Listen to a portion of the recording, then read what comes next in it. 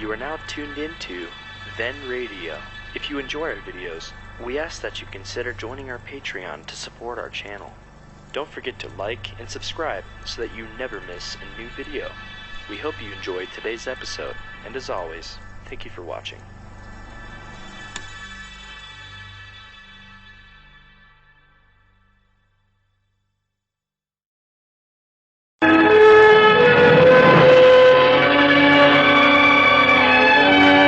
Tonight, the Golden Horseshoe Radio Theater brings you action and adventure with Gangbusters.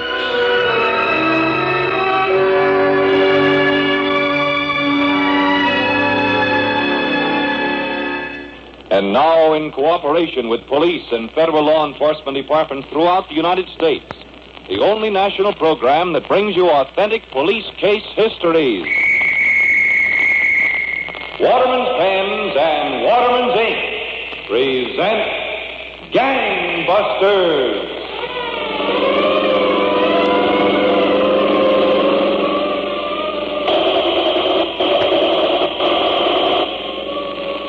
Tonight, the case of the death mask killer who used an innocent girl to cover his elaborate plans, but who learned that even the spending of 3 copper pennies could change the course of his life. Presenting facts in the endless war of the police on the underworld. Facts that show the operation of our law enforcement officials in their work of protecting our citizens. Commissioner Louis J. Valentine, on leave as interviewer of Gangbusters, has now arrived in Tokyo, where he is to serve at the personal request of General Douglas MacArthur. Waterman's expects to bring you his voice by shortwave in the near future. Meanwhile, Gangbusters has asked Dr. Carlton Simon of New York City, internationally known criminologist, to narrate by proxy tonight's case. Well, good. Dr. Simon, I understand the criminal in tonight's case played a major part in the plot which led to a spectacular escape from Eastern Penitentiary last Easter. He did indeed, Don Gardner. This killer, Bow Wow Bowers, was cunning, shrewd, and merciless. His background must be of extreme interest to criminology, Dr. Simon. It certainly is, Don. For the soundest way to combat crime is to know how the criminal's mind thinks and works. So I'm going to start tonight's case at a summer resort on a large lake in Wayne County, Pennsylvania. After dinner, a young couple was seated on a porch swing, looking out over the lake, which was brightened to silver by a full moon.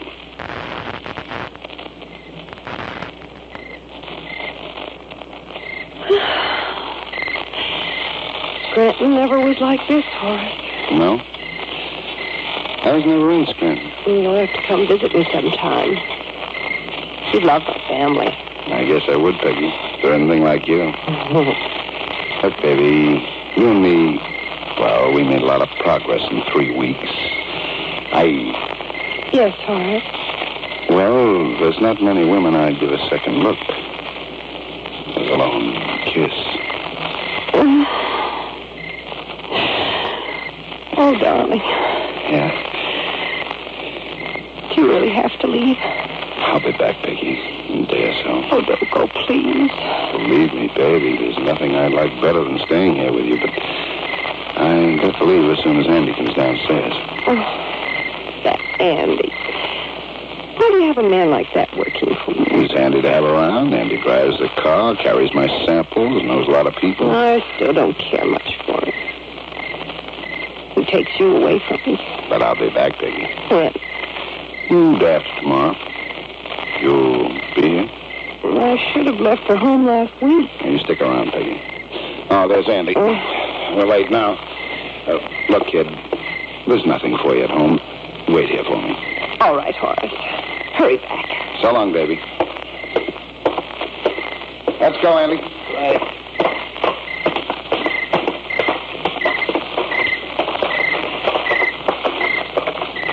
You and that So what?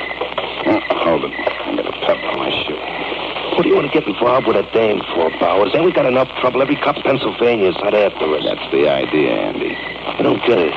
Just in case, Peggy Foster's going to be our alibi. She's going to be our proof we were right here when the cops say we weren't. Yeah, you couldn't get her to tell a lie, and you know it. No? Just give me another week or so, and she'll jump into the lake if I ask her to. Yeah? Sure. Come on. Okay, if you say so. But I'd just like one look at her face when she finds out you're the hottest guy in the state. Shut up and hop in the car. Hey, I thought he wasn't taking us crate. Only in the Wilkes-Barre. We'll grab another car there. Oh, I get it. A double switch. Yeah. I got a nice Buick picked out. The owner won't miss for a week. Get going. I want to make the switch and take that nightclub in Easton before midnight.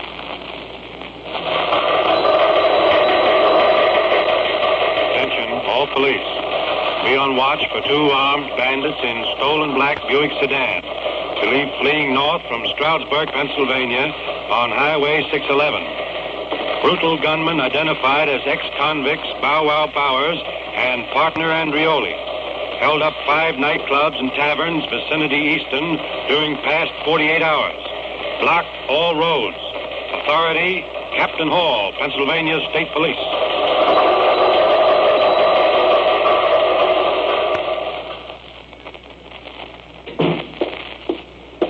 You wanted to see me, Captain Hall? Oh, Trooper Brodsky, sit down. Sit down. Yes, sir. Brodsky, this wave of assaults and holdups has got to be stopped. Well, at least we know who we're looking for. Yes, but where? The devil only knows what kind of a hideout Bowers is using now. You haven't got any leads, Captain? Almost none. Brodsky, I want you to take charge of the hunt. Just the chance I've been waiting for, Captain. Now, you'll have to work in plain clothes. Of course. Haunt all the taverns and nightclubs in this area. Any scrap of information will help. I'd give a year's pay to catch him red-handed, Captain. So would I. You ever handled Bowers before, Brodsky? Oh, yes, Captain. I questioned him for several hours before he was sent to the penitentiary last time. Good. Then you'd know Bowers in sight. I couldn't miss him. Now, be careful. Bowers would probably know you, too. Don't worry, Captain. All right, Brodsky. You stay on this assignment until Bowers is put away for keeps.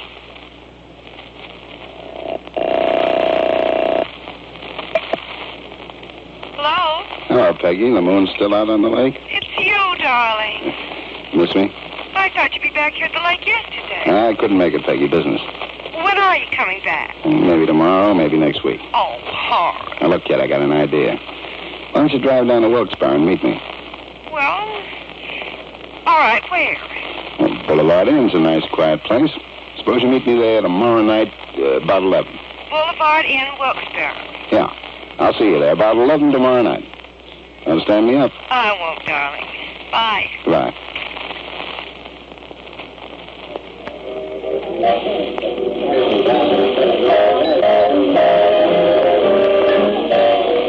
Well, where is this dame, Bowers? She's an hour late already. How are we going to use her for an alibi? Shut up, will you, Andy? I'm sore enough without you rubbing it in. And stop putting nickels in that jukebox. If you got to play around with a dame, why pick on one like that? Peggy's class, that's why. Okay, she's class. How long do you think she'd stick around if she knew who you were? She'd stick. Don't make me laugh, Bowers. You still got that moon in your eyes from the summer resort. Shut up, I know what I'm doing. Yeah. You sure you told her Boulevard Inn? That's the name of this joint, ain't it?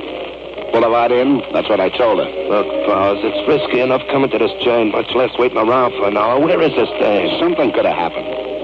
Peggy don't show up in 5 minutes, I'm gonna phone her.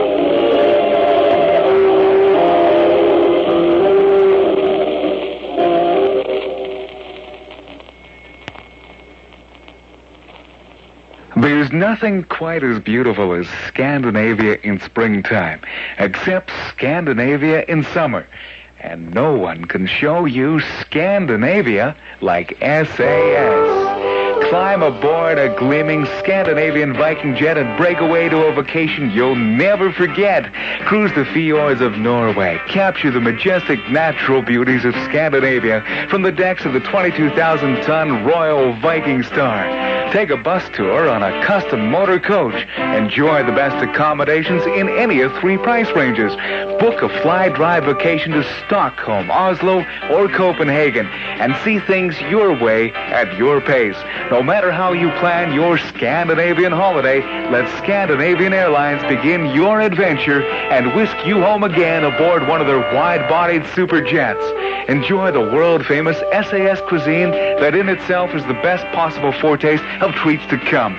In Toronto, call Scandinavian Airlines at 362-5228 or see your travel agent. The Scandinavians, navigators of the world, since it was flat.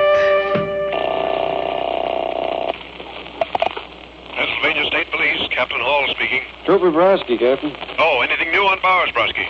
I've been to a lot of clubs and taverns, didn't learn much. I got a report a little while ago, Brosky. 2 nightclubs held up early tonight, just across New Jersey line. Bowers? Looks like his work. I'll take your report over the phone, Brosky. It's too dark to read my notes in this booth, Captain. Besides, there's a guy outside pacing up and down like a tiger waiting to use the phone. Must be expecting twins or something. Well, where are you, Brosky, in case I want to reach you? Place called the Boulevard Inn in Wilkes-Barre. Boulevard Inn in Wilkes-Barre. Right, okay. Let the other fella have the phone. Maybe it's triplets. Bye, Captain.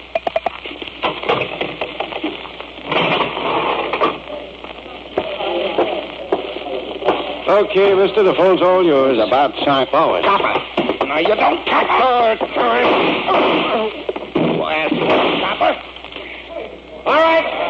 The next guy that moves gets the same treatment. Line up over there. This is a stick-up. Every police officer in northeastern Pennsylvania joined in the hunt for the killers of Trooper John Brosky. But police were stymied, Don, until they saw a young boy spend 3 cents in Philadelphia. Well, before you tell us the significance of this, Dr. Simon, here's a word. House. We help alcoholics. If you or you have a friend who drinks so much that... Your drinking is destroying our marriage. Sir, would you mind getting out of your car? Mary, the meeting was at 2:30. Mommy, when is Daddy coming home? Alice, you're fired. Renaissance House. We can help. We've been there. Come and live in here for a month, and we'll help you live out there for the rest of your life.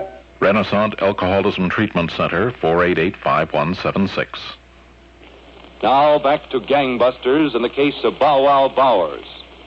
Now, Dr. Simon, just how did the Pennsylvania State Police go about their search for the murderer of Trooper Brosky? Well, Don, Captain Hall took charge of the investigation at the Wilkes-Barre headquarters of the State Police. About an hour after the murder, Sergeant Haynes reported to Captain Hall on one phase of the investigation.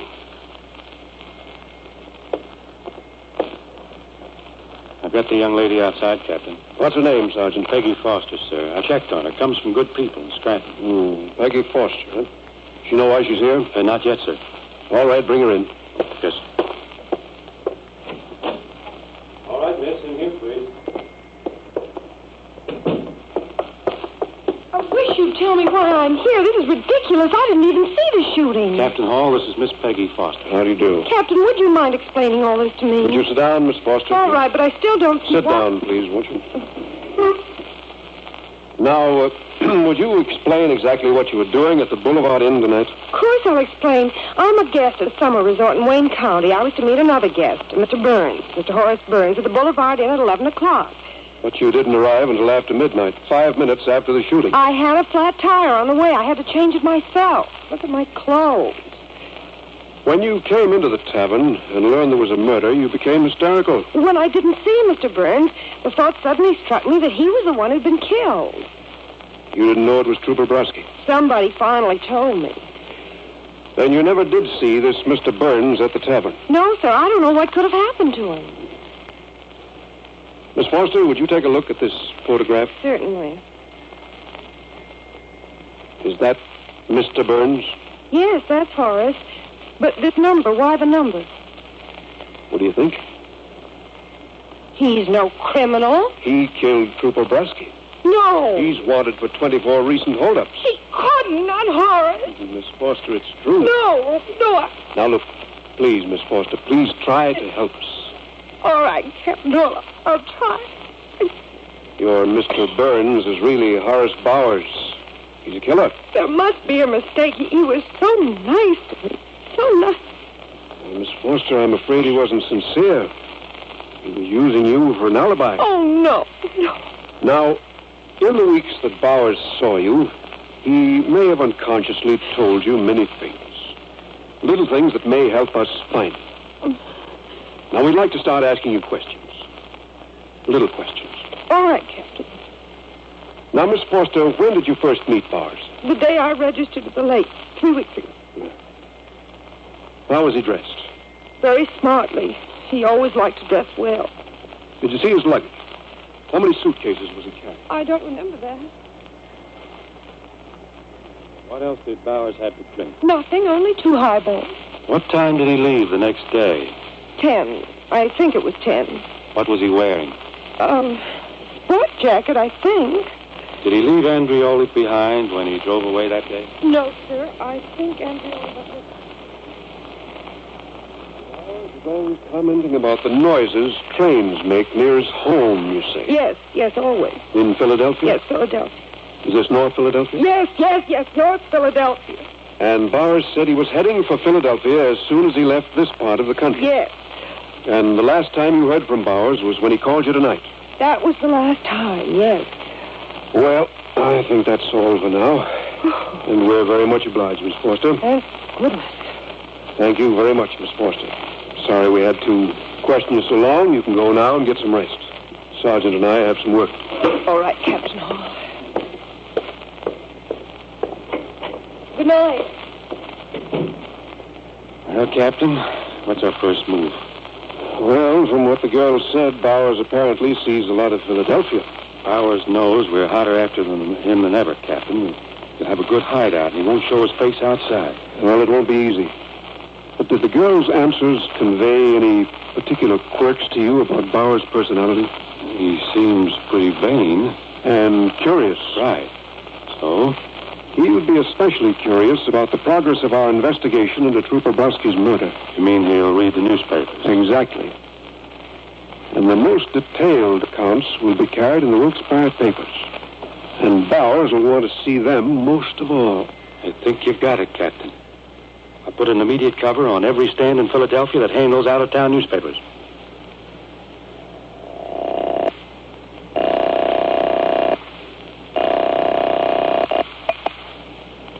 Captain Hall speaking. Sergeant Haynes, Captain. I think we've located Bowers. Good. An hour ago, a young boy bought yesterday's Wilkes-Barre paper at the main newsstand in North Philadelphia. The railroad station? Yes, sir. Boy's never been near Wilkes-Barre. He was buying the paper for someone else. Bowers? From the description, yes. He's at the Palm Manor Apartments. 2 men are covering the place now. Get set for a raid immediately, Sergeant. We'll see if we can put a muzzle on this bow of Bowers.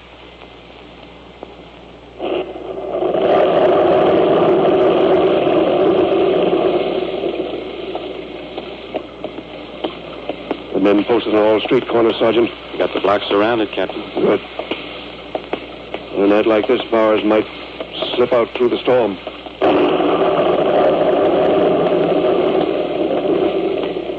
This is the house, Captain. Come on.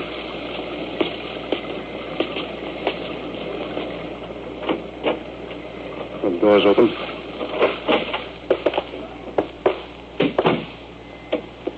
The apartment at the end of the hall. We may run into gunfire now. Be ready for anything.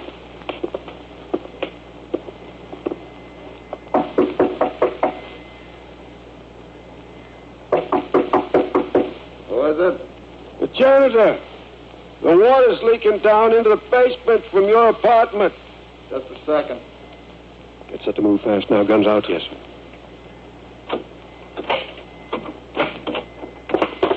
All right, Bowers, get your hands up. Watch this. Don't move, Andrioli.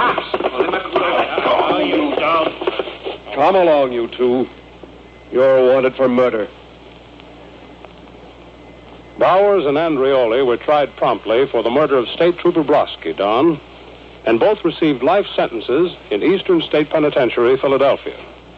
In prison, Bowers was assigned to the corner cell of the 10th cell block. He became sullen and moody. At night, when the other convicts were asleep, Bowers paced his cell, brooding and thinking.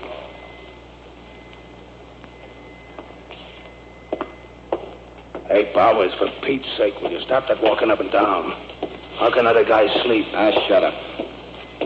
You act like you was going stir-crazy.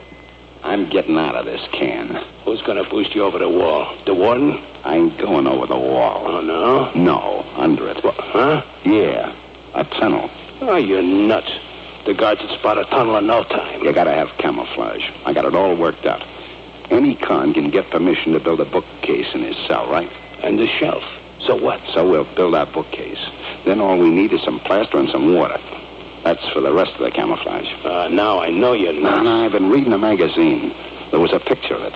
A picture of a death mask. A death mask? You mean one of them plastic casts that they make of your face and your head? Yeah. We build a tunnel right from this cell here. The bookcase will cover up the tunnel so nobody can see it. The death masks and some stuff bunched up under the covers will make the guards think it's us sleeping, while we're really digging the tunnel. You forget one little thing, Bowers. What? The dirt. What do we do with the dirt from the tunnel? Easy. Lots of times during the day, all the cells are open and us cons can come and go. We get a dozen guys in on this. We give them the dirt to carry out in their hats, their pockets, paper bags, anything. And they dump it around the grounds. Us birds will be flying out of this cage before you know it.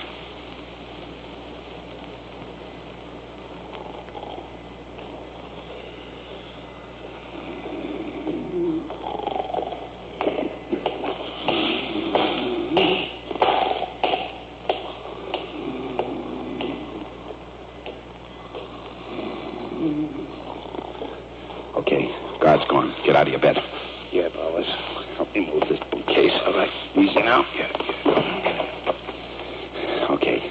Crawl into the tunnel. I'll fix the bookcase back in place and arrange the death masks. The way things are going, Bowers, we ought to break through with another couple of nights' work. Cut the talk and crawl in there before the guard comes back. Hurry up. Yeah. Okay.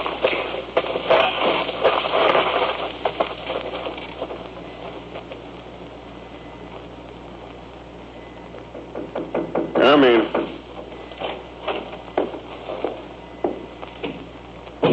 Scott, some other guards and myself just noticed something this evening in the grounds around the prison buildings that looks rather suspicious. Yes? There's some spots in the yard where it looks like fresh earth has been stamped into the ground. Fresh earth, eh? Yeah. I mean only one thing. Convicts digging a tunnel somewhere and trying to dispose of the dirt they take out. Order an immediate search. The cell blocks in every building in the prison.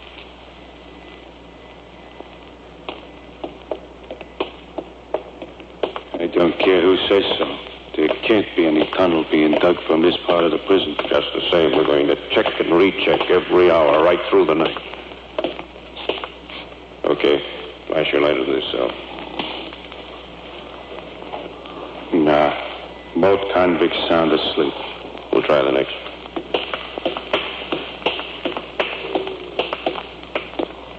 Okay here. Whose cell is this? Powers. Flash your light. Sound asleep.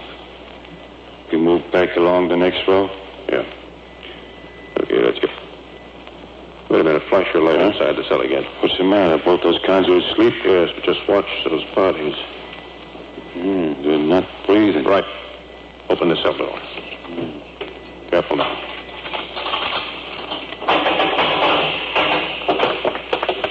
Pull the covers off this cot. It's empty. Only blankets. And a plaster cast, a death mask. Look there, under the bookcase. A tunnel. Yeah. Get out and alarm. I'll watch here. They aren't still in the tunnel. They didn't get very far.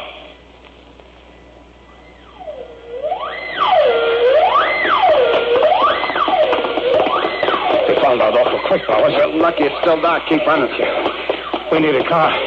Quick. Run. We'll get a car. Hey, look. A milk truck. Flag them down. Hey, stop. Hold it. Wait a minute. Hold that. Stop. Come on. Some other cops stopped me back there. You guys ain't cops. How'd you guess it, brother? Now, get out of the truck. Try any funny stuff and you'll get this knife in the throat. Yes, sir. Quick. Yes, sir. That'll keep the driver quiet. All right, guys, climb aboard. All right, come on.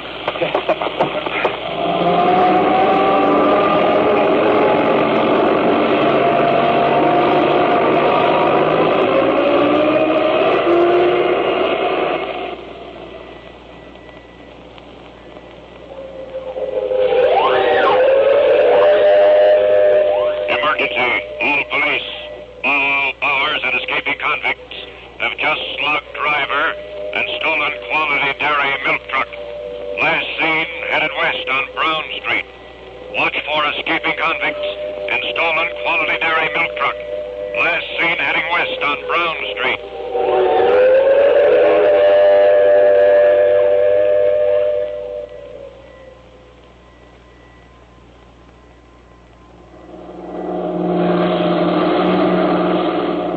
Brung the driver, Bowers. He'll squealing. Cops will spot the snoop truck a mile away. We're ditching the next car we see. There's a car up ahead. Good, after it. Bowers. What? The cops. Behind us. Give it the gas. Right. We ain't got a chance, Bowers. Faster. Yeah. I got it down to the floor. Take the next corner. Take it. Watch out. Right. Yeah, hold it.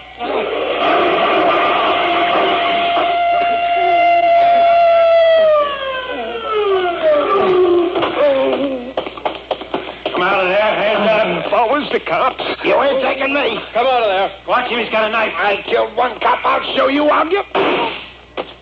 Now the rest of you come out. Okay, I got my hands up. Sergeant, get an evidence for Bowers. The rest of you line up against the wall. One move and you get the same thing. Bowers recovered from his wound, Don, and he and the other men who participated in that break last April the 3rd are back in Eastern State Penitentiary. Well, that certainly was quick work on the part of the Pennsylvania police, Dr. Simon. And I can see what you mean by the necessity of knowing how the criminal mind thinks and acts in combating crime. Thank you for a fine case, Dr. Simon. A century ago, 1 person in 5 died from tuberculosis before age 50. Today, thanks to organizations like your Lung Association, death from TB is rare. The association works to reduce the risk of all lung diseases and promote health through research and education on the effects of pollution, pollen, and other environmental factors that can take your breath away. Your Lung Association, the Christmas Seal people, has the information to help reduce the risk. Remember, your lungs are for life.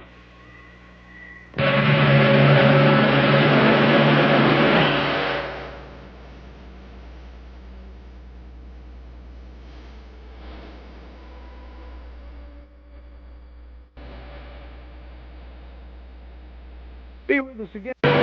Be with us again. Be with us again. Be with us again. Be with us again. Be with us again. And now, in cooperation with police and federal law enforcement departments throughout the United States, the only national program that brings you authentic police case histories. Waterman's Pens and Waterman's Ink present Gangbusters.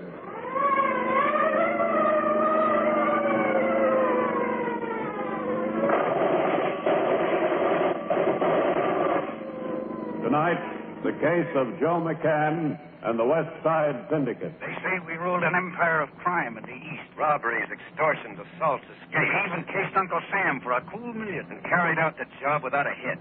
Yes, tonight's case deals with men who thought they were big-timers, but whose bragging and arrogance do not tell of the inevitable climax of capture or death. Waterman's Pens, every one a master writing instrument, and Waterman's Ink, the ink that goes up to 3 times as far as ordinary ink, are proud to bring you Gangbusters, presenting facts in the endless war of the police on the underworld. Facts that show the operation of our law enforcement officials in their work of protecting our citizens. Commissioner Louis J. Valentine, on leave as interviewer of Gangbusters and serving in Concord, Japan, at the personal request of General Douglas MacArthur, has asked the Honorable James Shuey Malone, Director of Public Safety, Philadelphia, Pennsylvania, to narrate by proxy tonight's case. Now, Director Malone, just 6 weeks ago on Lincoln's birthday, the criminal considered public enemy number 1 was trapped in a Chicago attic after the most intensive manhunt in recent years. That's right, Don Gardner. And events leading up to this elaborate trap make up one of the most spectacular police files on record. We'd like to hear about them, Director Malone. Well, Don, one winter's day some years ago, a heavily built man walked through the 4th floor hall of an apartment house in uptown New York City. He stopped at a door and took a key from his pocket.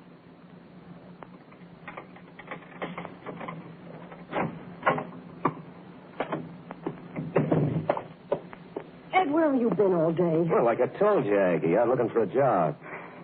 What's the matter with you? John McCann is here. Well, so? You didn't tell him to come Oh, after relax, will you, Aggie? Ed, you promised me you wouldn't run with McCann anymore. He's no good for you. Well, let me pick my own friends, will you, Aggie? Where's McCann? In the bedroom lying down. Ed, please, Now, listen take to it me. easy, will you? Told you this morning I was going out to get a job. Well, you've been saying that for weeks. Well, I got a job. You did? Yeah. Oh, Ed, that's wonderful. Yeah, great. Well, what kind of a job? Well, you know in all the railroad stations how they got billboards with those ads on them? Yeah, I know. Well, it's not much of a job, but I'm going to put up some ads. A bill poster. Gee, honey, that's swell. Well, what's so swell about it? All day riding from one railroad station to another, posting bills. Oh, don't worry, Ed. You'll love it, honest. Maybe. But I'm going in and say hello to McCann.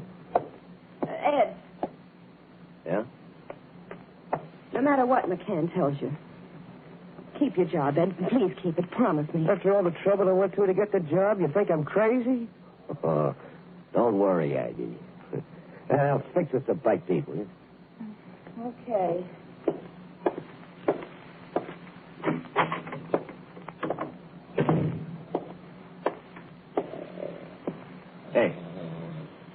Hey, McCann. Ed. When'd you get back? Not just now. I got the job. I start Monday. Oh, good. Going to have an assistant for free. An assistant? Yeah, me. I'm going to be your assistant bill poster. Oh, now, look, McCann, there ought to be an easier way. Nobody ever got to be a millionaire an easier way. Well, okay, McCann. But I don't like the idea of playing nursemaid to billboards in every railroad station between New York and Washington. That's worse. So what? It's work. We got to find the best spot to knock off that currency shipment before it gets to the Treasury Department. You think of any better way to case it up? No, I guess there ain't any. You said it. Look, I'm starved, Ed. You think Aggie'd rustle up some food? Yeah, I already told her to. You tell her about your new job? Yeah, she's tickled. You didn't tell her the real reason you took it? No, of course not. You know, Aggie don't care much for me. Well, it's not you, McCann. Aggie just don't go for hot dough. Why, she'd be happy if I'd take a job like this bill posting and stick with it for the rest of my life. You ought to be careful. Aggie might get ideas that a stretch and Sing Sing would make you honest. Oh, not Aggie. She's a woman, ain't she? Remember, Ed, you can never figure a woman. Next train for Philadelphia, Wilmington, Baltimore, Washington at 2:01. Track 3. Let's smoke a cigarette before we start on the next billboard, huh? Yeah, it's okay with me, McCann. Well, how about it? Is Trenton a better spot than the others? We got to pass up Trenton, too. Give me a light. Sure. What's the matter here? Didn't you see? The Trenton police got a permanent detail right here in the station. Well, there's never more than 2 cops. We can handle that. Yeah, but remember, we got to go up the stairs, through the station, and out on the street. It'll take time. Too much time. Okay, you're the boss. But I'll sure be glad when I can throw these posters down the sewer. Soon. I'm going to look over the Baltimore and Washington stations. Well, that's crazy. Those big stations are rotten with guards. Maybe. And I'm going to take a look anyway. You finish up, go on back to New York, and meet you Sunday at Aggie's apartment. Right. Let's get going on that other poster. Northbound train for New Brunswick, Elizabeth, Newark, and New York. Now arriving on track 1. Northbound train for New Brunswick, Elizabeth. And all that stuff you told me was a lie, huh? McCann has been working with you. That bill posting job was just an act. You're just using it to case a job. Now, take it easy, Aggie. What are you cooking there? You'll find out when you eat it. Ed, you made me a promise. Now, look, Aggie. There's no use trying to make me something I ain't. No, I guess there isn't. Now, McCann will be here in a few minutes. Now, be nice to the guy. He's a wonder, Aggie. You'll get caught, Ed. They'll get you as sure as you're standing there. Oh, not a chance, Aggie. It's going to be perfect. This is going to be the last job. Millions. I'll be fixed for life. That's McCann. I'll let him in. And don't you pop off in front of him. Hello, McCann. Hi, Ed.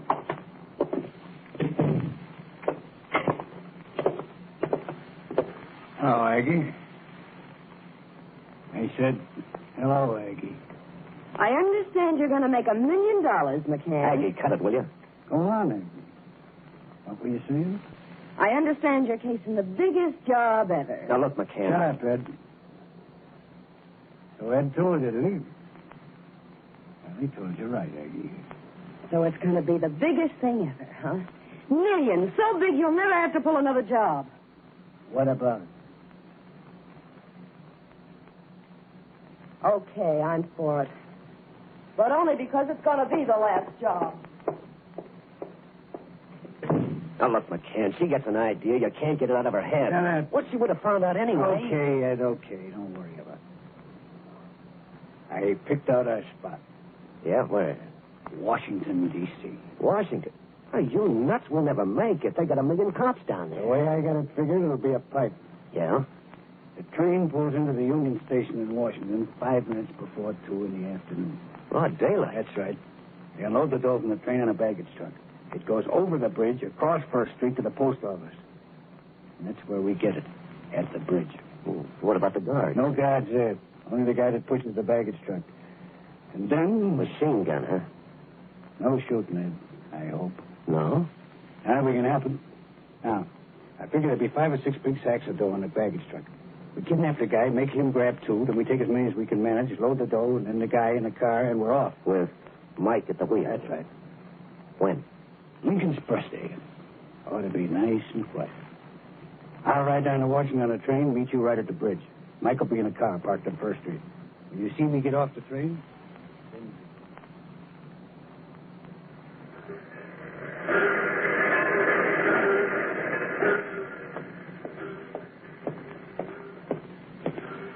Right on time, McCann. Everything's set. Perfect. Come on. I got the door loaded. Mike's got the car in a great spot. It's just a few feet from the bridge here. Good. And here comes our baggage truck. Now, you had all the angles figured, McCann. Look at those sacks of dough. Hey, wait a minute. There's 2 guys with a dough. Guard? Yeah, with a gun. Got to switch plans, Ed. We don't kidnap the guy. But we don't kidnap the guy. No? They walk by us. You crack the guard's skull, I'll take care of the other guy. Right. Now, watch him. Okay. Ready? I'm all set.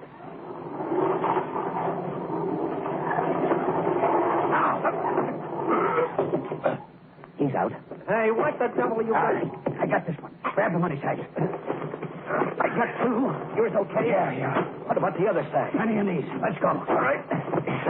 Come on, hurry it up, Mac.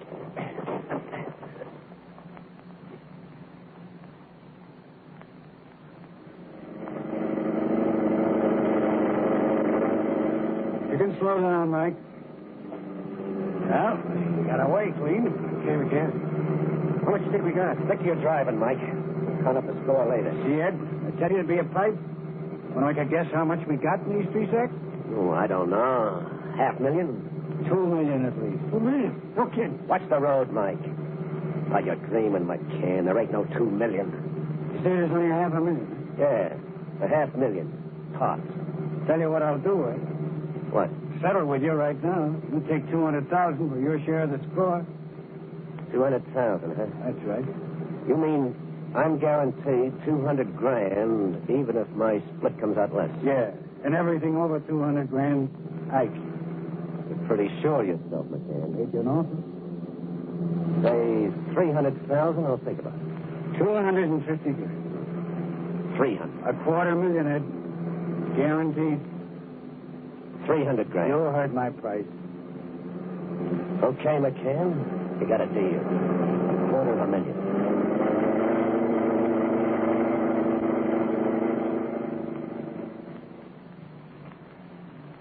McCann and his henchmen could hardly wait to settle the outcome of this curious bargain done, for they had no idea of the actual value of the huge shipment of currency they'd stolen. Well, we're certainly curious to know how much it was, too, Director Malone. But first, here's a word from Waterman.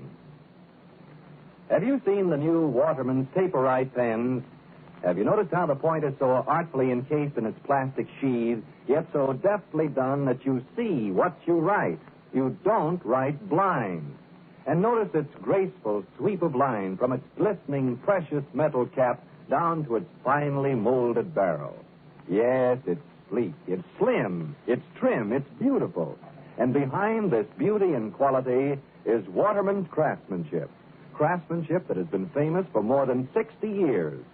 Every Waterman's point individually ground by hand. Every Waterman's ink feed fashioned to microscopic accuracy. Note this, too. Whether you pay only $3.50 for a stunning stalwart with its conventional point, or up to $13.50 for the magnificent stately, you get Waterman's workmanship. That means good pens. Pens you can count on to give you faithful service over the years. Smart, sleek, and slim, really beautiful pens you'll be proud to own. Buy Waterman's for beauty. Buy Waterman's for easy writing. Buy Waterman's for long service. It's the sure way to get the best. Always look for the name Waterman. Now back to Gangbusters and the Honorable James Shuey Malone, Director of Public Safety, Philadelphia, Pennsylvania. You were telling us, Director Malone, how McCann and his gang made a clean getaway after robbing a shipment of currency. Yes, Don. McCann had prepared a special hideout near Brentwood in the eastern section of Washington, D.C. After the robbery, the gang drove directly to the hideout. With shades drawn, they sat down around a heavy table on which mail sacks containing the huge money shipment were piled. What do you say, McCann? Open them up. Shut up, Mike. Go ahead. You can still back out. It's over $2 million, I settled for $250,000. I'll take it. Hand me the knife, Mike. Sure. Well, here goes. Give me this. Get away, will you? Look at it. Thousands. Wait a minute. What? Look at it. Well, I'll be... Let's see that other sack. Hurry, McCann. Shut up. The same. How about that? Open this one. Right. He's just like the others. No, ain't that great? But it's still going, ain't it? Yeah, it's so. The whole bunch ain't worth a nickel. It's all cut in half, mutilated. Every bill, right down the middle. Did it with nothing? Not without the other half, it ain't. Well, looks like we picked the loser. Well, you and me, McCann, but not Ed. What do you mean? He's got $250,000 coming, guaranteed. Yeah, McCann. What about that? You expect me to pay off? Well, a deal's a deal. The deal hinges on how much we got. We got nothing. I was guaranteed $250,000. And? Well, by rights, I should get it. By rights, you should get it, yeah.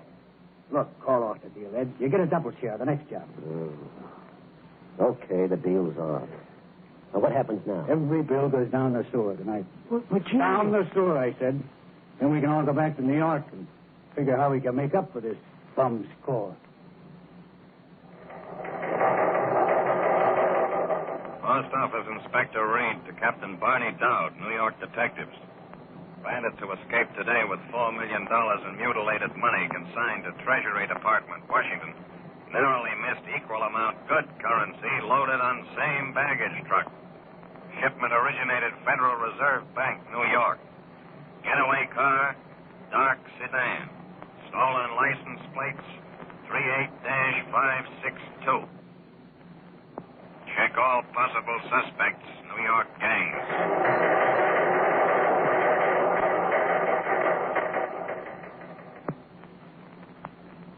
You see? If you'd listened to me, you wouldn't have had all this. But no, you gotta go cut it, ahead. Aggie. Had enough missing a $4 million score without you rubbing it in. Well, this ought to be a lesson to you. You expecting anyone? No. Not McCann's not. Cops? Well, how should I know? I ain't taking chances. Ed, put away that gun. Shut up. Get over where you won't get hurt.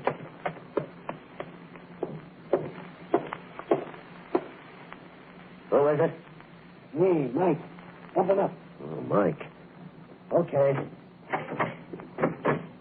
Hi. Come on in. Well? McCann says he's got the hideout already.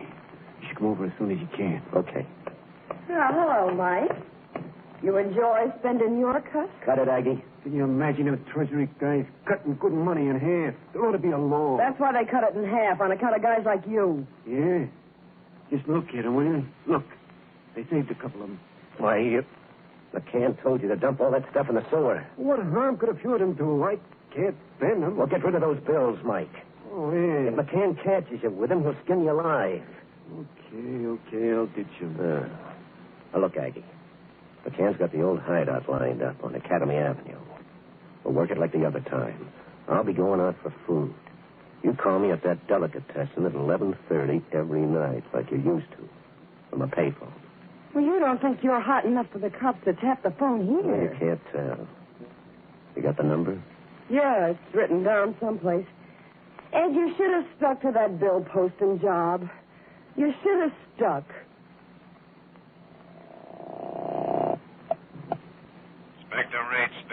Captain Barney Dowd, Inspector, New York Police. Oh, yes, Captain. What can I do for you? Inspector, I think we have a couple of those mutilated bills from your Union Station robbery. Hey, where'd they turn up, Captain? A kid found halves as two $20 bills in an ash can uptown in Washington Heights. And the neighborhood may give us a lead. Well? The ash can belongs to a house where a girl named Aggie Morgan has an apartment on the 4th floor. Who's this Aggie Morgan, Captain? Well, she's a girlfriend of Ed McNamara. And McNamara's certainly one man who could be in on that kind of job. Hey, thanks, Captain Dowd. I'll take the next train to New York. You're not doing yourself any good, Aggie. I know what I'm doing. Even if I knew where Ed was, I wouldn't tell you coppers. All right. You might as well take her to headquarters, Inspector. I haven't seen Ed in weeks. Who's Ed been palling with lately? How should I know? You could help, Ed. Yeah, how? If you were to tell us who Ed was with on that Washington train robbery, things might go a lot easier. You wouldn't kid me, copper. We'll have to hold you as a material witness. You mean keep me in jail? Until we find Ed McNamara. If you told us where he is, you wouldn't have to go. You mean that? We do, Aggie. And things would go easier for Ed? You have my word. I'll make a bargain with you, Captain Dowd. What? You just let me stay here. The minute Ed walks in, I'll tell him to phone you. Why, you... All right, man. Take her to headquarters. You don't have to push. I can walk by myself. We won't get much out of her, Captain Dowd. I'm afraid not, Inspector. Well, where do we go from here? We're not even sure Ed McNamara was in on the Washington job. No, but if I know Ed, he sure could have been. I'll have my men do a thorough job on this apartment. Maybe something will turn up to give us a break.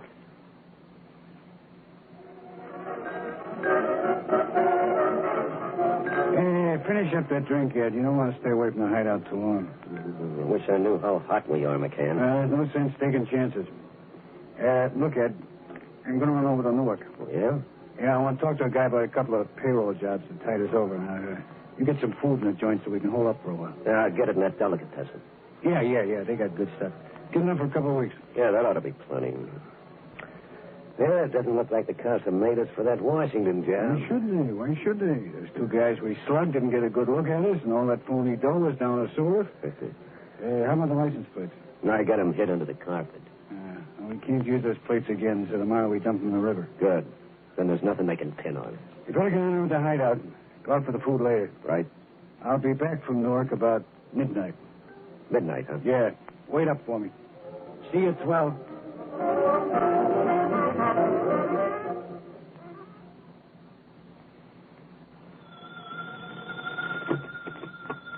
Inspector Rain. Captain Dowd, Inspector. Oh, yes, Captain.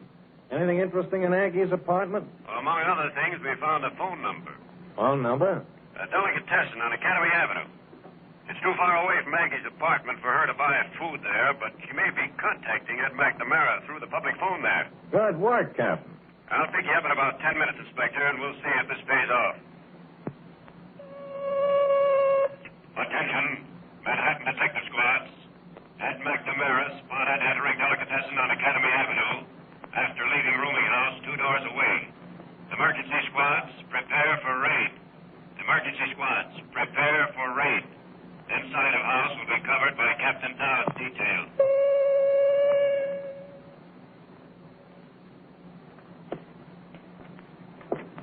We'll wait at the head of the stairs on the 2nd floor, Inspector. Yeah, that should give us good cover. We can rush down and get him as he opens his room on the 1st floor. Get your gun ready. Yeah. Think McNamara's got that room down there all by himself? Most likely. The way this bunch operates, they usually split up after a job. Hey, street door's open. Put him up, Ed. Yeah, what? That's it. Keep him high. Come on, Inspector. Hey, what's the matter, Con? Get inside your room. All right. Frisk him. I ain't got a gun. We'll find that out. Nothing on him, Captain. See, I told you. Put the cuffs on him. Right. Where's your roommate, Ed? What roommate? I'm staying here alone. What do you want me for, anyway? That Washington mail stick-up. I never even heard of it. You'll hear plenty about it before we're finished. Okay, so I'll hear plenty. Now take me downtown, book me so I can get a night's sleep. It's already midnight. I guess we'd better take him in, Inspector? Yeah, I suppose so. Grab your hat, Ed. I don't need no hat. Let's get out of here. You're awful anxious to get booked, Ed. Oh, am I? Yeah. Why do you want to go to jail so fast? I told you, I want some sleep. Well, I think we'll wait around and see who you're expecting. I ain't expecting anybody. It's only midnight. We've got lots of time. Now take me in, will you? We're staying a while. Shut the door, will you, Inspector? Right.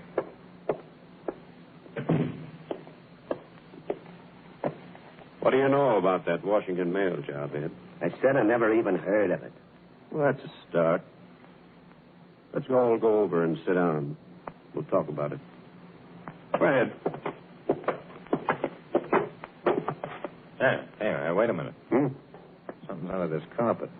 What is it, Ed? No, the landlord put it there. It's a piece of tin. Covers a hole in the floor. Okay. Run over and sit down. Oh, take it easy. I'll have a look under the carpet. Well. What is it, Captain? District of Columbia license plate. 38-562, the getaway car. Well, that pins it on him. Well, Ed, might as well talk now. Get your gun ready. Ed, tell them the door's unlocked to come in. Tell them. Door's unlocked. Come in. What's the idea? Get him up. Joe McCann. Watch him. You won't get me. That's Joe McCann. Okay. Good, I'm through. Put the cuffs on him. Right. All right, you two, let's go. You'll have a lot of years to think about the $4 million you didn't get. All Joe McCann and Ed McNamara got from the $4 million Washington currency robbery done were long terms in a federal penitentiary. While in prison, McCann handpicked a new gang from among his fellow convicts. With him, they were to carry out a new series of spectacular crimes. And that's next week's case, isn't it, Director Malone? Yes, Don. We'll look forward to hearing these inside facts, Director Malone. And thank you for a fine report tonight. Now, before we broadcast our nationwide clues, here is a word from Waterman. If I were to ask you, what do you buy ink for? You'd answer, why, that's easy, to write with. But then I'd answer and say, do you know there's an ink, Waterman's Blue Black ink, which gives you up to 6,500 extra words per filling of your pen? Yes, Waterman's ink goes up to 3 times as far as other nationally advertised ink. This is a fact proved by actual tests conducted by a nationally known independent laboratory. Here's another fact. Waterman's Blue Black ink is all ink. Nothing added, no dilution, no harmful solvent. That's another reason why Waterman's ink enables you to write with clear, sharp letters, writing that resists the passing of time as well as fading in the effects of water. Of course, you buy ink to write with, but when you buy Waterman's Blue Black ink, you write much more with one filling of your pen. You write easily, clearly, and the writing lasts as long as the paper it's written on. You pay only 10 cents for Waterman's ink in the handy tip-fill bottle. In addition to Waterman's Blue Black, you can choose among 7 other smart colors. Next time, get this world-favorite ink, Waterman. Now, Gangbusters Nationwide Clues, broadcast every week as a public service to assist American police in their war against the underworld. Attention, citizens West Coast. Be on watch for Antonio Tavera, indicted for murder of federal officer engaged in performance of official duties. Official description, Antonio Tavera, T-A-V-E-R-A, alias Miguel Leon Rico. 5 feet 7 1/2 inches, 135 pounds, black hair, brown eyes, vertical scar, center of forehead, vertical scar, center of forehead. Caution, Tavera is dangerous and may be armed. Citizens Southern States, be on lookout for murderer who escaped state prison, Fort Myers, Florida.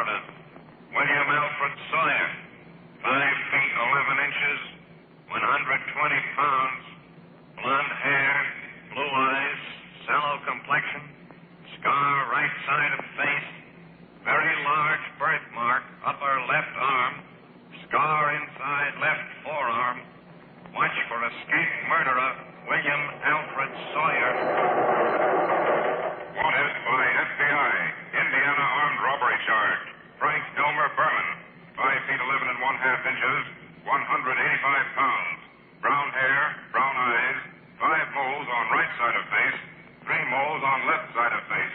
Tattoos, anchor left forearm, heart left wrist. Watch for Frank Elmer Berman. Considered dangerous. These are the clues on the most urgently sought persons in the United States tonight, March 23rd. If you have any information concerning these clues, notify your local police, the Federal Bureau of Investigation, or gangbusters at once. Next week, new facts about Joe McCann and the West Side Syndicate. New members handpicked behind prison walls. New daring, new devices, new successes. Until the steady hand of the law moves in to prove again the old truths about the wages of sin. Listen next week, same time, same station, to this case of Joe McCann and the West Side Syndicate on Gangbusters. And remember, in peace or in war, the American Red Cross never ends its efforts to relieve suffering and pain. So give generously. Gangbusters is a Phillips H. Lord production for Waterman's Pens and Waterman's Ink. This is the American Broadcasting Company. And now, Gangbusters! Gangbusters, presented in cooperation with police and federal law enforcement departments throughout the United States. The only national program that brings you authentic police case histories.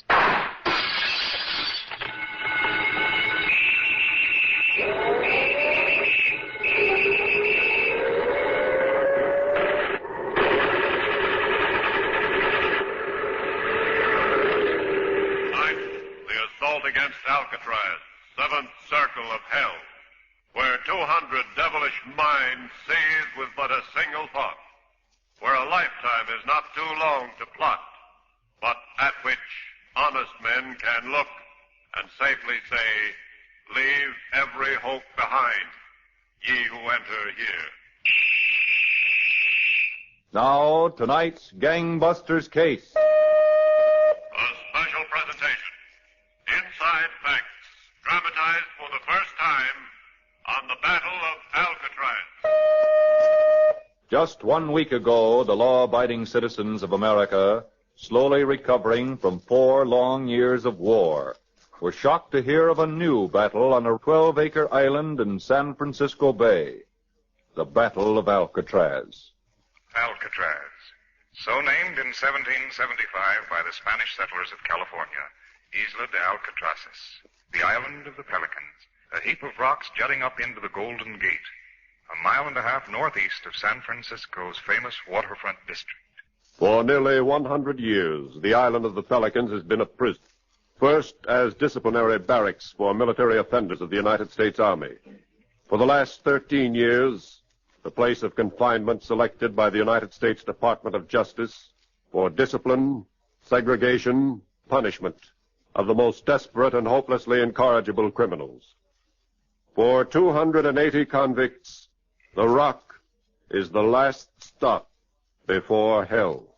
Last week, there was trouble on the Rock. 5 dead, 16 wounded. Was the revolt of the nation's most desperate criminals spontaneous? Was it the result of a moment's opportunity, or was it the result of years of meticulous planning? 4 years ago, in the summer of 1942, at another federal penitentiary on McNeil Island in the state of Washington, a veteran convict, a notorious dealer in accurate grapevine information, walked up to a guard who was on duty in the prison kitchen. You better get back to slicing those apples, Tom. Yeah, sure, but can I say a word to you, mister? Okay. What is it? Hey, look. I got the dope. You're up for a transfer to Alcatraz. You're going to be a guard on the Rock. So what? You're headed for trouble. What gives you that idea? I wouldn't be telling you, except you've been a pretty square guy with us cons. So maybe I can do you a favor. Don't take the job on the rock, mister. No? Why not? Don't take it, that's all. It's going to be a big break there.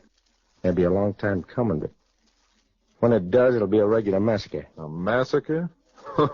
Don't make me laugh. A massacre on the rock? Impossible. Alcatraz is escape-proof. Silence at all times in the cell house. Cell bars of tool-proof alloys. Photoelectric cells that detect even the smallest pin. Machine guns. Concrete walls. A 20-foot cyclone fence topped with barbed wire. Then the water. A mile of treacherous tidal currents. You see, Alcatraz is escape-proof. What makes you think so, Bud? Let me tell you something. That con up at McNeil Island has the right dope. He ought to get a knife between the ribs for cracking his yet. Shut up, will you? I'm telling this guy something. Okay. You see, this big building is right next to the water. We figure once we get out and take care of the tower guards, we'll have our pick of the boats at the dock. Oh, you're wasting your time. No one escapes from Alcatraz. You couldn't even begin. Wasting our time, huh? We got lots of it to waste. What's time? And where could we begin? Show him the handkerchief. Yeah, here it is. See that handkerchief? That little rag. That's what we'll use to crank out of Alcatraz. That's what'll whip your machine guns and the steel bars and the electric eyes. We'll tie a knot in the handkerchief. We'll use it to reach through the bars and pick up a pair of pliers from a workman's kit. Oh, it'll take time, lots of time. But we got plenty of time. And with the pliers, we loosen some plumbing. And when we get ready to use the pipes, we put them all together with the pliers. And we got a nice little gadget that spreads bars like they was paper. Also a nice little gadget to bump some guards over the skull. Okay. So here's how we got it figured. You see, this big cell house has 4 cell blocks. A, B, C, and D, running the whole length of the building. Now, the only guy with guns is a guard that walks in what they call a gun gallery. And this gun gallery runs across the end of the cell house. It's really a catwalk stuck on the end of the building, but separated from the cell tiers by iron bars. Well, this guard walks back and forth in the gun gallery looking things over. We take care of this guard. We're sitting pretty. Don't forget about the guns. Yeah. This guard is always carrying a rifle, a sweet little .45 automatic. Now, Bernie Coy and another con got the job sweeping up the corridors between the cell block and the gun gallery. Once in a while, Coy manages to climb up and give the bars to the gun gallery a little spread so they can squeeze through.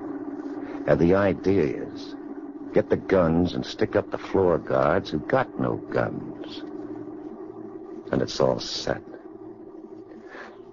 I guess it's around 2 in the afternoon that they're going to squeeze through and lay for this guard. It was a tight squeeze, Coy. I didn't think you'd make it. I did, didn't I? Boy, if I'd been waiting for this. As soon as the guard passes, I'll grab him, slug him, and I'll grab his guns. Shh, he's coming. Now, hey, slug him, right? I'll get the cell block keys and let you other guys out. You got him? Got the keys? I got the keys. Get his guns, too. We're going to make it all right. I'll let Tret send you other guys out. Okay, come on.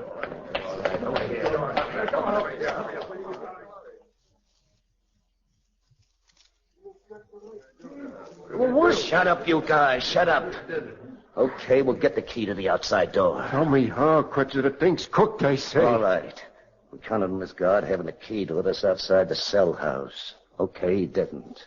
But we got his guns and we got a fighting chance. Well, I ain't giving up. Me neither. Okay. I'm with you.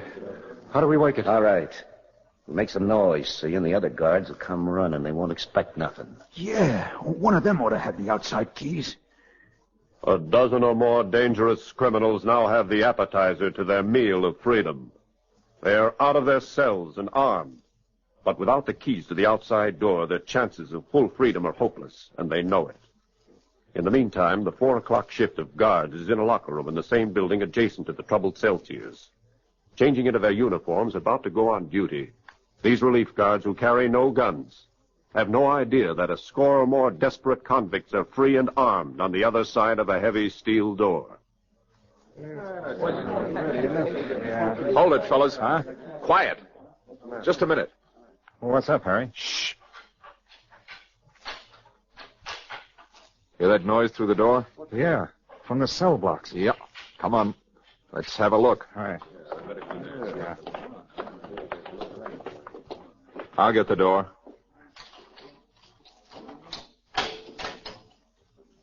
Hey, it's quieted down. Yeah. Come on.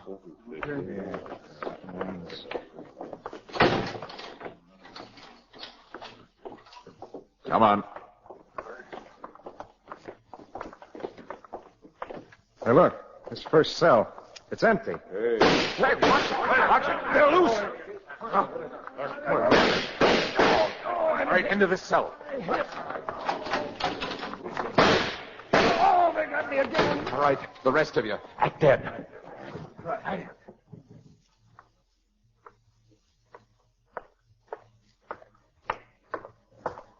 Open that cell door, Coy. Okay. See if those guards got the keys. All you guys start searching them. They all look dead. Well, search them. If we're getting out, we need those keys. Hey, there's one still kicking. Let me add him. Hey, you. Give me the keys to the outside. I have no keys. Oh, you haven't, huh? That's for not having the keys, and this is for nothing. Hey, Kretzer. Yeah? The other guys ain't got no keys either. Huh? Oh, looks like we're cooked, guys. Maybe we've got to call it quits. Well, what do the rest of you guys say? No quits. Okay, we fight it out. We can't get out one way, we'll take the other, right? Well, I'm with you, Kretzer. Head up, boy, Thompson. Who else? Help me in. Okay. Let's think this out a little.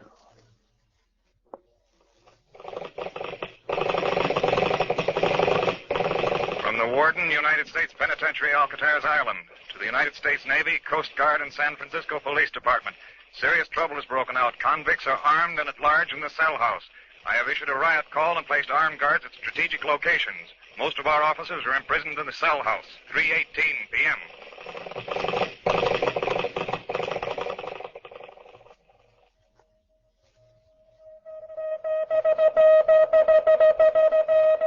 the Commandant, San Francisco Naval Base.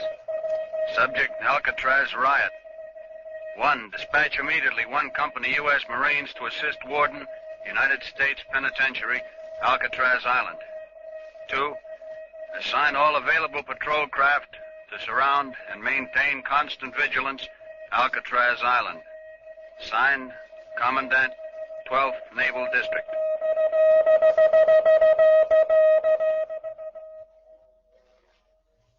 All Thursday night, May 2nd, the traces of the attackers and the ping of bullets of the besieged streak the sky over the Golden Gate. The battle rages without let-up. Residents of San Francisco line the waterfront to see firsthand what they had heard in the special broadcasts and in the papers. People throng in fascination, for death is the label on each of the bullets which line the sky in blood red. On the great Golden Gate Bridge, a sailor and his girl edge to the railing. What are those red streaks? Fireworks? Those are the bullets, baby. Tracer bullets. Gee, there are a lot of them. I don't understand it. If they haven't got a chance, what are those convicts fighting for? I don't know, baby. They probably figure they'll get electrocuted or something anyhow, so maybe they'd rather do it this way. I wonder who they are. Not very nice to know. I guarantee you that. You know, I feel kind of sorry for them. Well, anyway, all those tracer bullets and everything. It's pretty. Yes, young lady, very pretty. And who are the men? Those prisoners of other men, decent men? Who are those convicts trying to blast their way to a freedom that could mean nothing but more violence and more bloodshed? Those men for whom you feel kind of sorry. Listen. Joseph Paul Kretzer, murder. I also robbed banks, 15 or 16. I forget which. Myron Edgar Thompson. I killed a cop. Morris Franklin Hubbard. Me, I shot a cop, too. Kidnapped another one. Bernard Paul Coy. I'm on the rock for robbing a bank. This is my fourth time over. Clarence Carnes, murderer, kidnapper. Sam Shockley, kidnapper, bank robber, escape artist. Those are 6 of the men. 6 of the ringleaders, 6 desperate killers. In a moment, you'll learn how they came to be inmates of the Rock. Now, back to Gangbusters and tonight's special dramatization of the Battle of Alcatraz. The list of 280 Alcatraz convicts recalls murder, bank robbery, kidnapping with each name. High up the list, and the murderer of Alcatraz guard William H. Miller stands... Joseph Paul Kretzer, Alcatraz, number 548. Wanted on warrants charging more than a dozen bank robberies, Kretzer and a woman companion sped through the streets of Michigan City, Indiana on the early morning of June 7th, 1939. Cop. Aren't you going to make a run for it? Me run from the cops?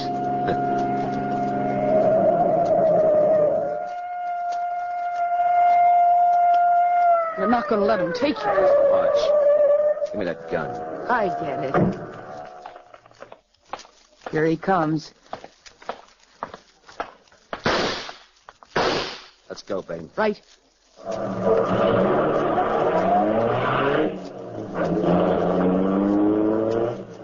Do you think you killed him? I don't know and I don't care. But every cop we meet is going to learn the same thing. Joe Kretzer's one guy they're never going to stop.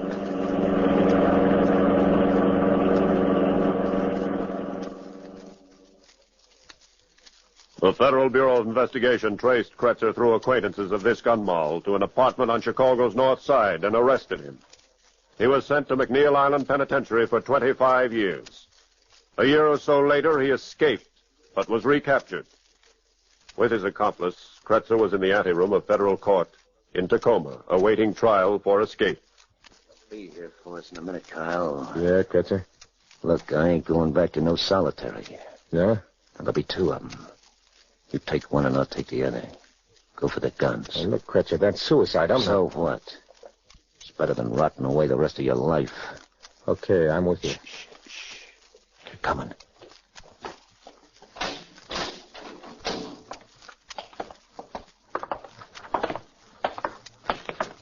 All right, Kretzer. All right, let's go. Okay. Don't rush it. Now! What are you doing?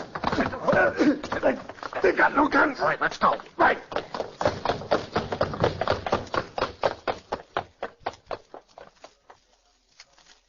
Kretzer and his companion got only to the end of the corridor. There they were subdued by other federal officers. The United States Marshal, struck down by Kretzer, was killed by a blow to the head. Thus, Joseph Paul Kretzer came to Alcatraz for life, for murder. Bernard Paul Coy, number 415. I'm Coy. I'm a bank robber who didn't like being caught. They sent me to Leavenworth for 25 years. They expected me to sit down and wait those 25 years. I showed those guys I was too tough for Leavenworth. Thus, Bernard Paul Coy came to Alcatraz. Marvin Franklin Hubbard, number 645. I'm Hubbard. I broke out of prison 3 times in Oklahoma and Idaho. The last time a cop tried to stop us near Chattanooga, Tennessee. Instead of the cop taking us in, we took the cop along. Then we ran into a bunch of cops. I shot one, but they nabbed us. Thus, Marvin Franklin Hubbard came to Alcatraz. Myron Edgar Thompson, number 729. I'm Thompson. I killed a cop, I kidnapped 3 people, and I broke out of jail 8 times. You ever hear of Blackie Thompson? Well, he was a Texas bad man. He was my brother, see? The cops at Amarillo got him. I hate Amarillo cops.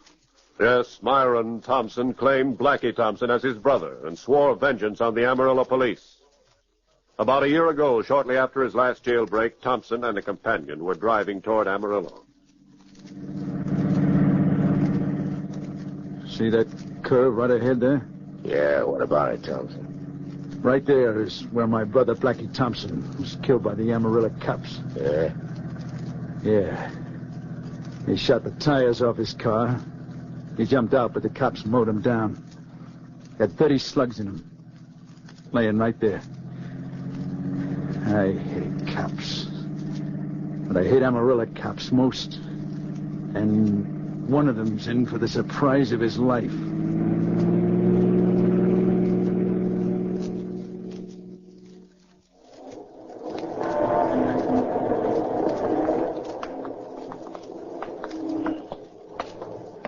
Hey, that man standing by our car, Thompson. He's a cop, all right. An Amarillo cop. Here, you just keep going. We'll walk right up to him. Just a moment, you two. Oh, you speaking to us? You strangers here in Amarillo, aren't you? Oh, sure. This your car? Well, we borrowed it from a friend. It's got stolen plates on it. Oh, it has? Turn around. I got no gun. We'll see about that. Hey, see, I told you. Yeah. You'll have to go up to headquarters anyway. Answer a few questions. Okay. Anything you say.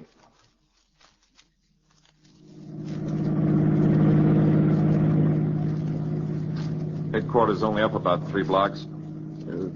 Amarillo seems to be a pretty good little town. Yeah, there's nice folks in this town. This is a pistol in your ribs, copper. Where'd you get that gun? I got it, that's all.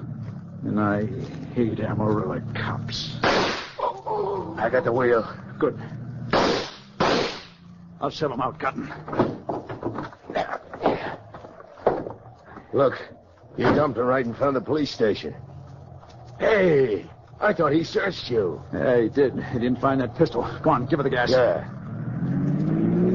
Well, Amarillo cop kills Blackie, and I kill an Amarillo cop.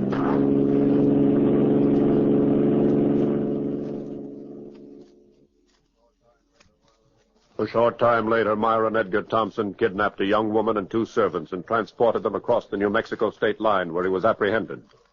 Thus, Myron Edgar Thompson came to Alcatraz. Those are the ringleaders, the desperate criminals who control most of the inside of Alcatraz's impregnable cell house, armed with a variety of weapons. 200-odd prisoners not participating in the revolt are herded into the prison yard under the guard of the machine guns of the United States Marines. Navy and Coast Guard boats patrol the island. Join the Navy and see the world. Yeah, and look at us. We circled Alcatraz so many times, I'm dizzy already. And you'd think those cons would have better sense. Yeah, they know they ain't got a chance. Yeah, they remind me of the Japs, in a way. Yeah? Oh, there they go again. Oh, look at them tracers. Take my word for it, I'm glad I'm not up on that rock. I had enough people shooting at me the last 4 years.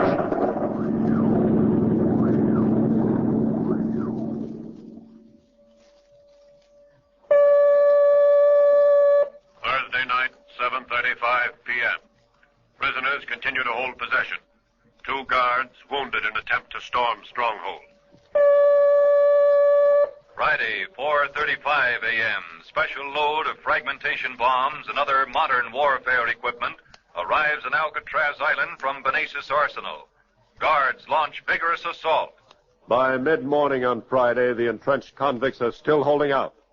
The order is given to drill holes in the roof of the cell house over cell block D, built as escape-proof, but conversely, proving attack-proof. Through the roof, Alcatraz guards and Pacific veterans of the United States Marine Corps drop hand grenades.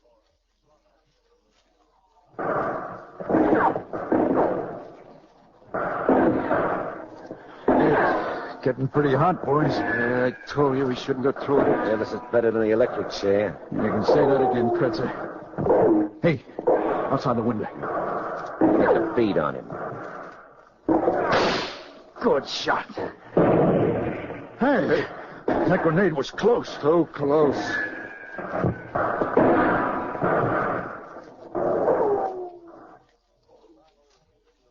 The battle continues with varying intensity all Friday night, but Saturday morning dawns quietly over Alcatraz.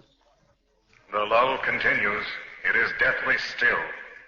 Shortly after noon, Saturday, May 4th, it is decided to storm the bastion. Armed guards, some flown in from Leavenworth and McNeil Island. Volunteers from San Quentin approach a steel door. None knows what inferno awaits him on the other side of that steel door.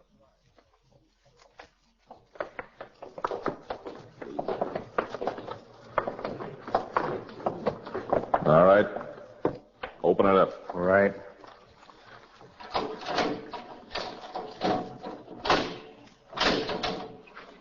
When they start shooting, men, jump for cover. Okay.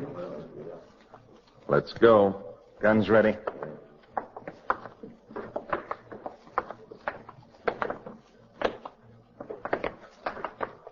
There's one.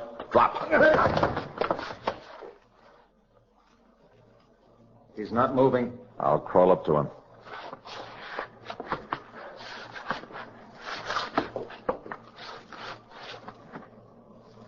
It's Kretzer. He's dead.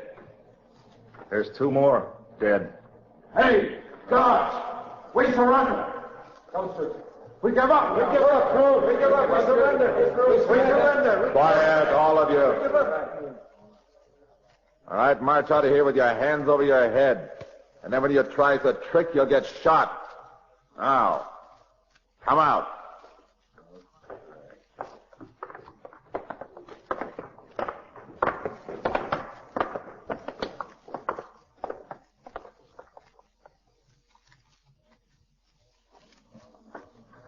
Thus ends the Battle of Alcatraz.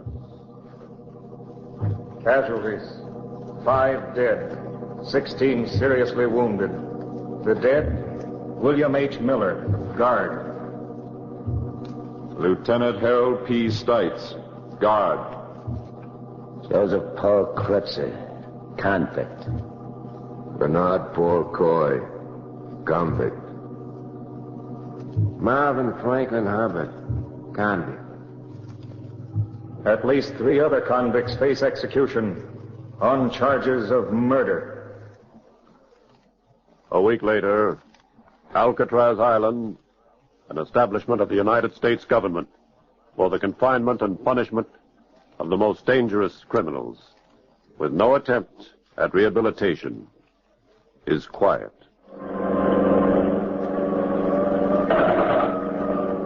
At any time, anywhere, when you were buying a fountain pen or when you were buying ink, always look for the name Waterman.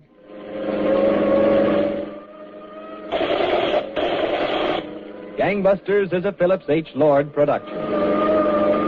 This is ABC, the American Broadcasting Company. A broadcast. Law enforcement departments throughout the United States, the only national program that brings you authentic police case histories. Gangbusters.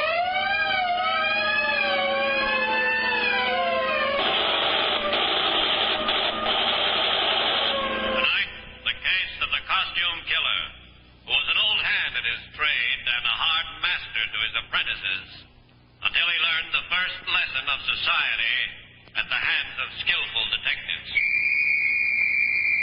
And now to Gangbusters and facts that show the operation of our law enforcement officials in their war against the underworld. Gangbusters has asked Chief J.A. Pitcock, who recently retired as Chief of Police, Little Rock, Arkansas, after 31 years of service, to narrate by proxy tonight's case. The inside facts in the case of the costume killer. Chief Pitcock, from what you've told me, I know tonight's case is so fantastic the facts about this criminal are hard to believe. Yes, Don Gardner, but I've got his signed confession to murder right here in my hand. Well, when did you first hear of this man, Chief Pitcock? Well, Don, our reports start not too many months ago in the city of Paragould, Arkansas. A tall, slim man about 40 had been sitting in the front parlor of his rooming house. He'd heard a knock at the door, and he was on his way to answer it. right. Hello, Mr. Osprey. Well, come in, Joey. Don't stand there like a tired old field horse. Yes, sir. Look, Mr. Osprey, don't be sorry at me because Don't tell me here. Come on in the parlor. Yeah. Kids. Spend your days and nights trying to pound a little something in their pumpkin heads so maybe they'll amount to something. Get in there. Yes, sir. Well, what were you going to tell me, boy? Get it out of you. Think you wasn't born with a tongue. I tried, Mr. Osprey. Honest, I tried. Sit down. Yes, sir. Now, you got to listen to me, boy. For years I've been showing kids how to do this. Kids, they all think they're smarter than you. Oh, I don't think I'm smarter than you, honest. Well, if you listened close to me and done exactly like I told you, you wouldn't have had no experience like that. I tried, Mr. Osprey. You didn't do it like I told you. You didn't do a thing I told you. Well, I was awfully scared. That cop came pretty close, awful close. Well, after you'd listened to me and after you'd opened the window like I showed you how to open it, you'd have been in there and out with a stack full of stuff before that cop even got close. Yes, sir, I guess I would, but... But nothing. I got boys all over this city and lots of other cities. I showed them what to do and how to do it. Now, me and you are going back to that store tonight, and me and you are going to come home with a gunny sack full of stuff. Yes, sir. And then after we get that, I'm going to show you a few other things. How to disguise yourself up good so nobody can pick you out. How to pick a lock with just a hairpin. How to break a man's arm with just one twist. Do I have to learn that? Of course you got to learn that, boy. Sometimes you got to hurt people. Sometimes after you don't hurt people, you get hurt yourself. And hurt bad. Did you ever hurt anyone? Only because I had to. Bad? Bad enough. I killed him. Killed him? Only two. Oh. That's what I did my time for. And if I'd killed the third one, I wouldn't have done no time at all. But I got soft-hearted. Serves me right. Now, never you get soft-hearted, boy. Oh, no, sir. Now, you listen to me. And I'll tell you how we're going to get in that store tonight. Maybe you ought to use the glass cutter some more. Shh, boy. You got it. Sure, I got it.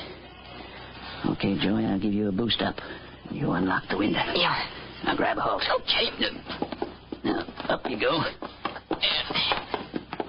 Okay, now. Reach in, unlock the window. Yes, sir. Wait a minute.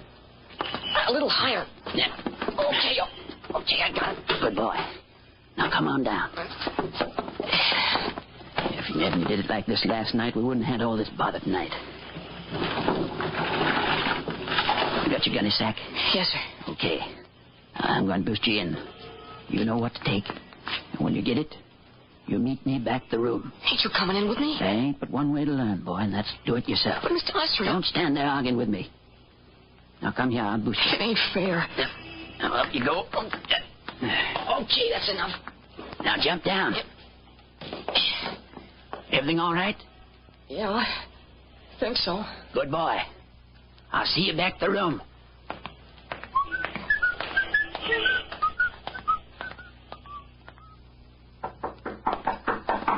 All right, I'm coming. Joey? Yeah, it's me.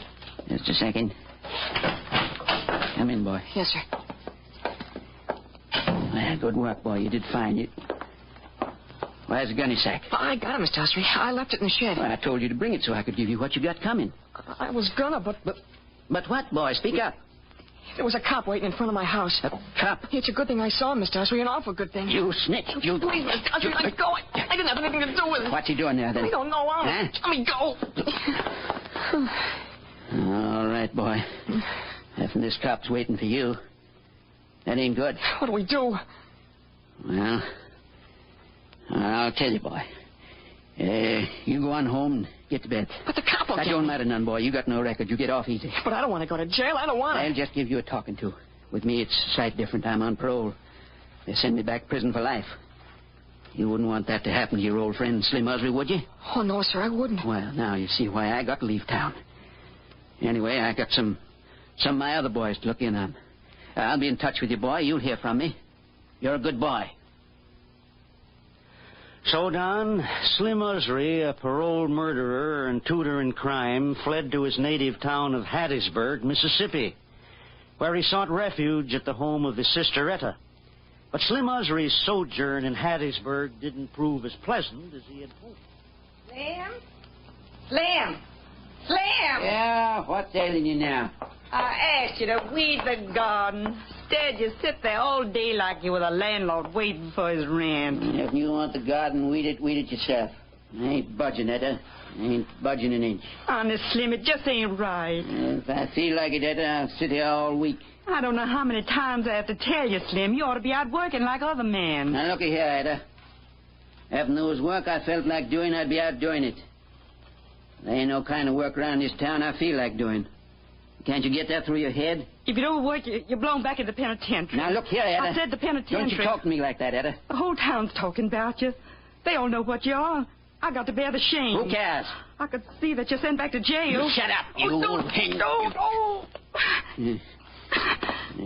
Why should I dirty my hands on you? Fine home you give your own brother, always nagging. Don't know when to stop. I guess it was a mistake taking you in. More of a mistake not coming back. I guess you better leave, Slim. I reckon the best. I want you to be packed when I get home. Yeah. What time you coming back? I won't be back till late tonight. Hey! What? Who's going to fix my supper? Nobody. You're not eating here again. Hey, Etta! You old hen. You ain't sending me back no penitentiary. You ain't even going to think about sending me back. That, Don, was the moment Slim Usry made up his mind to murder his sister Etta. He knew she would walk home that night, and he waited in the clump of weeds until he heard her footsteps.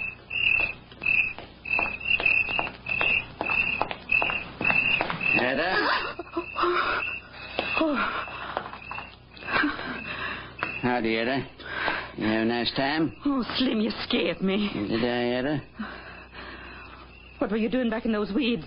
Did you lose something? No. I'm just fixing to lose something, that's all. What do you mean? Nothing, Etta, nothing at all. Are you all packed to go? I don't want you in my house tonight. I changed my mind, Etta. I'm staying. Who said so? I said so, that's who. No, not in my house. No? If you don't go tonight, I'm calling the police. You call him, Etta, you call him. Slim, no, don't. You old hen. Try to send me back to penitentiary, will you? Find a way to treat a brother. You old hen. I'll show you. Treat your brother like a old dog. Take care of you. Huh?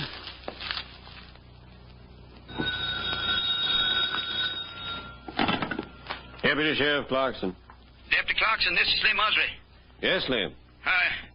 It's my sister, Etta, Deputy Clarkson. She left the house yesterday to go visiting. She didn't come home all night. Where'd she go, Slim? Well, I don't rightly know, Deputy Clarkson, but you know Etta. That ain't like her. Something must have happened to her now. Would you help me find her?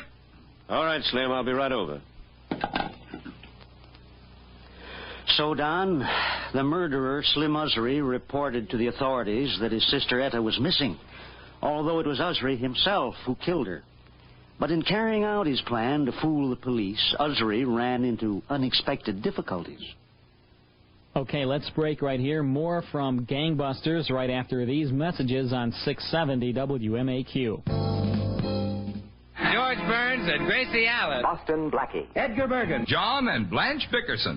This is Stan Freberg. Would you pay $60 for 60 of the greatest old-time radio shows of all time? Well, now you can by ordering Old Time Radio's Greatest Shows, a 60-episode collection for only $60. The Whistler, Gangbusters, Philip Marlowe, Gunsmoke, and many more. All on top-quality cassettes housed in a designer case. Plus, you'll also receive a 20-page anecdotal booklet giving you the inside story to each and every show. Hold everything, Stan. This is Carl Amari, owner of Radio Spirits, with a special limited-time offer. If listeners call right now and mention this radio station, they can take $10 off the $60 price. But you must call right now and mention this radio station for this special $10 savings. Hey, you don't have to convince me. Order toll-free, 1-800-RADIO-48. That's 1-800-723-4648.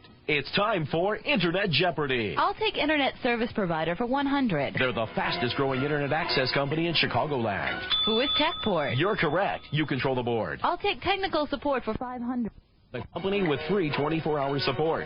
Who is TechPort? Right again. Still your turn. Give me Internet Best Buys for $1,000, Bob. Now listen closely. They're the company which offers unlimited Internet access, a free homepage for new subscribers, email, and free setup for only one low fee of $19.95 per month. Plus, the first 30 days are free.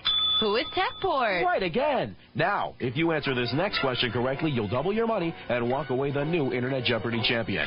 How can people sign up with TechPort Complete Internet Access? That's easy, Bob. They call 1-800-830-4880 or log on to www.techinter.com. Congratulations, you're our new Internet Jeopardy champion. And remember, TechPort is your best source for complete Internet access. Phone 800-830-4880.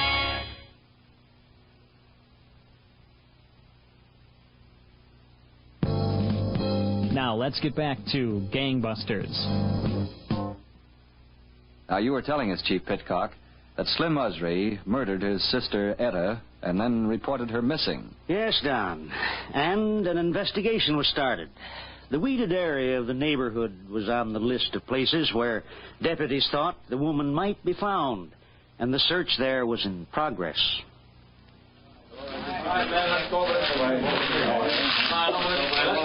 Deputy Clarkson? Yes, Lynn. You don't reckon we'll find Etta in here? If anything happened to Etta, it'd break my heart. I know how you feel, Slim. Let's cut the talking and look. Okay.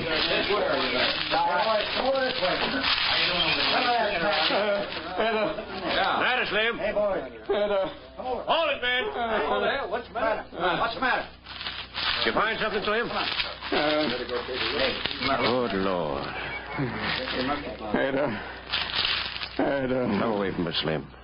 Come away. I won't sleep a wink till I get the man who did this. I won't sleep a wink. Come in. Hello, Deputy Clarkson. Slim. They said you wanted to see me. Yes. Come on over and sit down. Sure, Deputy Clarkson. Well, you got any idea who killed my sis? Yes, Slim. I've got a few ideas.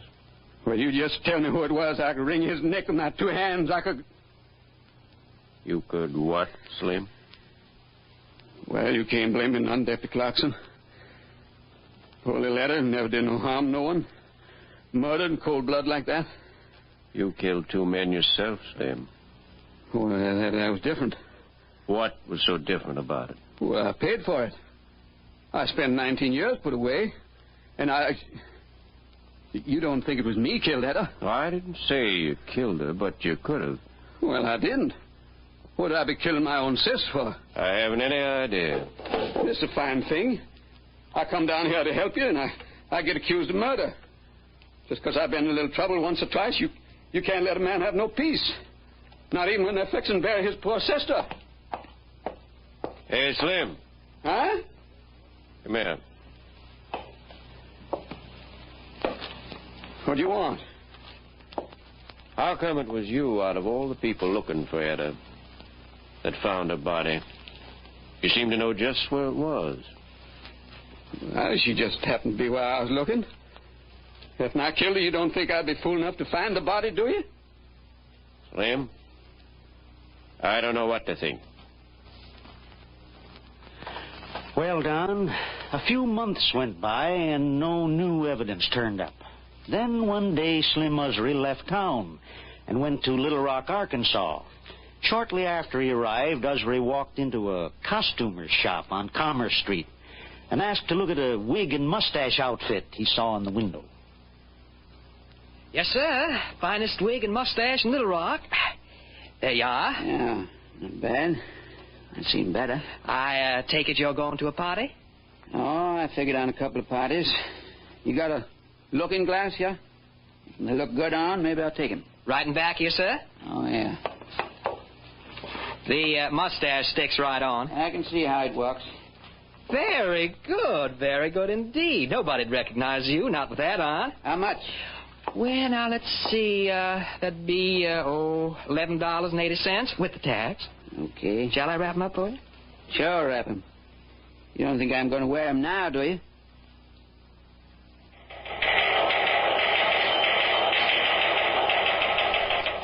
Attention, all squads.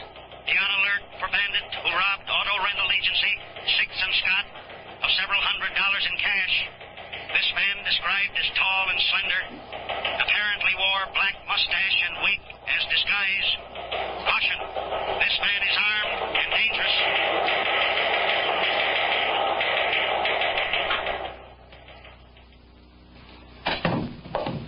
Oh, come on in, Sergeant. What a morning, Captain. I had that witness look at every picture in the file. No luck.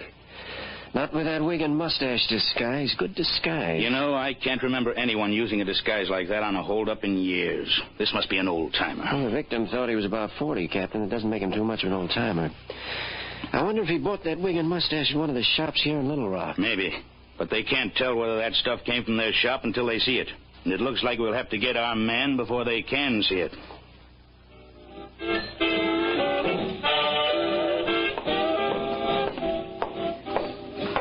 Hello, Mr. Esri. Huh? Well, Joey. Sit down, boy. Sit down. Thanks, Mr. Esri. Call me Slim, Joey. People around here know me as Slim. Okay, Slim. By gravy, you growed. How about a beer, Joey? Oh, no, thanks. Later, maybe. Well, I came as soon as I got your letter. Yeah. Well, I wrote to you, boy, because I like you. And I want to do something for you. I was sure glad to hear you didn't go to that reformatory. Well, it was like you said. They gave me a talking to and let me go. They haven't caught me since. That's good boy, Joey. I figured when I got your letter you needed some help. Not just yet, boy. First, you got to finish your lessons. Lessons? Well, I could do okay now. I've been doing okay. Well, maybe you could, but we got to be sure about it. Now, tonight, I'm going to try my old disguise trick again. You recollect I was telling you once about disguises? Yeah, I remember. Well, boy, tonight, I got a nice little old cafe all picked out. It'll be so easy I won't need help from you. I wouldn't need you even if you was ready. So you just stick around my room.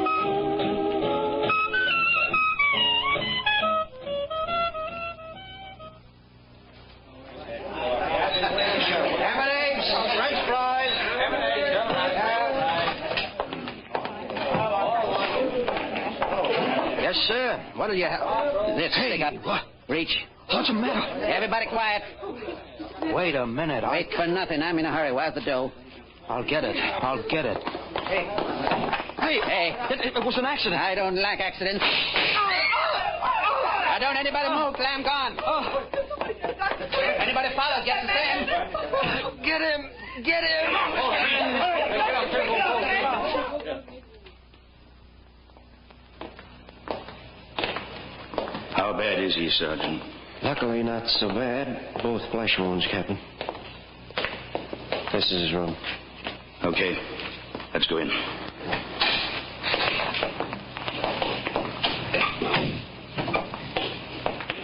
Hello, Mr. Walters. How do you feel now? Oh, not bad, considering. I'm Captain Crossman. Oh, hello. Mr. Walters, do you think you could recognize the man who held up your cafe and shot you? I don't know. Maybe I could. I ought to know that mustache anyway. Mm-hmm. Is this the mustache? Yeah, that's it. I'd swear that's it. It was found in an alley near your cafe. The hold-up man was seen running up that alley. That's it, all right. Thanks, Mr. Walters. We know where it was bought. Now all we've got to do is find the man who bought it. I tell you, Joey, just like I tell all my boys. If you miss doing something one way, no matter how many times it worked, it ain't good no more. That seems crazy to me. All you gotta do is get another mustache. No, boy. The police and everybody else on that mustache and wig trick. I gotta try something else. Yeah, but you promised I could try the mustache trick. I said no, boy. When I say no, I mean it. Maybe we'll pick up and go someplace else and try it, but not here in Little Rock. It's not, Slim. And we're just getting set here. And I don't know whether I'm going to stay or not. They got a big charge against me. I could have killed that man last night. No, the guy was shot up a little. Serves him right. Maybe I should have killed him. Sure. So, he'd have been number 3. Joey. Number 4. Number 4? You heard me. You mean you killed somebody since I saw you last? What if I did? If you want no account. Getting back, we got to change our way of operating. We got to just... Boy, where you going? I'm going out for some air. Well, now watch out where you go and what you do. Well, just going out to get you a present. Present, boy? For me? Sure. And one for myself. I'll see you later, Slim.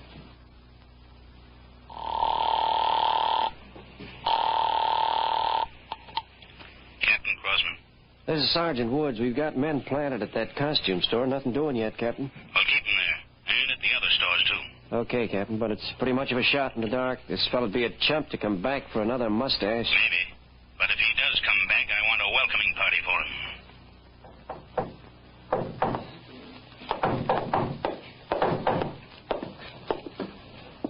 Joey?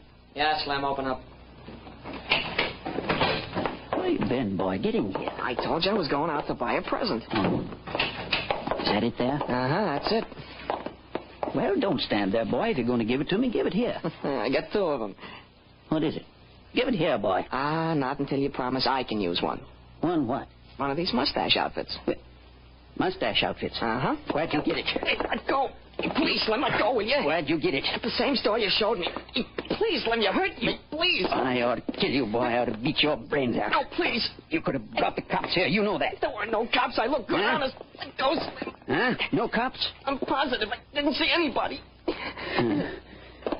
Well, as long as you didn't see no cops, I guess there'll be no cops coming here, huh? Sure. Everything's okay. Yeah. You didn't listen to me, Joey. I kill people who don't pay no attention. Slim, don't do nothing. Come here, you miserable... No, let go. It didn't mean nothing. Didn't mean nothing, now. Oh, please. Turn you loose. Huh? Police officers, you're under arrest. Huh? Me? Please, I didn't do nothing. He was trying to kill me. We'll see about that, son. Come on, both of you. Now watch who you're pulling. Come on, you. Okay, kid. Let's go. No, I don't want to go to jail. Come on, boy. It's just another lesson. It should have been the first lesson. It should have been the first. So, Don, that was the end of the teacher of crime. And Usry, who thought he had committed a perfect murder, made the worst mistake of all. He told someone about it. And the boy, Joey, told the police. In the Little Rock jail, William Usry confessed the murder of his sister, Etta. Usry was returned to Mississippi, where he died in the electric chair in the Forest County Jail a few months ago. Well, congratulations, Chief Pitcock, to you and to the men of the Little Rock Police Department who solved this terrible crime. Principal roles in tonight's dramatization were played by Bill Smith and Jack Grimes. Don Gardner speaking. Gangbusters is a Phillips H. Lord production. And that's production. And that's production. And that's production. And now, Gangbusters!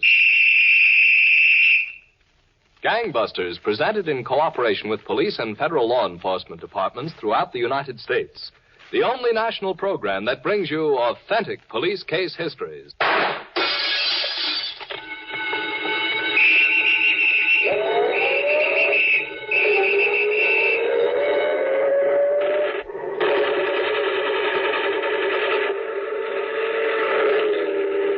Now to Gangbusters and facts that show the operation of our law enforcement officials in their war against the underworld. Gangbusters has asked the Honorable Saul S. Sherrison, Assistant United States Attorney for the Southern District of New York, to narrate tonight's case. The inside facts in the case of the kidnapped Paymaster. Mr. Sherrison, before you begin, I think the Gangbusters audience would like to know that you brought to the studio a man who played a very important part in tonight's case. That's right, Don Gardner. He's right over there, and we'll hear from him later. Right now, I think we ought to get on with the report. All right, Mr. Sherrison. The main events in this case occurred right here in New York City. Isn't that right? In the section of New York City known as the Bronx. Almost a year ago, Don, on a Saturday afternoon, the stores in the Fordham Road district were crowded with shoppers. At one particular shoe store, a young woman customer was trying to get fitted, while her companion sat next to her. The trouble clerk was on his way with still another pair of shoes to show his hard-to-please customer. Just look what he's bringing over this time. For crying out loud, Terry, you're going to buy a pair of shoes, or aren't you? If I see something that's chic, yeah. Here, madam, is a style that's very smart.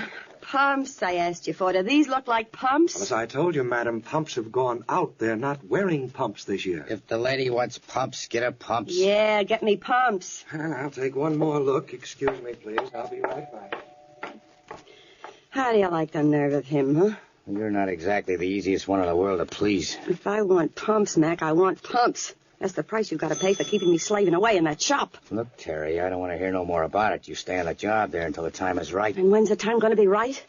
Meanwhile, I'm breaking my back running a drill press at $40 a week. Who needs it? You'll keep running that drill press until I'm set. I need another guy or two. Who are you looking for, Dillinger? Shut up. Ain't 4 months long enough to find somebody? I wish you'd get your shoes and get out of here. Well, let me take my time, Mac. I'm the one that's got to wear 'em, and I... Oh. Well, how do you like that? What? Here comes that Charlie McCarthy of yours. Bud? Where? He's coming. He'd find you in Times Square on New Year's Eve. Hiya, Terry. Mac. I said you went shopping. You've come to carry the bundles? What do you want, Bud? I had to see you, boss. I'm in a little jam. A cop or a dame? Lay off, will you, Terry? What kind of a jam? Where's that monkey with the pumps? I need about $300 quick. $300? Well, $280 to be exact. Must be a dame. Crying out loud, why? I owe it to a guy. Stall him. You can give him to him after we pull off the big deal. Mac, I gotta pay him off tonight. If I don't pay him, I'll get my head beat in. Who's got this dough coming anyway? Johnny J. Johnny J? Yeah. Don't you have no more sense than to borrow dough from a rotten loan shark? I needed it. The horses out at Belmont were hungry. So what? How much did you borrow? 2 bills. What's the 80 for? That's interest. Interest? Only 5% a week. Hey, you idiot. Where do you have to meet that cigar-smoking chiseler? Oh, at some bar. Tonight. Okay, he'll be met by the two of us. Where's that guy with my pumps? You don't need any shoes. Let's get out of here. Hey, wait a minute. Come on, let's get out of this joint before I run you out in your bare feet. Okay, but why get sore at me? I didn't borrow no dough from Johnny J. Let's go. Wait, Seth, let's go. I'm coming. Don't rush me.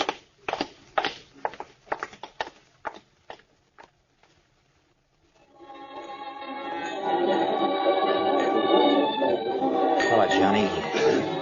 How was up at the bar? Told you this booth. Sit down.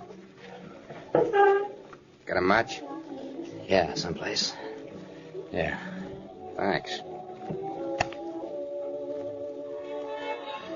Well, give me my dough, I'll buy you a drink. Look, Johnny, I haven't got it. That's what I want. You want to get paid, you rotten welcher. Wait a minute, Johnny.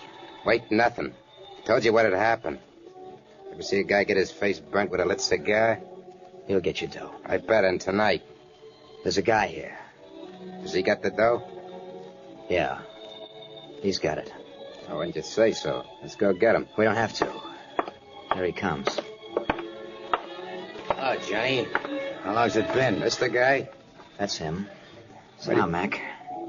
Now you come taking care of the kids' troubles, McIntyre. I look after my boys. Okay, Bud, scram. Hey, wait a minute. If I don't get my dough, I want his hide. Get out of here, Bud. Go on. Yeah, so long. I'll be safe. Hey, wait a minute. Come here. Sit still, Johnny. He only listens to me. You got a lot of nerve, Mac. One more thing, Johnny. You can stay, but that cigar's got to go. Oh, yeah? Give me a match. I said put the cigar away or I'll shove it down your throat. Well, as long as you ain't got no match.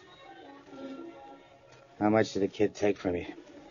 Comes to $280. I didn't ask what it comes to. What did he take? Took $200, but I'm entitled to my interest. Here's your $200. And now, look, Mac, I'm in business. I got it. You've got to nothing. You don't want the $200, give it back. 20, 40. It's all there, Johnny. Put it in your pocket. Yeah, I guess it is. What do you have to drink? Nothing. I'll see you again sometime. Hey, Mac. What? Don't get the wrong idea about me. I'm still as tough as I used to be. Be as tough as you like? I'm a 3-time loser, Mac. Once more, they put me away for good. I don't want that. But remember, I can only be pushed so far. Johnny, have you got any idea why I laid out 2 bills to get this Bud out of soak? Didn't think it was out of the goodness of your heart. He's got a trick, Johnny. You can take the door lock right off a car without leaving a scratch. So, what do you want me to give him, a medal? We take it to a guy, and an hour later, we got a key that fits the ignition and the door. Sweet. Awful sweet. But it takes too many cars to build up a nice score. I want it quicker. And I'm going to get it quicker. Huh? Johnny, I got a deal in the works that I'll have to have a bushel basket to carry away the dough. I'd have to have a book at me this time, Mac. Told you I was a 3-time loser. I'm not interested in anything, except staying out in the street. This'll be as soft as frozen custard. Worth it? Can you count up to 100,000? I tried hard enough. Want to hear about it? Can't put me back in for listening. This is a big foundry over in Jersey. I planted my girl in there. The payroll runs 50 to 100 grand every week. They pay off in cash. Payroll's got guts, Mac. Bigger they are, the more guts they got. Look, I've had my girl in that shop for 4 months. I know that place inside and out. Thursday nights, the payroll lays in the safe with nobody around but an old creepy watchman. What about the safe? I don't think that'd be so creepy. That's where the gimmick comes in. The Paymaster lives right here in the Bronx. We grab him at his house, take him back to Jersey. He opens up the safe. That's all there is to it. It's going to take a lot of doing. For a lot of dough, I can stand a lot of doing. Okay, Mac, figure me in it. Didn't you ask me for a match before? Yeah, I did. Here. Go ahead. Light up that big black cigar. I love them. Thanks. Hey, waiter, another round of drinks here. Make it snappy.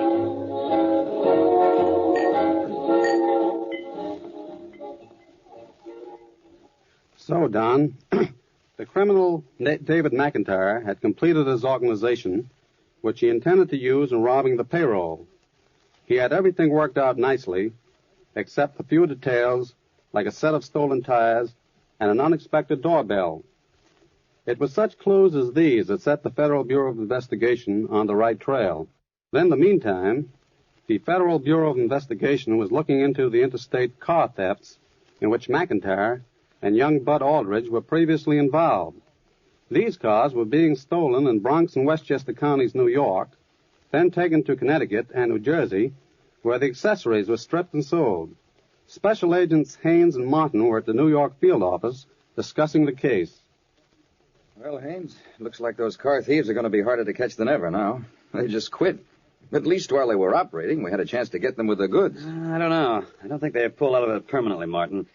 Maybe they got something else to do for a few days. Maybe they took a vacation. They've sure been doing well enough to take a vacation. You'd think after all this time we'd at least be able to get a line on them. We'll get our line on them. All we have to do is keep checking those junk shops and second-hand parts places. We'll find where they're selling the stuff. That's all the line we need. Well, I'd better get going. Jersey City? Yeah. I'm going to do a little hunting. Maybe I can turn up something over there. He's going to pull into that parking space down the block, Mac. Okay, double park right here. Keep your lights on. Yeah, Mac, sure. All set, Johnny? You kidding? Let's go. When you see this car pull out, Bud, get right behind us and stay there. I know. Come on, right with you.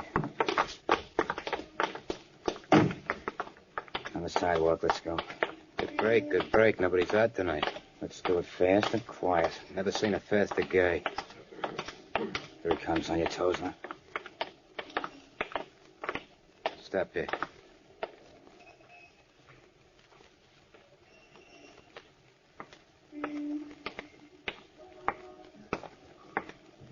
Pardon me, mister. Yes? Got a match? Yes, I think so. Those cigars of his keep going out. He runs himself and everybody else out of matches. Oh, some cigars are like that. Keep your hands at your sides and don't move. Hey. Now, walk back to your car. Listen, here you... Walk, he said. Okay, but be careful with that gun. Reach in your pocket and give me the keys to your car. All right. Well, what do you want from me? I don't carry much money. Just give me the car keys. Yeah. Here they are. Here you are, pal. Open up.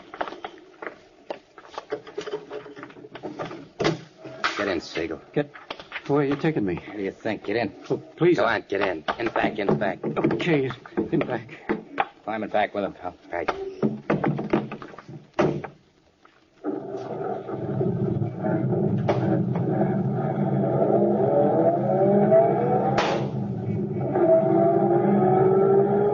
I don't understand all this. What do you want from me? Explain it to him, pal. You're going back to your office. You're going to open that safe and you're going to hand over tomorrow's payroll. Just like that. But I don't know the combination. Now tell me what you know. But I don't, honest. Kid's right behind us, boss. Good. I told you I don't know the combination. Listen, friend. See this cigar? You know how hot it gets when it's lit? I don't know how many thousands of degrees hot. Please let me out. Anyway, it gets awful hot. You open that safe or you get the end of this cigar right in your eye. Let me out. I want to get out, please. Shut him up. I can't open the safe. Shut up. I can't. Okay, wise guy. Stay shut. Don't knock him out, not yet. I want him sitting up when we cross the bridge. Okay. No sense getting those cops at the toll gate suspicious. Keep them up and keep them quiet. We'll give them a treatment later if we have to.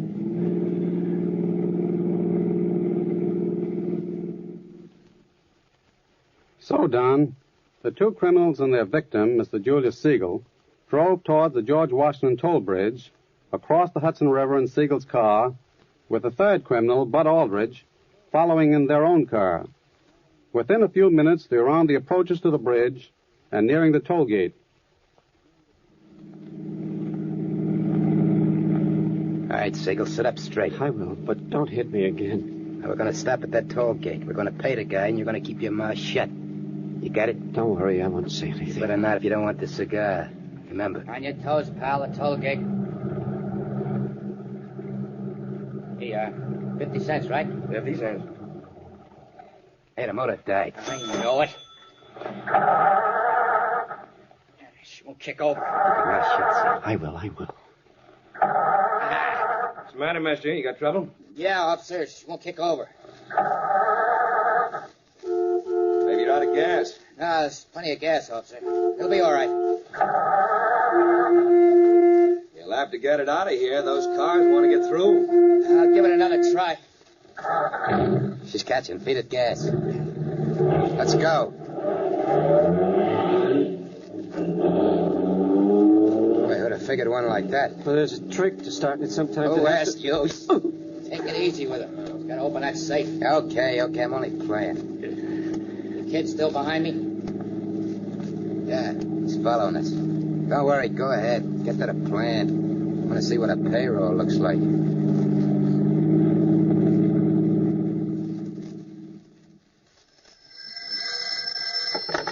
Special Agent Haynes. This is Martin. I'm glad I caught you at the office. Yes, I had to finish up something. What's up, Martin? I found a fence over here in Jersey City, Haynes. I think he's the one who's been buying the accessories of those stolen Bronx and Westchester cars. Huh? What does he have to say? Nothing, that's the point. We found 2 radios and 3 sets of tires. He says he bought them in good faith. Says he doesn't know the fellows who sold them. Well, what's the name of this fence? Denver. Joe Denver. He's got a long record for receiving, never a conviction. All right. How about bring him into New York? I'd like to talk to him. Right. We'll be there in an hour. Oh, and say, Haynes, will you call up my wife? Tell her I won't be home tonight. But I'm telling you, I don't know the combination. Did you hear him, boss? He says he don't know the combination. I heard him. We know different. We know you open that safe every morning and close it every night. That's not true. Honest, it isn't. Oh, it ain't true, huh? Hey, boss, give me a match. Why don't you carry your own matches? I'll drive. Catch. Thanks. Make it snappy. The plant's in the next block. What are you going to do? Hey, I'm going to light my cigar, that's all. Just light my cigar. Good cigar, ain't it? I wouldn't know. Told you how hot they get. Now you going to open that safe? You wouldn't like it in the eye, would you? Okay. I'll open the safe. Now you're acting smart. What do you care? It's not your dough, wise guy. Okay, hold on. We're turning in. There's a kid right behind us. Good. Now sit up, Siegel. Do like we tell you, you won't get hurt. It's bad. All right. I'll do anything. Come on, let's go. Okay, Siegel. Move. Go on, get out. All right, I'm going. Here's the kid. All right, Siegel. Walk right up to the office door, just like you worked here. Which he does. Get going. Yeah, I thought you were goners on the bridge. Shut up and do your job. All right, I'm excited. Here's your keys, Siegel. We'll open up the front door. But what? Move. Come on, move. going to open up that front door of the office and walk right to the safe, understand? But if I open the door, the burglar alarm will ring. What's this, another store like the combination? No, I'm telling the truth. The burglar alarm will ring. You're lying, Siegel. There's no alarm on that door, I know. Listen, you think we ought to take the chance? There's no alarm on that door. He just wants to wise up the watchman. Let me tell you something, Siegel. I know this place inside and out. I know how we'll handle that watchman once we're inside. Now, open up the door. But look. The cigar. Okay. Quick now. Holy, the joint's bugged. He was right. Get him in the car, fast. Come on, get to the car. Get to the car. All right, I'm going.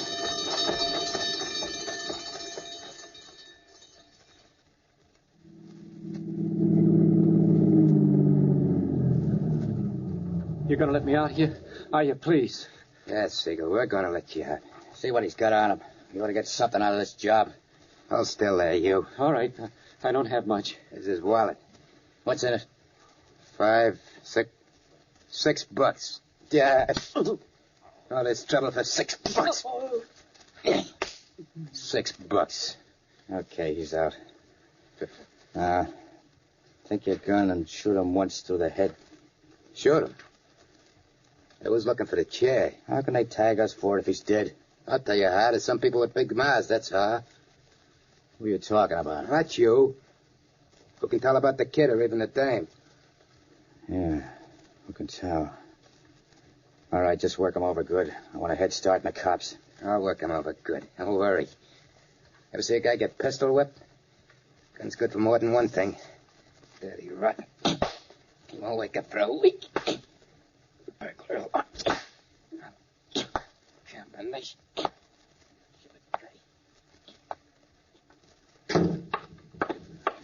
I just sent Joe Denver back to the detention cell, Haynes. We'll file charges in the morning, huh? First thing. You know, Martin, I've never seen it fail. When these guys think you got something on them, they'll sing their heads off looking for a break. What a business. Well, it's not such a bad business. Joe Denver sings, we clear up a string of auto thefts. Not so fast. We still got to pick up McIntyre and this young sidekick of his. Well, the information says they're probably still living at that address in the Bronx and running with this Johnny J. They oughtn't to be so hard to trace from there. We'll see about that. Oh, excuse me. Sure. Hello, Special Agent Haynes. Haynes, this Crawford over at the Richfield, New Jersey police. Oh, yes, Crawford. How are you? We've got the victim of a robbery up here. Oh? They held him up in front of his home in the Bronx and brought him over here to Jersey to open up the safe. That's kidnapping. Yeah, they carried him over the state line. That makes it your beef, doesn't it? It sure does. The Lindbergh law. What have you got to go on, Crawford? Well, the victim, Siegel, got the license number of their car, but that's not going to be much help. It was stolen last week in Westchester County. Westchester, wow. Tie in with anything? It could. We're working on a Westchester case right now. Stolen cars. Where is this victim? He's still here at our station. Doctor says he can go home after he rests up a bit. Well, keep him there a while. We'll be right over. Okay, I'll be looking for you. So long. What is it, Haynes? Come on, Martin. We're going over to Jersey. I'll tell you all about it on the way. I'm ready. Oh, you don't happen to have a picture of McIntyre on you, do you? Yes, I do. Good. Let's go.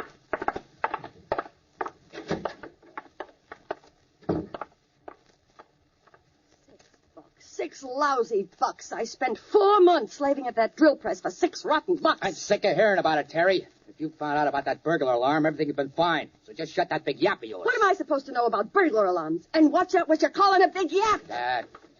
Oh, Bud. Oh, kid brains himself. Come on in, Bud. Gotta pick up them cars, and then we better be moving, Mac. It's a long drive. I see the small-time stuff's good enough for you now. If you ask me, it was always good enough. You're looking for a crack in the head, Terry. Yeah, from who? Let's go, Bud. Sure, I've been ready an hour. If you think I'm going back to work on that drill press, you've got another thing coming. Who's asking you to go back? Do what you like. $6. $6 lousy bucks. Come here, Terry. Why? Come here, I said. I want to kiss you goodbye. No, stop it. Now get your guns packed and get out of here. Come on, Bud. Cheer up, will you, Mac? Let me alone, will you? All right, so we got a bad break. Things didn't work out right. Now we know we should stick to this hot car racket. Listen, Bud, I'll tell you what to stick to. Just watch where you drive, and you got a red light. I see it. We got a good thing. There's a million dames like Terry, a million. For crying in a sewer, shut up. All right, Hey, look at that car. That crazy driver's gonna clip us. That driver's the kind of... Hey, Mac. What? Maybe it's cops. Cops? What cops? Well, let's give him a piece of our mind. All right, if you say so. what's the matter? Don't you guys know how to drive? All right, get him up, you two. Huh? FBI. Not me, you know. Hold it. You better just keeping your hands up. What's the idea? We ain't done nothing. We've got a warrant charging you with kidnapping. Kidnapping? Yes, you should always stop to think at a state line. Come on. Your friend Johnny J's been keeping a cell warm for you. He wants company. Okay, I'm going. You don't have to push. That, Don, was how the arrest was made. David McIntyre and Johnny J were sentenced to 20 years each, and Bud Aldridge was given 6 years. They are now serving their terms at various federal penitentiaries for abducting Mr. Julius Siegel and carrying him across a state line. Well, Mr. Siegel certainly had a rough time of it. You know, Don, that for every crime there must be a victim as well as a criminal. And I brought Mr. Siegel to the studio tonight. Well, so I see, Mr. Sherrison. He had an experience that any one of us may be called on to face any day. Well, we're glad to have you on Gangbusters, Mr. Siegel. I'm glad to be here, Don, but I must say that in all my years of listening to Gangbusters, I never dreamed that one day I'd be a part of your program. And a very important part, too. I suppose that all of us think of crimes like kidnapping in terms of someone else. It must have been some sensation when you realized that this time you were the victim. Well, Don, from the first I knew those boys meant business.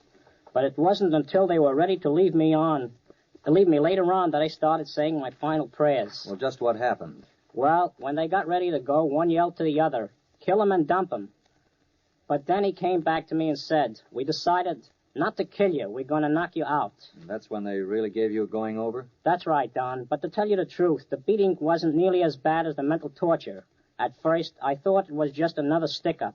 But when my face hit the floor of the car, well, it seemed as though a million things flashed through my mind. Well, just what kind of things do you mean? Well, maybe these thugs had gotten to my wife and children. Also, even if they hadn't, I thought I'd never live to see them again. And then there was that one voice that kept yelling, "If he opens his mouth, kill him." I can still hear it to this day. Well, that certainly must have been a grueling experience. Believe me, Don, it was. All I can say is, it's great to be alive. Well, thank you, Mr. Julius Siegel, and you, Mr. Saul S. Sherrison, for coming here tonight and being our guests on Gangbusters.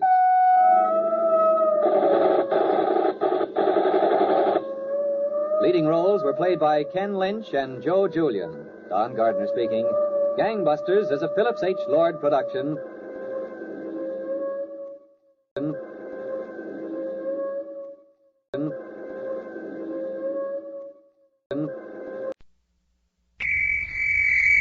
And now, in cooperation with police and federal law enforcement departments throughout the United States, the only national program that brings you authentic police case history.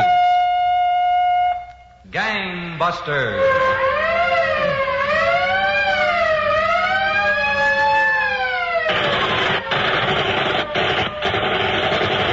Tonight, new facts in the case of the notorious gang leader, Bugs Moran, who returned from retirement to kindle old flames, but who learned that not all horse players die broke. Gangbusters has again asked the Honorable Matthias H. Heck, prosecuting attorney, Dayton, Ohio, to narrate by proxy tonight's case. The inside facts in the case of the notorious Bugs Moran. Mr. Heck, many of our listeners know how the Chicago gangster George Bugs Moran became one of the country's most powerful and feared racketeers until he was forced to flee Chicago just ahead of Al Capone's machine gun bullets. Yes, Don, and it was many years later before he could summon the courage to return to Chicago, although Capone's organization had long since been broken up and the notorious gang leader sentenced to Alcatraz. On one occasion, Moran left his Minnesota hunting lodge and sauntered up and down North Clark Street, where he was formerly such a power. One rainy night, he ventured into a cheap tavern and ordered a drink.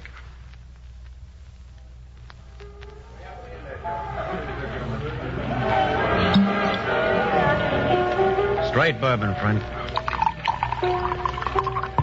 Leave the bottle here. Yeah. You been here long? Too long, friend.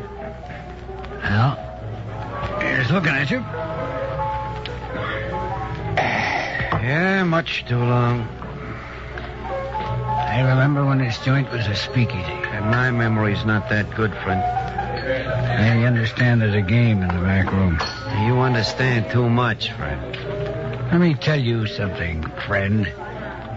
I used to own this joint. Yeah? Yeah. And 40 more like it. Give me back that bottle. You had enough. Leave it later. The name is Moran. George Moran. Bugs Moran? Nobody ever calls me that. Let go of that shirt, friend. Bugs, I'll show you. Let go or you'll know the reason. Now, go on, get out of here. Wait a minute. Get out, friend, before you're a has-been with a cracked skull instead of just a has-been. Look here, smart guy. Hit the road, you bum. Go on, get out. Yeah, your whiskey's rot gut anyway.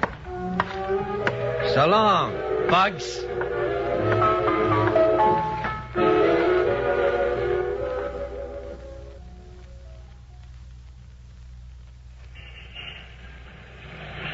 Taxi? Take it easy, Winnie. It's just a shower. Yeah? Well, I paid $30 for this hat. Oh, nice. We'll stick in the doorway here until the cab comes along. Just relax. Relax. Taxi! Taxi! Ah, the monkey. Hey, any room in there? Help yourself. The doorway don't belong to us. Thanks. Taxi! Yeah, they're all loaded. Some rain, huh? Yeah. Dutch, What? give me a cigarette. I'm all out, Winnie. Hey, taxi! Taxi! Here's a cigarette. Oh, much obliged. Light? Yeah. Thanks. Taxi! Wait a minute. Huh? Aren't you George Moran? Oh, you know me, huh? Well, don't you remember me? Winnie York. I was hat check girl at the Polka Dot Club. Winnie. Oh, sure. I remember Winnie. Sure, yeah. Well, I did put on a little weight since. Dutch. What? Taxi! Dutch. What? Dutch, you know who this is? George Moran. More. Well, what do you know? I used to work for you. Dutch Bauer. Yeah, I'm glad to see you again. When I was just a kid, I don't think you ever even saw me. I used to peddle your booze out in Waukegan. Well, what do you know? George Moran. I heard you're retired. Country gentleman. That's what they call me. Well, that's for me. That country gentleman stuff.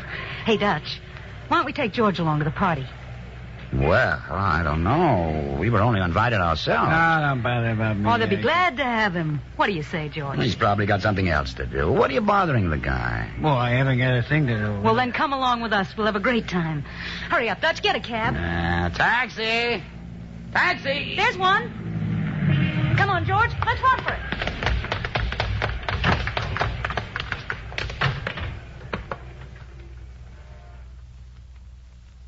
Tell me, will you, Winnie, what does Bugs Moran mean today? Nothing. He might just as well have been dead for all the weight he carries. But he's got no less brains than he had 20 years ago. Besides, Dutch, maybe he's still bigger than you think. I don't know why I listen to you. What do I need him for? The whole thing's set. We're ready to pull the deal. In he walks. Sometimes, Winnie, you give me a pain. Well, he's in. You asked him in. Sure I asked him, and you wouldn't leave me alone until I did. Bugs Moran. If this was running hooch or rough stuff or something like that, then maybe he'd be okay. This is a slick deal. It takes a touch. You and your touch. Things have changed, Winnie. Bugs Moran don't Take mean it easy on that bug stuff. He don't like it. And to me, George Moran still means plenty. What difference does it make what he likes? That's him. Answer it, then. Bugs Moran, huh? All right, I'm coming. Hello, Winnie. Come in, George. It was a nice party last night. Thanks for taking me. Oh, they were glad to have you. So was I. Hello, Moran. Glad to see you again, Dutch. Sit down, Moran. Sit down. Thanks. Well, I'll fix some drinks. Oh, that's a good idea, Winnie. What'll you have, George? Oh, whatever you got, all right. You take bourbon, if I remember. That's right. Straight? Yeah.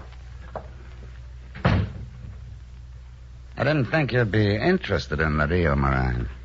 The word is you're plenty well heeled. Always have been. Money's like water, Dutch. It runs out. You gotta keep filling the tank. Yeah. Look, Moran. What? This is a smooth operation. No rough stuff. I don't believe in rough stuff unless it's needed. Hey, come on, give me a rundown of the gimmick. Well, I got me a good couple of boys. One's good at circulating paper. One is an engraver. Wait a minute. What? This deal isn't counterfeit. Well, not money. What then? Something just as easy to shove and a lot easier to duplicate. American Express money orders. Uh-huh. They got a set of plates that's a dandy. I figure if we work it right, we can wholesale about $100,000 in this stuff. Not less than 100 grand. You get a sample? Sure. There are lots of samples. Mind if I take a look? No. Help yourself, here. Perfect job. What do you think of it? It stinks.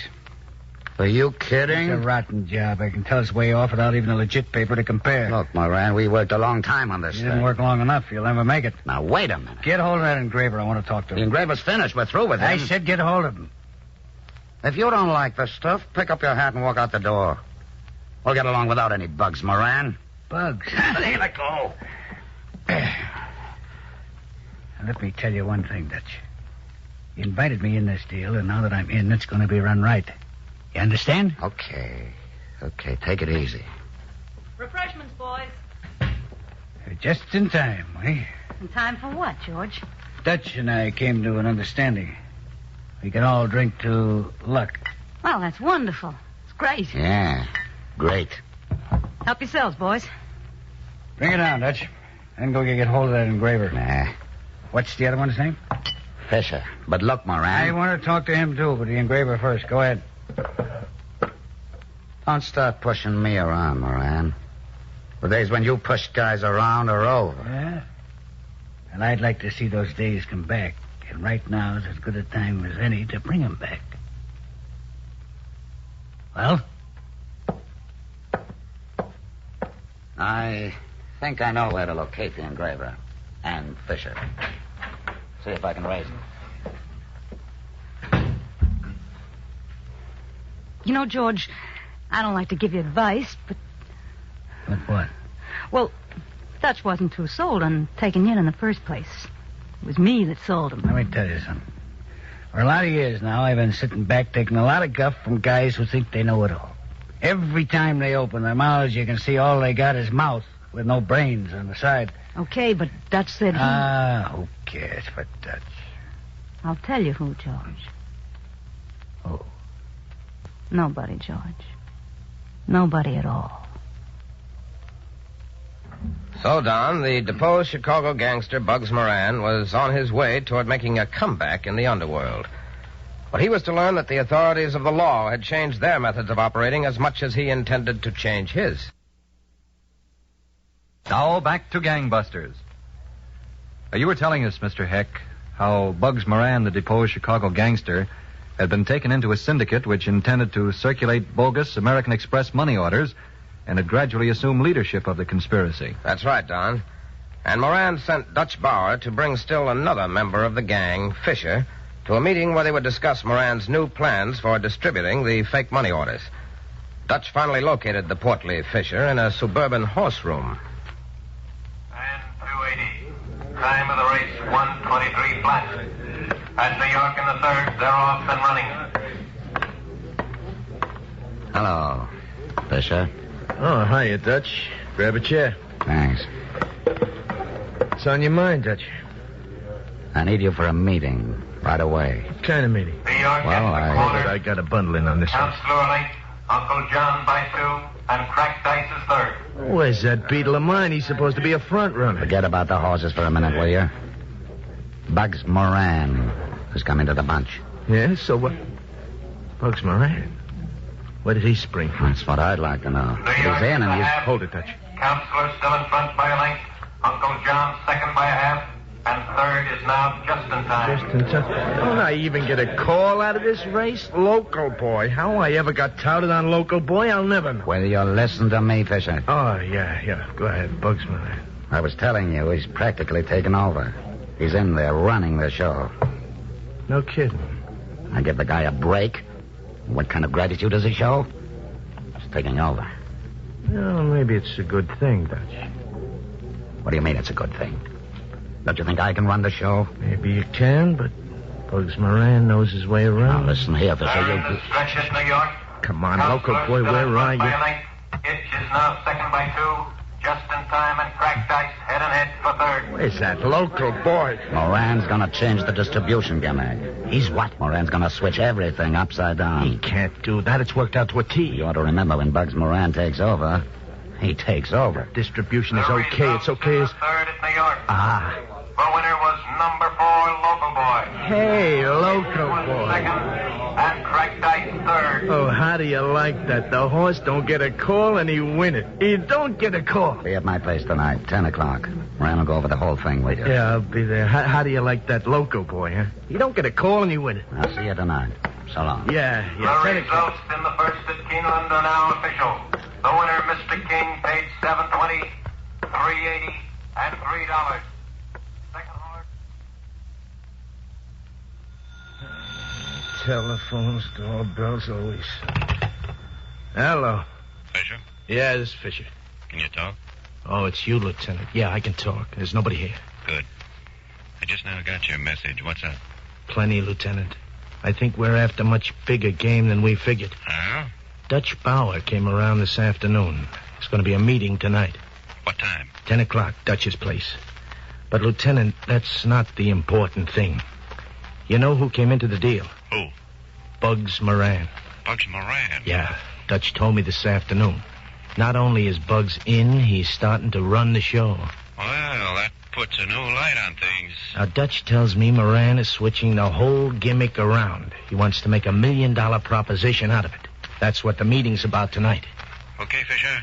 Well, watch your step. Moran's a slick operator. If he ever gets a line on you, you're as good as in the lake. And that's the way it works. We get 50%, the passers 50%. 500 grand, and that ain't a bet. Hey, Fisher. Are you taking this all in, or are you dreaming? I heard every word, Moran. He's thinking you should have had a couple of yards on that horse today instead of 50. Hey, you think that would have been bad, I don't like guys sitting around pipe dreaming while I'm laying out the gimmick. I told you, Moran. I took in every word. All right. Give me a rundown, then. But skip the details. I've been batting them through my head 2 days. Well, like you said, instead of 100 grand in money orders, we shove a $500,000. Yeah? You said you got plenty of contacts, so we get together a syndicate. Guys in every city, all over the country. Every money order gets cashed on the same day. 1 day, and then we quit. Yeah, that's about it. Any questions, Dutch? Only, when's the day? Soon. Well, how soon? Track opens in Miami the 23rd. I got plans. Maybe your plans will have to wait. I'm not rushing things so you can watch those cockroaches run around a circle. Okay, don't tear a muscle. I was only hoping. This is going to be the sweetest deal ever. We take our time and we get everything lined up just so. Well, how about a little refreshments? I'll call Winnie and Will. Not just yet, Dutch. No, what's the matter? Something just came to my mind. Yeah? Yeah. Fisher, I've been trying to place you ever since you walked in that door.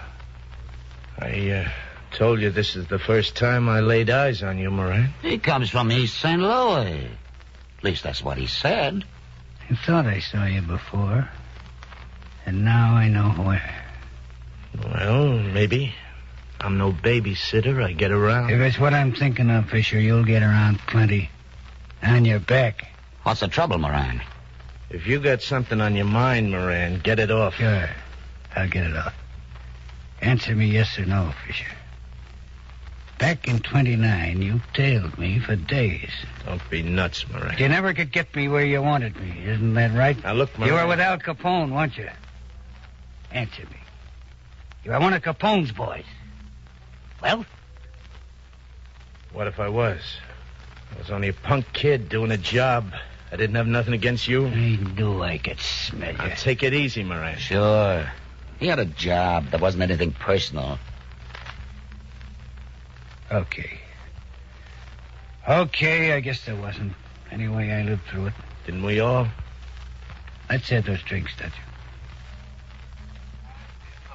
Race at New Orleans. A change of jockeys. Al Haynes is now riding Roadmaster instead of M. Kramer. And that's the way it stands, Lieutenant. Uh-huh. It's not good, Fisher. Do you think you can talk Moran into a test a day or so before the big day? A test? Sure, to see how the stuff is accepted. Then we can make our pinch on that test without risking too wide a distribution. I don't know. Maybe he'll go for it. I'll try. Okay. But be careful how you handle it. Don't worry, I will. Uh-oh. What's the matter? Dutch Bauer, and he's seen us. I'll get out of here. No, sit still. He'd only be more suspicious. He's coming over. In the 6th at New York, number 4, your welcome, has been scratched. Hello. Fisher? Mind if I sit down? Help yourself, Dutch. Thanks. This is Lieutenant Thacker, Dutch Bauer. We say. Hi. Army, Navy, or Fire Department? State's Attorney's office. Well, you weren't much help, Fisher, but thanks. Don't mention it. Nice to meet you. What does a cop want with you? He's looking for somebody? You didn't know where the guy was. The one he was looking for. Well, there's one way to handle cops. Let them think you're helping them, Dutch, but don't. You're a lucky guy, Fisher. Why? You see, I knew he was law. If you'd have told me he was something else. That's all, brother. I've got nothing to hide. What's up, Dutch? Moran wants to see you. Not another meeting. 10 o'clock tonight. We're all set to go. Meetings. I'll see you there. They're off, been running in the 4th at New Orleans at 4:20. At Keeneland in the 3rd race. If a guy's once got it, George, he's always got it. Well, a little tough, baby. I never thought I'd make it back to the top. And this is going to be the send-off. There ought to be nearly 200 grand in it for me. Yeah, I'd be disappointed if there wasn't. The way Dutch was running it was for buttons. Dutch is a buttons kind of guy when he's no good for you. Who is? Who do you think? Can I get you another drink? Not now, Winnie. We've got... Winnie, Oh. Hello, Dutch.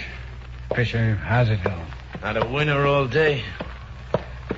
I didn't expect to find you here, Moran. I thought that meeting last night covered everything. I didn't come here to see you. No? I came to see Winnie. George, Shut up.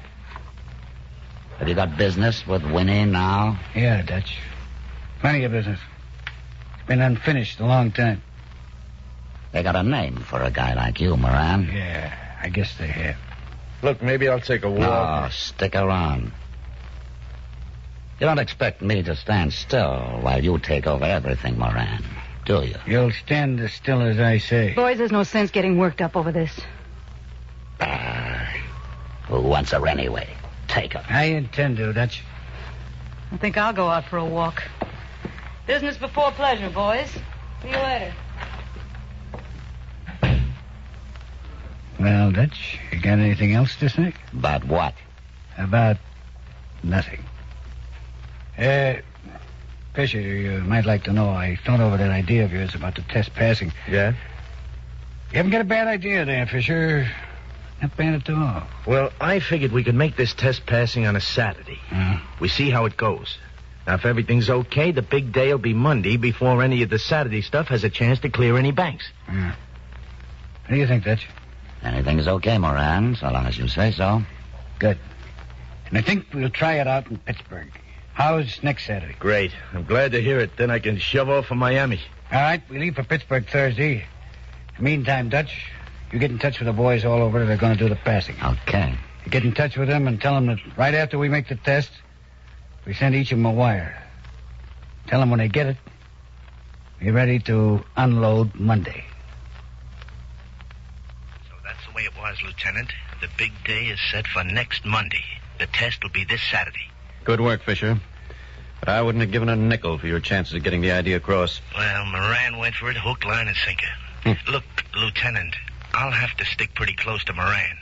Everything will be taken care of for Pittsburgh, huh? Don't worry, I'll be all set. I'll see you there. Yeah, so long and good luck. Good luck yourself. You need it more than I do. That will be all, sir? Is that enough?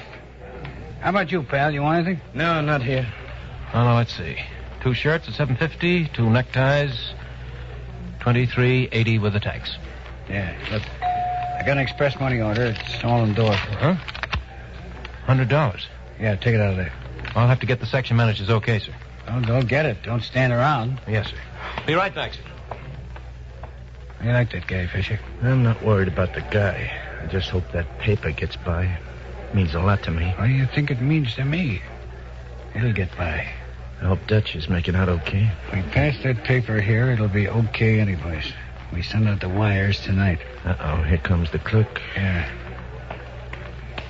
I have your change for you, sir. Good. Glad to hear it. Could you show me some of those shirts? Be with you in a second, sir, as soon as I finish with this customer. Excuse me. Take your time. $23.80, $24, 25, 30, 40, 50, 70, 90, 100. Much obliged. Your package will be ready in a minute, sir. Okay. Don't move, Moran. Watch it. Get him up. Come on, let's get out of here, Fisher. You're not going anyplace, Moran. Fisher, you... Watch him. No, you don't. Stand back. Everybody, stand back, please.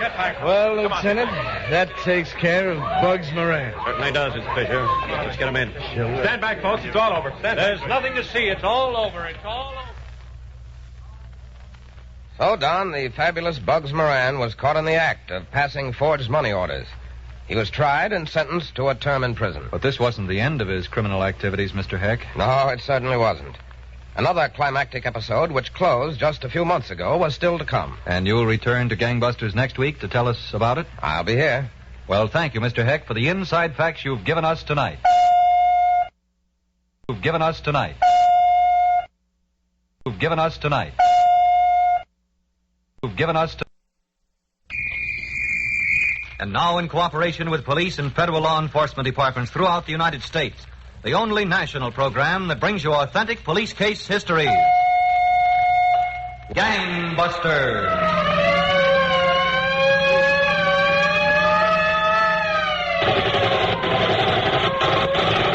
Tonight, the case of the devil and the syndicate, and how two desperate gangs of criminals fought a bloody battle that lasted years for the largest prize in the annals of crime.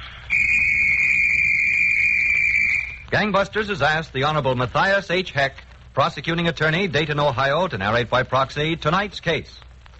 The inside facts in the case of the devil and the syndicate. Mr. Heck, I know that the Gangbusters audience is going to hear some familiar names in tonight's case. They certainly are, Don Gardner. Names that were in every newspaper every day for years. But right now, they're just names. The major characters are all dead, or in prison with sentences they'll never live to serve. Well, supposing you begin, Mr. Heck. All right, Don. The closing events in the case occurred just a few months ago. But to understand these men, we should go back more than 24 years. One bright spring morning in Chicago, a young man crossed North State Street in front of the Holy Name Cathedral. As he approached the other side, he saw the florist shop for which he was looking. He stopped for a moment to glance at a wedding wreath in the window. Then he walked toward the door.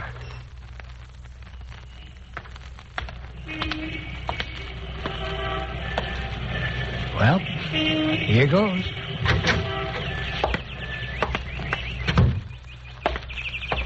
Yes, sir? Can I help you?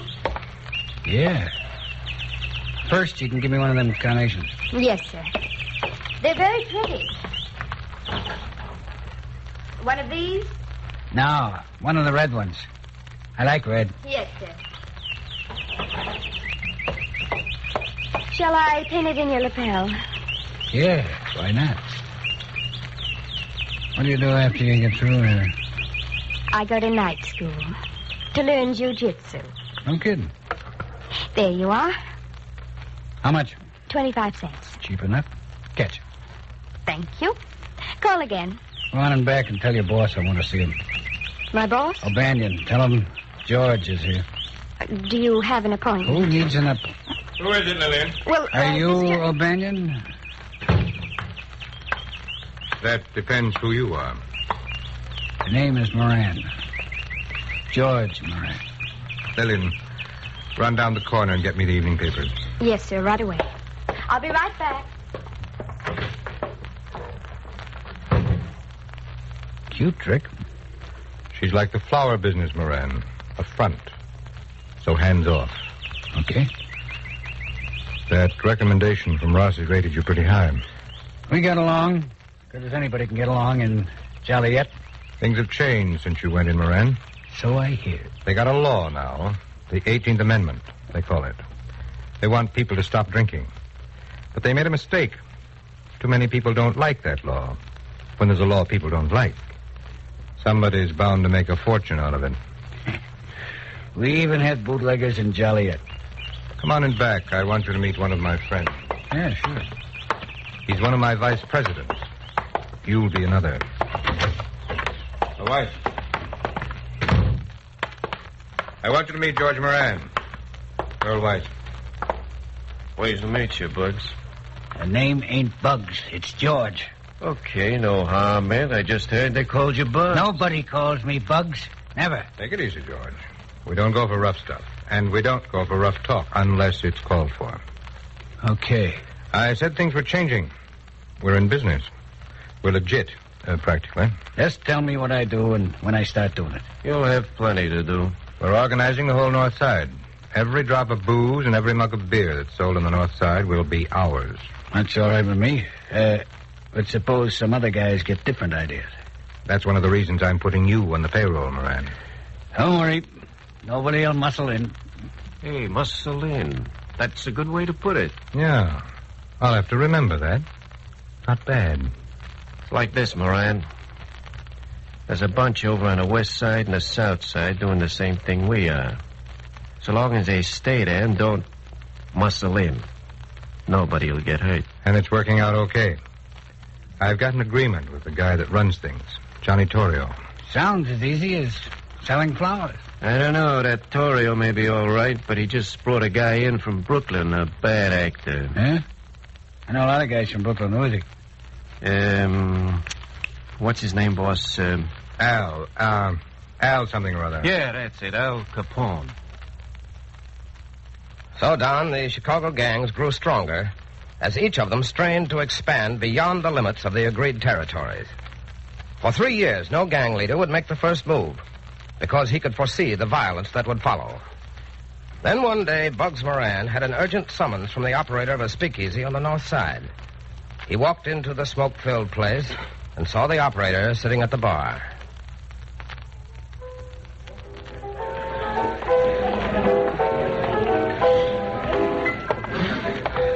Hello, Patsy. Oh, Moran. Sit down. Yeah. Harry, straight bourbon for Mr. Moran. Okay. Well, what's your trouble? Maybe it's your trouble, Moran. What do you mean? Just put the bottle down, Harry. Go take care of them customers down there. All right. Don't talk in riddles, Patsy. Pour yourself a drink. Thanks. Luck. Good stuff, huh? Come on, Patsy. I didn't come over here to drink your booze. What's the trouble? You just drank it. Now, look. Take a squint at that bottle. Hey, where'd you get that stuff? I bought it. You'll get in trouble, Patsy, making buys from outside. They backed the truck up here, Moran. They unloaded 40 cases. They said take the stuff or take a dose of lead. I took the stuff. Ain't bad, is it? Who was it? How should I know? 3 gorillas with a look in their eye. You pulling a fast one, Patsy? Me? I buy your rot gut and pay you good for peace and quiet. I pay you to keep guys like that off my neck. They'll be off your neck, Patsy. Don't worry about that. Okay. So long. And thanks for the drink. I'll mention it.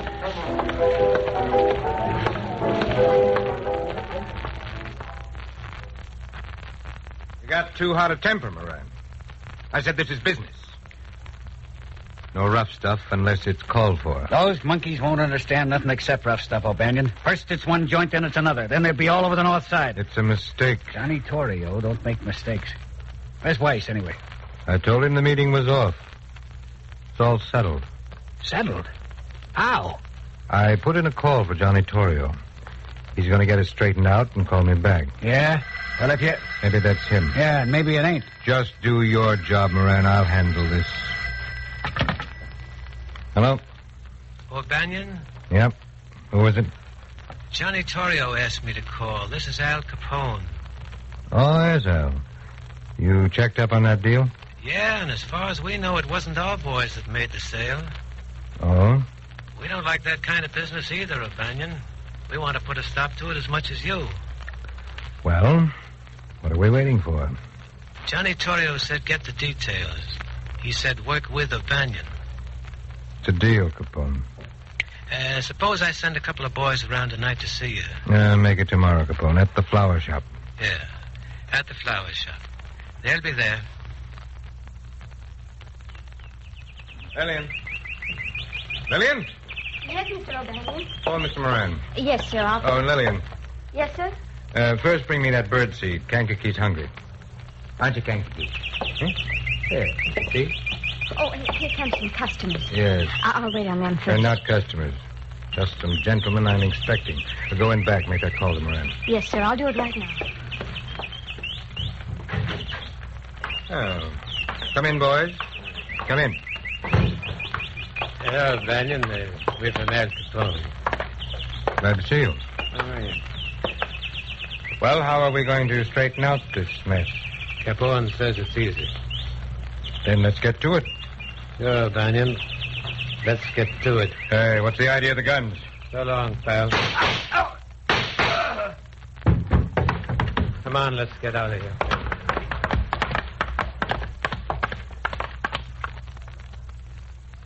Thus done, the two leading gangs of Chicago's racketeers declared war on each other.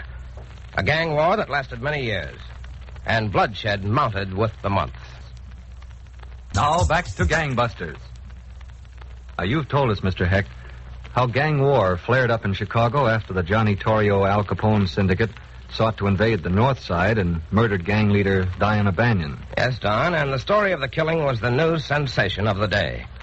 O'Banion's principal lieutenants, Earl Little Jaime Weiss and George Bugs Moran, were on hand at the funeral parlor where O'Banion's body was on exhibition in a $10,000 casket surrounded by tons of gaudy floral pieces.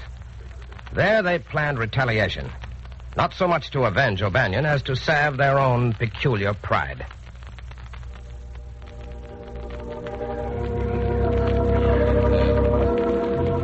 We gotta go through with it, Weiss. We gotta run Torrio and Capone into the ground. You're wrong, Moran. Nobody can make out if we spend our time killing each other. We're in it for dough. That's the way O'Banion wanted it. Yeah, and look where O'Banion is. You don't want to sit around and let Capone and Torrio give you the same kind of going over, do you? Maybe we could get the whole thing settled. No, settled. You talk like a maniac. There's only one way it's going to be settled. That's when we got the whole town. I don't know.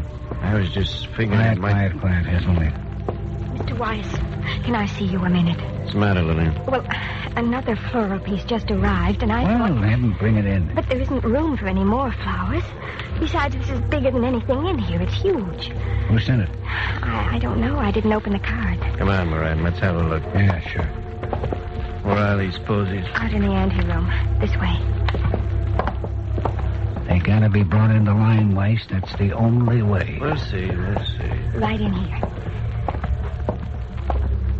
There it is. What for crying out loud? Who spent all that dough? It's pretty, huh? Oh, it's hideous. Where's the card? This must be it. How many men did it take to carry it in? 5? Well, who's it from, Moran? Here. Read it yourself. Sure. Rest in peace, Johnny Torrio and Al Capone. That dirty, rotten... You're right, Moran. They need a lesson. Let me at those weird... No, don't. Yeah, let me... Don't get worked out. Who cares how much... Soon, Don, George Bugs Moran and Earl Little Jaime Weiss sought and got revenge on gangster Johnny Torrio. Thus, the notorious Al Capone came into command. The war between the two factions continued, with 1 or 2 gangsters losing their lives every week. Finally, Little Jaime Weiss got his, and Bugs Moran became undisputed head of the North Side mobsters. But the pyramid of gang murders didn't help, and both sides knew it. So it was arranged one day that Bugs Moran walk alone and unarmed down a long hotel corridor toward a room at the end. As he walked, he looked carefully at each closed door he passed. Then, on reaching the end of the corridor, he stopped and opened the door. Come in, Moran. Sit down. Make yourself at home. Thanks, Capone. Well, are you ready? Yeah, Capone. I'm ready. It's about time we figured we weren't doing ourselves good. What are your terms? We split up the city and county. You stay on your side, I stay on mine. Whose side begins where? We go back to the old territories, the ones set up by Johnny Torrio and Dion O'Banion. It's a deal. And the deal covers everything. The booze, the beer, the dogs, the ladies. Everything, Capone. Okay. We'll shake on it. I can still remember Dion O'Banion went to shake hands. He got led. We shake, or there's no deal. I could take the deal or leave it, Capone. You're acting pretty dumb for a smart cookie, Moran. Guy can afford to be dumb if he's lucky. Well, that's the way you want it, Moran. Put it here, Al. That's more like it. We'll show them how to run a town. Got no doubt about us running the town, Al. Let's just keep from trying to run each other.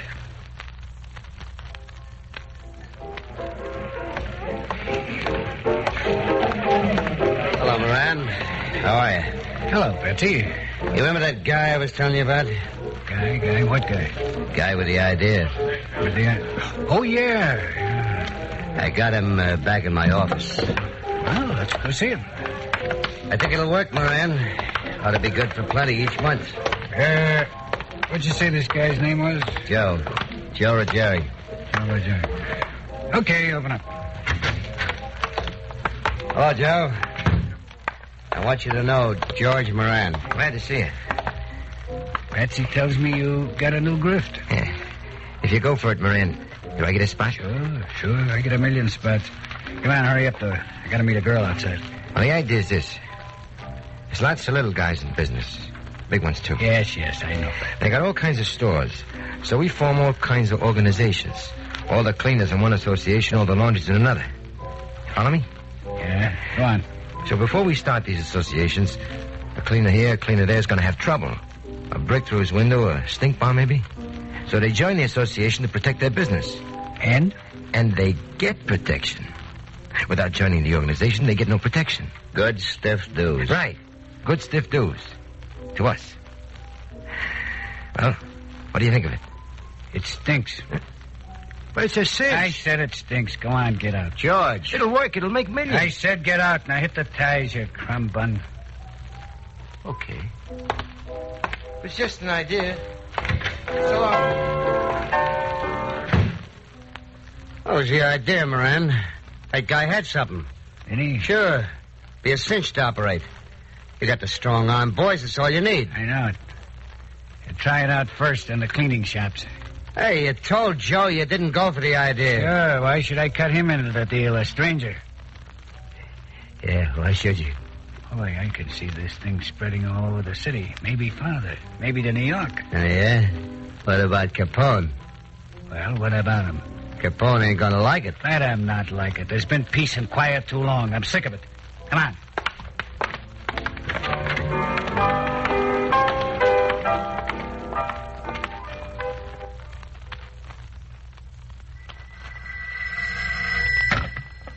Hello?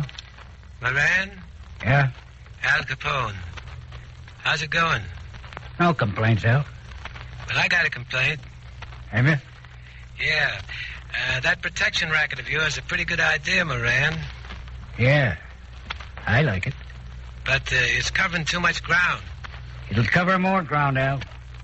Nothing like it was included in the agreement. Well, that's the way you want it. It is. Okay, Moran. Be seeing you. That dawn was the beginning of another flare-up between Chicago's rival gangs. And the direct result was the most sensational and blood-curdling event to arise out of the long history of Chicago's mobsterism. You were telling us, Mr. Heck, that gang war between the Al Capone and Bugs Moran mobs broke out all over again. That's right, Don. There were many killings on both sides. With the feud at its height, Bugs Moran called a meeting of a dozen of his henchmen at the garage on North Clark Street he sometimes used as headquarters. By a little after 10 in the morning, 8 of his lieutenants had arrived. So what, Moran? So they're a little bit late. When I tell guys to be here, I mean it. Will you monkeys keep quiet? How can anybody think? Okay, boys, don't get excited. Now, just keep it quiet. They'll be along in a minute. What do you say we get some coffee? Coffee. Come on, you can relax. right, Patsy. I guess I can stand some relaxing, too. Well, you knew what was going to happen. You knew Capone wouldn't sit still. Okay. I heard all about it. I want to hear. Let's get out the side door and cut through the alley. It's shorter. Anyways, all right. You guys stick here. I'll be right back. Hey, you going out to buy me a present, boss? Present, huh? Yeah, I'll give you a present. But, boss, it's Valentine's Day. Oh, Valentine's Day, huh? I'll get busy. You think it's the 4th of July.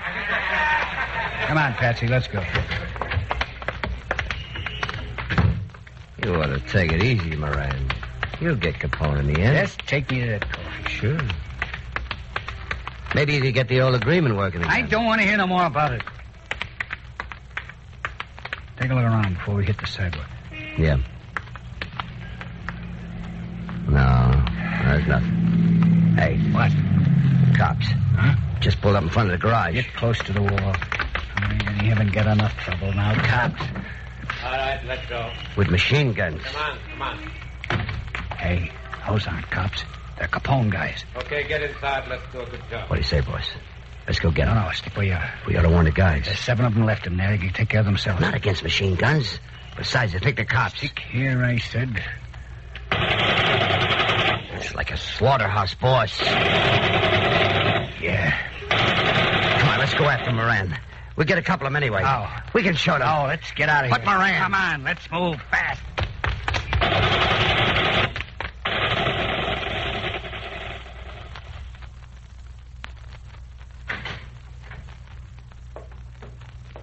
Yeah? What is it? He's outside, George.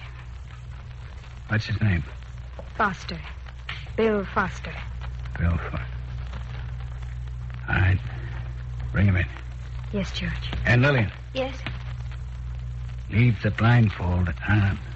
Sure, George. All right. Come on in. Better help me through the door, miss. I'll help you. Right through here. Come in, Foster. You Moran? Go on out, honey. Leave us alone. Sure, George. I'll be right outside. Hey, how about let me take the blindfold off? Not on your life, brother. What paper you with, anyway? The American? Who was it, Moran? Who shot up the garage? Who killed those 7 guys? Only Capone's gang kills like that. And you lost a lot of talent. Gonna do anything about it? If I was, I wouldn't tell it to a newspaper. But you're not? I made up my mind to quit Chicago. Leave it all to Capone? I didn't say I was yellow, and don't you print it. Where are you going? Just say I made up my mind to retire. I've been thinking about it a long time, and I just now made up my mind. But don't say I'm quitting because I'm scared of Capone. Because you're not, huh? Between you and me, Foster, I am. I know when I'm cooked. Capone's cooked, too, but he don't know it. It won't be me or anybody like me that gets him. But he'll be got. You remember that. So, Don, George Bugs Moran foresaw the end of gang rule in Chicago. And it was not many months after he fled Capone's vengeance that the notorious gang leader was arrested by United States Treasury agents under the great Elmer L. Irie and subsequently sentenced to a long term on Alcatraz. But what about Bugs Moran, Mr. Heck? Well, Don Moran remained in retirement until just a few months ago. But the time came when he once more thought he could make a killing. This time for $1 million. Then you'll be back next week to give us another episode in the fantastic criminal life of George Bugs Moran? I certainly will, Don. Well, thank you, Prosecuting Attorney Matthias H. Heck of Dayton, Ohio. We'll all be looking forward to next week's case.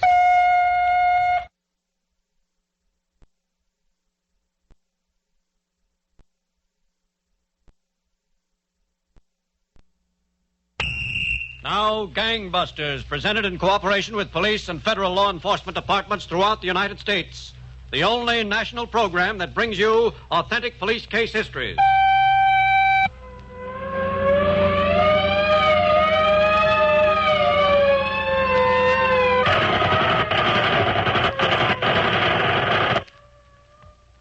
My name is Ernest Gaither Jr. I'm here in the Cook County Jail with only 29 hours to live before I go to the elected chair.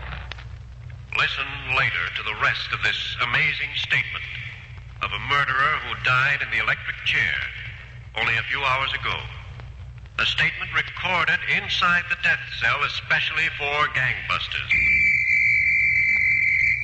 And now to gangbusters and facts that show the operation of our law enforcement officials in their war against the underworld. Gangbusters has again asked the Honorable Matthias H. Heck, prosecuting attorney, Dayton, Ohio, to narrate by proxy tonight's case. The inside facts in the case of the notorious Bugs Moran.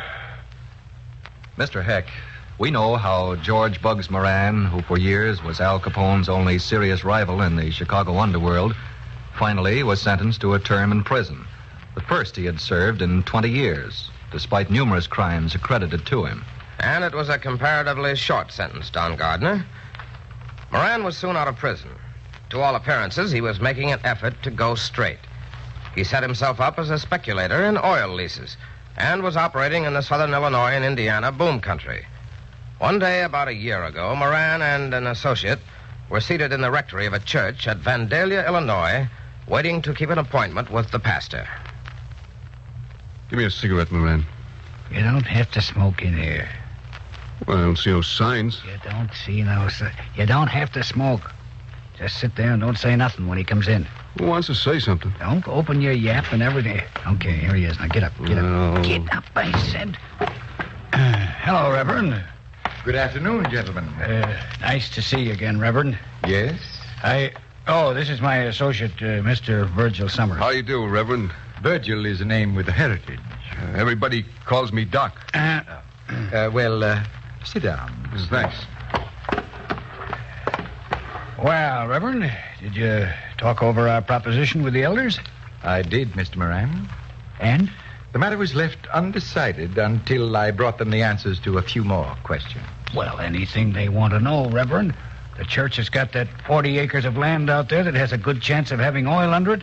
Now, if we bring in oil, why, every Sunday, instead of members of the congregation putting into the contribution box, they'll have to take out just so as you can get rid of the money. That's how rich the church will be. I doubt, Mr. Moran, that such an extreme measure would be necessary. Well, I can't for the life of me see what you're hesitating for. Can you, Mr. Summers? I cannot, Mr. Well, as Moran. you know, gentlemen, the first consideration is whether under the terms of the late Mr. Baker's will, we can use the property for this purpose.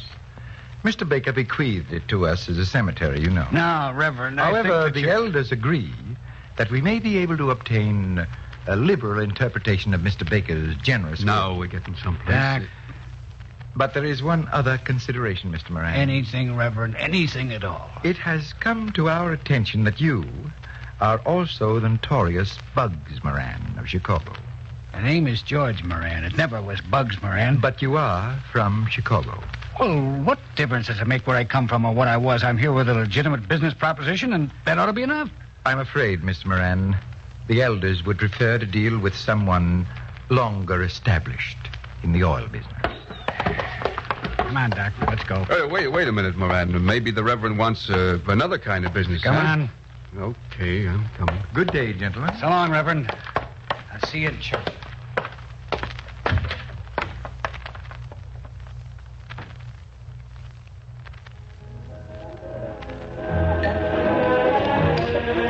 Look at me. Dealing with preachers and widows and banks. And what's the matter with banks, Doc? Nothing at all, Moran, if we do business with them in the right way. But this oil lease pitch is a waste of time and a waste of money. Don't tell me what's a waste of money, Doc.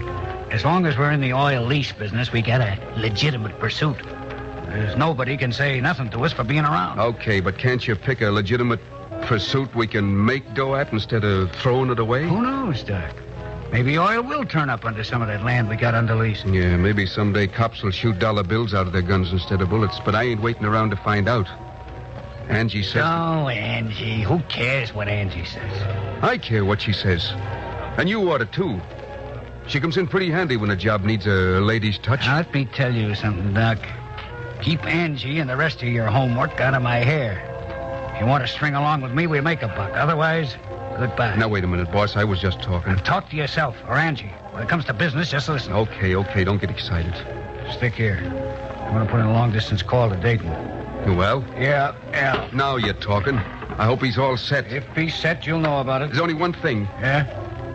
Tell Al if the deal's got any preachers in it, it's out. I'll be right back.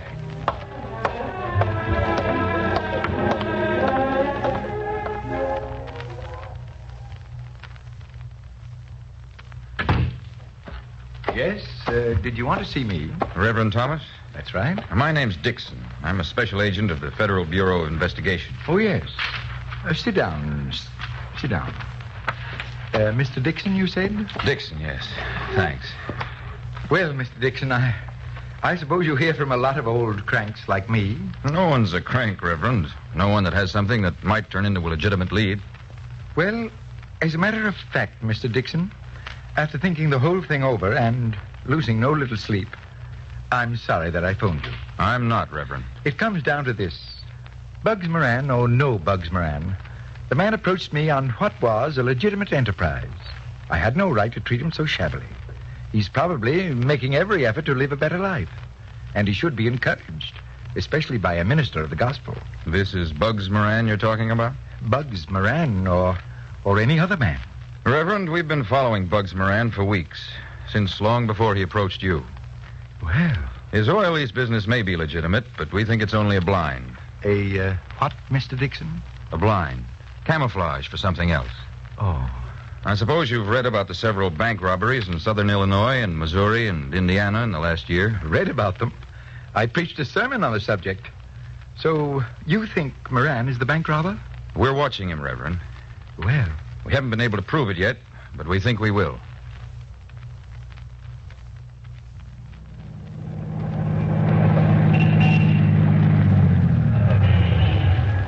Well, so long, Doc. I'll see you in Dayton. So long, Angie. Toodaloo, Moran. You want me to walk to the train with you? What's the matter? Don't you think he can find the train himself? You just drive on, Angie. Doc, get this car in shape. It sounds like it hasn't been greased in a year. So long. Bon voyage. Give my best to Al. Huh? Yeah. I'll see you tomorrow. Okay, get moving. Where to? One of your oil wells? Angie, so help me, someday I'm going to twist your nose around to your ear. That. And lay off Moran, will you? We've been doing okay with him. You mean he's been doing okay with us? That has been. Angie. Bugs Moran, who needs him? We got him. That's all there is to it. Now shut up about it. Doc? Yeah? What's this Dayton caper? Watch it. You got a red light there. Okay, I see it. I'm not blind. I ask you a question. What question? What gives in Dayton? What did Al come up with? Ask Moran. Oh, Doc, I swear I'm going to claw okay, your... go ahead. The light's green. Oh, We're pulling out for Dayton tonight. You throw your duds in a bag and be ready to go. But, Doc, I don't You want heard me. to... We're driving to Dayton. I don't want to hear no more about Moran or oil wells or anything. Just drive.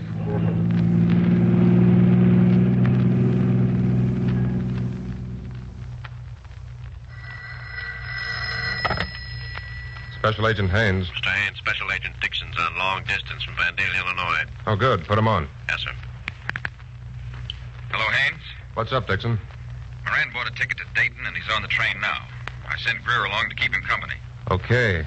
We'll take over on this end when the train gets in. What's in Dayton? I haven't any idea, but it must be a deal. Oh?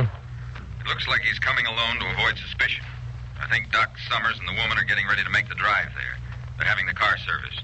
Are you going to stay with them? I'll be right behind them wherever they head. If it's Dayton, I'll see you. Okay, Dixon. We'll be looking for you.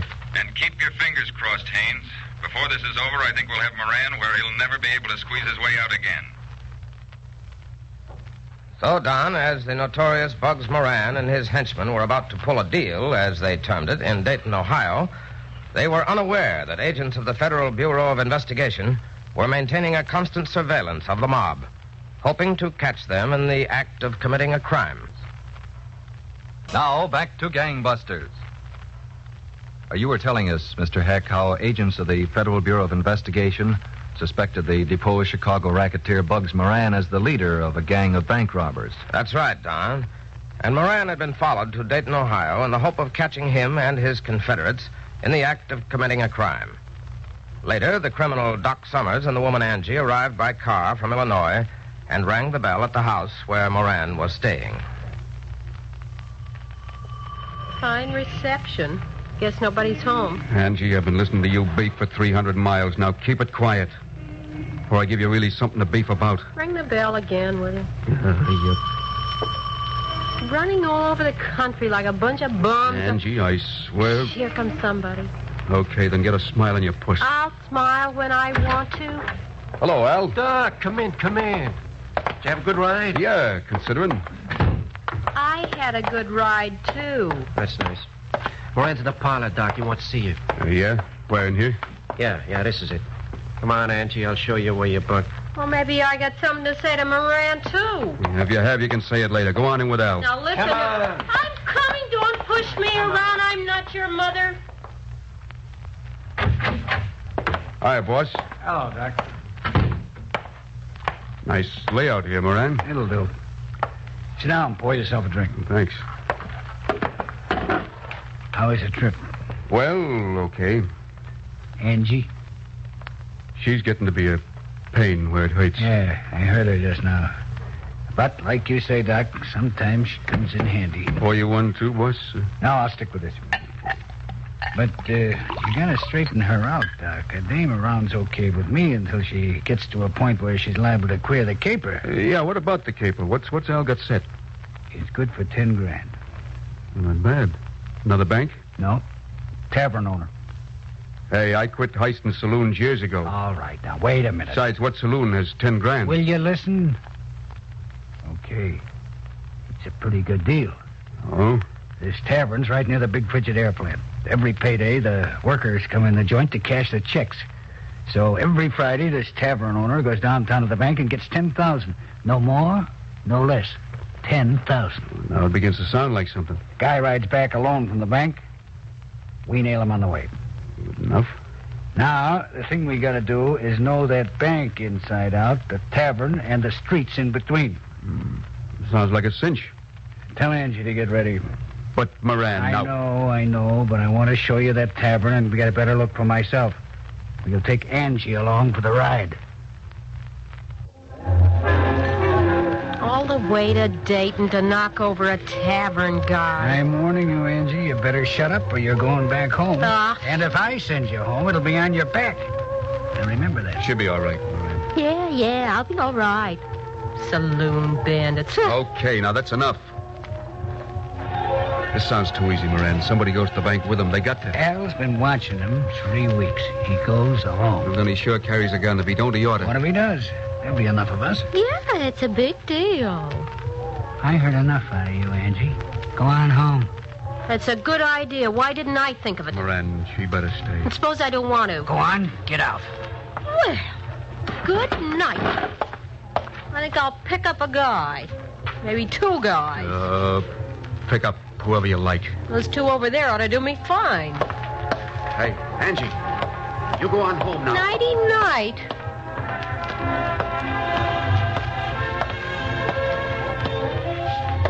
Hello, boys. Hi. You too. Hello. Hello. Got a cigarette? Sure. Here, help yourself. Thanks. It's just my brand. Match? Yeah, sure.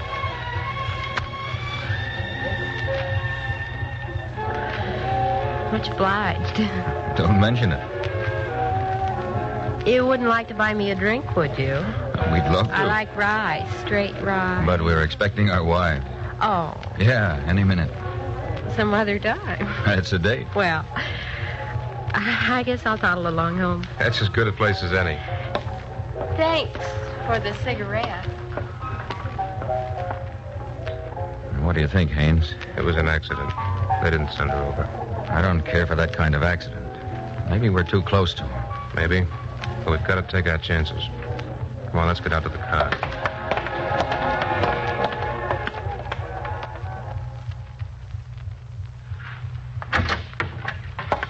Hey, Hello, Andy.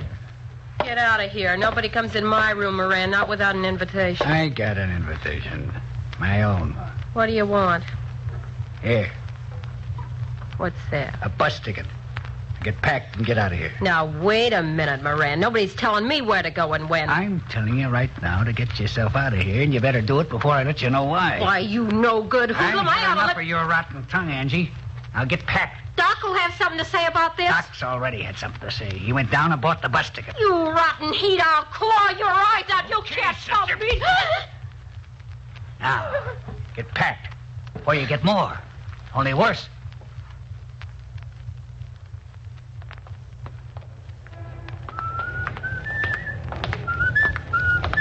Dixon. Nice night, huh, Dixon? Beautiful. Girl got on the bus alone. Ticket at St. Louis. Okay, we'll have her picked up at Cincinnati. Yeah. That's the car, the Buick. You got a lot of nerve leaving a stolen car parked right in front of the house. Not so much. It hasn't even been reported stolen yet. Oh. Doctorate belongs to us in Chicago at a convention. Well, it's a cinch they don't want a hot car around too long. Maybe tomorrow's the day. A month's pay says it is. Yeah, I'd make the same bet. The lights are still on in the house. Moran makes his boys study late. Just walk on by.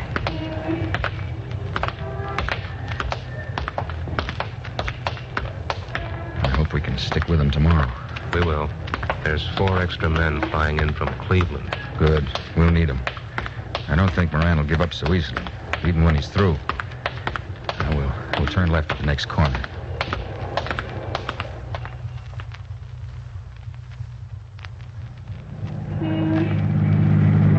Make quick work of this job, boys. There's a lot of traffic out, more than we counted on. It'll be okay, Moran. Don't worry. The only thing I wish is Angie was here to help me spend my part of that guy's 10 grand. Oh, for the love of... Will you stop yapping about Angie? Okay. We'll take him at the red light. You ready, Al? Yep. All set. Doc? Am I ready for 10 grand? All right, boys. I'll be following you. There's the light. He's stopping in a good place. Right back up. Go ahead, but take your time. Do it right. Let's go, Doc. Right with you. You get that side out. Yeah. I'll take over the wheel. Hey. Move over, bud. We'll take care of that package. You let him slide over this way. Okay. Only don't shoot. Get your head down. All right. Lower, or I'll knock it down. Yeah, all right. Okay, you got the light. Get his eyes tight. No, please don't. Don't tell us what to do. Now you'll shut up. Tape him up good, pal. The less he sees, the better.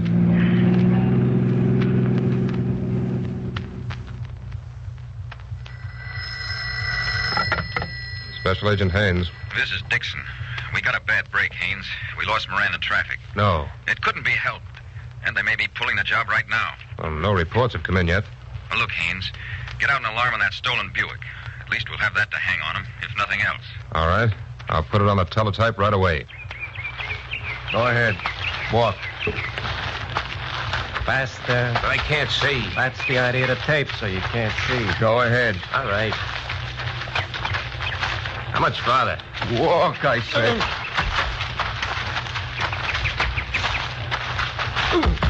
Get up. Get up, or I'll kick you so you really feel it. That's far enough. Leave him lay there. That's the boss. Tape him to that tree. But good. Okay. Everything go all right? On schedule, boss. On schedule. Where's the score? Right here. I ain't had time to count it, but it feels like 10 grand if anything ever felt like 10 grand. Well, let's get moving. Hey, you set? Oh, come on, let's go. You take the wheel, Dan. Yeah. Boy, we got any more like this, Moran? A few. Just a few. Come on, let's go. Okay, I'm coming. All right, get in.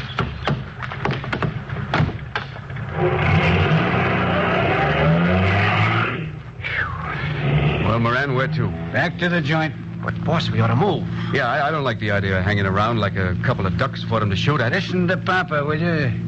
He knows best.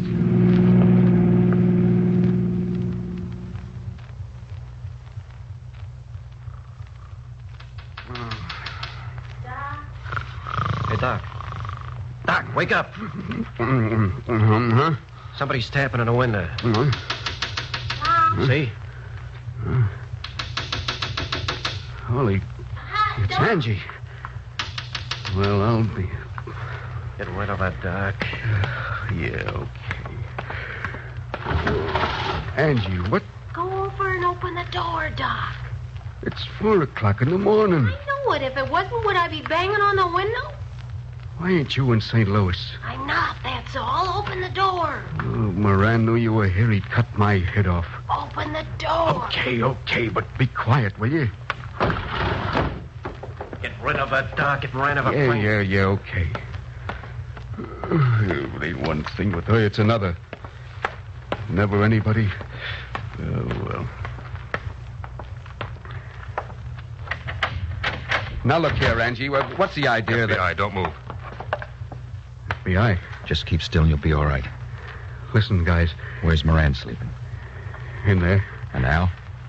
There, but he's not sleeping. You. Take Al. But watch him. Okay. You hold this one here. Come on, Haynes. Right.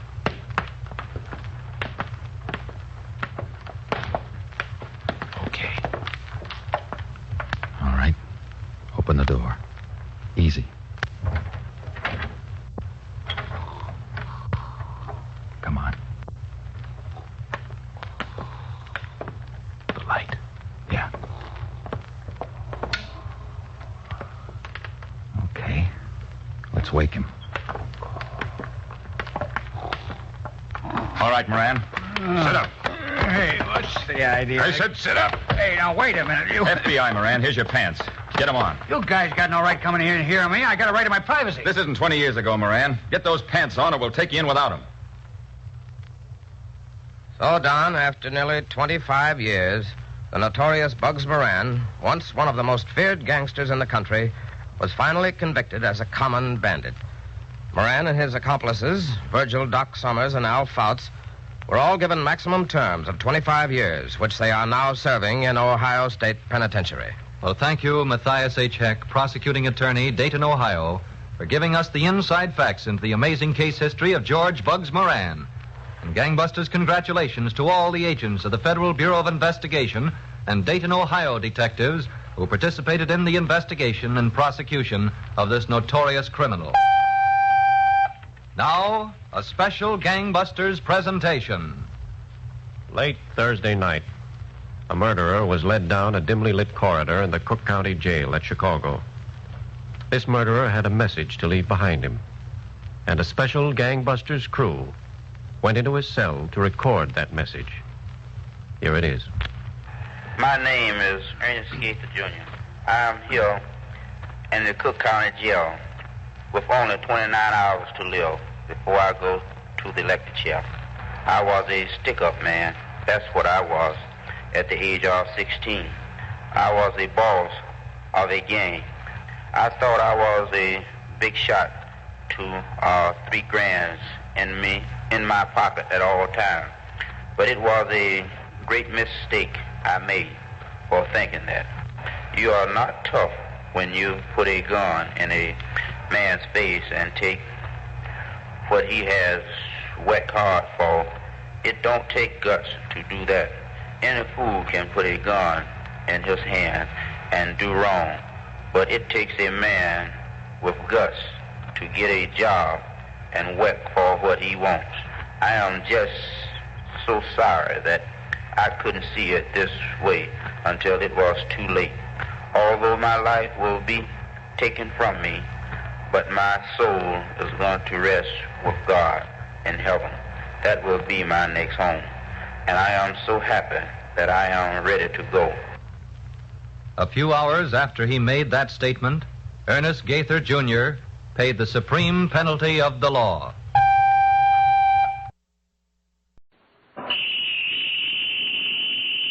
And now, in cooperation with police and federal law enforcement departments throughout the United States, the only national program that brings you authentic police case histories. Gangbusters.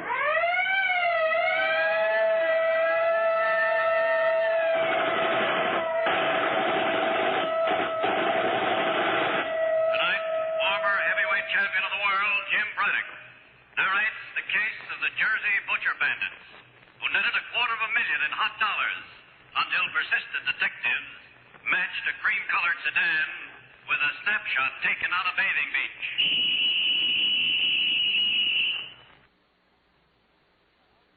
And now to gangbusters and facts that show the operation of our law enforcement officials in their war against the underworld. Gangbusters has a special narrator for tonight's case, former heavyweight champion of the world, Jim Braddock.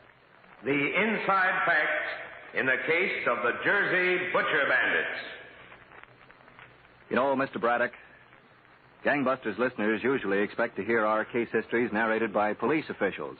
I know it, Don Gardner, and the name is Jim. The two detectives who worked on it are close friends of mine. One of them was my sparring partner. I saw them work for 48 hours without sleep and for weeks without taking a day off. So I called you up. I thought that I, as a citizen, should come and tell other citizens what our police are doing to protect us. Well, when you got in touch with us, Jim, we thought it would be a splendid idea, so why don't you go right ahead? All right, Don. Suppose we begin one day last summer. Several longshoremen were stretched out in the shade of large packing cases on the dock of the Hoboken, New Jersey. They had finished their lunch and were waiting for the whistle before they went back to loading the freighter that was tied up alongside. The conversation actually had turned to a subject on which they were all experts. Yeah, and I'm telling you, that's what he did it in. Ha! 141 and 3/5. You're talking through your hat, Suds. You don't know a thing about it. Who don't know a thing about what? Where do you get off at being such a man with the figures? I'm telling you, no horse ever ran a mile and a 16th in that time unless it was downhill and a truck was pulling him. Oh, you don't think so, huh? How about that, Phil? He says I'm a liar, practically. Be a liar. Who cares? I care, that's so. No horse ever ran it in 141 and 3/5. Okay, Suds, you got your opinion. How'd you like to back it up with a little cash? Sure, I like to back it up with a little cash. And you can look it up in any record book you got. You're on. For how much? You name it. Anything up to $5 bills. Okay, that's enough talk about horses. You mean $500? What do you think I mean, cigar? All right, there's the whistle. Talk about it later. Let's get back to work. Oh, my back. Why do we always get tracked? 500. He never saw 500. Didn't I? I'll show you what. Suds. Never saw $5 bills. If that whistle hadn't have blown, Suds would have kicked you right in the face. Oh, for crying out loud, Phil, what did I do? 500. What do you think we're working this dock wallop was for? To show how much money we got? Now get to work. Okay. I'll see you after the shift. We'll pick up Whitey and go over the deal for tonight.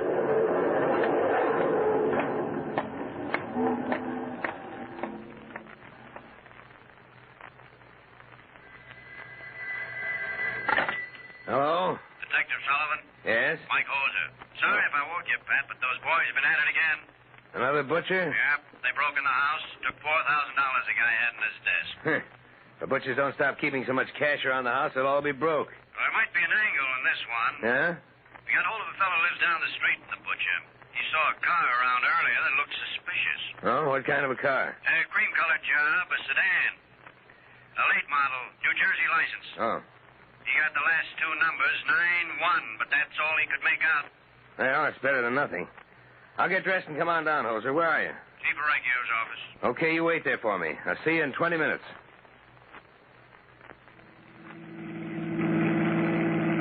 What a racket. Butchers. Just look where you're driving, Suds. We know it's good. How about it, Whitey? Did you ever see anything so soft?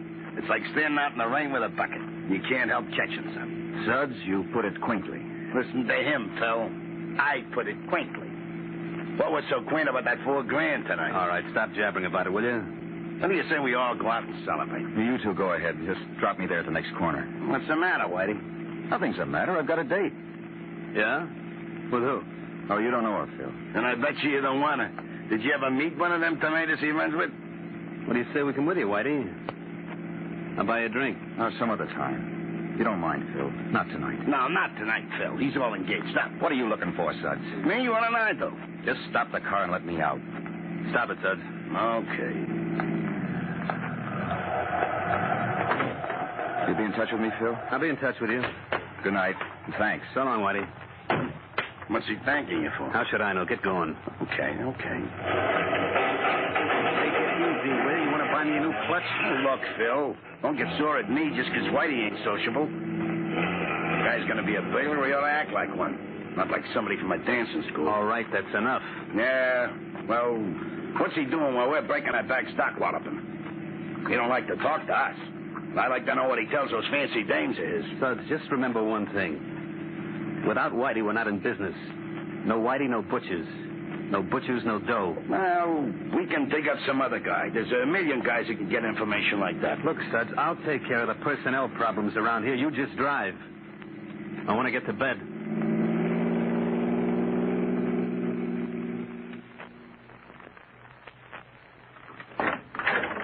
Hello, Chief Racchio. Hello, Chief.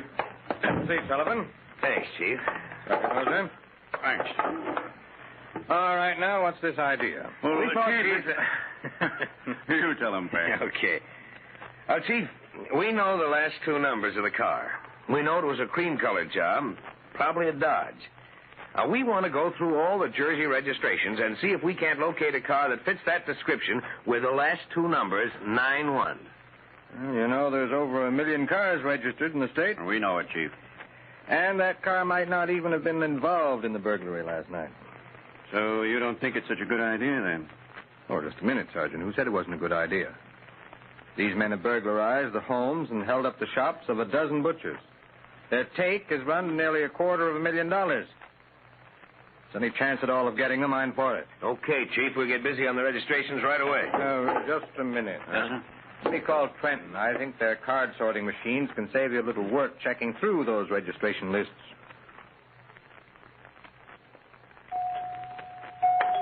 All right, I'm coming. Hello, Kay, honey. Whitey. Oh, Whitey. Let's never fight again. I wasn't looking for a fight, honey. I was in a bad mood last night, and I'm sorry. But you said you'd be here at 10 o'clock. It was nearly 1 this morning before you came. Kay, I had business. I should have phoned. I didn't. I'm sorry.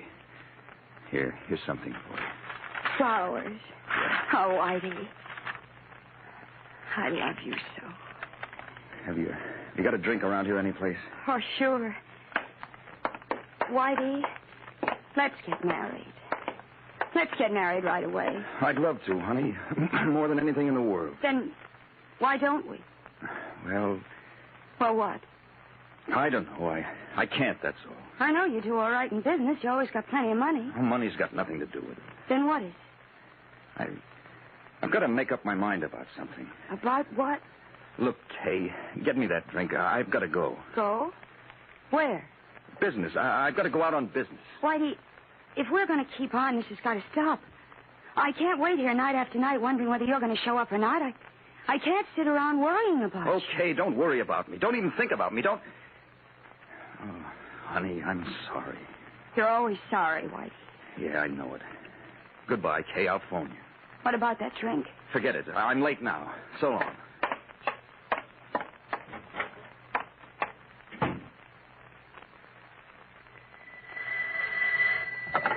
Sergeant Hoser speaking. Hello, Hoser. Pat Sullivan. Well, how are you making out down in Trenton? Okay, I think I've got something we can go on. I hope you have. They got another butcher last night. I was afraid of that. The guy in Cliffside Park. They took over $12,000 from him. He was hiding it in a bookcase.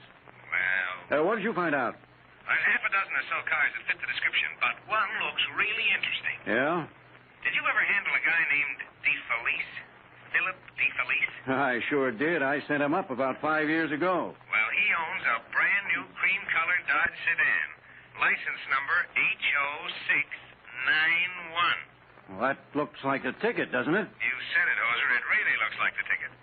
Look, I'm leaving Trenton in an hour. As soon as I get back, let's make arrangements to grab this DeFelice with the goods. So, Don, Sergeant Hose and Detective Sullivan had their first lead to the criminals they sought. But they learned that weeks of patient waiting were ahead before they could make their move. Now back to gangbusters and the former heavyweight champion of the world, Jim Braddock. You were telling us, Jim, that Detective Sullivan and Sergeant Hoser had used a slim clue to trace an automobile observed near the scene of one of a dozen burglaries that had plagued northern New Jersey. That's right, Don. One night, the police and a criminal known as Suds were in a Hoboken bar, unaware that the two detectives were seated a few tables away.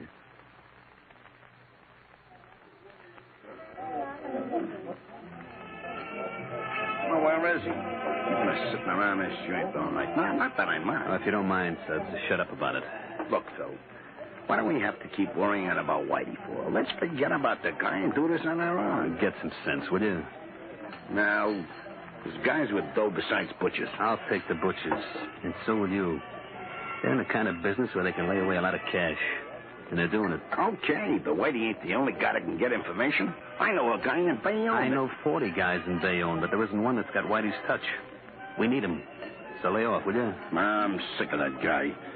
Moping around all the time about a dame. One dame. How about that? All right, here he comes. Keep quiet. Quiet. That's to quiet him over the edges once. Oh, hello, Phil. Suds. I'm sorry. Well, that's all right. Time don't mean nothing to us. Sit down, Whitey. Thanks. What do you want to drink? An orange blossom? Listen, you, I've had enough of your wisecrack. Yeah, college boy? Well, who do you right. think? Get it out. Now, listen to me. I'll tell you how we work the deal tonight. Before you do, Phil, I've got something to say. Well, get it off your chest. We got business. What is it, Whitey? I've been doing a lot of thinking the last couple of days, Phil. So? Tonight's my last job. I'm quitting. You what? I'm through. I'm quitting. Good. Glad to hear it. Suds.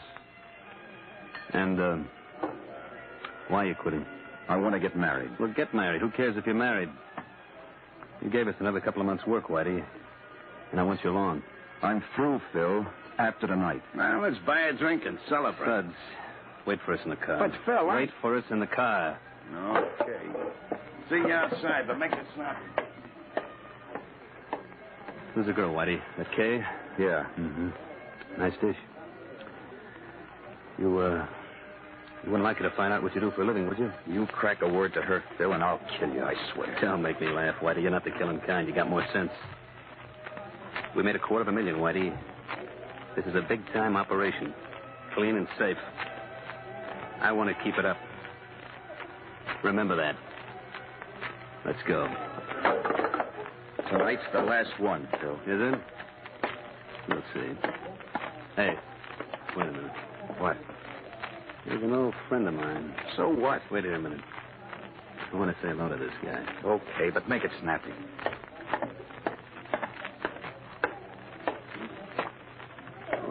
Well, Sergeant Hoser. How are you? Hello, Phil. What are you doing these days? Oh, I'm a reformed character, Sergeant. You taught me a lesson. I'm working hard in the docks. Glad to hear it. I just thought I'd drop over and say hello. So long. So long. Got to get up early for work tomorrow.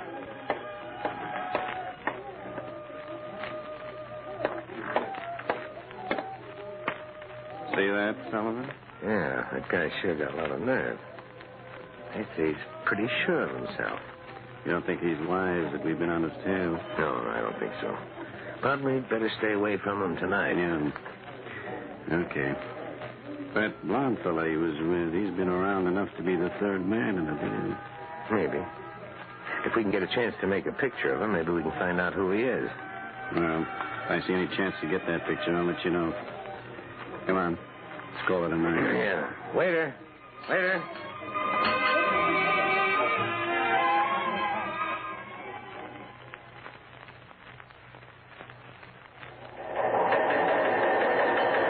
Attention, all districts, departments, and stations. Be on alert for 3 masked bandits held up drive-in restaurant Route 4. Escape with $4,000. 3 masked bandits escape with $4,000 cash.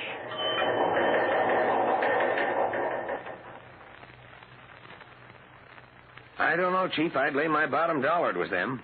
They were in the neighborhood. Well, maybe, Sullivan, but there's nobody that can identify them. Have you got anything more on the other two? Well, this one they call Suds. His real name is Carlo Rinzuelo. 10 arrests. Oh, robbery. excuse me, Sergeant. Yeah, sure. People back here talking. Hello, Chief. Sergeant Hoser. Yes, Sergeant? Is Sullivan around there? Yeah, sitting right here. Just a minute. Sergeant Hoser back. Oh, thanks. Hello, Hoser. What's up? They're all at the Palisades Park swimming pool. All 3 of them? Yep. The third boy's with a girl, a good-looking number. The police and Suds got here a little while later. Looks like they're keeping an eye on the third one. No kidding. Say, look, this may be our chance to get those pictures. Yeah, Pat, it might be. Look, I've got an idea, Hoser. I'll go by the house and pick up my little girl. We'll be there in less than an hour.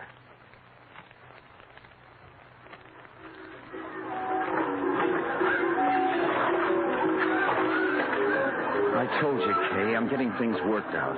Maybe in another week or so. I don't understand you, Whitey. You're talking such riddles. There won't be any more riddles, baby. Everything's going to be on the square.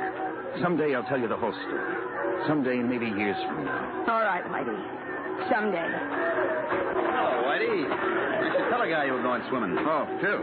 Suds. How you doing, Whitey? Don't answer me. I see you're doing okay. Whitey, It's all right, honey. You don't mind if we sit down, do you, Whitey? Why should he mind? It's a public swimming pool. A little too public. Whitey's told me a lot about you, honey. Oh, that's nice. Yeah, I hear you kids are getting married. Very interesting. Kay, you've been sitting in the sun too long. Why don't you take a dip? But Whitey, Sounds good for a Whitey. Yeah, great. Makes it tan. Go ahead, Kay. All right, Whitey. Get cooled off. I'll be back in a minute. Whitey. Yeah? What's going to cool me off? Why don't you take a dip? Listen, wise guy, no cracks. Okay, Suds. You know, Whitey, maybe you'll be a happy guy married. Maybe you won't. What do you mean? I mean, maybe you won't get married at all. No? Maybe I ought to do this Kay a favor. Maybe it's the right thing to let her know what kind of a guy she's getting. You try still, Whitey. Okay. Let go. We got a job Sunday, Whitey. I want a lot of jobs after that. You're coming with us? Oh, let go. That's fine, Eileen. Now, smile. Oh, kid. Smile, Keep honey. quiet, will you? That's it. And now we'll make sure. Let me try another one. Oh, for crying out loud. That's it, honey. Hold it. There. I hope the pictures are got down. I think there will be. You're fine, Mom. Now, remember, Whitey, you keep working, or the dame gets an earful. Okay, Phil. If you say so. I guess I keep working. I guess you do. And keep that head on your shoulders. We got a big one Sunday. Come on, Phil. Yeah, I will.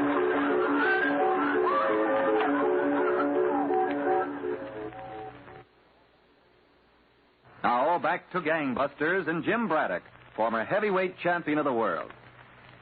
Now, you've told us, Jim, that Detectives Sullivan and Hoser make some interesting pictures at a swimming pool. Yes, Don. And as soon as they were developed, several victims identified Whitey as the salesman who came to call on them. But meanwhile, other important events were taking place. Hello? Hello, honey. Whitey. Get your things packed, Kay. We're leaving tonight. Leaving? For where? I don't know. Any place we can get married. Oh, Whitey. I'll be by around 7, honey. Be ready. Well, I don't know what to pack if I don't know where we're going. Pack everything. We'll be gone a long time. Maybe for good.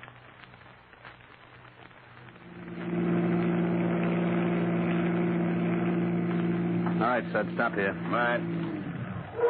All set, Whitey? Yeah, I guess so. What do you mean you guess so? I hope nobody's home. There's nobody home. I'll go out myself. Come on, Whitey. Well, are you coming? Yeah, I'm coming. Park it around the corner, Sud. Okay, Phil. And walk up to the house and knock. I'll let you in. All right, let's get inside, Whitey. There's about $6,000 in that house someplace. Take the side door, Whitey. Yeah, the side door should be easy.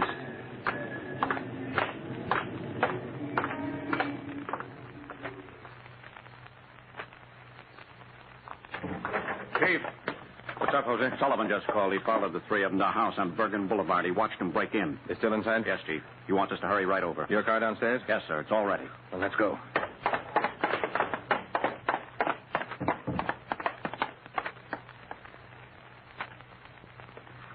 Whitey. What? When you stop daydreaming and help Suds look around for that dough, how long do you think we can stay in here? Okay. Take it easy. How about the china closet, Suds? I looked in there. See if there's any packages pinned up in back of those threads. Well, go on and look, will you? Okay, Hey, Get away from that window. Phil. What? The cops. 1,000 of them. You kid, get down. All right, both of you, crawl over here. What are we going to do, Phil? How are we going to get out? Shut up, will you? Stick on the floor and keep quiet. The three of you, come out. Come out with your hands up. The place is surrounded. Come on, let's get out. Keep your head down. Come out in 10 seconds. or we'll fire. We'll go upstairs. We'll hold him off from there. We haven't got a chance. What are you, yeller? Yeah, what if I am? I'm no dope. Why, get down. Machine guns. Who counted on machine guns? Shut up. Come on, Phil, let's give up. We're going upstairs. We're going to hold him from there. Come out. Come out now. Don't shoot. Whitey, don't shoot. I give up. Whitey, wait for me. Whitey, Such, come back here. Don't shoot. We give up. Oh, there. Walk down here with your hands up. Okay, we're coming. We're coming. That's far enough, Whitey. Where's the police? He's upstairs. I think he went upstairs. Oh, my Lord. What a mess. You should have thought about that some time ago. Come on, Hosey. Right. He's got a gun. All right, men. These two in the car. Hold it. Yeah. Kick the door open. Yeah. There he goes. Upstairs. Come on, Sullivan. What's in the first room? Watch it, Jose. He'll shoot if he can. Don't worry. Okay. Come on out of there, Phil. Come on out. Let's go in and get him. Right. Push the door open and jump back.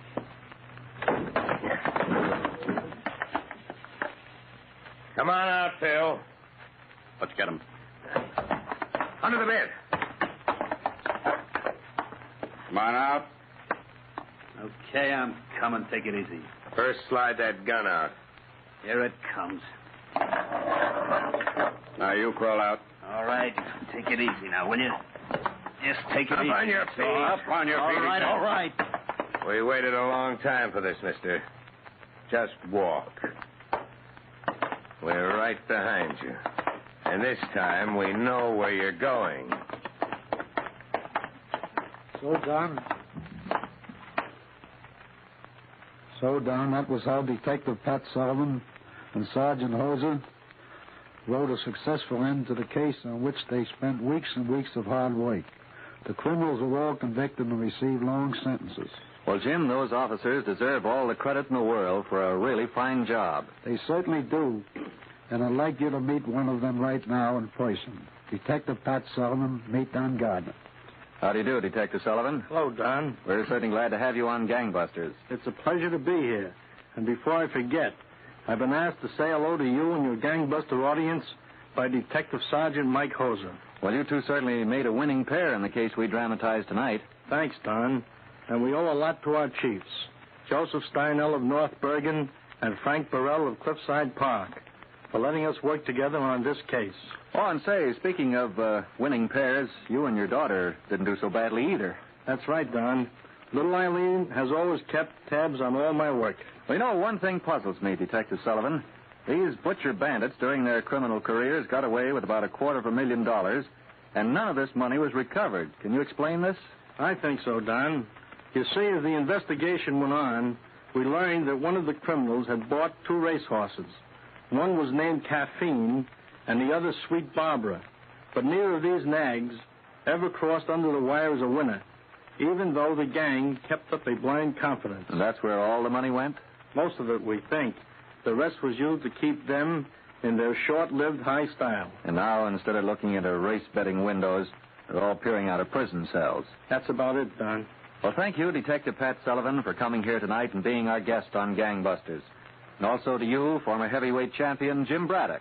It was a pleasure, Don.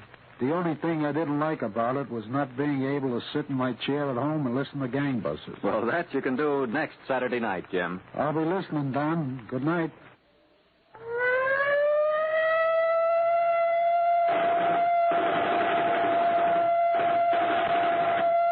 Leading roles were played by Roger DeKoven and Charles Irving. Don Gardner speaking. Gangbusters is a Phillips H. Lord production.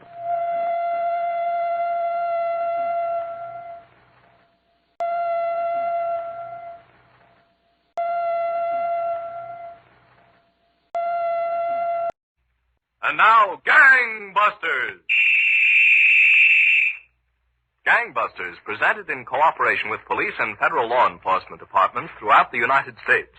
The only national program that brings you authentic police case histories.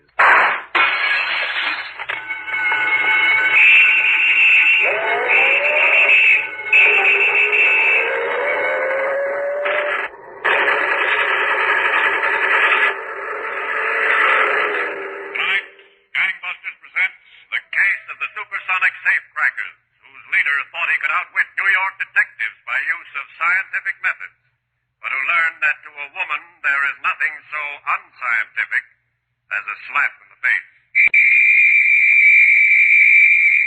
And now to Gangbusters and facts that show the operation of our law enforcement officials in their war against the underworld. Gangbusters has asked the Honorable John J. Sullivan, former Chief of Detectives and Deputy Police Commissioner, City of New York, to narrate by proxy tonight's case. The inside facts in the case of the Supersonic Safecrackers. Chief Sullivan, I know the criminals in tonight's case certainly presented a problem to detectives of the New York City Police Department. A tremendous problem, Don Gardner. But they gave the investigating detectives an idea of what their successors may have to face in the future. Well, it sounds like you've got an interesting case, Chief Sullivan. Why don't you go right ahead? All right, Don. On the west side of New York, a little uptown from Times Square, there was a cheap restaurant, a chili parlor, in the basement of an old brownstone house. Miguel, the Mexican proprietor, on occasion prepared his peppery native dishes for special customers. One such customer was Russ Enfield, who, on a particular night about a year and a half ago, sat at a corner table with his girl Myra as Miguel took their order.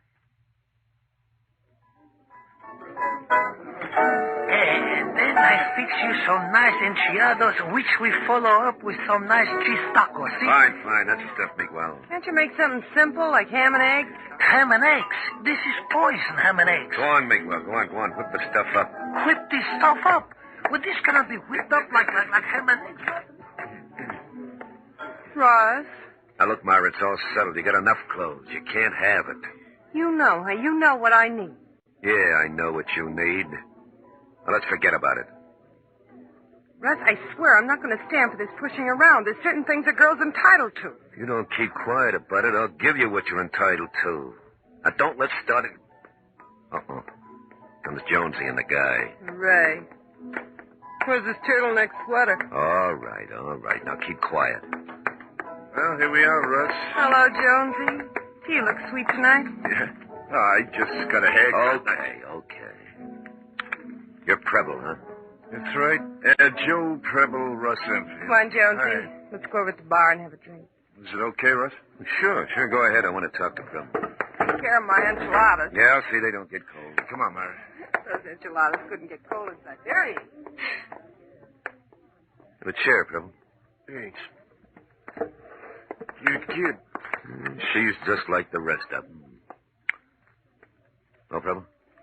Sounds okay to me, Russ. The way Jonesy explained it. Jonesy's not the best explainer in the world. Have any questions? What kind of questions? Safe cracking? With a few improvements, yeah. For instance, you don't have to carry that gun anymore. Who told you I'm carrying a gun? Nobody told me. I just found out now. You carry it in a shoulder holster under your left arm. Right? Now, whose mind you been reading? I've been reading any minds. Just a dial on this little gimmick. It's a funny-looking watch. What is it, anyway? Just a little gimmick I picked up. They used them in the war. Metal detector. Oh, cute. Cute as they come. But how does it open a safe? Might come in handy, just like everything we use. The walkie-talkies, the supersonic stuff, everything. You gotta show me that it beats the old way. You've been on ice too long, Preble. You got a Sing Sing complex. Now remember what I tell you about the gadgets we work with. The scientific stuff can only go so far. Can't even go that far without a little head work. Okay, just lay it out. Now, hold it. Senor Ross, you would like the tortillas plain or toasted? Toasted, I think. Anything, Miguel. Just get it out here. See, toasted. Toasted will be more better tonight because it's yesterday's tortilla. He should drown in a barrel of tequila. Well, Preble, you think you could come along and do what I tell you without giving me any argument? Look, I've been knocking the knobs off safes 15 years now. I can use your experience, but my methods are a little different. What do you come to be such an expert in this science stuff? The Navy, pal. The Navy taught me the works before they gave me the bounce. Oh, another blue ticket, boy. Yeah. After a hitch in Portsmouth Naval Prison, I've got my hands on every electronic device in the book, and I know how to run them. I can open up any tin can of a vault in this town without straining a muscle. I'll show you what I mean. I heard there was fortunes being made out of government surplus. The surplus anybody can get, Prabhu. It still takes a guy to run it. Here comes Agua Caliente with your grub. Good. Let's see. All right, it's very hot stuff, senor, if you don't put your fingers on.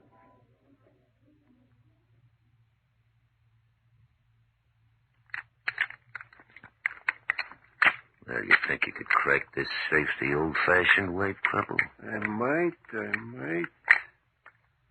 Come on, Russ. How long does it take to get that junk rigged up? Yeah. Plug this in the wall socket. There. The old-fashioned way ain't good enough.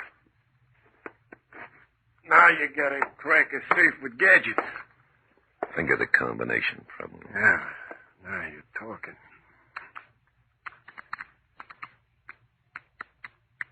Okay, hold it.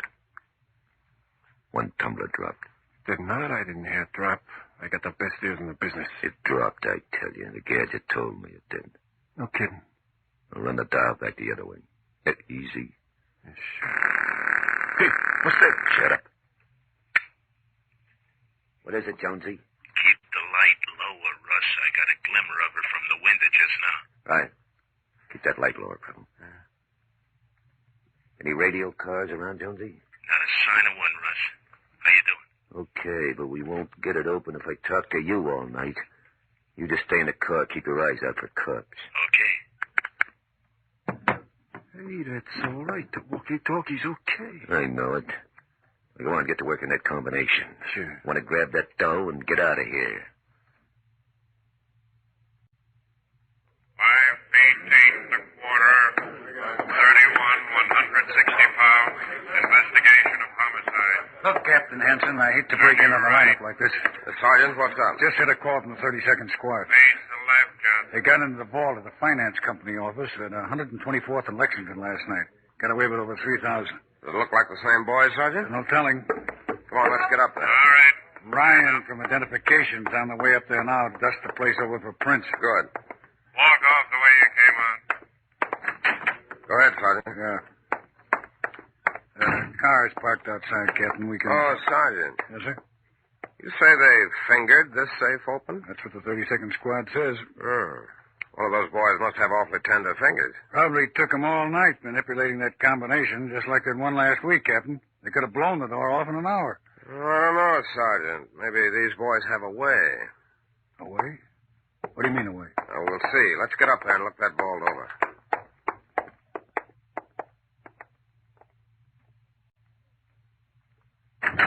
Hey, Russ, Hello, Jonesy.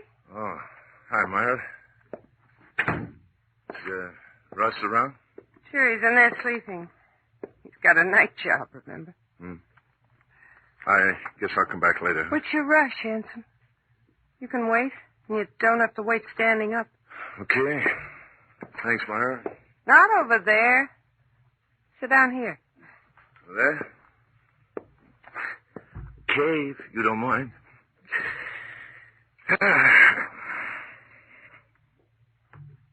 Jonesy, Yeah, Myra? remember at the bar last night I was telling you about that dress? Yeah, sounds nice. You couldn't let me have another 200, could you?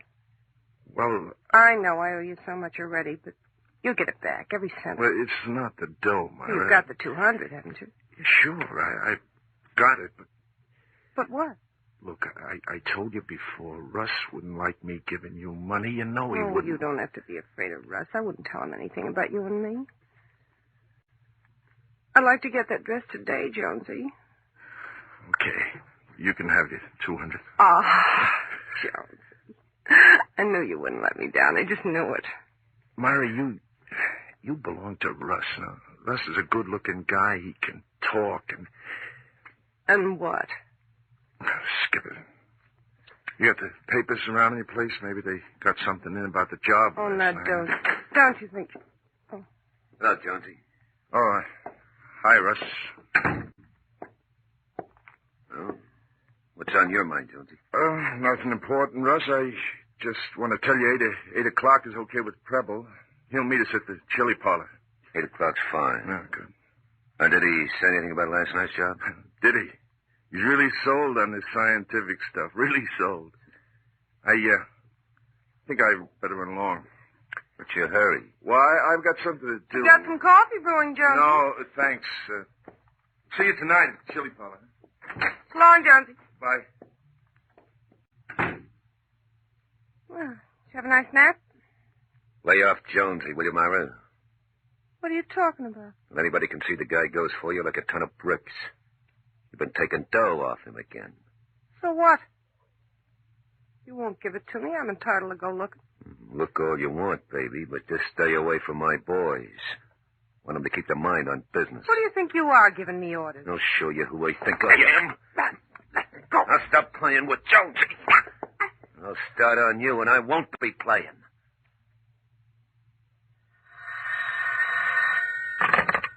Captain Hanson talking. Oh, Captain. Sergeant Keel. Look, I'm with the chief engineer of the Euclid safe manufacturing. Well, what does he have to say? Nobody, he says, nobody could open that new safe of theirs without blowing the door off. Did you tell him he was wrong? Did I? And I showed him the pictures, too. He still says that new model safe combination has silent tumblers and nobody could hear them drop. He says it looks like an inside job, and I'm about ready to believe him. Is there any way at all to open that safe without the combination? Yeah, just a minute, I'll ask him. Is there any way to open that safe without the combination? The captain wants to know. It can only be done with a... What? Oh, yeah. He says they tested it, Captain, and the only way it could be done was you could hear the tumblers drop if you had a supersonic listening device. Yeah, that's interesting. Yeah, that's interesting, Captain, but what kind of a burglar carries a supersonic, whatever you call it? I don't know, Sergeant, but come on back to the office. We'll see if we can find out. So done as the gang of criminals led by Russ Enfield prepared to extend their scientific safe-cracking venture still farther, New York City detectives had obtained their first inkling to their method of operation. It was the beginning of a long trail that didn't end until the threat of death lurked on both sides of a skyscraper's skylight. Now, back to gangbusters. You were telling us, Chief Sullivan, that the criminal Russ Enfield led his gang in a number of successful safe-crackings by using such modern instruments as supersonic listening devices and walkie-talkie apparatus to warn of approaching trouble. That's right, Don. And New York City detectives had an idea of what was going on and were proceeding with their investigation. One night shortly before starting on a safe burglary they had planned, Russ Enfield had just finished dinner with his Confederates and the girl Myra at the chili parlor the gang patronized. Listen, Russ, boss or no boss, this is the last time I go for this Mexican food. Can kill you. Yeah, it's like olives. You gotta learn to like this stuff. And you will if you got a stomach left. Oh, what's the matter with Mexican food? I like it. Okay, Jonesy, it's getting late. Drive Myra home, will you? Yeah, Russ, sure. I thought you were taking me on this one. A dame's place is home. Who asked you? On home, will you? Come on, Myra. Now, hurry back here, Jonesy. Preble and I will have the whole thing gone over. Oh, have a good time, boys. Let's go, Jonesy. You sure? Toodaloo. I'll see you later, Jonesy. Yeah. I got the car parked right outside, Myra. That's sweet of you, Jonesy. Look, Myra, I want to talk to you Now, about... wait. Wait till we get outside. Okay. I'll get the door. Hey, buenas noches. Night, Miguel.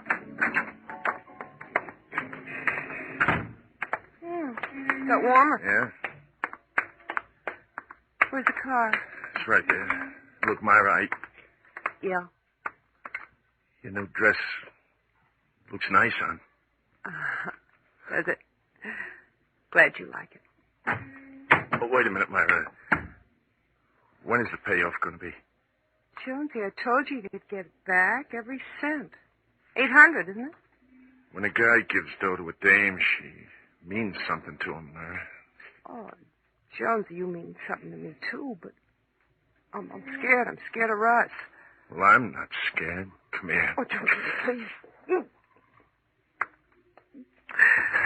Myra. Jonesy, if Russ ever thought... Kid, you having a good time? Yeah, Russ. An awful good time. What's the idea? Now, wait a minute, Russ. Don't get thinking anything. 'Cause we Shut don't... up. Come on, Russ. If you want to argue about it, I'm willing to argue. You think I ought to get socked? Try it. You're not going to get hit, Jonesy. Not you. Hey, now, wait a minute. Wait, nothing, Myra. I told you to cut this out. Russ, no, don't shoot! You hadn't ought to have done that, Russ. She had it coming. Did I? I said you hadn't ought to have done that, Russ. Go on, Myra. Grab a cab and get home. I'll take her home. You do what I tell you. Go on, Myra. Start walking. Don't you ever lay a hand on me again. You didn't have to hit her, Russ. You listen to me, Jonesy. Myra's no dame for you. If you want a girl, go get somebody else. Ain't that up to Myra? It's up to me. I came out to tell you to pick up an extra 20-foot extension cord for that job tonight. Now get it before we start something that we can't finish. Yeah. An extra 20-foot extension cord. Well, get going. We haven't got all night. Don't worry about Myra. I'll take care of her.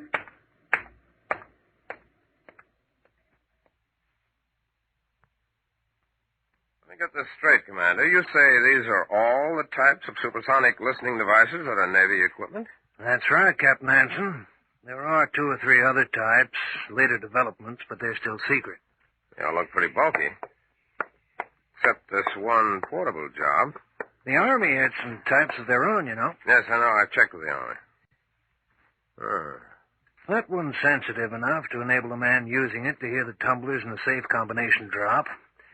I've heard of instances where it was used during the war by the OSS and intelligence on certain missions in occupied territory, and quite successfully, too. I don't suppose these devices have too many industrial uses. No, Captain, not too many. Wouldn't be too difficult to trace all sales of them through the War Assets Administration. Well, when I leave here, Commander, that's exactly where I'm going. Come on, Myra. Come on. Open up this door. Open up or I'll push it in. You all right? You're gonna be bothered. Right. All right, what do you want? What are you packing for? Where you going? I decided a long time ago. No guy's going to slug me in and have me sit around and take his abuse. You sit around as long as I want you around. Hand me that pair of shoes. They go in, too. Listen to me. You hang that stuff back in the closet or I'll give you a going over you'll never forget. Jones, you have something to say about that? I told you to stay away from Jonesy. Russ, you... You'll do what I tell you. You'll stay away from Jonesy. Get that through that head of yours. Now go on, hang that stuff up. All right. You put it that way.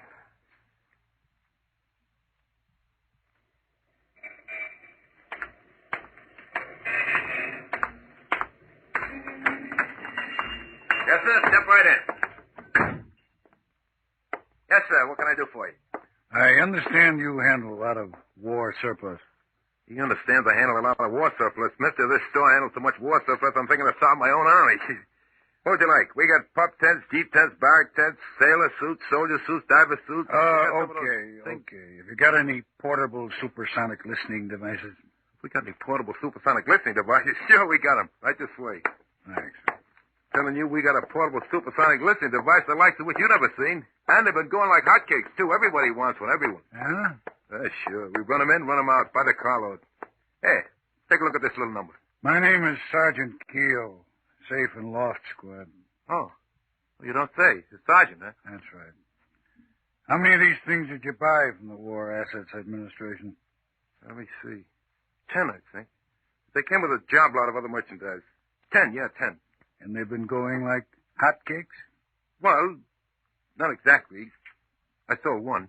One. Do you remember who bought it? Do I remember who bought it? I never forget a customer. Maybe sometimes I can't remember the face, but I never forget a customer. We got a record someplace. I'm going back and see what I can find out. Now, if you want to look around some of our fine merchandise for your own use, go ahead. Don't touch nothing over there. No, thanks. I think I'll just go in back and help you look.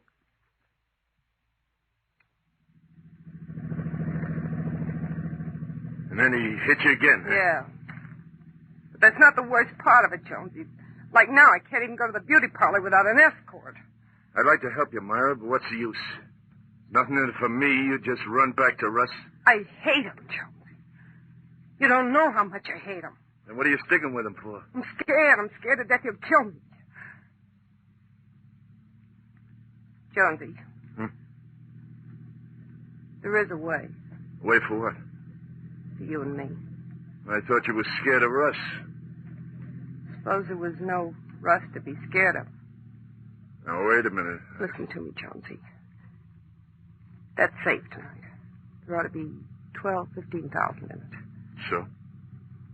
You and I could do a lot with 15,000, Jonesy. An awful lot. Yeah, maybe we could. Russ told me he's taking both you and Preble up into the place with him. I'm going to stay in the car. What about Preble? He don't mean nothing to you, does he? Not much, no. Okay, then. Okay, what? When the safe gets open and you've got the money, that's the time. Both of them? I don't know. Well, you don't have to, you know. If you can do without me. Well, now, look, Myra. But if you don't kill him, Jonesy, we'll never get a chance, you and me. Never. Think of it. 15,000. Yeah, Myra. Yeah, I want that chance.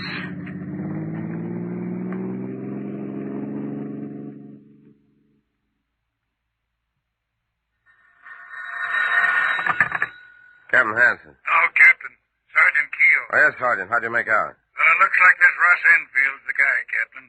Got a pair of hoodlums for sidekicks. One of them's Joe Preble. Just finished 7 to 12 in Sing Sing. Good. I want them tailed, Sergeant. I want a man tailing each one of them every minute.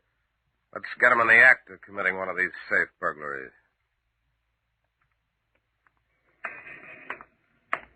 How about it, Sergeant? Been able to raise the captain? They're ringing now.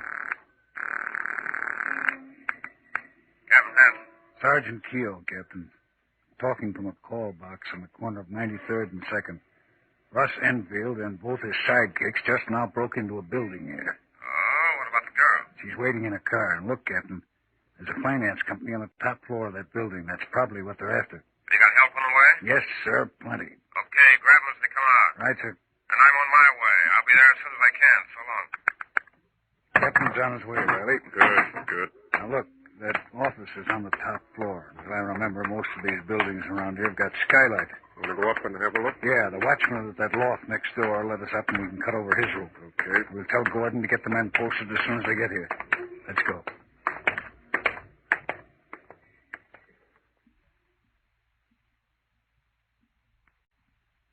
Come on, Jonesy. We've been here long enough. Come on, let's get packed up and going. Preble? I'm set. You know, Russ, I wouldn't be surprised if that adds up to 15 grand. Yeah, we'll see what it adds up to when we count it. Now, come on, get that stuff together. Russ. What? Myra told me you hit her again. What business is that of yours? It's my business, all right. Is it? I told you hadn't ought to go around hitting people, especially Myra. Oh, forget it. Get that stuff together. Sorry, Russ, but Myra said you... Hey. Don't move, Russ. What's the idea? You too, Preble. Up. Put that gun up, you dope, before I... All right, hands up, both of you. Okay, don't shoot. Drop that gun. Okay, don't shoot. Yeah. Not me, you don't get. Stop, you halt. Not me, you don't get. Not me, you rotten nose. Now, look, Copper, look. Just take it easy. We got him, Sergeant. All right. Wasn't any sense running, Russ. All right. You've gotten yourself killed. Scientific mind like yours should have reasoned we'd have every exit covered. Okay, turn around and walk back to the safe. We want to look that job over.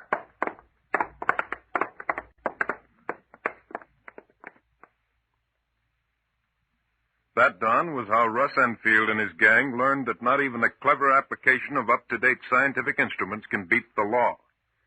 They were all sentenced to long terms, which they are now serving in various New York state penitentiaries. Well, I was amazed, Chief Sullivan, that such equipment as supersonic listening devices could be purchased by burglars. Well, they can't anymore, Don. Because of requests by law enforcement officials and for other reasons, the sale of supersonic equipment was frozen by the War Assets Administration several months ago. Well, thank you, Chief Sullivan, for this extraordinary case history. And congratulations to all the New York City detectives who had a hand in breaking up this dangerous gang of safe burglars.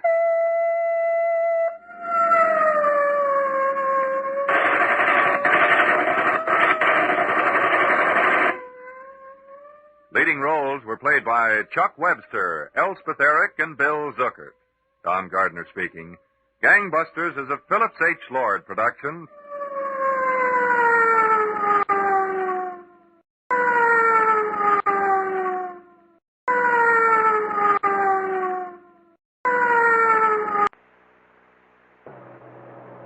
It's 8 o'clock. Welcome to Van Cristo Radio Theater.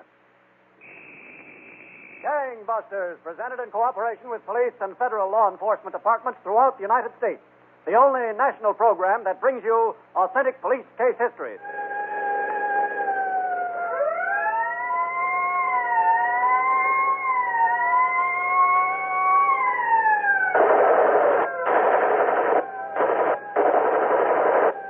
Tonight, Gangbusters presents the case of the New Jersey trio, whose nocturnal audacity netted them a fortune, until one misstep before dark shed light on a dozen 50-cent pieces. Ladies and gentlemen, Jack Benny. Do your youngsters ever ask you, what did you do before television was invented? Now, sometimes it's hard to answer that question in a way that they'll understand. Of course, we read. And we played out in the fresh air a lot more, or at least that's what we tell the kids. But maybe there's another answer. Ask them to come in now and listen to these wonderful bits of imaginative trivia. Did I hear one of the kids mention our old friend, the Lone Ranger? He was there and held us just as captivated as television's version. The Lone Ranger!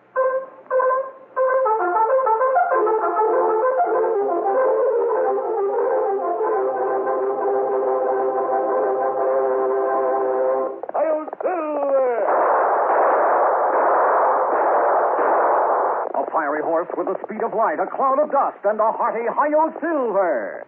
The Lone Ranger. Return to those golden days of yesteryear with Jack Benny as your narrative guide whenever you want, with your own copy of Great Moments in Radio. It's now just $4.95 from Van Cristo Radio Theater. Send your check or money order to Great Moments in Radio, Van Cristo Radio Theater, 18 Newbury Street, Boston, 02116. Your purchase not only brings you this intriguing, living record of radio history, but helps to keep Van Cristo Radio Theater on the air. Your check or money order for $4.95 to Great Moments in Radio, Van Cristo Radio Theater, 18 Newbury Street, Boston, 02116. Order today. Gangbusters has asked the Honorable John B. Keenan, Commissioner of Public Safety of the City of Newark, New Jersey, to narrate by proxy tonight's case. Commissioner Keenan. Thank you, and good evening, Gangbusters listeners. Suppose we begin tonight's case in the city of Newark, New Jersey, just a little over a year ago. It was 7:30 on a bright sunny morning when a big hulk of a man stepped as lightly as he could toward the door of his attic flat on Milford Avenue.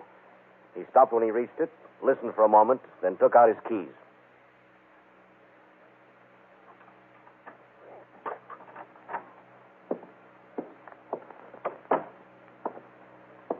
Mary Jo.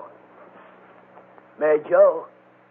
Get out of here. Hey, now, sweetheart, baby. I told you to get out of here. The next one's going to hit you. Baby, doll, now don't get your feathers up. Leaving me sitting in a bar all night alone, practically, waiting for you to show up. I ought to scratch your eyes out. I was working, baby. I don't care what you were doing. You were supposed to meet me. I was never so embarrassed in all my life. Baby, doll, it was a last-minute deal. We were sitting around, and Yak says, come on, fellas, I got just the thing for tonight. Yak says this, Yak says that. Yakety, yakety, yakety. Honest, Mary Jo, that's just the way it was. I couldn't get near a phone. They got phones and airplanes nowadays, and you got nerve enough to tell me on dry land you can't get near a phone. Baby, doll, look, how much dough did I have last night? $50, $100, tops $100. Well, look at this. Does this look like $100? Blue, honey. Blue, that's a fortune. You see, didn't I tell you I was working? Where would I get all this scratch if I wasn't working? Okay, I believe you. Come on, give. Oh, Mary Jo. Give, Blue. Baby doll, a man's got to have money in his pocket. Give. Yeah, give. All I do around here is give. Here. But I had 100 to start, at least 100. 20, 40, 60, 80, 90, 100. There's your 100. Thanks.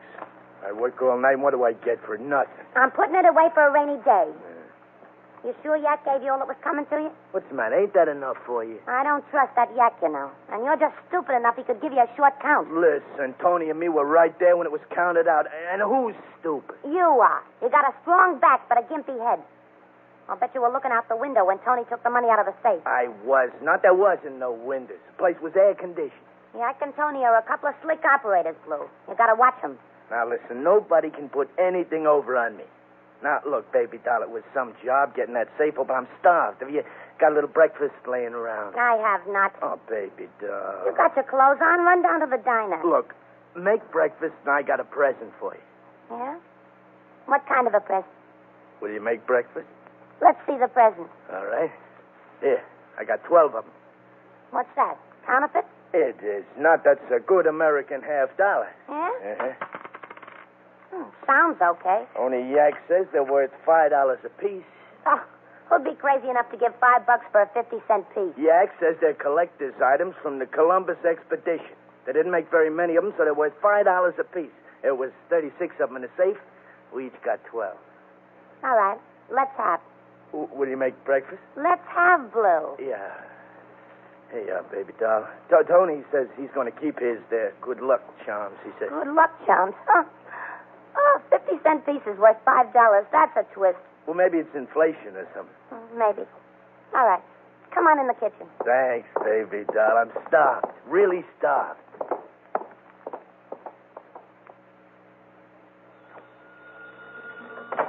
Lieutenant Flynn, Bandit Squad. Hello, Lieutenant. Sergeant O'Byrne. What did it look like, Tom? Like a safe job ought to look. They pushed in a back door, went upstairs to the office, knocked the combination off the safe, jimmied it open, and got at the cash. Uh-huh. It was a pretty hefty box, Lieutenant. Must have taken him a good part of the night. How much was in it? Well, I haven't figured it up exactly yet. Somewhere around $1,500. All they took was the cash, huh? Yep, all cash, Lieutenant. But there's one item in cash that might help us. Oh, yeah? What's that? Well, the office manager collects coins. He brought 36,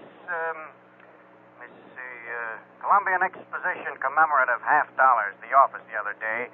Somebody wanted to buy them, so he stuck them in the safe. Well, they're missing with the rest of the cash. Now, those $50 a pretty rare item? Rare enough, he says, especially 36 of them in one lot. Yeah.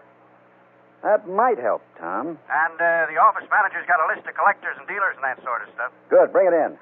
We'll get in touch with all those dealers and ask them to be on the lookout for a flock of those $50.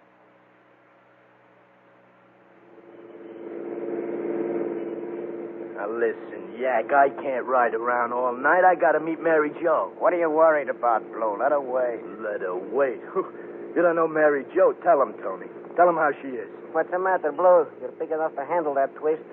Mary Jo, she gets sore. You apologize. You give her a kick in the face. Guy's got no sympathy. There it is, across the street. You mean the restaurant? Yeah. The office is on the second floor. Uh-huh.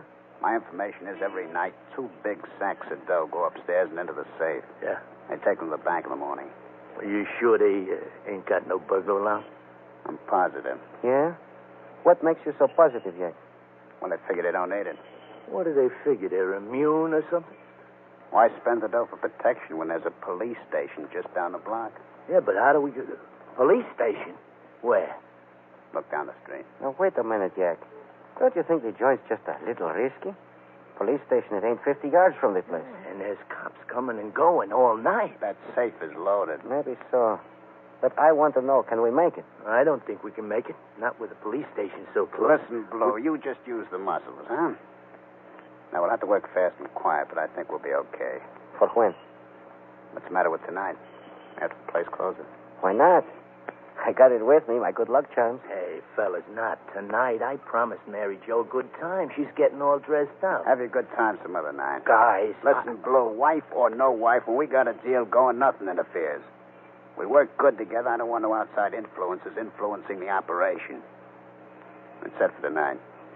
Well, we'll drive around town a while until they get the joint out of Why do you guys always make me trouble? We'll stop someplace, Blue. Get the lady on the telephone. Tell her you're going to be busy. Tell her I'm going to be busy.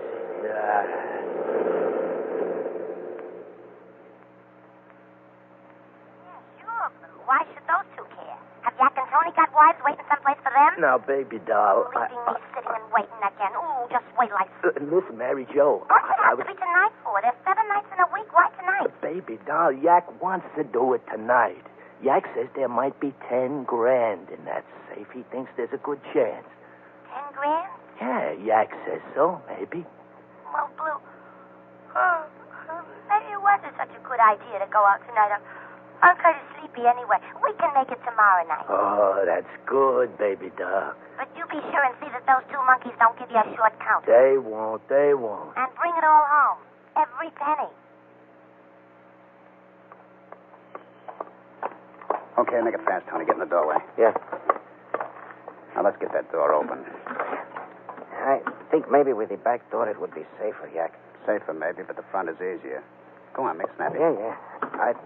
I don't like working on the sidewalk practically either.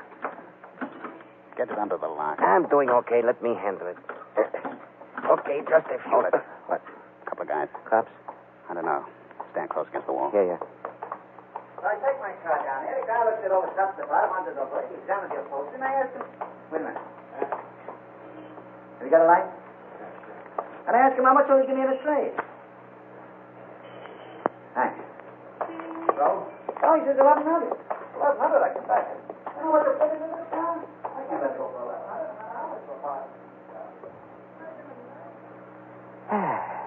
I tell you, those $50, they was good luck, huh? Get to work on the door. Yes. You think they were cops? What difference does it make? They walked by, didn't they? Get it open. That police station, she's awful close. You'll be inside it if you don't get that door open.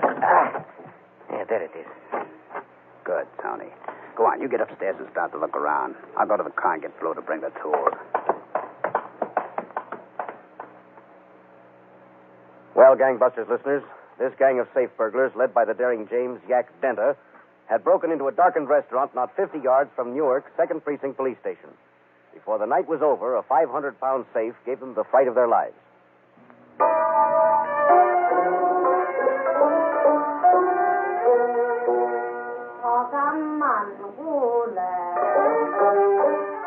Der Zauberlehrling. Hat der alte Hexenmeister sich doch einmal wegbegeben. Und nun sollen seine Geister auch nach... When you're trying to do business for someone, it pays to speak their language. Et le grand-père marche de long en large, l'air inquiet. L'éléphant est derrière le... In fact, it pays so well that smart businessmen make sure their advertising agency talks the language of their customers. They have to be design guys. They have to be designed. Yes, that's basically what I'm looking for. And then the main problem is exactly how do we reach them? I mean, what will their... Like if your customers are engineers, then you speak to them in engineering. The product is good, and we want to know exactly how we're going to be able to market it. Now, you started test marketing first in Seattle, right? That's correct. What was the response demographically? Or if they're in packaged goods, you speak to them in That's marketing. Why we're talking about those wide-angle shots, right up from the heel, tight on the bell. Once they come the up... shirts, you know, the layouts that we had last week, baby. Let me get them. If they're hit, you hit them back. In spades. At Van Christo Associates, we know the languages of doing business. We know who to talk to, how to reach them, what to tell them, and how to say it to sell it. Van Christo Associates, Advertising, Boston.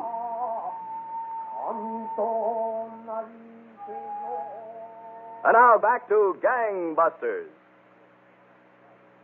And here again is tonight's narrator, Commissioner John B. Keenan. Well, this gang of burglars found that breaking into a restaurant not 50 yards from a Newark, New Jersey police station was not so difficult as opening the safe upstairs on the 2nd floor. They had been at it for nearly 2 hours and were still working hard. All right, Bloom. Tony's got it set in there. Lay on it with a sledge again. Okay. Again. Brother. Hold it just a second. Well, Tony, what do you say? You don't budge, Yak. Listen, Yak, maybe we ought to give it up. We're making plenty of noise here for 2 hours, and with the cops right next door, practically. How about it, Tony? Can you get it open or can't you? With these tools? No. I think we better get out of here. That's a good idea, Yak. We'll get out, but we'll take the safe with us. Take it with us? Sure, why not? Oh, no, not me. What's the matter? This thing should only weigh about 500 pounds. We carry out bigger boxes than this. Yeah, but not down a flight of stairs like that, and not with the police department for neighbors. I'm not passing up this kind of dough. We'll take the safe out with us. Tony, go turn the car around. Pull it up in front of the door downstairs. Okay, Yak, right away. Well, thank goodness this thing's on rollers anyway. That makes it a little easier. Come on, Blue, let's push it. Yeah. Let me ask you something, Yak. Yeah. How are we going to get it down all those stairs? We'll get it down. Yeah? And the cops. Suppose some of them are walking to the station house or driving. We'll be all right. Okay, hold it here. Now, let me figure this out. You know, that's an awful big thing to get down those stairs, Yak. Yeah, I know. We can't carry it down, that's a cinch. Do you really think there's that much dough in there? Yeah. What are you going to do with yours? Step at a time, I guess. Oh, I don't know. Give it a Mary Jo, I guess. You're kidding. Not all of it. Yeah, she saves it for a rainy day, she says. She takes every penny. But listen, we ain't got all night. How are we going to get that safe downstairs? I'll push it from the back. You support it. I support it. We'll let the wheels and back rest on each step, see? Yeah. You hold the front up. I'll get in front of it. Okay. Push. I got a hold. All right. Okay? Yeah, but I don't know how long it'll be okay. What are you worried? We only got 20 steps to go. Get set. Okay, push. All right. I can't hold it. Don't let it fall. Grab it. Help me. Okay, don't get excited. Hold on. I can't.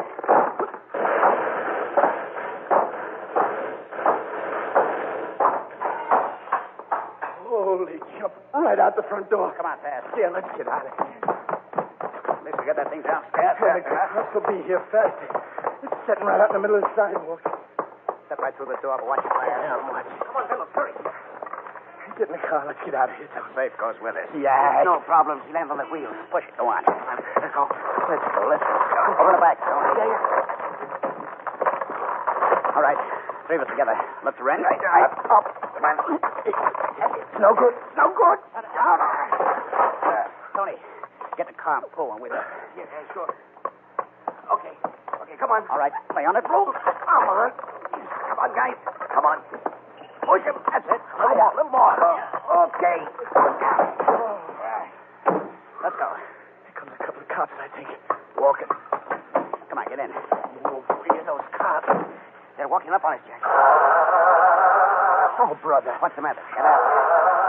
They're coming, Yak. They're coming. Get it started. Yak, come on. Oh, wow.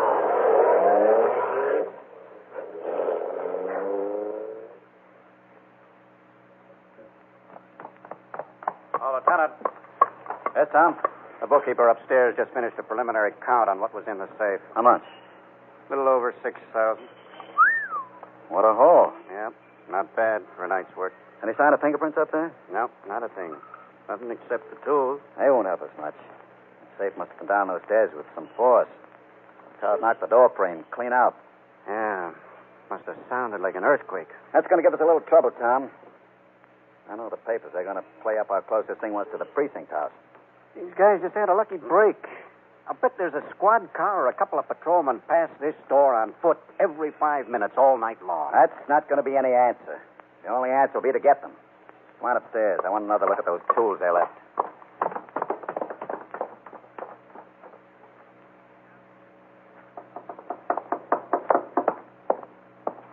Who is it? Blue? Oh, it's Jack.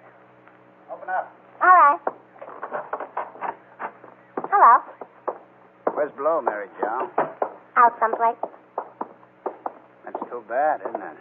It's not so bad. No? Sit down, Yak, and wait. Why not? Do you want something to drink? Yeah. It's not a bad idea. What? You got a glass of milk? Milk? Yeah. Oh, now you're kidding. I got rye, gin, beer. I like milk. Okay. You like milk? Wait a minute. I'll go to the kitchen with you. What time did Blue say he'd be back? He didn't say. Oh, here. Let me. Oh, much obliged. It's all right. You know, I could wait 4 years for Blue to open the door for me. Well, how do you like that? We have got milk. You sure now? Positive. 4 years I could wait. Blue's not very bright, is he? Well, no. But he's generous. Yeah, so he tells me. Yeah, it's good and cold. Blue is a very nice type of man to have around. Everything I want, I get. I know. He told me he gave you the whole 2,000 from the restaurant deal. I'm saving it for a rainy day. Most everything he earns, I'm saving for a rainy day. His rainy day, yours. I don't understand. I mean, are you waiting to get all you can from Blue and then fly someplace? That's an insult. What do I care what's between you and him? All right. Yeah. I'm waiting to get all I can. Don't you think I earned it? Maybe you did, Mary Jo. I'll say I did. Now, what's the real reason you're here? To see Blue? Is that so? Blue told me you sent him downtown for something. Is that so? You bet that's so. You know, you're a pretty cute kid. Do you really think so? I said so, didn't I? You want some more milk? No. No, thanks. I know my limit. Oh, before I forget it, when Blue gets back, tell him we got a little deal on tonight. Tell him to meet Tony and me at the usual place. Call from the booth there, Mary Jo. Thanks. Oh, I could kill him. Murder him. But murder him. What is it, Blue? Listen, Mary Jo. Don't you know this is Saturday night and I'm in a tavern trying to have a good time because you don't have the decency to take your own wife out like a gentleman? But, Mary Jo... So what's the idea of disturbing me? Now, listen, baby doll. We were out on a job. Tony stuck his hand through a window in the alley trying to get in the supermarket. He cut himself pretty bad. So, what do you want me to do about it? Take him to a doctor. Well, Yak says he can't go to a doctor. Yak wants you to fix Tony up. Oh. Oh, he does, huh? Yeah, baby doll. Will you, please? All right. Bring him to the flat. I'll meet you there. Oh, Mary Jo, that's great. I'll never forget. Okay, bring him to the flat before he dies.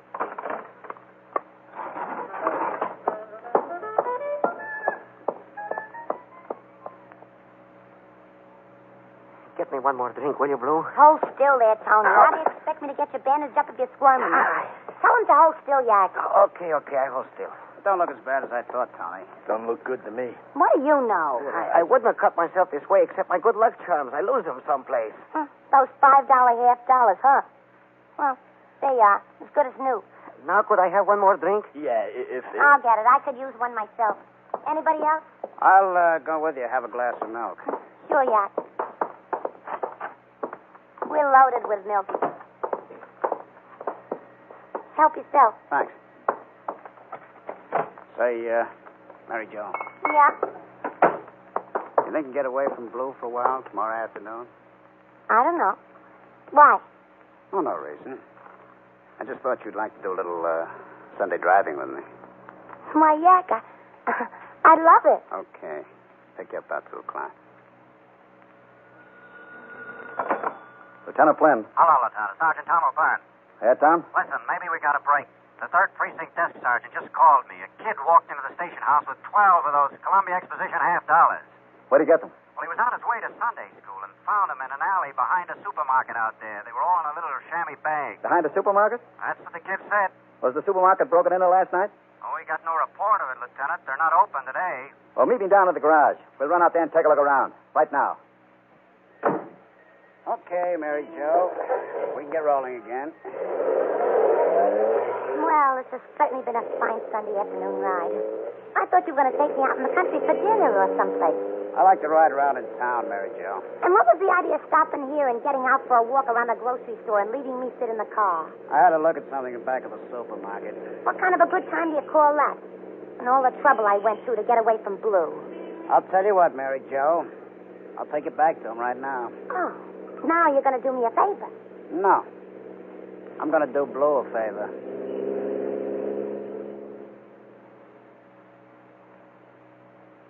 Well, this supermarket won't be no trouble now. We did most of the work last night. Yeah, Tony, and I found something of yours right under the window here this afternoon. Yeah. My lucky charms. I must have dropped him last night. Come on, guys, let's get inside. What are we standing here talking? Okay. Here you go up, Tony. Boost him up, Blue. Yeah. Okay. Can you get through? Yeah, it's a cinch. Okay. We'll go around front. Open the door for us. Come on, Blue. Yeah. You sure are smart, Yak. Riding by here this afternoon with Mary Jo and taking a look. The neighborhood's empty on Sunday. There's a good chance nobody even found what we did last night, so I thought I'd say. Yeah, that is smart. I thought all that work last night was down the drain. Nothing's ever down the drain with me, Blow. And, I want to give you a piece of advice. Yeah? What? I've been learning a few things about Mary Jo. Yeah? Ain't she a sweet kid? Like I said, we're a good combination. I don't want anything to happen to her. Oh, nothing will. Get all your dough back from Mary Jo, then throw her out. Throw her out? But, yeah... She's fixing to leave you, so you might as well beat it to the draw. Tony, come on. Listen, Yak, what are you talking about? Just do what I tell you. Yep, but Go on, get in. Welcome, gentlemen. All right, get him up, both of you. No, not me, you don't. He's got a gun. Okay, here it is. Here's the gun. Don't shoot. The next one will be right at you. Now, all of you, keep them up. Okay, I'm through, believe me. You're through, all right. Now, go on. Get over against that wall with your partner, both of you. Go on. Move. Against the wall. Go on. Well, gangbusters listeners, Newark detectives, after discovering evidence of an attempted burglary, reasoned the Safecrackers might return to finish the job. So they planted the Colombian $50 where they were left and waited for the burglars to show up again.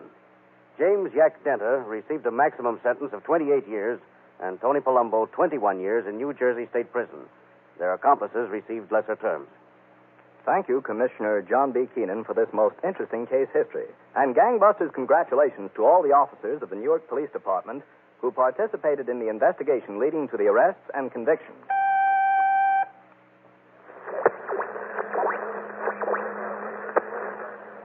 Well, it's time for our Radio Buff contest of the week now.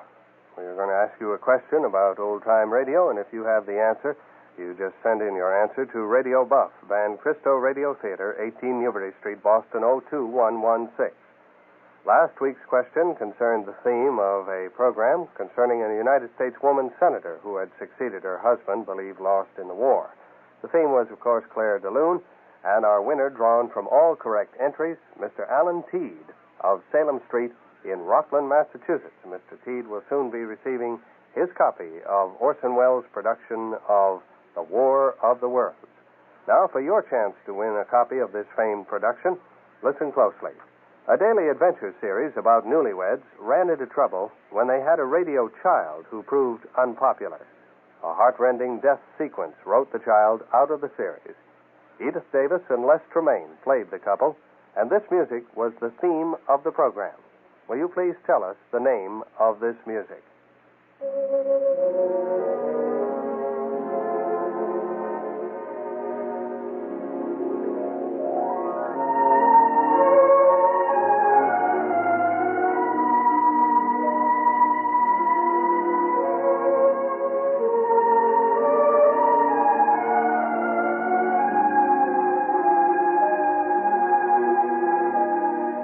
Can you identify that theme? If you can, mail your answer before this Tuesday midnight to Radio Buff, Van Cristo Radio Theater, 18 Newbury Street, Boston, 02116.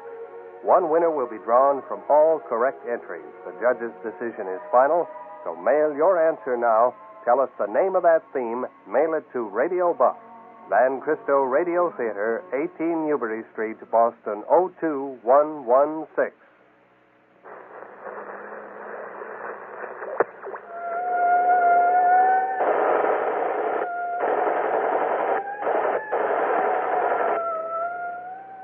Tonight's case was dramatized by Stanley Nurse and directed by William Sweets, with Ann Thomas and Ralph Bell in leading roles. Roger Foster speaking. Gangbusters is a Phillips H. Lord production. And it comes to you every Sunday night at 8 o'clock on the Van Cristo Radio Theater on WCRB. And now, Gangbusters! Gangbusters, presented in cooperation with police and federal law enforcement departments throughout the United States. The only national program that brings you authentic police case histories.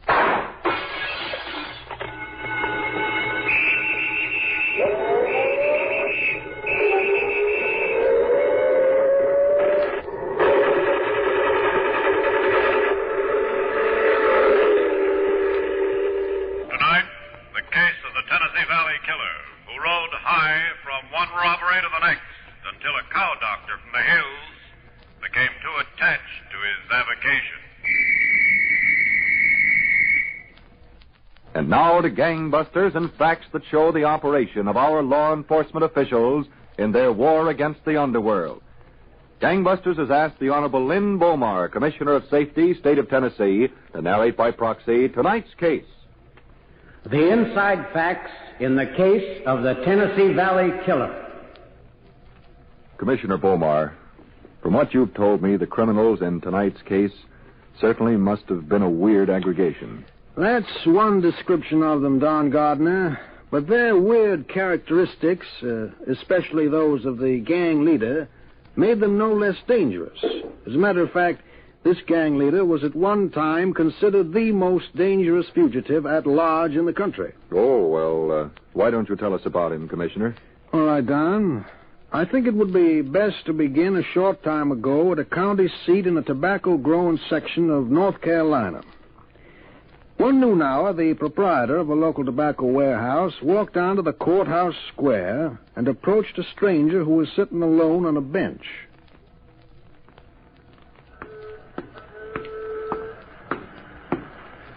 Howdy. Howdy. I guess there's room on that bench for another one. Help yourself. Bench belongs more to you than to me. I'm the stranger. Awful unseasonable weather we've been having. Oh, weather doesn't bother me none. I've learned to take what they give me. Well, I guess I ought to... Wait just a second. I'm Roy Clark. I own the tobacco warehouse here. Oh, pleased to know you, Mr. Clark. Are you the same stranger that was in Logan's feed store this morning? I was in a feed store. I don't know whether it was Logan's. I hear you got some birds you're mighty proud of. I got a few Baltimore top nuts, I fancy. Have you got them with you? Well, not this minute. Well, have you got them near? Well, out of the cabin camp a mile or so north. Well, you know, stranger, I've got a few birds myself I'm kind of proud of. Yeah? Aslan red quills. Don't care none for the breed. Oh, I found them to last pretty good against Baltimore topknots. Not that I ever heard. You wouldn't care for a test? Oh, I wouldn't mind one. Tonight? Anytime. Well, we've got a cockpit in the basement of that furniture store there, north of the square. The brick building? Yeah. 9 o'clock? It suits me. I've got 7 birds I'll fight. Well, 7's all right. What have you got for stakes? $200 a match, $1,000 a main. Well, you are proud of your birds. Well, if I wasn't, I wouldn't have them. Well, we can make the stake. Conditions are short heels. Birds may not be touched after setting down in the pit. If a bird refuses to fight longer, he's set down in the middle of the pit, breast to breast with his adversary. If he still then refuses to fight longer, he's regarded as defeated. Satisfactory, Mr. Clark. All right. I'll see you tonight, then. Good day, sir, and good luck.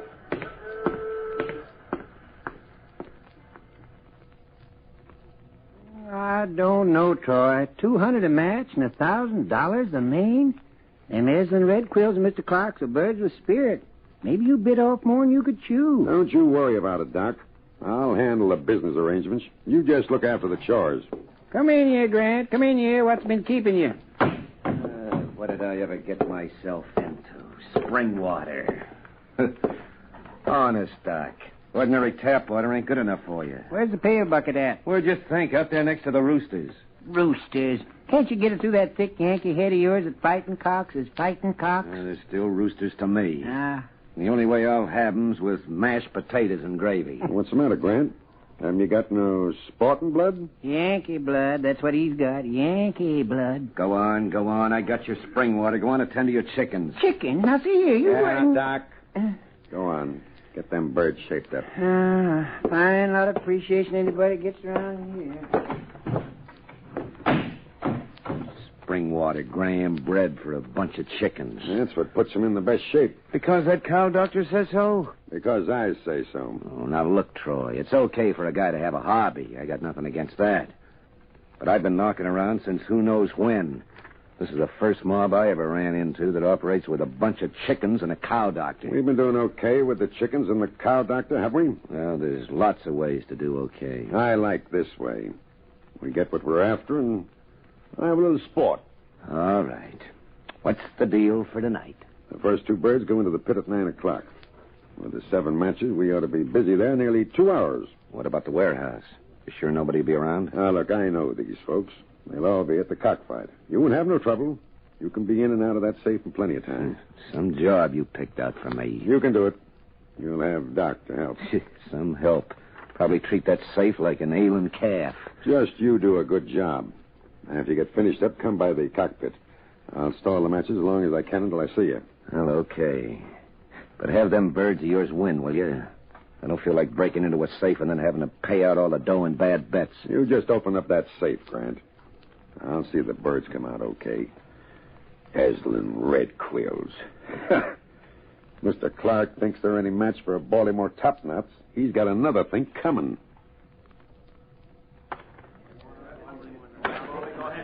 All right, come in now. Well, did you change your opinion of Baltimore top-knots, Mr. Clark? Well, I'm not beat yet. Go on, get in there. Mix it. Come on. Well, would you like to up the stakes, Mr. Clark? Get in there. Get in there. Come on now, get in there. How you doing, Troy? In the bag. 3-1, and this is for the main. Go on, get him. Get him. We got $8 grand. Clean as Monday's wash. Okay. Tell Doc to get ready to move. We'll be through here in another 10 minutes. Finish him. Finish him. Finish him. Finish him. Come on, finish him. Finish him.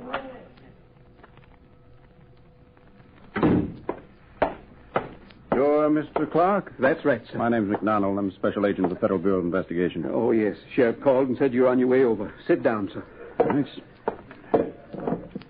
Mr. Clark, you're positive the man who owns the birds at Fort Ewers is the same man whose photograph you identified at the sheriff's office? I couldn't be much more positive, sir. The man was standing no farther from me than you're sitting right now for 2 hours or more. Mm-hmm. It's beyond me how any man who fights gamecocks can stoop to such a low occupation as safe burglary.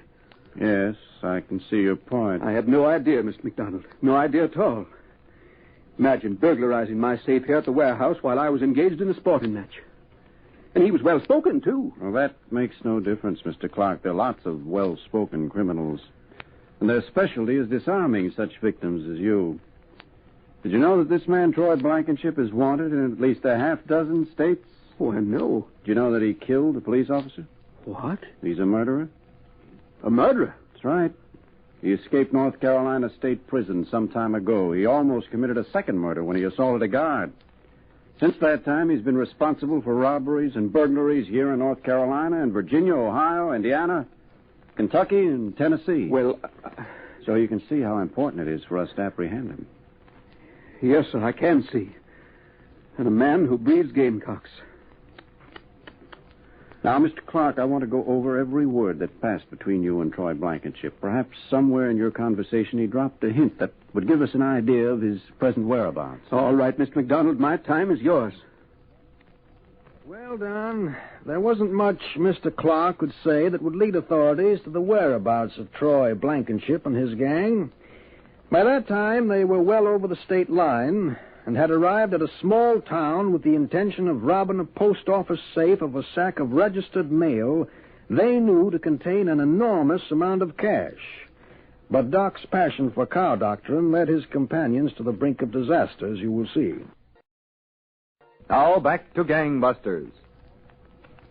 You were telling us, Commissioner Beaumar, that Troy Blankenship and his strange gang had crossed the state line and planned to rob a post office safe of a large shipment of cash. That's right, Don.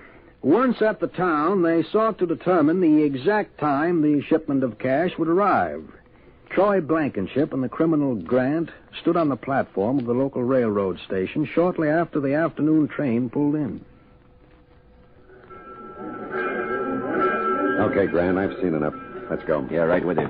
That sack he just signed for. That's the registered mail. Oh, look, Troy, let's grab it here at the station. It'll be a cinch. Small town, one cop. What are we waiting for? No, we'll do it like I figured. Well, why break into the post office? We could lift it off those guys, and we got it. Go on. Get in the car. Oh. Come on. Get in. See it, Troy? How'd it look? It looks okay. Nobody asked you nothing, Yankee. Yeah, now listen. All right. Well, how do we do it, Troy? Well, if you listen, I'll tell you. I'm listening. They take that payroll and lock up the post office overnight. Hmm? Tomorrow morning, the boss of the construction gang comes to pick it up. Only it won't be there. We're taking it out of the post office tonight. Well, let's grab it now. They won't know what hit them. If Troy says it's tonight, it's tonight. Look, Doc, why don't you stick to patching up those chickens? Are you blue-coated rotten? Okay. Here's how we do it, and I don't want any argument. Doc. Yeah, Troy? The postmaster owns that farm I showed you, about a mile outside of town. The one with the pretty little white barn? Yeah, that's it. Nice barn. You go pay a call on him. Sure, Troy, but what am I going to call on him about? Listen, you'll get told. Not by no one named Grant. All right. Doc, that postmaster has a habit of coming back to the post office, some nights to work. Now, I don't want him back there tonight. But if he wants to go to the post office, how am I going to keep him? That'll be harder than getting a gold off a tooth dentist. I said I'll tell you how to keep him. Get this car out of here. Sure, Troy, but how? I said I'll tell you, move.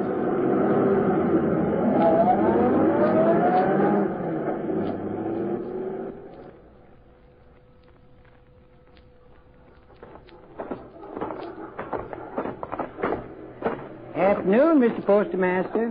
Yeah, what is it? Your missus said I'd find you out here near the barn. Now, I got a number of gadgets for sale here. Razor blades, pocket knives, cuff links, and etc. You caught me at a busy moment, mister. I don't want Well, sir, and I even got some of the finest gamecocks ever did lay eyes on. With each purchase, we're giving away the finest gold-plated keychain this side of the Tennessee River. I said you caught me at a busy moment. You'll have to make it some other time, mister. I got a sick cow.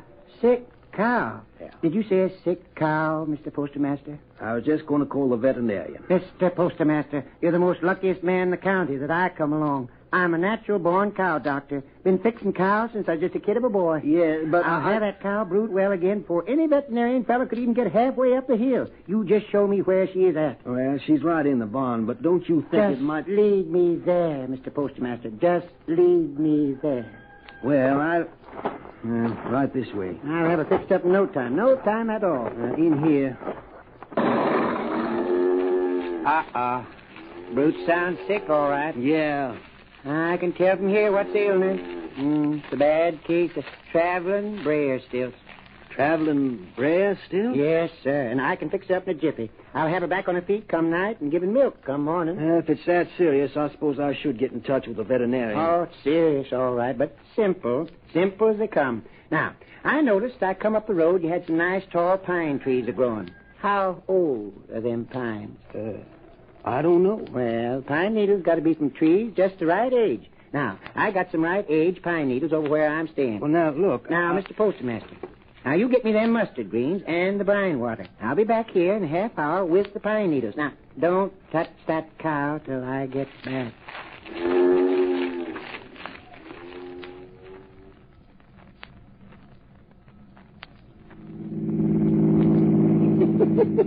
And the postmaster does exactly like I asked him. Hey, come on, Troy, get me there. I told him I'd be back in a half hour. What about this traveling Breyer stilts?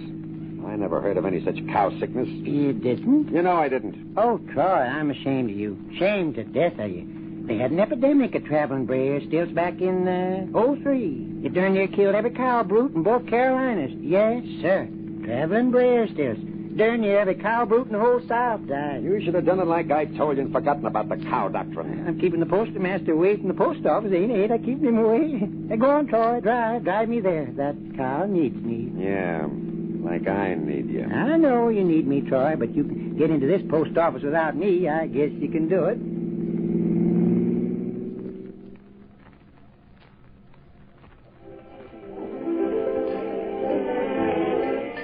What's keeping him, Troy? Should have been here waiting for us. He'll be here. Take it easy. Besides, nobody will know about that job until morning. There's plenty of time. Well, we got a nice pile of dough out of that post office, and I don't feel like getting... Okay. It's all right. He's coming in now. Oh, it's about time. He ought to know better. Well, then you lay off it, Doc. Hello, Troy. You ain't been waiting long. Where were you? I got here, didn't I? What happened, Doc? The young fella told me where I could get some spring water for the birds. Spring water? And we're waiting here to lay him out of town. Where's your head? Okay, let's get going. Where's the car parked? Right out in front, just in the... Uh-oh. What's the matter? The postmaster. The postmaster? Yeah, and that's the law with him. Well, come on, let's get out. Hold it. I'll talk our way out. But supposing there ain't words enough? Hold it. We'll get out. But first we'll talk. Hey, you. Me? Yeah, we want to talk to you. That's the one, Deputy Hickson. Oh, hello, Mr. Postmaster. What's the trouble, officer? Lots of trouble, boys. The postmaster here's got a complaint. Oh, is that right? Well, if there's anything I can do to straighten it out. I'm afraid all the damage has been done. Oh, what damage? I guess you better come along with us. Hey, turn me loose. Let go of Yeah, just a second, officer. There's no use talking about it here. I've already sworn out a warrant against this man. Against Doc? I'm charging him with practicing veterinary without a license. Oh. The cow died. Traveling brer stilts. Well, she wouldn't have died if you'd done like I told you. We can't argue about it here. Let's go. Oh. Yeah, now, just a second. My friend's an old cow doctor from the hill country. That doesn't give him the right to practice veterinary in this state. And kill my cow. I do not need to kill your cow. As soon as I get him booked, you can come down and make bond for him. Let's go. Come on, come on. You go my bonds, won't you, boss? You go my bonds. Sit tight, Doc. I'll be there. Well, ain't this some mess? Just be thankful they didn't come to get us all on account of that safe cracking. Hey. What? If Doc opens up his mouth, he can tell him plenty. You just waking up to that? Well, let's get him out, fast. Why? What? Well, he's been stringing along with you, hasn't he? He's been doing all your dirty work. There's a good chance to dump him. Let him talk if he wants to. He can't tell him much. You mean you let the old guy rot there in jail? How much could the bail be? Whatever it is, it's too much. Come on. We gotta make time. Troy. What? It ain't right. How do you know what's right and what isn't? Come on. Let's get moving before he talks sooner than we figure. Oh, all right. Yeah, I got a nice program lined up for us. Doc's bound to get in the way.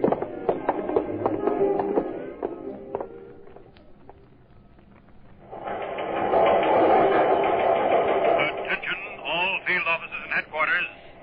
Be on alert for Troy Blankenship, described in Bulletin 1816, and companion known as Grant. These two men believed responsible for recent series of jewelry store robberies in southern Illinois, Indiana, and Kentucky. Caution, Blankenship is a known murderer and is believed to be heavily armed.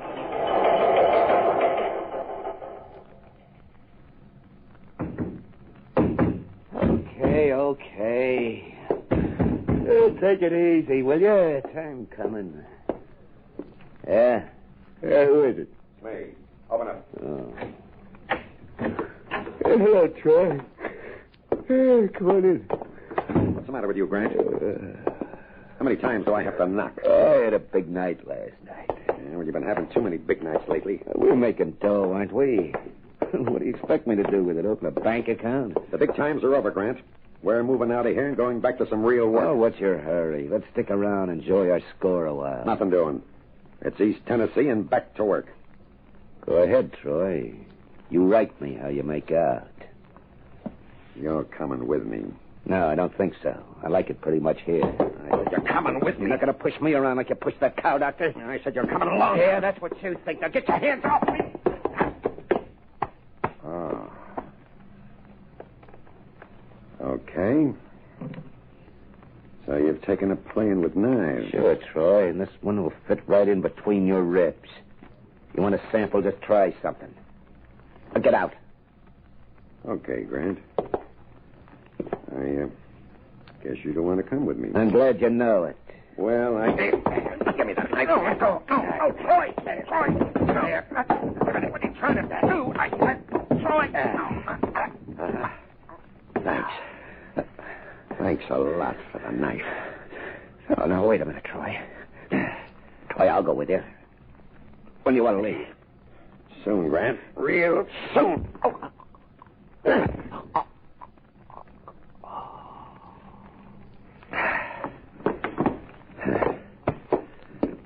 Here.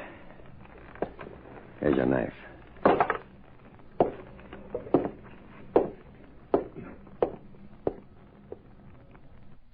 Now, back to Gangbusters. Special Agent McDonald. This is Deputy Sheriff Hickson, McDonald. I just got your message to call back.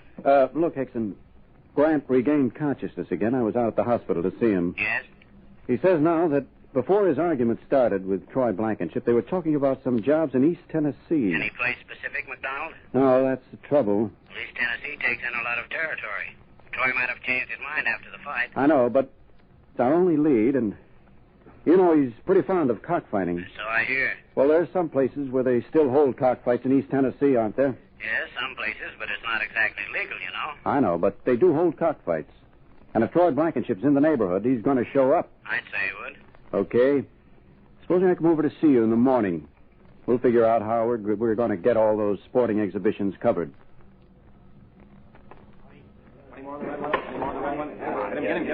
Well, McDonald, I don't suppose Blankenship will show up here tonight. Not if he's missed this much already. Yes. Getting kind of late.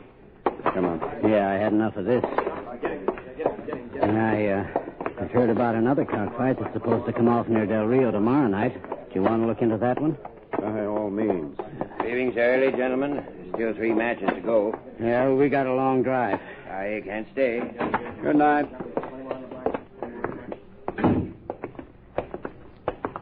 It's gotten pretty chilly. Yes. My car's right over here. Excuse me, fellas. Is this where they're holding the matches? Yeah, right inside of Blankenship. Get 'em up. Some at a time. After him. He ducked in that doorway. He's still there. Hold it. I don't see him. Let's move up a little closer. Duck. Come on. See him? No, not yet. Got to get a beat on him from behind that car. Yeah, let's go. I see him. Hold your fire. All right, Blankenship. Come out of there. We know you're in that doorway. Come out with your hands up. Try again. Come out, Blankenship. Come out or we'll shoot. Okay. I'm coming. Keep your hands over your head. They're over my head. Just take it easy. Don't shoot. Get cuffs on him. Right. You're not a very good shot. Maybe not. But anyway, I ducked you a long time. Perhaps you did, Blankenship, but right now there are a few charges of robbery and assault to kill you're facing. Let's see how you duck them. Let's go.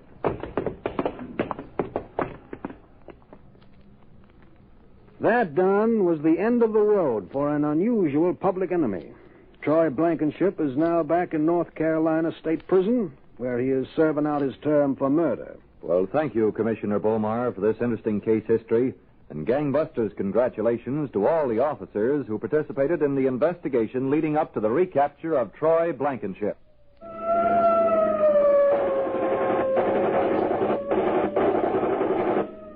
Leading roles were played by Arthur Vinton and Will Gear. Don Gardner speaking. Gangbusters is a Phillips H. Lord production. And Will Gear. Don Gardner speaking. Gangbusters is a Phillips H. Lord production. And Will...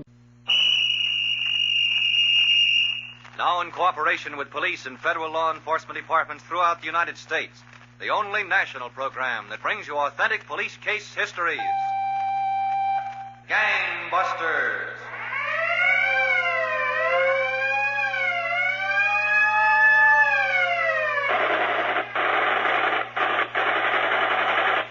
Tonight, the case of the triple threat bandits, whose leader used a broom as the principal cover in his subtlest disguise, but learned even that was unable to hide his soiled record. And now to gangbusters and facts that show the operation of our law enforcement officials in their war against the underworld. Gangbusters has asked Inspector of Detectives Eugene Bernath, Police Department, Minneapolis, Minnesota, to narrate by proxy tonight's case. The inside facts in the case of the triple threat bandits. Inspector Bernath, I understand the gang in tonight's case thought that a clever sort of disguise would provide them plenty of protection. That's right, Don Gardner. But they were to learn that fast communication systems and efficient exchange of police information, plus cooperation from federal law enforcement agencies, is making long-range criminal operation less and less successful. Well, suppose you tell us about tonight's case, Inspector Bernath. All right, Don. I think it would be best to start about 6 months ago in the city of Minneapolis, Minnesota.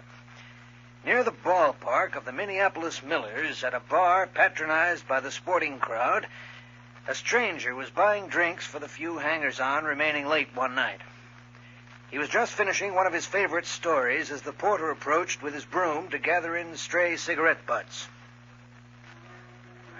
He says to her, she says back to him, she says, well, I don't like to ride streetcars either. You got some other way to go? Excuse me, please. I'd like to sweep a little bit under the stools, huh? Sure. Sweep when you like. When you're finished, I'll buy you a drink. No, thanks, mister. I never touch this stuff. Oh, listen to him. He never touches this stuff. It ain't good for athletes. He used to be middleweight champion of Lazarus County. Yeah? Well, hey. Hey, Frank. Frank. Huh? You speak to me? Frank, how you been? Hey, what are you doing here? I'm no Frank. I'm Nick. You're mixed up a little bit.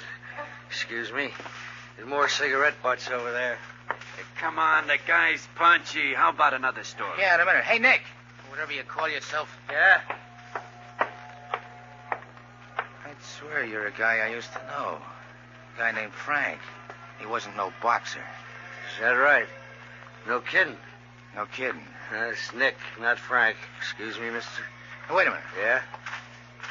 If you ain't Frank, how come you look so much like him? You're Frank. He pushes a broom, too? Ah, he pushes something else. 1118 Walker Street, 3 o'clock tomorrow. Yeah, 3 o'clock. Apartment 6. Sure, Frank. I'll see you. Nick, 3 o'clock. Excuse me, mister.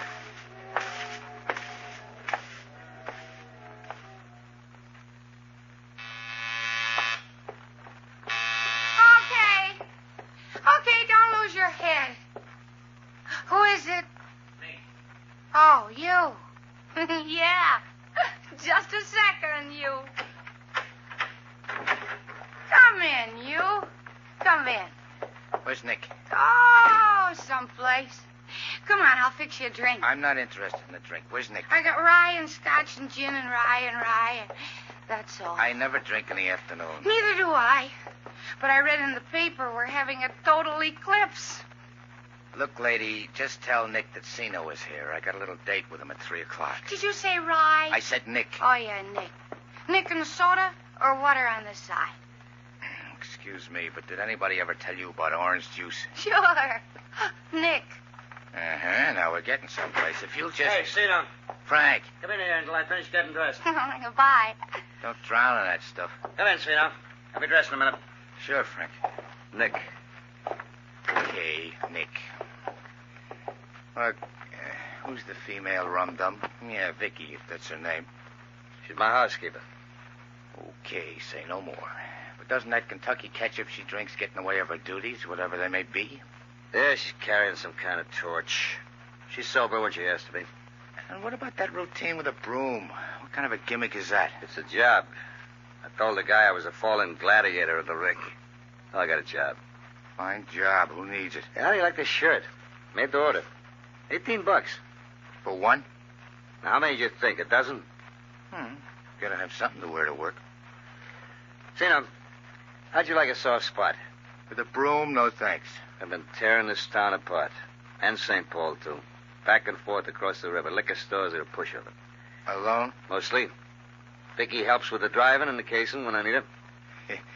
She can kill 2 birds with 1 store. Well, how about it? You think the 2 of us can do better? Much better. Than the 3 of us and the 4 of us and the 5 of us. Do better all along. Better and better. Excuse me, Nick. That's a lot of talk coming from a guy who's right now pushing a broom. Maybe. But if anybody starts asking questions, a steady job is a nice answer.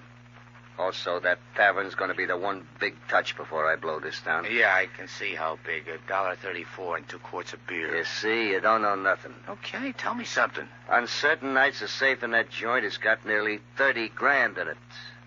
30 grand? In cash? What do you think? Lock washers? Okay. Where do you get them $18 shirts? Yeah. We gotta wait our moments. Oh, I can wait. If meantime I got what to eat. There's still plenty of liquor stores. Good. Let's try one on for size. Now, tell you what. We can bring your housekeeper back a present.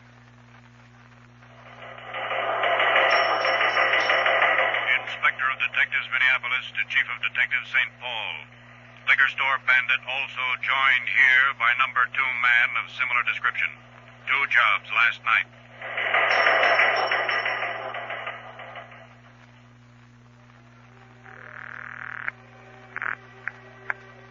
Hello? Are you sober, Vicky? Yes. Do you want to do something about it? Get hold of Sino. Tell him tonight's the night.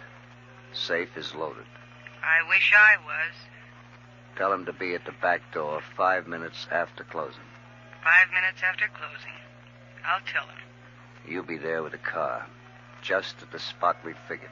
I wouldn't miss it for the world. Okay. So long.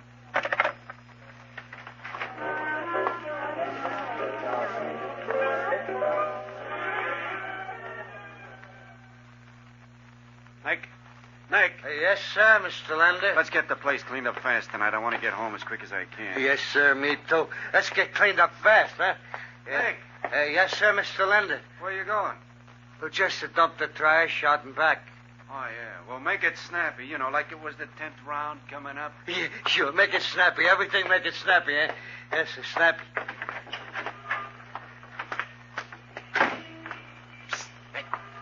Sino? Everything okay, Nick? How's it look? You'll be fine. Now, march me back in there, but you gotta make it look good for the boss. Keep your face covered. Okay. Go ahead, Nick. March. You're all set on how to handle a guy. Yeah, and the safe, too. Okay, Sino. Here goes. All right, get in there. Okay, I'm going. Keep those hands up. Yes, sir, mister, I will. Hey, what's the... Put your hands in the air, mister, and walk over here. All right, take it easy. So hold up, Mr. Leonard. He knows it. Go ahead, walk to the safe, both of you. Go on, walk. Yeah, I guess we better, Mr. Leonard. Maybe he'd shoot us. Or worse, go on. All right. Now, I don't want a sound out of either of you. I want the dough out of that safe, and I want all of it. I don't know nothing about safes. Honest, mister, Just I don't... walk. Come on, let's get him, Nick. No, you don't. Stand there. Me. But I don't know how... Nice guy. You should have helped me, Nick. Quiet.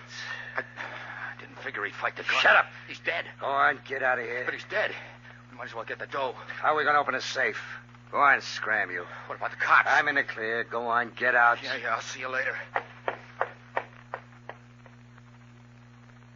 So, Don, the carefully planned robbery during which Nichols and Sino hoped to get the contents of the safe ended with the shooting of Nichols' employer.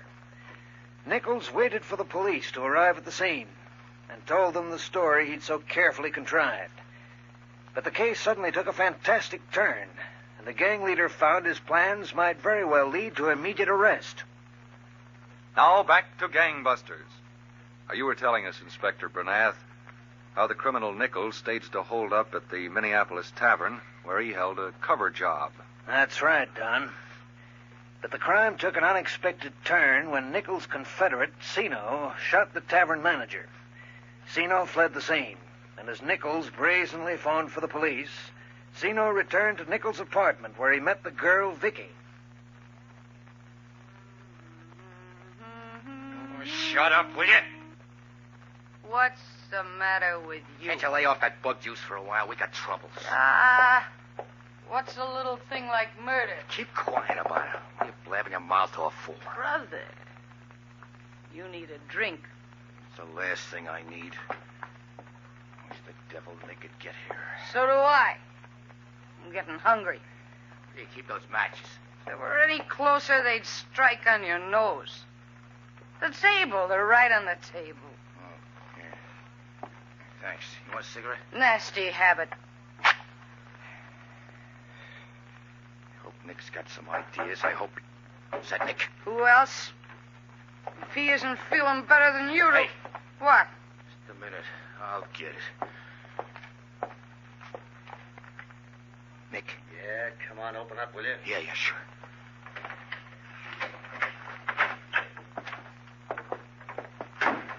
Well, we're in for it. In for it? What do you mean? Hello, Nick. Did you have fun? Shut up, will you? What do you mean, Nick? We're in for it. Lender isn't dead. You're kidding. They took him to the hospital. The cops told me he might pull through. Should we feel sorry or glad? Hey, Nick, they don't suspect you, do they? If they did, do you think he'd be here now? Nick, if Lender heard us talking, if he ain't dead... He was unconscious. But he could have heard us talking if he tells the I cops... said he was unconscious. But unconscious people get conscious. Sometimes it's nicer to be unconscious. He probably passed out as soon as the shot hit him. Yeah, but supposing he didn't. Supposing he knew what was going on. Okay, suppose. Hey, Nick, we got time. I want to go now. I want to go quick. They say Florida's nice this time of year. Now, look. If I take a powder now, that's like signing a confession. If I stick around, we're all in good shape. But the guy's bound to wake up. Why take the chance? I'm saying goodbye. You're staying here as long as I tell you to But stay. Nick... I heard enough. So did I. Hey. Who's that, Vicky? I'll make a guess. Nick, it's the cops. Get in the other room. Yeah, okay. Talk, Nick. Talk fast. Vicky, sit down and keep your mouth shut. Okay. Yes? Who is it?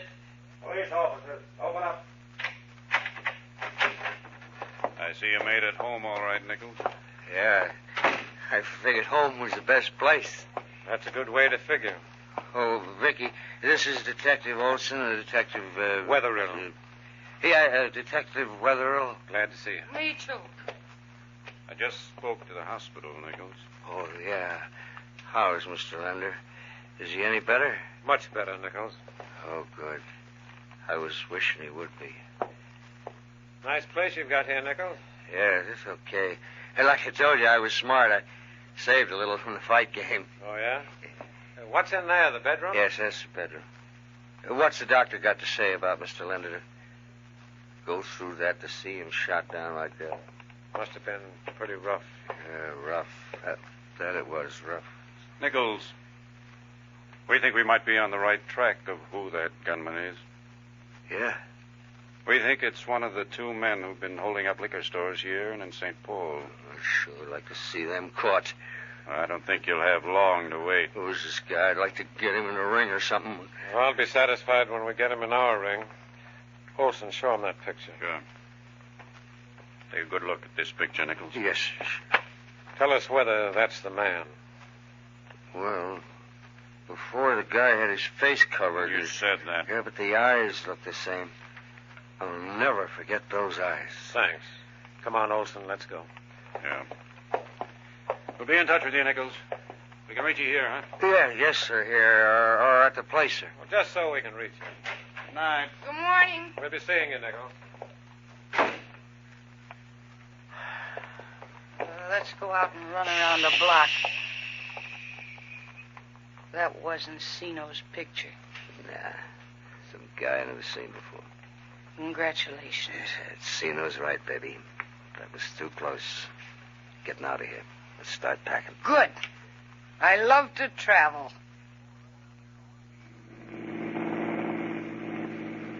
Vicky, Yeah, what do you want? look around back there and get me the Nebraska road map. Oh, I think we stay on 77, Nick. That takes us right into Omaha. I can't find no Nebraska map. Here, take them all. Hey. Now let me try to catch a little sleep. I've been up since Tuesday. Take a look on the map, Sino. Yeah. You know anything good in Omaha? Well, there ought to be one or two easy touches there. Knock 'em off fast, keep on going. That's the new policy? Yeah, that's the new policy. Then where? Who knows? East, maybe south, maybe Missouri, Kansas, Oklahoma. Maybe we better stay away from Kansas and Oklahoma. Why? Vicky won't be very happy in either one of them states. They're both bone dry.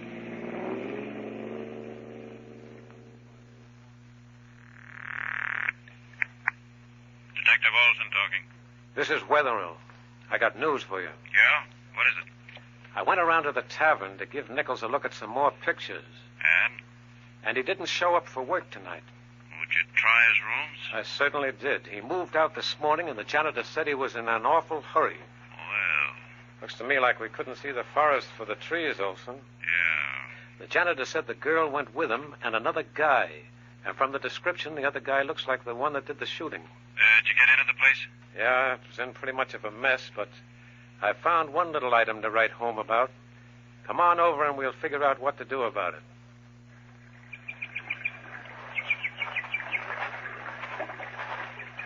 Hello, Pop. Huh? Any luck?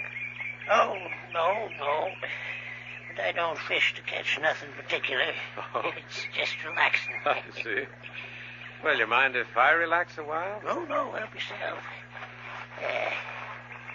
Hey, would you like to fish some? Got an extra line. No, thanks. You ain't from around here, huh? Minneapolis, that's not so far. Oh, Minneapolis, huh? Yeah. I ain't been into the city in years. I hear it growed some. Some. I'm looking for a girl named Vicky Newton. You ain't looking in the right place, son. How long ago was it she lived with you and your wife? Oh, 2 years, I'd say. You ever hear from her? Now and then. When she left something with us. Oh, yeah? What? A baby. Oh. Yeah, little girl. Hey, sweetest little girl you ever saw. Well, did she ever come to see the kid? Since she's been drinking so much and running around with that fella. What fellow? Oh, some jailbird from Indiana. Indiana, huh? His name isn't Nichols. Something like that, I think. Oh, excuse me, got a bite.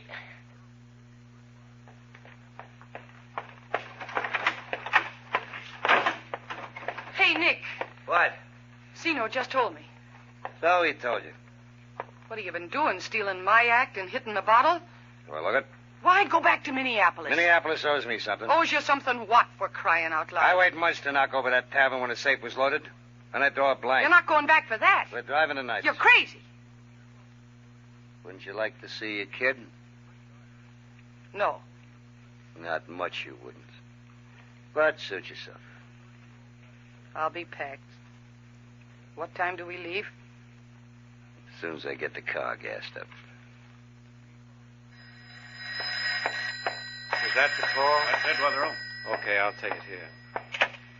Detective Wetherill talking. How are you, Pop? We got a letter from her. Special delivery. Yeah? What'd you have to say? Well, she'll be here. Next week, she says. She wants to see a little girl. Good. Pop. Yeah? Have you got room to board a couple of detectives for a few days? Well, we'll make room. Okay. They'll be up there this afternoon. Now, back to Gangbusters. Olson. Yes? Nichols is back in town. He and Steno just stuck up the tavern where he used to work. What? Yeah, they were recognized by the manager and by both bartenders. And there was a car waiting. It must have been the girl. You'd better get in touch with the men we've got up in the country. They might be heading that way to see the kid. I think I'll drive up there myself. How about you, Olson? Okay, count me in. Have you got it counted, Cena? Almost. Give me a chance to get through the silver, will you? You know how to get there, huh, Nick? Get where? Where do you think? To see my baby. I wanted to talk to you about that, Vicky. Talk? What's there to talk about? We're not going up there. What do you think I came all the way back for? We're not going. There's nearly 300 in silver alone. Who cares? Nick, you promised. That's too bad. I can't take the chance. You should have thought of that before. I did think of it before. We're not going. Maybe you're not, but I am. Let me out of here. I'm going to Louisville, and you're coming with me. I am not. Sit still, or I'll send you someplace you're not looking to go. Hey, watch where you're driving. Okay. Don't give me no trouble, Vicky. Trouble? I couldn't give more trouble than you already got. Louisville, huh? Okay. We'll see how we like Louisville.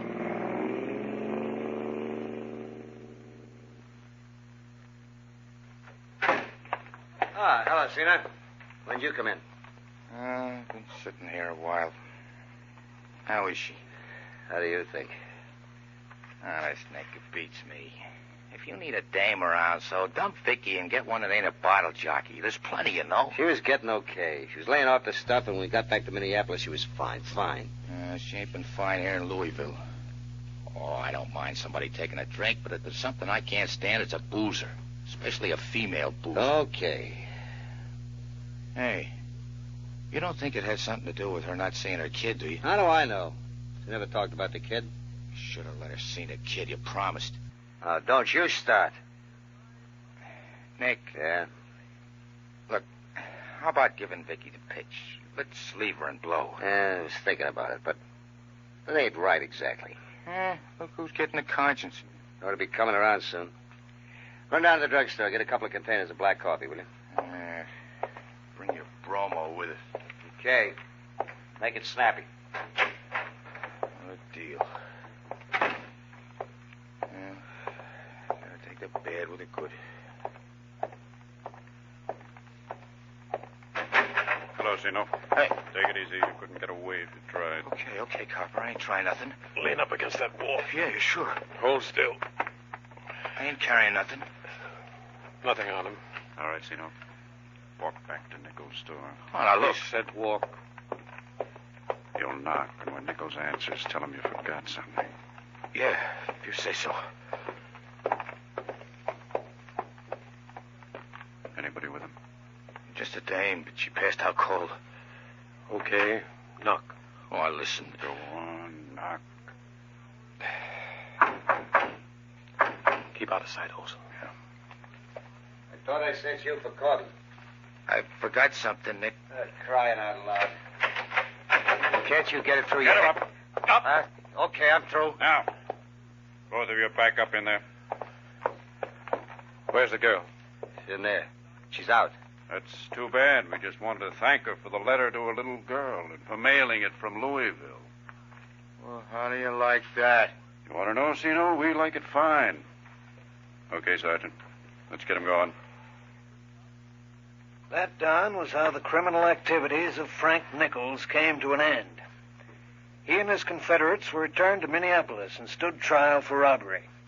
Nichols is now serving 30 years in the Minnesota State Prison, and the others equally appropriate terms. Well, thank you, Inspector Bernath, for narrating this pointed case history.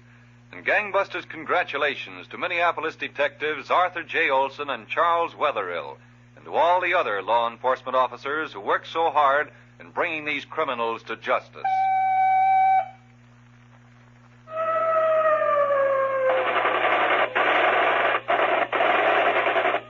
Leading roles were played by Frank Reddick, Mercedes McCambridge, and Ken Lynch.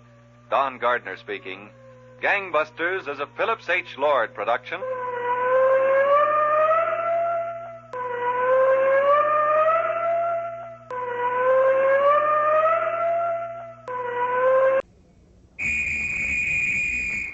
And now, in cooperation with police and federal law enforcement departments throughout the United States, the only national program that brings you authentic police case history.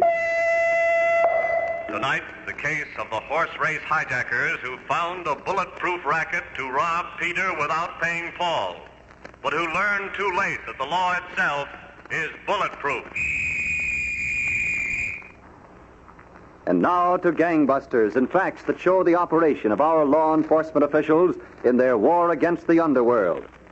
Gangbusters has asked John J. Sullivan, former chief of detectives and deputy police commissioner, City of New York, to narrate by proxy tonight's case. The inside facts in the case of the horse race hijackers. Commissioner Sullivan, I know the gang you're going to tell us about tonight was one of the most troublesome the New York City police have run up against in recent years. That's right, Don. Detectives in Brooklyn had a difficult time. Although they suspected numerous crimes were being committed by this gang, there was never so much as a complaint from a victim. No complaints? That sounds odd. Suppose you tell us about it, Commissioner. Well, Don, I think it'd be best to start last summer. On a side street in the busy Flatbush section of Brooklyn, there was a small delicatessen store. One morning, as the proprietor was about finished waiting on one customer, another man opened the door and walked in. Hiya, Gus. Oh. Yeah, I'll be with you in a moment, Rico, when I get through with the customer. Yeah, take your time, Gus. Let's see, Mr. Beer, cheese, salt, anything else? No, that's all right now. 60 and 20 is 80 and 12 is 92. Yeah, 92. Oh, excuse me a minute. Yes, go ahead. Gus Delicatessen, Gus talking. Hello, Gus. It's Mrs. Stanchek. Oh, hold the phone a minute, Mrs. Stanchek. I got a customer. Oh, okay, Gus. Where's your dough, mister? 92 cents, right. So long. Come again. Yeah, I'll come again soon. Another minute, Rico. Okay. The customer on the phone. I got plenty of time, Gus. Yeah, Mrs. Stenchik. Look, Gus, I'll tell you what I want. Yeah? Give me 2 to win and 2 to show on Pelican in the 4th at Jamaica. Pelican 202. Yeah. Anything else, Mrs. Stenchik? Yeah, throw in a $2 bet for me on the blue and gold entry in the 7th, will you? I got it. Okay. Right, I'll talk to you tomorrow, Gus. Okay. Rigo, bet I should stick to the delicatessen business. This taking bets on the ponies is getting down my nerves. You got no complaint, Gus. You get all the gravy and none of the risk. None of the risk. All I can see is cops. I thought even the customer just now was a cop. Every time that door opens, I get a feeling it's a law. The law is hot on us. I don't want no law. So what? A little pinch, a little fine. You don't even have to pay that. We pay it for you. I tell you, you're riding a gravy train. Yeah, maybe. But someday I'm going to wake up and find a skunk in the caboose. All right, then quit. Who's stopping you? Well, Rico, the money is easy, all right? Well, what are you complaining then? Let's see your sheets. I got them all ready for you. We had a good week, a lot of bets. Mm-hmm. Yeah, it's not bad, Gus. Not bad. The boss will like this. And here's the cash take. You got your percentage out? But naturally. 20, 40, 60, 80. Put it away, Rico. It's coming somebody. Yeah. Oh, it's him. That same fella. He's back. I told you, cops, Rico. What do Quiet, Gus. I'll take a look at whatever you put in your pocket. You got no right to look at anything. Please, gentlemen, my store... Shut up, you. You're in enough trouble already. Yeah. Come on, hand it over. You'll need a warrant, copper. Copper? Do we look like cops? Hey, what is this? What's it look like? It's a heist. Get what's on him, pal. Look, you guys, you're going to get in trouble. Don't move, Rico. Please, my... That's enough out of you two. Here we are, boss. All his collections. Well, let's go. What about the cash register? Oh, no. Forget it. It's not in our line. But, boy... Forget it. Right. Don't either of you move for 5 minutes. Remember. Come on. Come on, boys. Rico, I quit. I got to quit. Ordinary hold-up men is bad enough, but hijackers means big trouble. Shut up. And keep quiet about this, Gus, until I talk to the boss. If any mob thinks they can get away with hijacking us, they're nuts. That incident done in a Brooklyn delicatessen store whose proprietor had a sideline of taking bets on horse races started off a series of events which together make tonight's case. Whenever one gang of criminals fights another, the job of the police is extremely difficult. Horse race betting away from the track is a crime and is carried on undercover by racketeers and gamblers. These big shots manage to keep themselves far away from the actual transaction of the bet, and thus can seldom be touched by law enforcement officers. When a situation such as this hijacking arises, naturally the racketeers will not report it to the police. They prefer to handle it in their own way, as you'll see. But the hijackers also had plans, and they were discussing them in a tavern a few hours after their first job.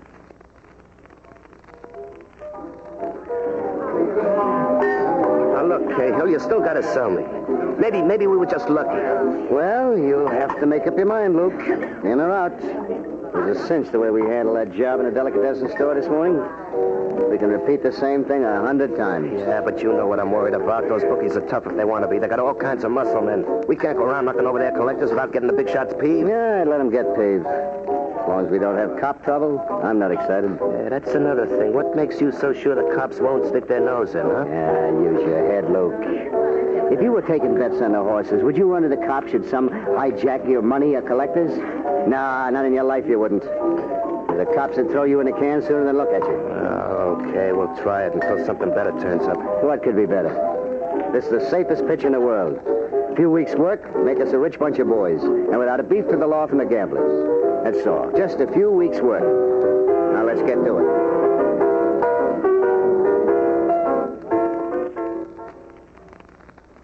Now, look, boss. Now, could I help it? They got me tagged, that's all. Once I can understand, Rigo, but getting hijacked 3 times in a month ain't fun anymore. You talk like I was the only one getting took. They're knocking runners from every bookie in town. Yeah, things are bad all over. Here's a glass of beer for you, Rigo. Yeah, thanks. You keep your nose out of this, Stella. Look, Rigo, I'm telling you once and for all, this has got to stop. All right, then look, Gray, how about giving me a little protection? You're no baby. Start packing a heater yourself. Be reasonable, will you, Gray? There was 4 of them last time. Besides, I never used a gun before. It's easy. Just be careful not to point it at people you like. Go on, Rigo Scram. Well, what are we going to do, Gray? Go on, get those collections in. Look, Gray. Yeah? You were kidding about me packing a gun, huh? Yeah, forget it. Go on, collect the dough. Sure, Gray, sure. And be careful. I'll check with you later. Don't say it, Stella, don't say it. Who said I was going to say something? Well, you were thinking it. Oh, what a spot to be in. Oh, why don't you stop yapping and do something about it? Yeah. Get me the police commissioner on the phone. I want to register a complaint. Well, if I were you, Well, you're not me. But go ahead. Okay. Look, there must be a dozen bookmakers like you losing a bundle of dough every week. So? So why don't you all get together? You know, e pluribus unum. With those chumps? Or didn't you ever hear of a trade association where all the competitors get together for the mutual benefit of the industry? I hate to say so, Stella, but maybe you got an idea. See? Mention the word mutual and already you're interested. Yeah, maybe between us we can round up enough heats to scare those hijackers off. Yeah, I think I'll call Burley and the Gimp. This is something they ought to be real glad to hear. Detective Division, Lieutenant O'Rourke. Hello, Lieutenant. Sergeant Martin. Oh, yes, Sergeant. I just picked up a piece of information. Yes? It seems our friend Gray and Burley and the Gimp, plus a few other big-shot bookies, had a meeting last night. Oh, that must be on the hijacking of their collectors. I wouldn't be surprised. This guy told me they're going to take some action. All right, I've been expecting it, Sergeant. You know, I wish we could take some action. No, I don't see how we can yet. We have no report that there have been robberies. Everything we know unofficially. When the time comes, we'll move in. I hope that guy has as much on him now as last time, Cahill. We'll see in a minute. Now, run his car into the curb, right? Hold on. Come on, let's take it, Fred. Hey, what's the idea? Come on, get out of there. Hey, listen, you guys. I want that dough. Come on, get out. Hey, let go of me, will you? Watch it, pal. Another car. Yeah, I see it. Come on, back to the car. Gorillas, I'm going to shoot. All right, give it back to him. Let's get out of here. Yeah, right with you. Let's go, yeah.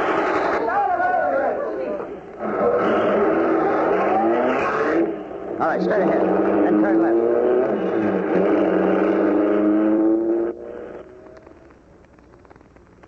So, Don, as the police had feared, open warfare broke out between the syndicate of racehorse bookmakers and the gangsters who were hijacking their collectors and messengers. Now, with or without a complaint from the victims, it was the job of the police to bring the situation to a head. Now, back to gangbusters. You were telling us, Commissioner Sullivan, how strong-arm men employed by the horse race gambling syndicate and the bandits, who were hijacking the gamblers' messengers, engaged in a gun battle on a Brooklyn street. That's right, Don. And within seconds after the shooting fray, members of both parties had fled the scene. Fortunately, no one was injured. By the time Lieutenant Frank O'Rourke, head of the squad of detectives assigned to investigate the rumored hijackings, arrived on the scene, a large crowd had gathered. All right. Stand back there. Come on, Lieutenant. Right with you. Come on, open up here. Coming through. Police officers, open up. Coming through. Coming through. All right, come on. Step back. Now, look, go on home, folks. There's nothing to see. It's all over. I said it's all over. Now, come on, break it up. Sergeant. Yeah, coming, Lieutenant. Get it moving out of here. Okay, right. Oh, wow. All Brooklyn must be here, Lieutenant. Any witness have a description of these men? No, nobody could say what any of them looked like. Most of the people on the sidewalk even thought the men in the second car might have been police officers. What do you make of it, Lieutenant? Go out and pick up Gray. I want to talk to him. Ah, and you think the bookies' guerrillas jumped up the hijackers, huh? Yeah, maybe. One thing I do know, I don't want anything like this to happen again. All right, Lieutenant. I'll see if I can find Gray for you. I think I know where I can put my hand on him. Good.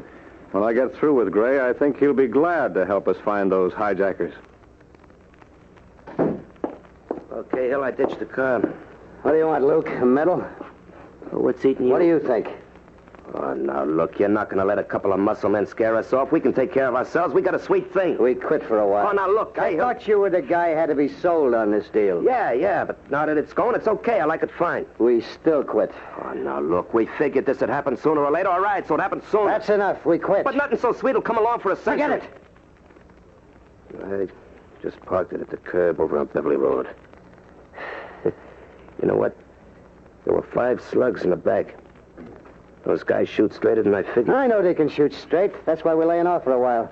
But we keep our eyes on those money runners. I got an idea if we relax, they relax. And as soon as the bookies take the gorillas off, we go back for more. Oh. Well, why didn't you say so? That's the way to do it. It's the only way to do it. Now go tell the boys what's cooking. I want them to stay around where I can get in touch. And in the 4th race, a change of jockeys on number 6 China Plane. The jockey will be P. Ronson instead of Blake, as shown in your program. What do they want to go changing jockeys for, Gray? Does that mean something? How should I know? Well, you ought to know. It don't make any difference who's up, Stella. The horse can't win. How do you know he can't win? He's got 4 legs like the rest. Don't figure, that's all. Now, if you got a bet, look for something else in the race. Yeah? And somebody's looking for you. Huh? Oh, yeah. Oh, Gray. Taking a busman's holiday? Oh, wait, Copper. This is a private box. Yeah? Well, we've got a private box waiting for you downtown. Come on. Hey, now, wait a Shut minute. up, Stella. What's the charge? We'll talk about it on the way downtown. Come on. Stella, call my lawyer. Hey, you can't leave me here alone. Maybe you'd like to come along, too. Well, since you put it that way. Let's go, Gray. The lieutenant's waiting. And these are the horses for the 4th race, the Purple Stakes for fillies and mares 3 years old and upwards. At the conclusion of the 25th running of the Purple Stakes. Ah, hello, Lieutenant. Hello, Sergeant. Where have you got Gray? Well, he's still in the holdover cell, and he's burning. Let him burn. Come on, I want to see him. You know, I don't see what you're going to get out of Gray. He's not the talking type. Maybe he's not. It's the next cell. Hello, Gray. Been fixing any fights lately? Well, it's about time somebody showed up. Open up, Sergeant. All right. So, you're getting smart and turning me out, huh? Or did my lawyer show up with a writ already? Neither, Gray. I'm just coming in for a little chat. Now, wait a minute. We got nothing to talk about. Haven't we? No. And you got nothing to hold me on either. I want out of here right now. Okay. As soon as you make a formal complaint on those robberies. I don't know anything about any robbery. You know all about them. Let's get this straight. It doesn't make any difference who the victim is. Robbery is still robbery. And it's my job to clear it up. Look, Copper, it's bad enough I'm in here. I don't need a lecture. Well, you're getting one, Gray. And it's too bad we can't hook you and all the guys like you instead of some storekeeper who's taking bets for you. Someday we'll get through that cover you've got. Yeah, maybe. But right now, I want out of here. Perhaps after I hear all about those hijackings. Not on your life, Bud. If I give you a statement, I'm admitting I'm making book. Handle this my own way. Look, Gray, I'm not going to stand for gun battles between a bunch of bums who don't give a hoot how many lives they take. If you're talking about that machine gun fracas, I don't know a thing. All right, Gray, you can rot in this cell until you tell me what you know. I don't scare so quick, Copper. My lawyer's on the way over with a writ. I'll be out of here in an hour. This time, yes. What do you mean this time? Exactly this. I'm issuing orders to have you picked up every time you show your face on the street. I can't do that. Can't I? No, that's persecution. Not the way I look at it, Gray. I'll get this straight. I got my own way of taking care of such rats. I don't need no help from the law. All right, Gray, you asked for it. We'll see a lot of you around here. Hey, Lieutenant. Yes? Just a minute. Look, I can't make no statement about the hijackings. That'd be cutting my own throat. You got me in the middle. I think you got yourself in the middle, Gray. Give me a little time to think it over, will you? How much time? Couple of days, that's all. Okay, I'll give you a couple of days. But in the meantime, you call off those hoodlums. I don't want any more shooting scrapes. Yeah, sure. And get Burley and the Gimp to do the same. Or they know what to expect. Okay, Lieutenant, okay. The gorillas are through. And today. So long. Hey, I thought I was getting out. When your lawyer gets here with a writ, not before. We'll be seeing you. Well, that's a fine way to treat a guy. I'm an American citizen, you know. I got some rights even if I am. I never seen anything like this anyway. It's too bad you got to bargain with a guy like that, Lieutenant. Bargain? Yeah. I only wish we could leave him in a cell and throw the key away. There's no bargain to it, Sergeant. Oh, no? Huh. I've got an idea. As soon as those hoodlums stop protecting the bookies' messengers, the hijackers go back to work. Ah, yeah. We catch them in the act and wash this whole case up. And I want to do the catching, Lieutenant. Yes, Sergeant.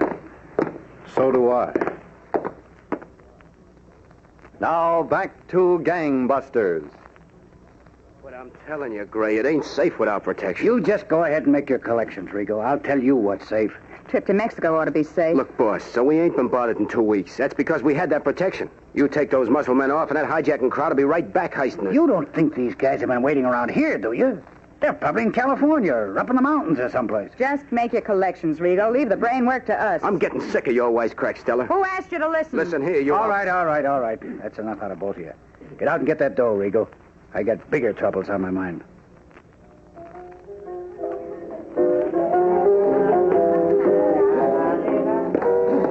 Hello, Cahill.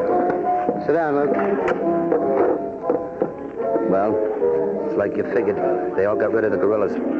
You sure? Would I be telling you if I wasn't? I tell that Rigo guy all day there was nobody with him. And the same goes for the others. Good. And we get back to work. And we'll take more of them over now than ever. You know something, Luke? What? Don't tell anybody. We're the only guys that ever beat the bookies. Yeah. And when you got a sure thing, press it. That's exactly what we're going to do.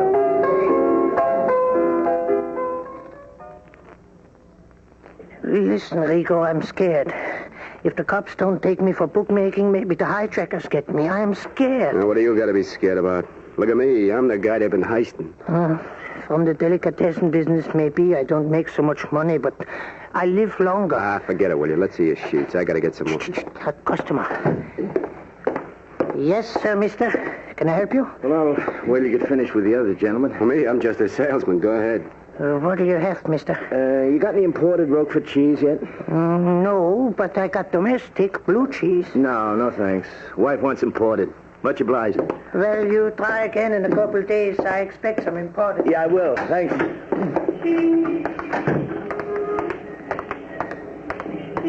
Well, Sergeant?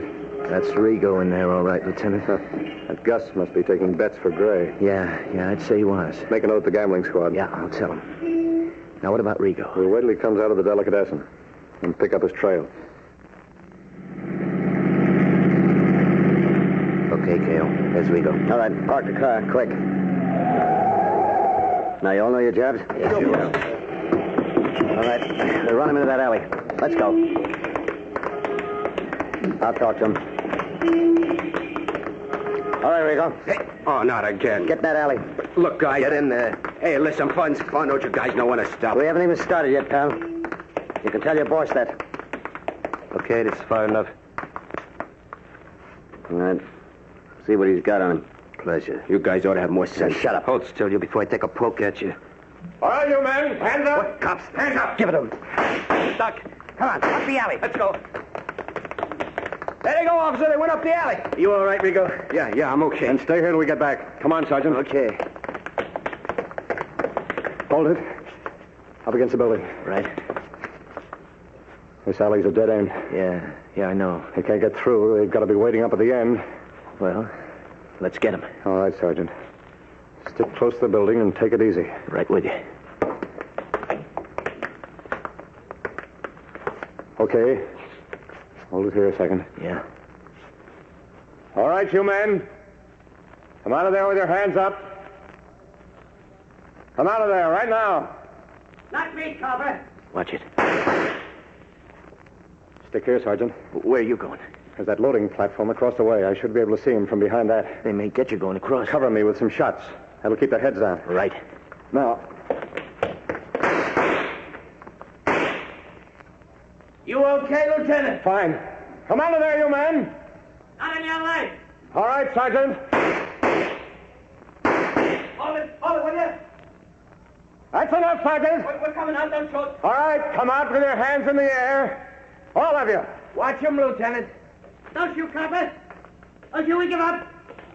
Don't shoot. Just keep walking. We're through. We're all through. That's far enough. Now keep your hands up, you. They're up. Well, they're a fine-looking bunch, eh, Lieutenant? Look, we didn't do nothing wrong. They only took from the gamblers. They're criminals. We didn't do nothing wrong. You're a little bit twisted, fellow. You're all wrong. That doesn't make the bookies right. And if it's any satisfaction to you, we'll get them, too. Now, let's go.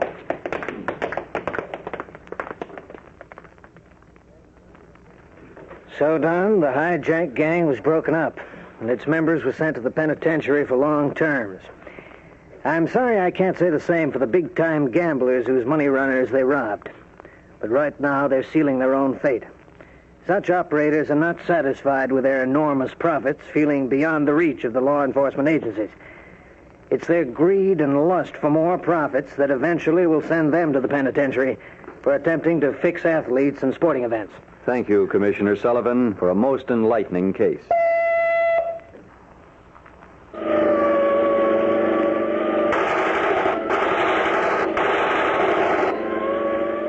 Commissioner Sullivan was impersonated by Robert Dryden.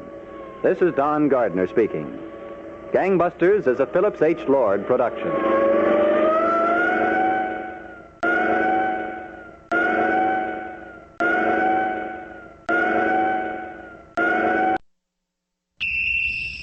Now, in cooperation with police and federal law enforcement departments throughout the United States, the only national program that brings you authentic police case histories. Gangbusters.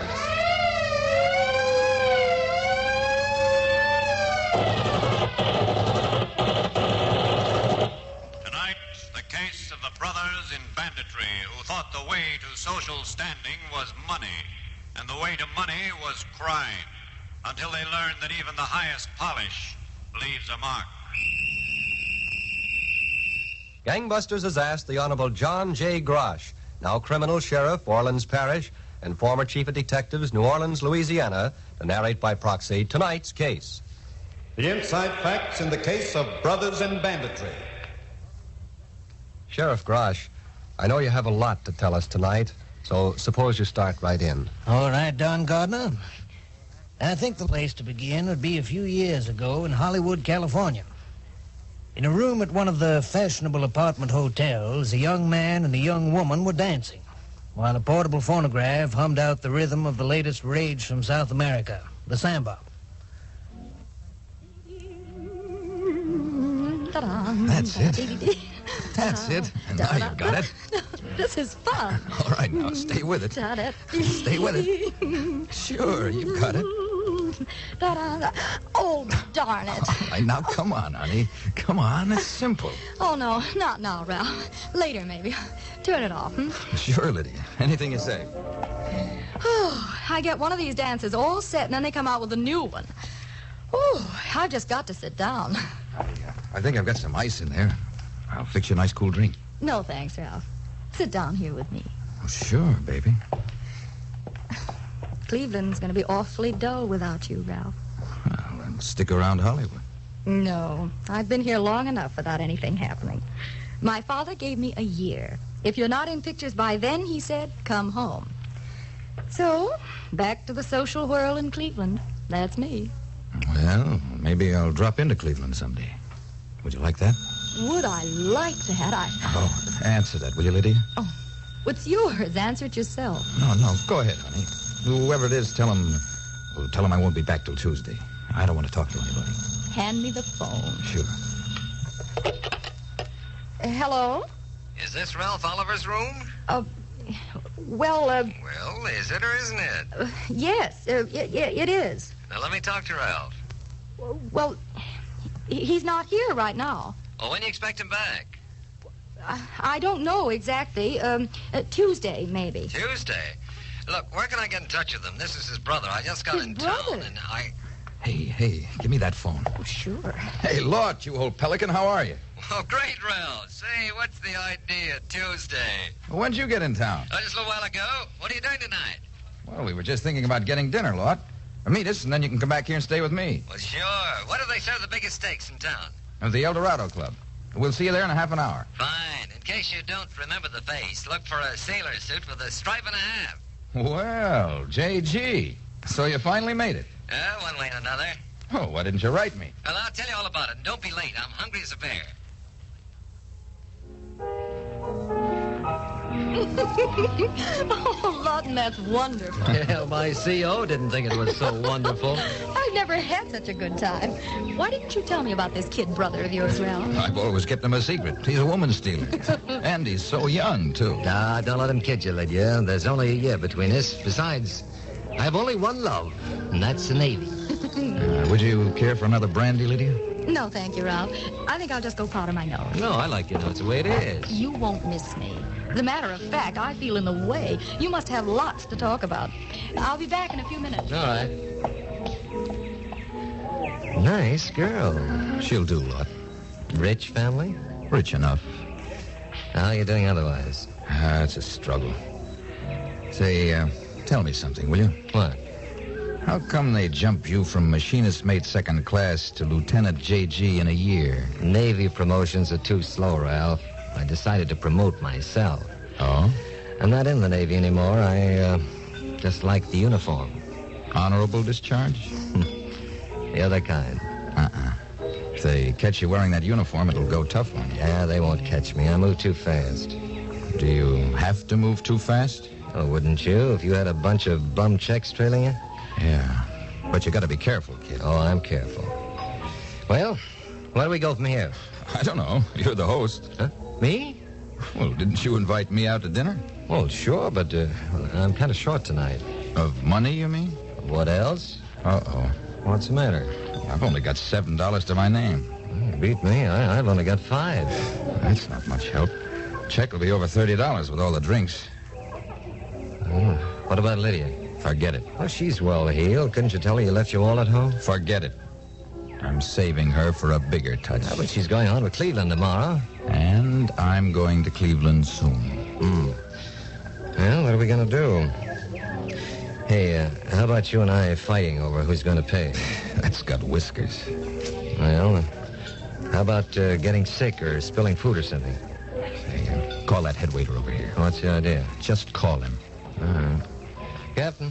Captain? Oui, monsieur. One moment. Now, when he gets here, tell him what a fine dinner we had and ask him to bring the check. But, Ralph, Do as I tell you. Here he comes. Can I be of service, Monsieur Lieutenant? Yeah, the dinner was excellent. Just right. Oh, thank you, monsieur. May I have the check, please? Oui, monsieur, in a moment. Say, isn't that Joe Davis? Where? Oh, excuse me. Oh, it is nothing, monsieur. I will have the check in a moment. Now, tell me how that helped us, other than to bring the axe down quicker. The check will be over $30. Here, be a liberal tipper. Give him 40. Hey, where'd you get all that dough? From the head waiter. But he doesn't know it yet. Huh? Ralph, how long you been picking pockets? His is the first one. But when I have to, I can do anything and do it good. Well, let's get out of here before he misses that one. As soon as Lydia comes back, we'll take her home. Then I want to talk over a few things with you.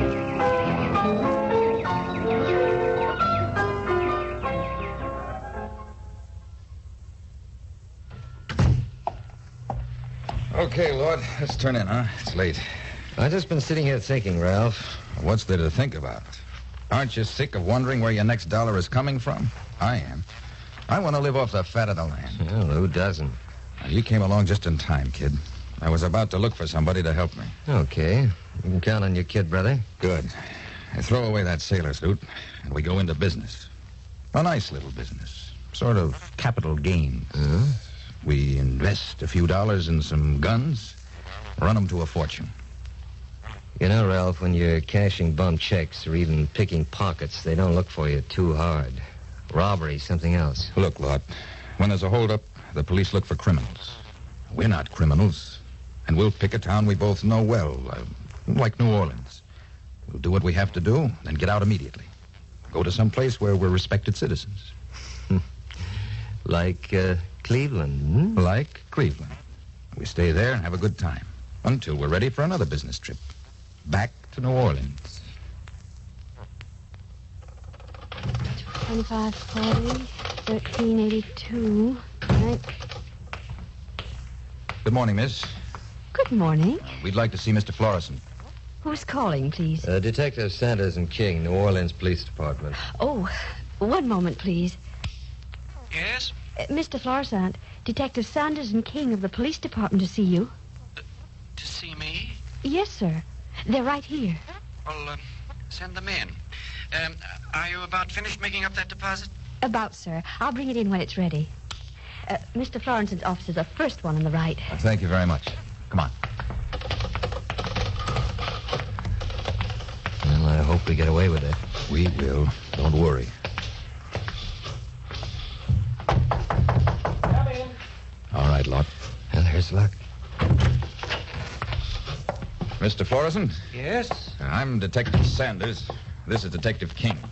We hate to trouble you when you're busy. Well, that's all right if there's anything I can do for you. We'd like to do something for you.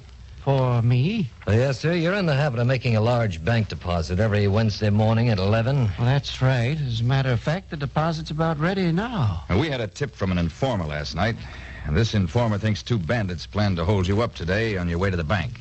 Really? The lieutenant doesn't put much stock in the report, but he sent us to escort you to the bank. Oh, fine. I have the deposit, Mr. Florissant. Oh, good. I'll take it, please. Oh, would you bring back some deposit slips, sir? Oh, yes, of course. Thank you. You're welcome, Mr. Florissant. And another thing, Mr. Florissant, either we or other detectives will continue to escort you to the bank every Wednesday for 3 or 4 weeks, just to play safe. Oh, I'll be glad to have you, believe me. All right, we'll take the money. But that's all right. I can carry it. He meant we'll take it. What? Get him up. Please, no, don't! Don't, huh? I've got it. Let's go. Okay.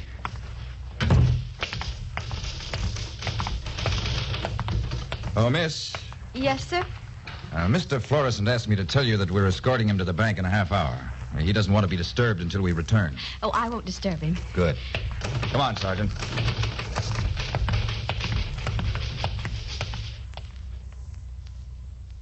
That, Don, was how Ralph and Lawton Oliver staged their first robbery in New Orleans. They were delighted at their success. But the brothers soon learned it's seldom that even the most ingenious schemes fool the police. Now, back to gangbusters.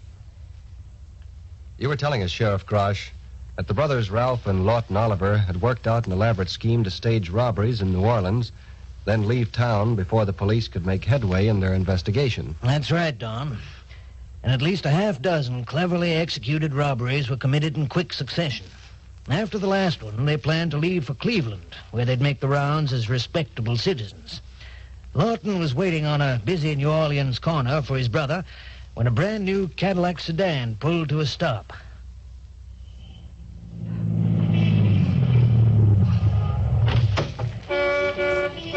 Lord!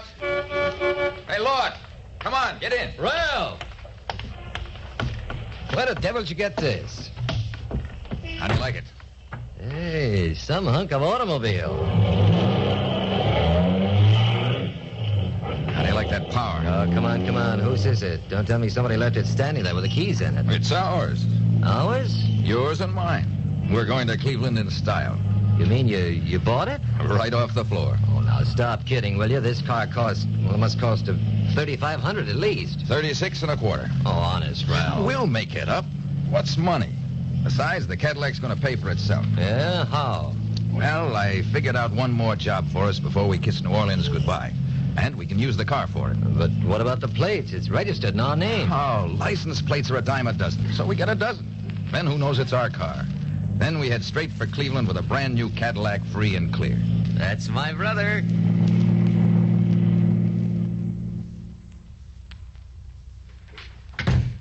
Well, Inspector, I checked up on the license plates. Huh? Stolen. You didn't expect anything different, did you? No, but I was hoping. Where was the car stolen from, Sergeant? I don't know about the car. The plates were taken off a 1940 Chevy. Some difference. Any reports on a new Cadillac sedan being stolen? I couldn't find any, Inspector. Not any place in the state. Oh. If anyone's missing a brand new Cadillac, they certainly ought to squawk about it. No, couldn't be. You mean you were thinking these bandits might own that car and just have stolen the plates? Yeah, but why do they need to buy a car? Sergeant, these 2 men seem to have a way of their own and a purpose of their own. They're well-spoken, polished, and a little too confident. Why shouldn't they buy a Cadillac if they want one? If they did, it shouldn't be too hard to trace.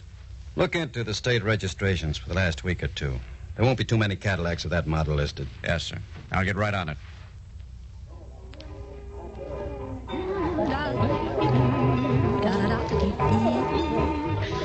Lydia. What? You've been unfaithful. Unfaithful? Yes. You've been taking samba lessons from somebody else. Well, I never expected to see you in Cleveland, Ralph. Well, I promised I'd be here, didn't I? That was a Hollywood promise. You don't know how I dreamed about seeing you again. How I couldn't wait to get here and then to hold you in my arms. Dancing? Not just dancing. Lydia, look. Lawton and I'll be here 2 weeks. I want to see you every day and every night. Now, where are we going tomorrow afternoon? That's up to you. Tomorrow night? Tomorrow night, I'm busy. Oh, what's his name? A murderer. Let's sit down, Ralph. What's the matter with tomorrow night? Well, you can see me if you want to. It's up to you. This is our table, isn't it? Yeah. Oh, what do you mean, if I want to? Tomorrow night's the annual charity ball. Well, I believe in charity. It so happens that I'm on the ticket committee. Congratulations. I'll take 2 tickets. How much are they? Whatever you want to give. Well, I'll take 2 at $500 apiece. Oh, that's very generous, Ralph, but I've already got mine. Okay, I'll still take 2. Lawton won't want to stay in the hotel room. My whole family believes in charity.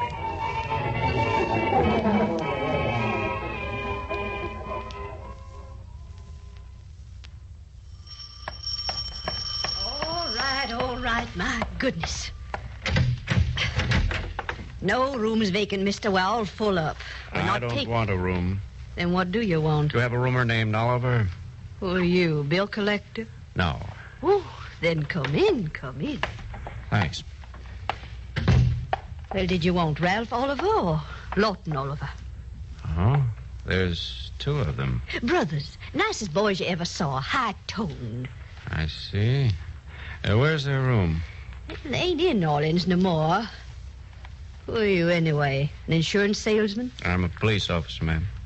Police officer? When'd they leave? Well, Friday, I think it was. Yeah, Friday, because Mr. Hunter Clark moved in on Friday. Never mind, Mr. Clark. Do you know where they went? Well, traveling, they said. But if you ask me, it was Cleveland. Oh? Ralph, that is, got a fiancée in Cleveland. You must be making a mistake about those boys. They're nice boys. Did Ralph get mail from Cleveland? Some. Now, see here, you don't think I go around reading my roomers' mail. I'm sure you don't. Well, it was from Cleveland. High society gal. She writes on good stationery, so you're after the wrong man. Anybody who has a high society gal don't go mixing up with the police. You don't want the Oliver boys for nothing. They're very high type. Yes, I know. Very high type. Please, show me the room they occupied. Well, I'll show it to you, but you won't find nothing there. I clean it every day. Every day. Right this way. $1,000, Ralph. $1,000 for tickets. It's an investment. Well, how long do you think the money's going to hold out? We've been here 2 days, and you've already spent nearly $2,000. Well, there's plenty more where we got this. Sure, back in New Orleans or someplace, but we're in Cleveland. You're dated up for 2 weeks. Lord. What? You know, associating with these people here gives you a lot of inside information. Now, the hotel across the street, for instance. Did you know that every Monday night the wealthiest businessmen in town amuse themselves with a game of poker? A game of poker for high stakes in room 1102? Oh, who cares? At the next game, Lord, they're going to deal us in. And we'll wind up the only winners. Ralph, we decided not to work in Cleveland. This is for fun. I've got it all figured out. Well, this is going against everything we decided. We wear masks and disguise our voices. About midnight, we knock on the door and say it's the bellboy. When they open up... Okay, knock. Go ahead. Yes? What is it? Get set. Bellboy. All right. Coming. We didn't sign up back in the room and reach. What is... quiet, all of you. Shut up. Okay, on your feet. Quiet. Get up. Now leave the dough on the table. Empty your pockets and don't hold out. What can't you... Shut up. We're going to search every one of you before we get out, so put it all out. If you don't, it's 11 floors out that window. Go on, empty your pockets. That's it. All right, come on. All right, now all of you, get in the bathroom. But listen, Get in the bathroom and make it snappy. Get the dough, pal. Right. Go on. Get in there. Hey. Get in there. Shut up. You. Hey? Yeah. Shut the door and start counting. When you get to 1,000, you can come out. And count slow. Well, Go on, count. 1, 2, 3, 4, 5. Shut the door. 6, 7, 8. You got it all? Yeah, about. Take care of the phone. Right. That's that. All right, come on, let's get out of here. Not yet. Wait a minute. For what? Come on. Take it easy. Now walk up to the bathroom door with me, but quietly.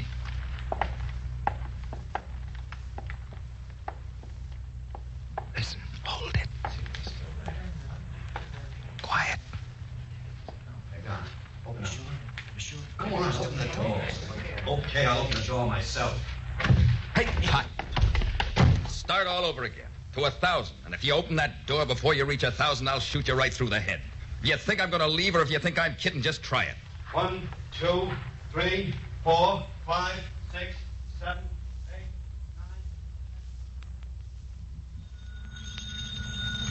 9.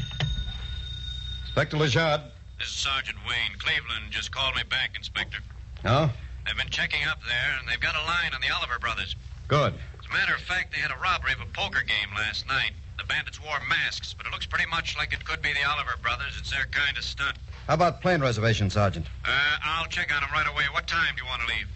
On the first flight out. Okay, I'll get the tickets and wire Cleveland we're on the way.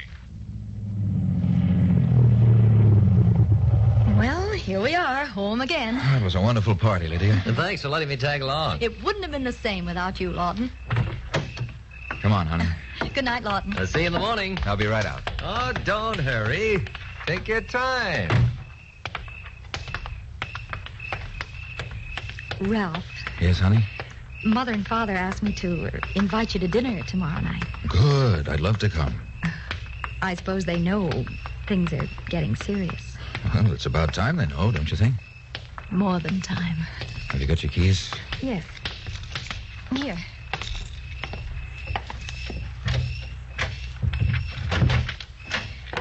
Good night, darling. I'll see you tomorrow. Inside a minute, honey. Oh, sure. Lydia, let's get married. Ralph, Yes or no? That's all I want to hear. Well? Ralph. Yes. Oh, honey. Oh, Ralph. Baby, Don't say any more. Let me remember every word. Good night, honey. Good night, darling.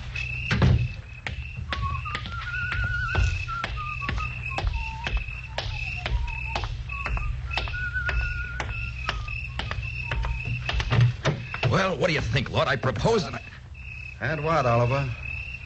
And nothing. We're police officers. Get in. Okay. I guess this is it, Ralph. Yeah. They're waiting here for us. Go on, Sergeant. Police headquarters. All right. Police headquarters.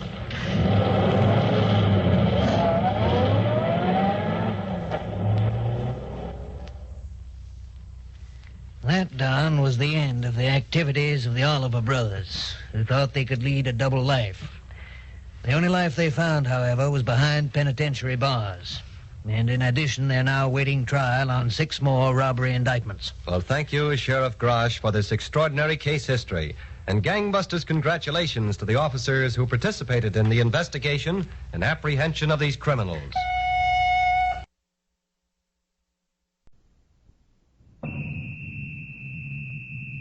Now, in cooperation with police and federal law enforcement departments throughout the United States, the only national program that brings you authentic police case history, Gangbusters.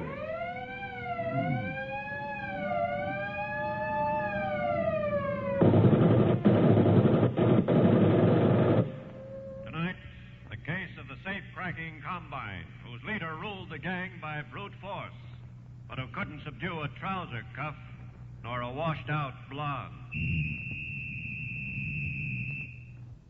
And now to Gangbusters and facts that show the operation of our law enforcement officials in their war against the underworld. Gangbusters has asked Jack Harville, Chief of Detectives, Detroit, Michigan Police Department, to narrate by proxy tonight's case. The inside facts in the case of the safe-cracking combine.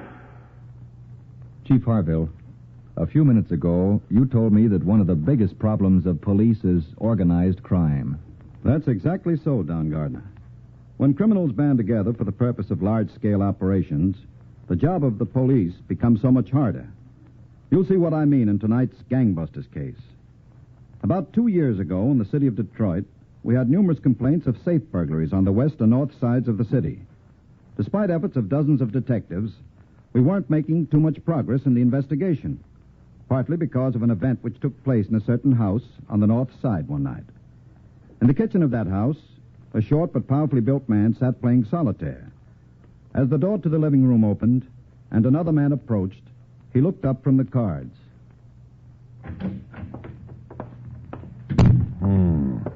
Well? Okay, Patch. He's here.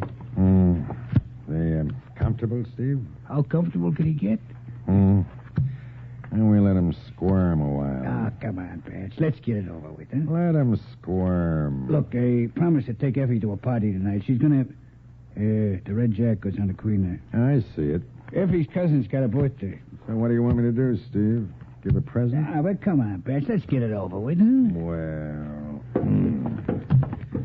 I guess Corny Mike squirmed enough, huh? Yeah, sure. Let's go. Hey, tell him, Patch. Tell him good. Huh? Don't worry, I will. Hello, Mike. Glad you could make it. What goes, Patch? This won't take long. I got a few things on my mind. I come to do some talking myself. First, you listen. Look, Patch, what's the idea of getting me down here? You'll listen, Mike, so you'll listen. Steve. Thought we made a bargain, Mike. I thought there wasn't going to be another safe job on the north or west side without my say-so. What are you talking about? What do you think, Mike? You broke into that joint without his say-so. What are you, a cop? Can you prove it? What I said goes. No more safe jobs around here without my okay. Let go. You want to settle it right here, Mike? Batch, he asked, do you want to settle it right here? Listen, Batch, let go. Please. I'm listening. Okay, I did that job. Me and the Charlotte brothers. You can have your 20%. I'll pay it off right now, We're going to collect more than 20%. Steve. I'll pay it off. I'll pay it. Okay. But I'm warning all of you, Mike. This outfit operates the way I say. No safe jobs without my okay. If anybody thinks they can get away with tricks, I'll come down and beat their head to paste. Personal. All right. Get out of here. You heard him. He said, get out. Go on. Okay, I'm going.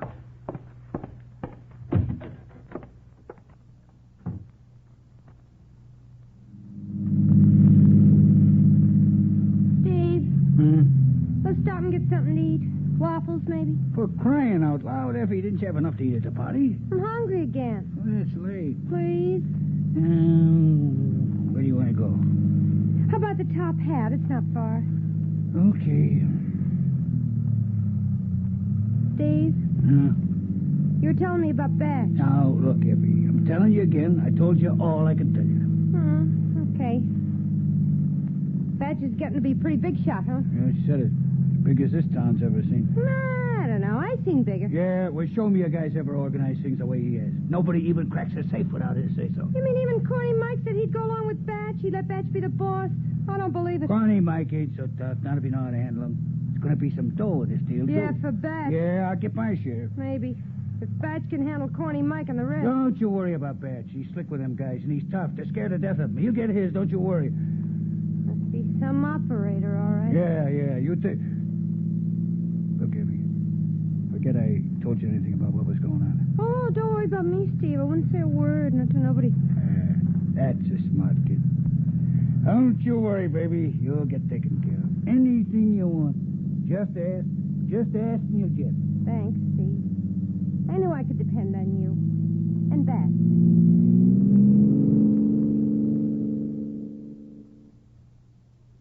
I'm telling you, Inspector Ma, these safe robberies have got to stop. 23 safe robberies in 6 weeks. It's ridiculous. I can assure you, Mr. Edwards, we're doing everything we possibly can. Apparently, it's not enough, Inspector. And as a representative of the North Side Merchants Association, I feel... Mr. Edwards, Would you be surprised if I told you we think we know the men responsible for those burglaries? You do? I said we think we do. There are 10 or 12 men involved. We're sure of that. We've had some of them down here for questioning on occasion. But those men should be in the penitentiary. Mr. Edwards, I could be dead sure they're the ones, but my being sure is not enough. In order to convict a man of burglary, we either have to catch him in the act, or find some of the stolen property in his possession, or have a confession. And none of these men are confessing to anything. Well, then why don't you arrest these men now? They're bound to have the money on them from that robbery last night. Mr. Edwards, if these men broke into your furniture store and took some cash from your safe, could you pick out your own bills or coins and swear that they were yours? Well, neither could any other victim. When only cash is taken, and the burglars are careful to leave no fingerprints or other evidence at the scene of the crime, a burglary conviction is almost impossible. Well, I suppose you have a pretty difficult job. We have, Mr. Edwards. Well, thanks a lot, Inspector. All right. Excuse me. Yes? Detective LeFew, Inspector. Can I see you? Come right in, LeFew. Mr. Edwards just leaving. Yes, sir. I hope you understand our problems a little better, Mr. Edwards. I think I do. Well, you know where to reach me. Goodbye. No, excuse me. Sure. Come in, LeFew. Well, Inspector, we had men in back of Corny Mike all last night. Did make a move out of his house. Hmm? How about the Scheller brothers? Lost them in traffic. It could have been them, or even Batch. We didn't have him under surveillance either. All right, LeFew. Stick with as many of them as you can. The only way we'll get these boys is to catch some of them in the act. Then maybe we'll get a statement involving the others. Hello. Let me talk to Batch. Just a minute, I'll get him. He's in the kitchen with a friend. Hey, who is this, Effie? No, it is not Effie. Oh. Okay, hold the phone. I'll see if it's talking. That's the way it's going to be, Mike. And if you don't like... What? Telephone. What do they want? It's for you. Personal. I'll be right back, Mike. Take your time. Steve, stay here with Mike. It's a dame, Batch. So it's a dame. I'll be right back.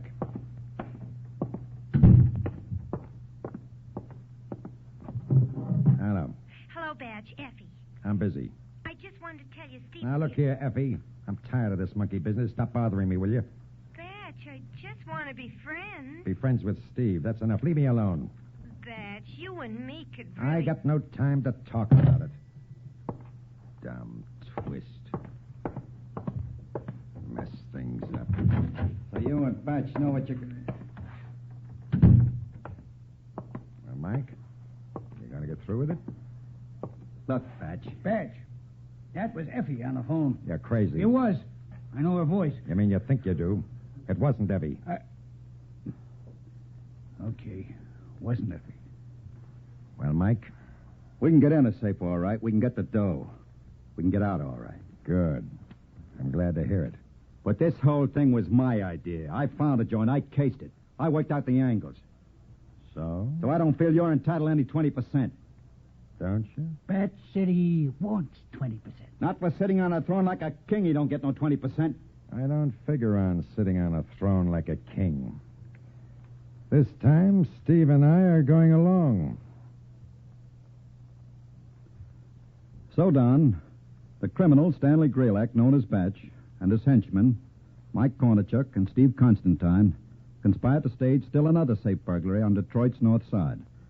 But they had no idea of how close detectives under Inspector James Marr were to the evidence they sought. Now back to Gangbusters.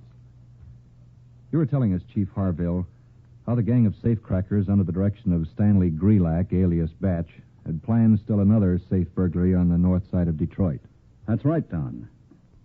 They knew the doors and windows of the furniture store they intended to loot were protected by a burglar alarm. They also knew the occupants of an apartment on the second floor of the building were out of town. After the criminals gained entrance to this residence by picking a lock, they cut a hole in the floor leading to the private office of the owner of the furniture store. After nearly 2 hours of quiet work, they were about ready to scramble through the opening and crack the safe.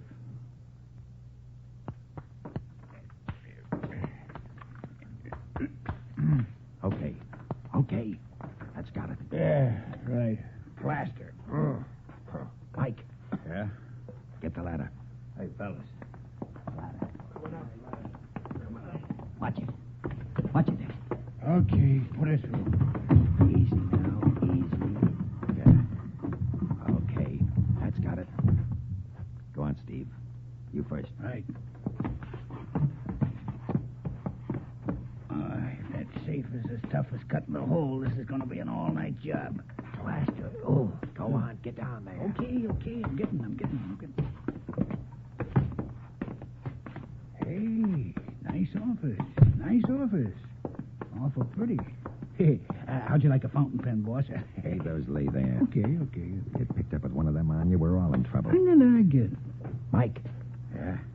bring the stuff. Right. Bring the stuff, fellas. Okay. Take a look around the main office. Yeah. Watch yourself. Hey, this door's locked. Let me see that thing. Yeah, just snap lock. Hmm? Oh, yeah. Open it up. Yeah, sure.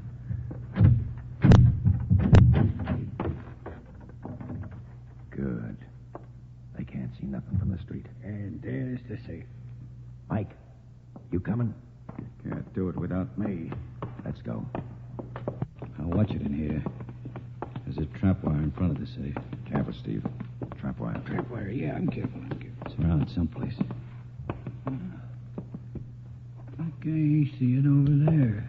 Yeah, there it is. Oh! Now, you walk right into it. Who's that? The fire? Okay, we don't have time for fights back in the office. Come on. Inside. Yeah. The door. Is it locked? Yeah. Let's get out of here, huh? Up the ladder. Come on. Up the ladder. Hold it. Stay away from that ladder. What for? They'll nab us, sure. Yeah, and they'll nab us quicker on the street if we get out. We stay right here. Oh, no. We stay right here. The doors and windows are all okay. They won't see nothing. We might get away with it. All right, Patch. You got a customer. All right, Patch, but keep your fingers crossed, boys.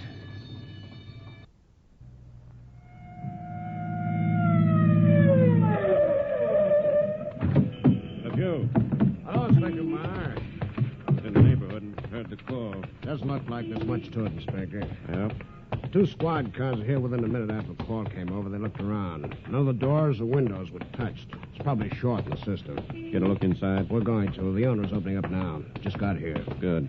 Oh, by the way, this is the furniture store your friend Mr. Edwards owns. Oh, so it is. Hello there, Mr. Edwards. Oh, hello, Inspector. Is there a chance somebody might be inside? There's a chance.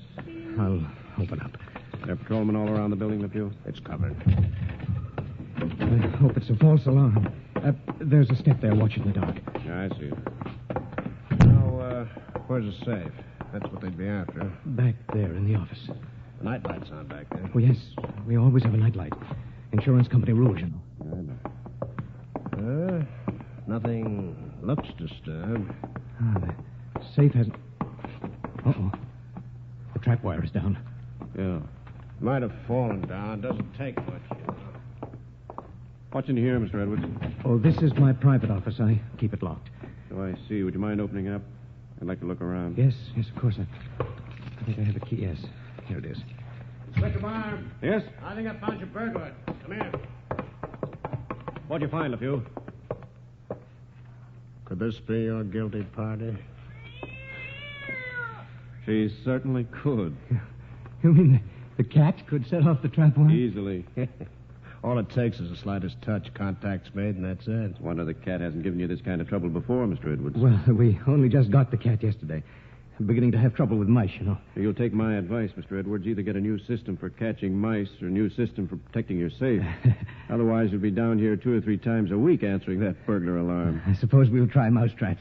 Run along, kitten. You've caused enough trouble for one night. Come on, LePew. Let's go. Right. Good night, Mr. Edwards. Just a second. I'm coming, too.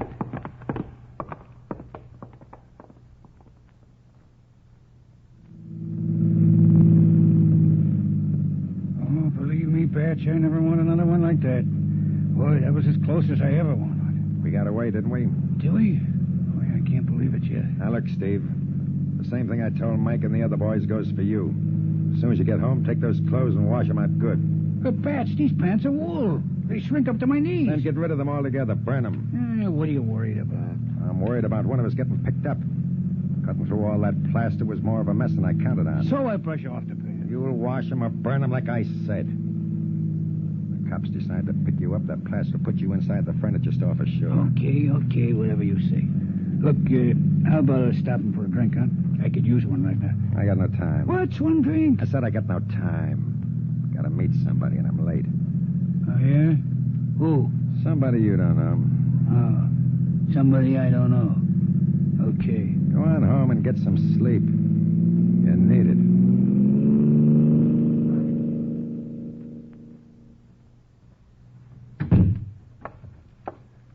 Morning, Steve. Where you been, Effie? All night. Didn't expect you'd be up yet. Who went to sleep? Where you been, huh? I tried calling every place, so I come to wait for you. Why? Why do you think? I want to talk to you, that's why. Well, I knew you'd be busy on the job practically all night. I stayed at my cousin's. Heh. What does that mean, heh? Heh. Okay. Batch tell you what happened on the job? Batch, I didn't see Batch. No, you saw your cousin now. Effie, I swear, if I ever catch you with another guy, I'm going to kick your pussy. You'll never catch me. Were you with Batch or was you? I wasn't. Tell me the truth, were you? Steve, don't. Were you? Don't. Were you? No, I... Good thing you weren't. I was at my cousin's. You can call her. Don't worry, I will, too. Haven't even seen Batch. You talked to him on the phone, didn't you? Me? Yeah, you. The other night when I answered, didn't you? No, that wasn't me, I swear. Tells me to get the plaster out of my clothes, and then he runs around with you. Who's that? I don't know. Yeah, well, I know. Steve. Now, look here, Batch. Hello, Steve. Going someplace? Yeah, policeman. I guess I am. You bet you are. For a ride downtown. Okay, back inside. All right, okay. Just take it easy.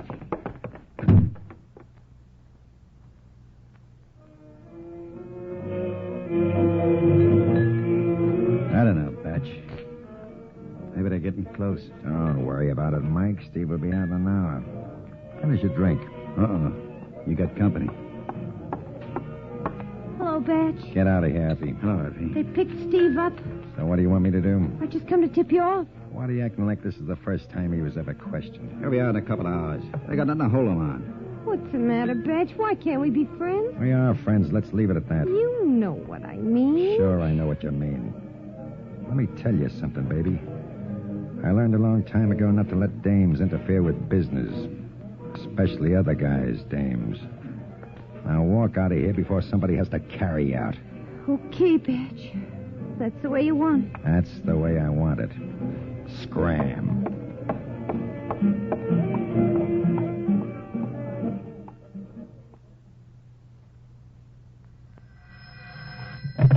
Detective Bureau, a few talking. Inspector Marr, Yes, sir?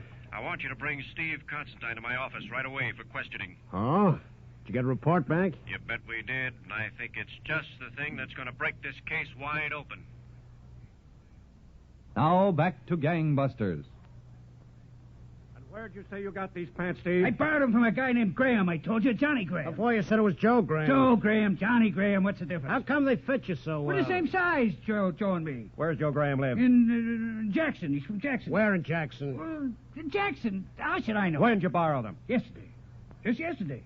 Joe come over and he wanted me to do some work in the garage, so he had an extra pair of pants, and I put them on. We done the work. In the garage? Yeah, in the garage. We clean out some stuff and put sawdust down where the oil leaks, and, well, you know, all that kind of thing. So I says to Joe, Joe, this is some job, and he says he never expected it. Well, after we finished in the garage, we sat down for lunch, and then... Yesterday, huh? Sure, yesterday. Right after you borrowed the pants. Well, not right after, maybe an hour. That's funny. That's funny. Your cleaner said those are your pants. He had them cleaned there 3 times. He showed me the marks. Okay, so they're my pants. And you wore them breaking into that furniture store last night? I did not. You didn't wear the pants? I didn't break into no furniture store. You ever see one of these, Steve?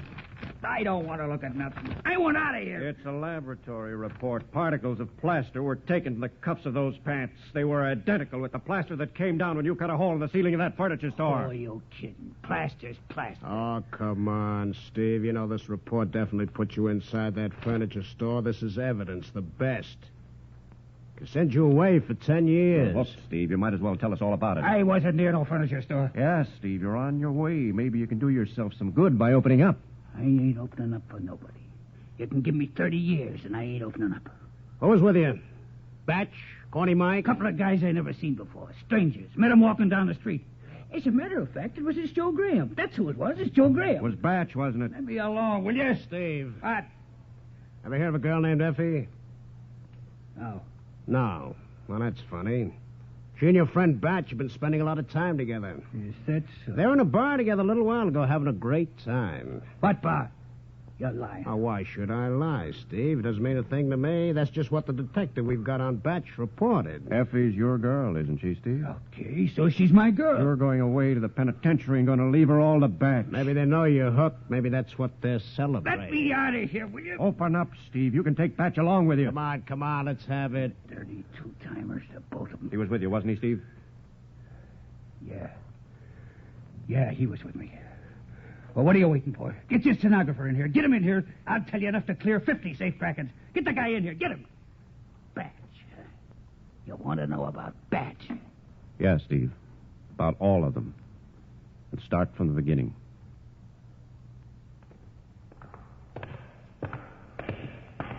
Well, Pat, welcome to the country club.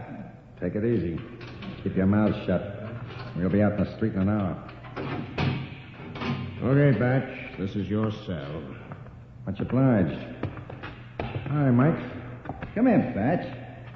We need another hand for the stud game. Copper, don't lose that key. You'll be needing it in a few minutes. We got Rich working. Now, don't kid yourself, Batch. This time you're hooked. Steve opened up. You're lying, Copper. Am I? You'll see what he has to say as soon as we get you upstairs. Well, make yourself comfortable.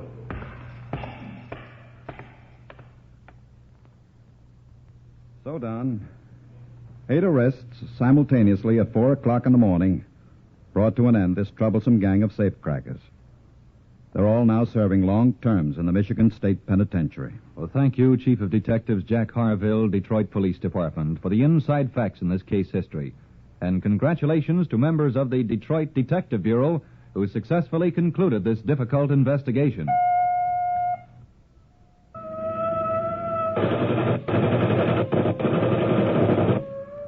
Tonight's case was dramatized by Stanley Niss and directed by William Sweets, with Arthur Vinton, Elspeth Eric, and Walter Vaughn in leading roles.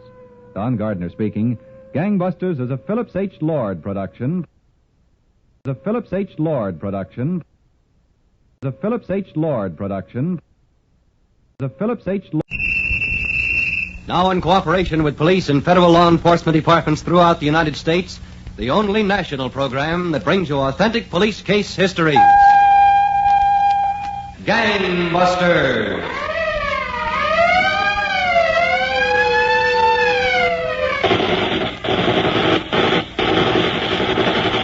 Tonight, the case of the Dakota Badman, who shed handcuffs as a snake sheds skin, but who learned that 2 sudden shots at a federal agent would be repaid in kind. And now to Gangbusters and facts that show the operation of our law enforcement officials in their war against the underworld. Gangbusters has asked the Honorable Victor S. Anderson, United States Attorney in Minnesota, to narrate by proxy tonight's case. The inside facts in the case of the Dakota Bandit.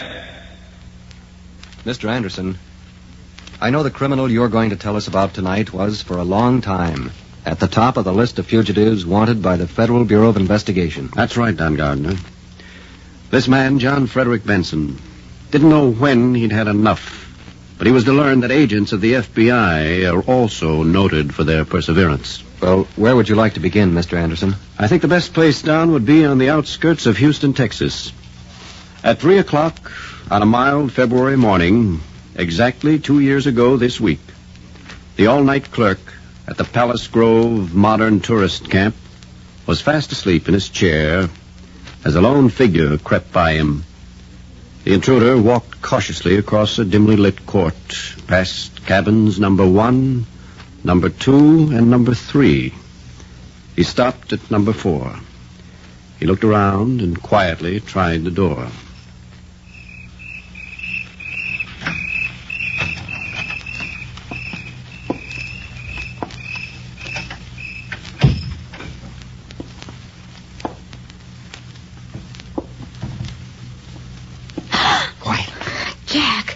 That's me. What happened? How did you get out? They were taking me to the federal building for questioning this afternoon. I broke away. They couldn't shoot on account of the people. Oh, you shouldn't have tried it. They might have killed you. That'll be better than rotting the rest of my life in jail. This afternoon? Yeah, I was lucky. I made for the freight yards. I've been laying out in a freight car for 12 hours. You sure they don't know you're here? I'm pretty sure. I guess they don't. They would have been around. You must be starved, Jack. I'll get up. Don't turn on any lights. Oh, okay. I got a job for you. What? These. Oh, Jack. I don't see yet how I made it. Not with these handcuffs on. I was lucky they let me wear a top coat over my shoulders. I used it to cover them. But how do you get them off? It's no problem with a hacksaw. First thing in the morning, walk to a hardware store and get a hacksaw. Wish I didn't have to wait that long. My wrists are practically cut to ribbons. Maybe I could use a hairpin or something. Maybe I can get them off. I'm too tired right now to try. I need some sleep. Get that hacksaw in the morning and we'll go to work on the cuffs.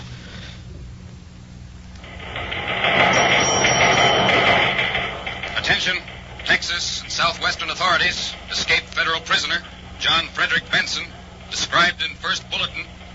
This man, who may still be wearing handcuffs, escaped custody of the United States Marshal at Houston, Texas. Caution. Caution. Benson may now be armed and is known to be extremely dangerous.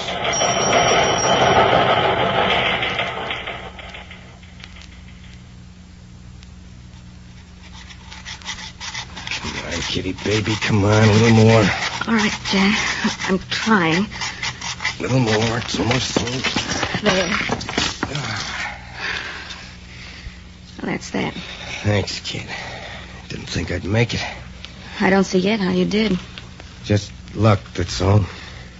I guess you're the luckiest guy in the world. It took some figuring, too. Ooh, my wrists. Well, I gotta do a lot more figuring, baby. We're still too close for comfort. Tourist cabins are okay, but when they're looking, that's the first place on the list. We gotta get out of here. Yeah, I suppose we do. Yeah, gotta get out and fast. They want me now worse than ever. Jack. Yeah. What happens now? Where do we go? Gotta get a heater. Gotta find someplace to lay out for a while. That takes dough. Everything takes dough. You got any left, kitty? A little. How much? 300 or 400. Good. That'll help some. Where you got it? In my suitcase. Good girl. Jack, take the money and leave me here. You kidding, baby? No, take it. What's the matter? You want to stay here? I can't go through that all over again, Jack. I can't see them get you again. I can't. What do you have to go through? I'm the one they're after. You talk like I don't mean anything to you. If you didn't mean anything to me, would you be here now? Would you have those cuffs off? Yeah, I'm sorry, kid. Guess I wouldn't. Am I crazy, Jack? Why do I see only good in you? Everybody else sees bad. If they're right, I'm crazy. I guess you only see what you want to see. Let them think I'm bad. What do you care? Do you want me with you, Jack? I gotta have you along, baby. You're my insurance. They take one look at the two of us together and nobody's suspicious. We can go any place and do anything. We're just an ordinary couple of people. That's not much of a reason for me. Oh, look, kid, you know you count first all the time, but I think for the next couple of weeks I can't do much traveling. I gotta light someplace and stay there. Where? Well, how about Kansas? Your sister's place. No, Jack. I don't want to get her mixed up in it. Who does want her mixed up in it? It's a big farm and far away from everything. You said she needs help since her husband died. You won't like a farm. You'll get restless. What do you think I was raised on? You wrote Nora you were married. Writer, you're bringing your husband for a visit. All right.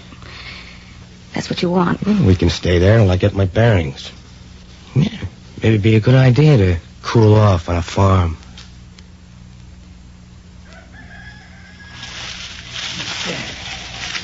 Yeah, rotten stuff. Hay. Who needs it? Jack, Yeah?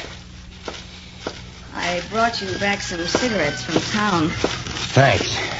Wish you might have let me know you were going. I've been having a wonderful time here pitching hay.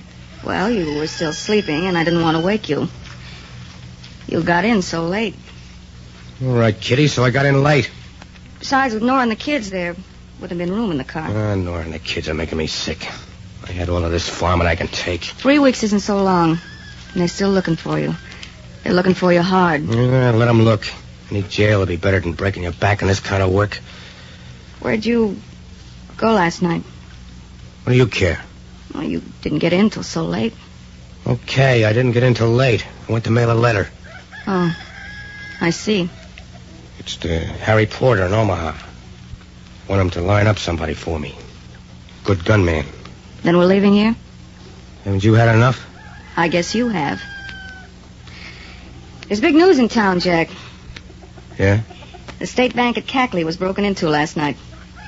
Well, what do you want me to do about it? You promised, Jack. You promised you'd lay low and stay out of things. I don't go in for safe crackings. I'm a gunman. How did you know the safe was cracked? I didn't say it. Oh, don't all banks have safes?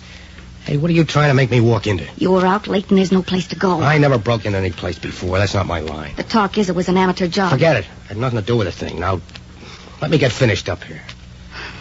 Yeah, Jack. That'd be a good idea. Oh, Nora wants to fix supper early. She's taking the kids over to the McLaughlins later. Yeah, the kids. They give me a pain in the neck. Go on, let me get some hay pitched.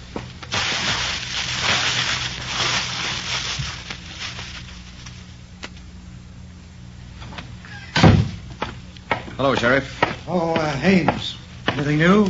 Sheriff, this is Special Agent Dyer, also of the FBI. He was sent down from the Kansas City field office to help out in the investigation, Sheriff Blaney. How are you, Sheriff? Glad to have you, Dyer. We need all the help we can get. Have you been able to turn up anything, Sheriff? Well, like you suggested, it could have been somebody local. I had my deputies checking up with the people around here. Anybody suspicious? You know how it is. We know most everybody in the county. Known them for years. There's a few people we might check into, though. Oh? For instance, out at Lem's garage on the Topeka Road. Lem took on a new mechanic, a stranger, a week or 10 days ago. Might talk to him. We could? And then there's that new couple out at the widow Emmett's, Jack Rogers and his wife. She's Nora Emmett's sister. Been there about 3 weeks. Mm-hmm. Haven't seen much of him, but she's been around with Nora and the kids. Was there anything suspicious about this Jack Rogers? Well, no, can't say there is. Got a car and seems to have money. The Emmets are good people. We'll have a look at them, too. And there's 3 or 4 others. I've got them listed here. All right, Sheriff. We'll check on everybody beginning tomorrow, just to play safe.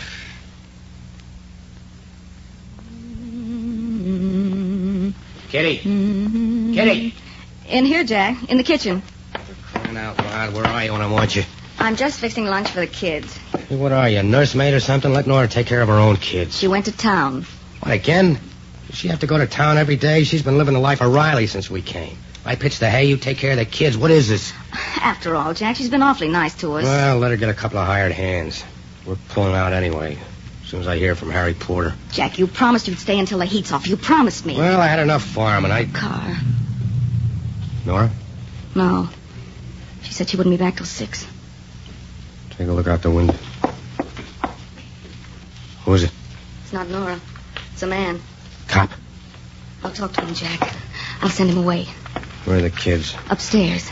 Go up and keep them there. I'll handle this. Be careful. Please be careful. Go up and take care of the kids. Let me talk to him. I'll handle it. Jack, Let go. you're not going to use that gun. I got it, yeah, and I'll get up there. I'm going to meet him on the porch. You get up with the kids.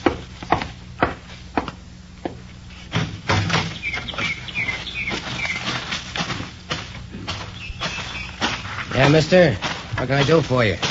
I want to talk to Jack Rogers. I'm Jack Rogers. Oh. My name's Dyer. I'm a special agent of the Federal Bureau of Investigation. That's so. I understand you... You understand too much. Rogers. Jack, you shot him. Sure, I shot him. I told you I wasn't going back. What are you going to do? They knew we came here. There must be more of them What do around. you think I'm going to do? I'm getting out the back way. All right, Jack, I'll get ready. No, kid. This time I have to travel light. I'll get in touch with you. But I want to go. There's no time. They got nothing on you, kitty. Don't tell them a thing. You don't know a thing. I won't tell them anything. Goodbye. I'll see you. So, Don, that was the situation. The criminal, John Frederick Benson, shot and critically wounded an agent of the Federal Bureau of Investigation who attempted to question him. Benson fled the scene and left the girl, Kitty, alone to face the other law enforcement officers. When Sheriff Laney and Special Agent Haynes arrived, they placed Kitty in custody and rushed Special Agent Dyer to a hospital. Later, at the sheriff's office, the girl was being questioned by the officers in their attempt to get a lead on the whereabouts of Benson. I'm I'm telling you, I don't know where he is. I don't. You traveled all over the country with Benson. You were at the farm together 3 weeks. He must have mentioned where he counted on going when he left. We were going to stay for a while. There wasn't any thought of leaving. The FBI agent he shot might die. I know. I'm sorry. Being sorry doesn't help much. If you want to help, tell us where he went. I don't know. Well, he must have given some indication. I don't know where he went. Please believe me, I don't. All right, miss. That's all. You mean I can go? Yes, you can go. Now? Yes. As much as we'd like to hold you, there's no charge we can place against you. I see.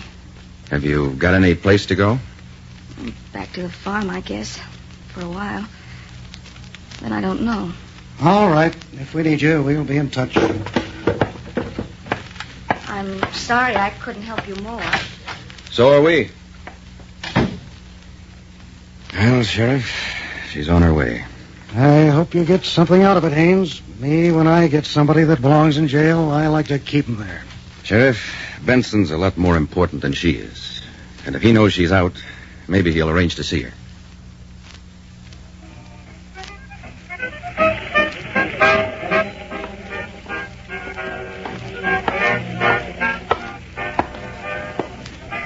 Hi. Well? Jack, ain't it? What do you care? What are you drinking? I'll buy you another. Never mind. The name's Meggs. Harry Porter said I might find you here. Yeah? How is Harry? Okay. Is his ear still giving him trouble? It's not his ear, it's his stomach. That's right. Where's his stomach? He said you was looking for somebody to go in business with. Maybe I am, but not here in Omaha. I'm free to travel. Meggs, huh? That's it. Gun boy? Nothing else. Okay, I'll think about it. I gotta think about it too, Jack. You're a pretty hot customer. There's not many who shoot up G-men and are walking on the street to talk about it. I never talk about it, especially in bars. It's a nice, quiet place. Let's go for a ride. There's not so many years in automobiles. Come on.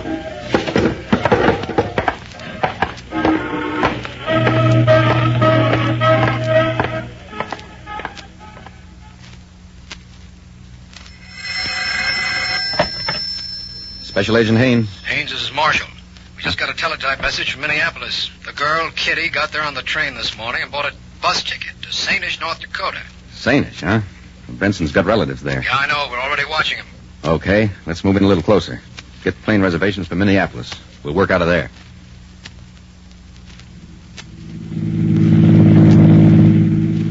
Okay, Meggs, you'll do. Thanks, Coach. I never thought I'd make it. Look, if there's one thing I don't like, it's wise guys. Take it easy on the cracks and take it easy on the talking. What's eating you, Jack? If a guy's got no sense of humor, he's got nothing. I got nothing to laugh about. It's strictly business, Meggs, and remember that. Okay. Well, when do we get started? Ever worked the Dakotas? Dakotas? What's up there? Plenty. If you know where to find it. Why take such a trip? I've got a way of operating, Meggs. It includes having a girl along. Make things look good. And the girl I want along is up there. Ah, yeah, that's not a bad idea. I got a girl, too. One's enough. Yeah, one's enough. As long as she's yours. If you don't want it my way, Meggs, you can get out right here. Okay, all right. You got a traveling companion. Don't get excited.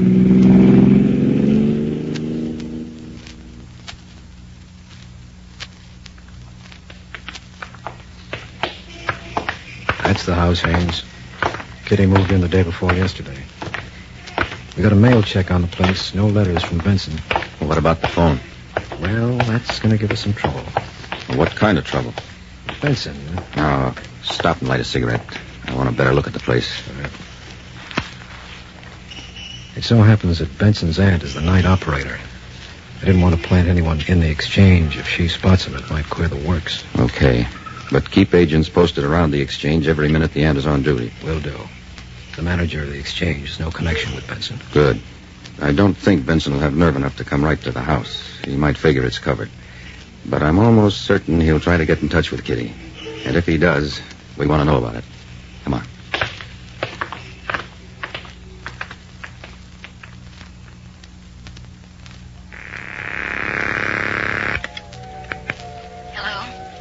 Kitty?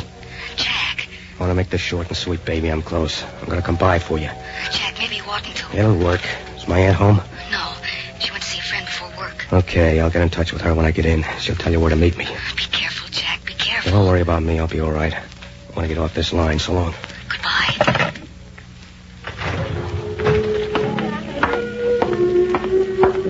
Okay, Meg, let's get out of here. Sit down, will you, Jack? Let me finish my drink. All right, make it snappy. Who you calling, that dame? Yeah. She got a friend? She don't live in this town. Oh. Well, who cares if she's got a friend? Hey, when do we get this baby yours and where? I'm getting curious. You don't have long to wait now. Did you ever hear of a little place called Sainish? Should I have? We're driving there right now. Good. That's where we take on our extra passenger. Now get finished up. We got 50 miles to drive. Okay.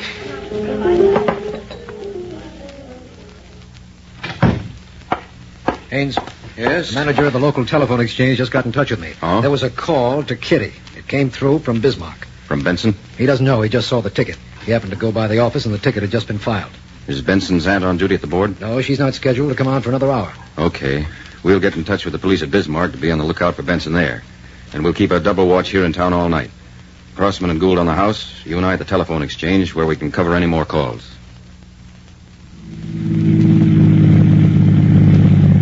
So this is Sainish, huh? Yeah, this is Sainish. I can see why you left it at such an early age, Jack. What do people do around here for excitement? They sleep. Watch where you're driving there. Stop sign. I see it. Okay, go on.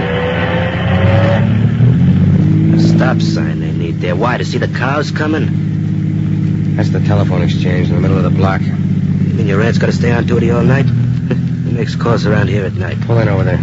Okay. Why don't we go to the dame's house? I'm doing this. All right, turn out the lights. Okay. Hey, what do you need a gun for here?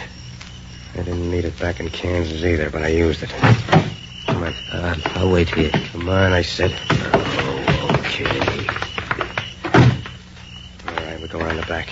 What's the matter with the front? Nobody's there but your aunt. We'll go around the back. Well, there's trouble to see a dame. Come on, shut up. That's far enough, Benson. What? Cops. Get him. Duck. Shoot at him. No. Jack, put your hands in the air. Okay, hike it up. That's it. Keep... Okay, take it easy. Where did the bullets catch Benson? The heart, I guess. He's dead. Okay. Wait here till the coroner comes. I'll take care of this one. Go on, you. Start walking. Okay, I'm walking.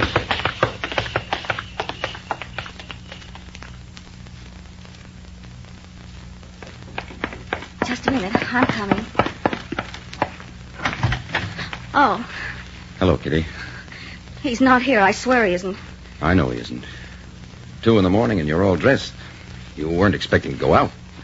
I was up reading. Oh, I thought you might be going out to meet Benson. That's not so. It is so, Kitty. And you know it. What do you want? You can't come in here. Can't I? I came to tell you, Kitty. Benson's dead. Oh, no. He tried to fight us.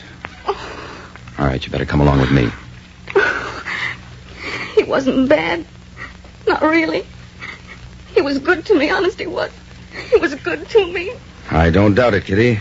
But being good to you wasn't enough. Not nearly enough. He wasn't very good to his victims, nor to the FBI agent he shot. Come on, let's go. That, Don, was the end of one of the most intensive manhunts in recent years. John Frederick Benson died by the gun, the way he expected to thrive. And the same finish faces any man who thinks he's bigger than the law which governs all of us. Thank you very much, United States Attorney Anderson, for this pointed case history. And gangbusters, congratulations to all the law enforcement officers who participated in the investigation leading to the conclusion of this case.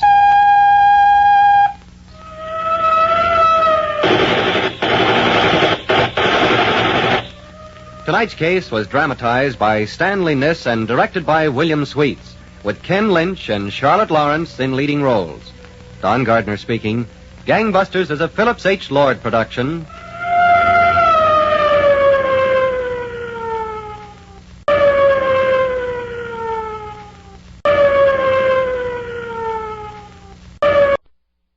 Gangbusters, presented in cooperation with police and federal law enforcement departments throughout the United States.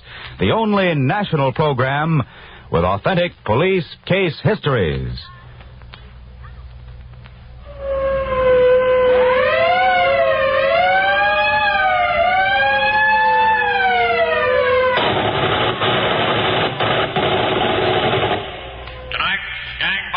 Presents the case of the Mound City Safecracker, who found that a flask of liquor was more risky to handle than a vial of nitroglycerin. Gangbusters has asked Detective Lieutenant John Sinclair, Police Department, St. Louis, Missouri, to narrate by proxy tonight's case. Lieutenant Sinclair, you've told me tonight's case began in a cheap hotel on Market Street near the Union Station in St. Louis, Missouri, about 2 years ago. That's right, Don Gardner. Room 18 had been occupied for the last few days by one James Moore, notorious Boston safecracker. But Moore was no longer trusted by his associates in the East. The reason was quite evident from a glance at the empty bottles in his room.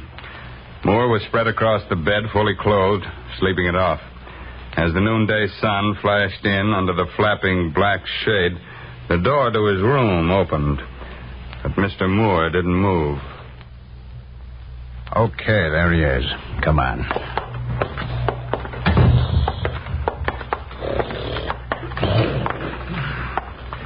Okay, Moore, on your feet. Come on. I said on your feet. I'll rise, straight rise. Get up, I said. And none of your sludge from the bottom of the Charles River bartender. You get her right back in the eye. Snap out of it, will you? I've got all day. There's my drink. I'll give you a drink.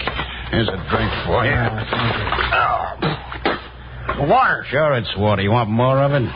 Oh, now I know you. You're a tin badge of a St. Louis copper. Keep those hands to yourself now. I'll take more than one of you prairie pups for a policeman to haul Jim Moore in today. Come on.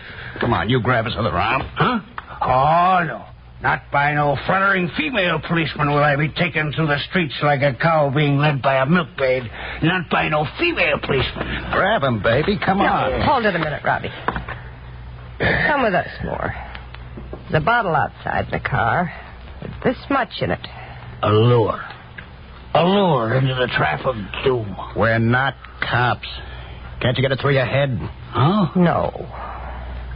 How much you say was in that bottle? This much. And home, we got it by the case. How's the weather out? Do I need my rubbers? The weather's fine.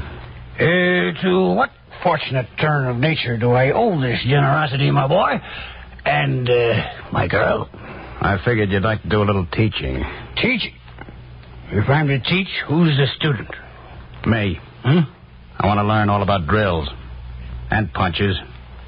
And knobs and nitroglycerin. By the case, huh? But one bottle at a time. Yeah, well, one bottle at a time is enough for one man at a time. Well, what are we waiting Watch for? it. Oh, easy there. It's my underpinning. Needs a little shoring. Just hold on to us. We'll get you there. That's right. Now you just slip your arm around me there, sweetheart. We'll all go out together. Stick around.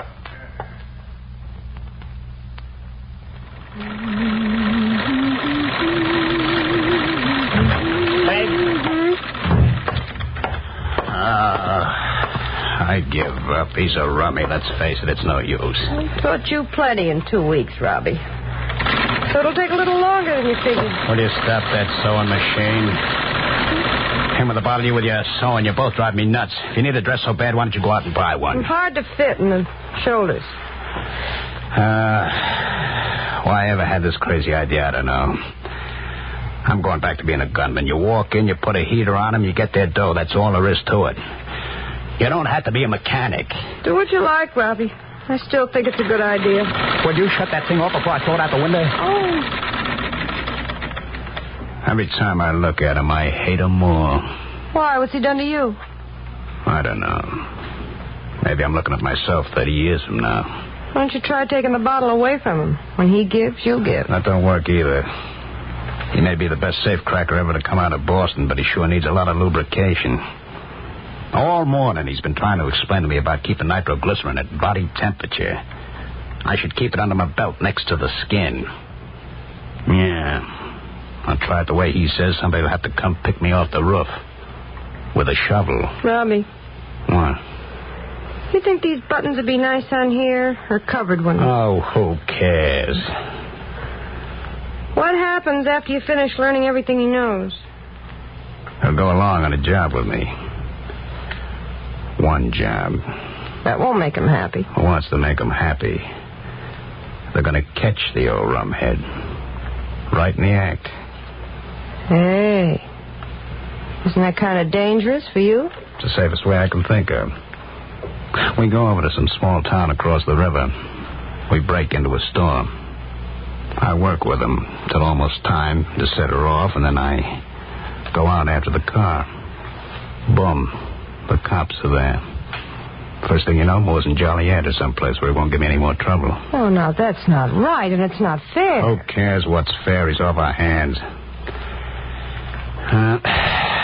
Let me get back to the professor. I'll talk to you about it later.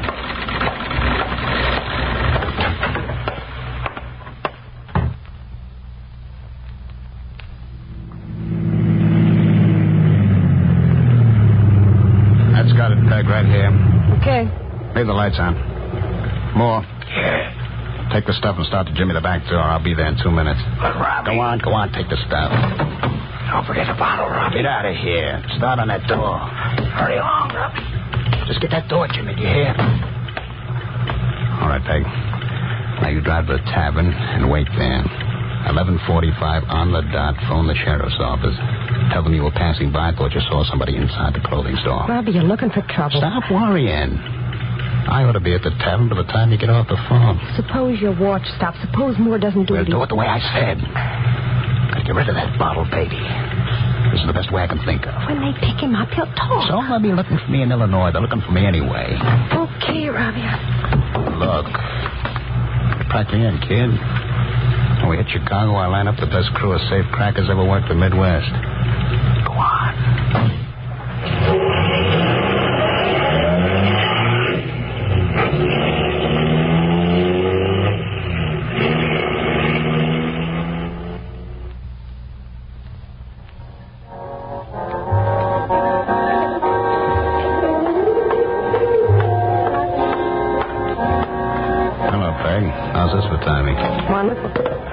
What's the sheriff's office say? They're sending somebody to investigate. Perfect. Well, what are you drinking? Come on, Robbie, let's get out of here. What's your hurry? I just don't like sticking around, that's all. I thought it'd be kind of fun to keep our distance and watch them haul that old lush in. This will cure him. You won't get a drink for 6 years at least. Robbie, please, come on, let's go. All right, baby. Not a bad idea, that. A good start. We ought to make Chicago before daybreak.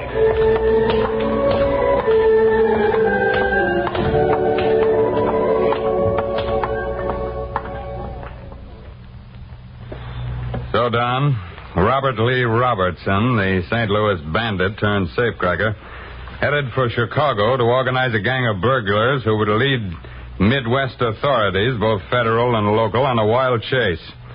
Until a vial of nitroglycerin blew the gang's hopes sky high. Now back to Gangbusters. You were telling us, Lieutenant Sinclair, how Robert Lee Robertson turned from banditry to safecracking, employing the technique of an old-time burglar whom he used as a tutor. That's right, Don. And within a few weeks, the gang was striking so often and so swiftly that law enforcement officers from each of 4 states met in Chicago one day with agents of the Federal Bureau of Investigation and post office inspectors. As the meeting progressed, Captain George Mantell, safe and loft expert of the Chicago Police Department, was called on for his opinion. And as it stands, gentlemen, these criminals are running from one jurisdiction to another, hitting small towns, avoiding big cities like Chicago and St. Louis. Captain Mantell. Yes? Is it your opinion that Robertson is working small towns, then running back to Chicago, for instance, to lay out until his next job? Yes, I was going to ask that. Yes, I'd say that's probably what they're doing. Now, Special Agent Wright of the FBI has a suggestion. I think it might help us as much as anything. Mr. Wright?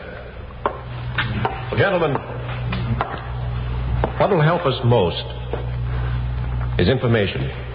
Any scrap that's picked up by members of any of your departments should be forwarded here to Chicago, either to me or to Captain Mantell. Good idea. I'd rather imagine that. We'll sift every bit of information we get.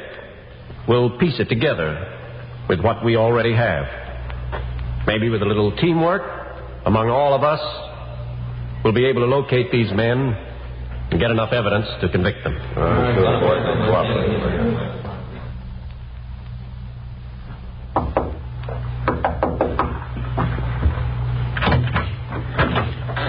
Oh, Peg, come in. Everything okay? Couldn't be better.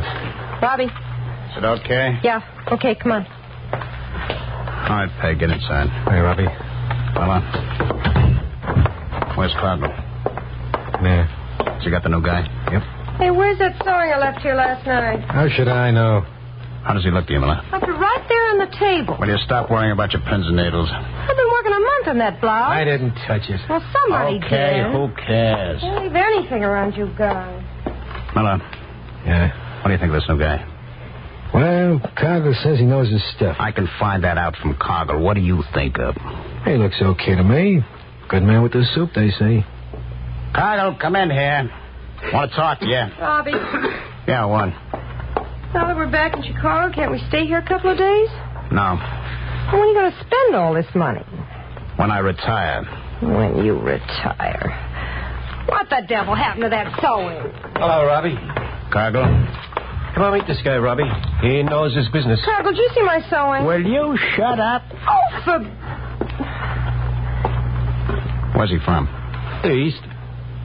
Where in the East? I don't know. Did he tell you, Miller? Why should he tell me? What kind of a deal is this? You bring me a knob knocker, you don't know where he's from. He's okay. I'm telling you, he's okay. We'll see. Miller. Yeah, Robbie. While I'm talking to this guy, take the car around back. Put those new Nebraska plates on it. Right, boys. Come on, Robbie. I'll introduce you to this guy. I can introduce myself. Okay. Hi, I'm the... Peg. Peg. What, Robbie? Come in here. What is it? I'm looking for Hello, Moore. So you're the big soup man from the East. You should have come back for me that night, Robbie, my boy. The safe was loaded with currency of every denomination and 2 quarts of Kentucky bourbon bottled in bond. Well, if you'll excuse me. Peg, come here. What is it, Robbie? You know this whiskey head was here. No, I didn't. You know he was no fish that were going to spring on me. Have a drink, Robbie. Help yourself. I'll give you a drink. Robbie! Oh. Get out of here, Peg. Go on, get out. Robbie, Go on, get out. All right. Wait for me out there. She's a sweet one, Robbie. Sweet like the morning dew before the mountain sun comes up. Okay, never mind the poetry. One thing I want to find out from you and then walk out of here and forget you ever seen the place. I don't want no rum pots under my nose. I'm afraid you're stuck with me, Robbie. Now, listen here. Hands off. Here's one bottle you won't be so quick to knock on before. Nitroglycerin. My nitroglycerin. Put that soup on the table more and walk out of here. You're not feeding me whiskey an ounce at a time now, Robbie. I'm doing the feeding and I'm giving the orders. From now on, I'm a full partner in your noble aggregation. That's what you say. You'll say it too, Robbie. You'll say it with words of welcome or the bottle smashes on the floor like you smashed that bottle of good red whiskey. Is that so? I swear it by all the oaths my father taught me. I'm in, huh, Robbie? I'm in or I blow us both to the house to who knows where. You're not in. I've lived a long time, Robbie, and I've waited a long time for right now. Say yes or hold onto your hat.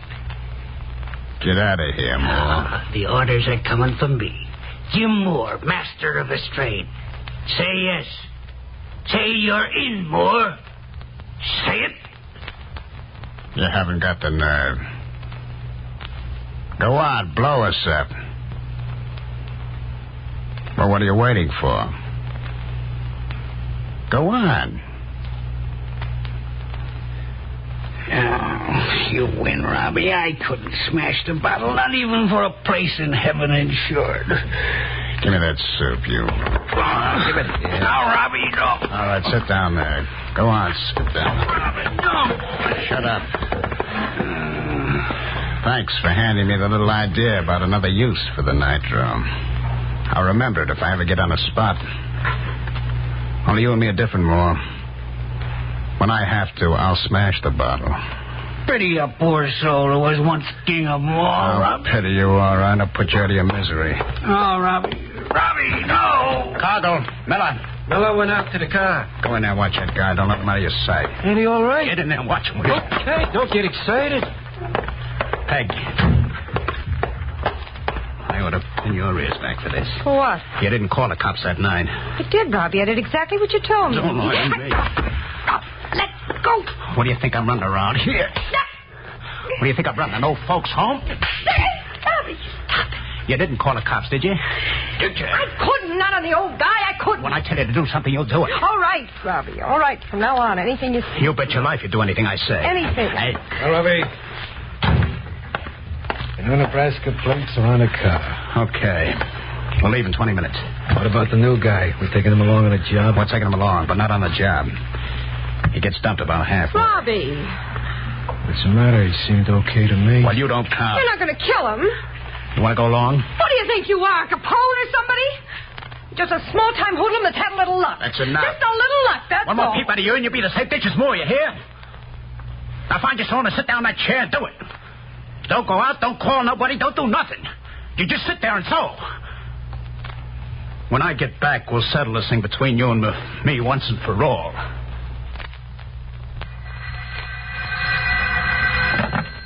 FBI, Special Agent Wright. This is Captain Mantell. We just got our hands on a bit of information about Robertson. Oh, anything good, Captain? Well, I can't say.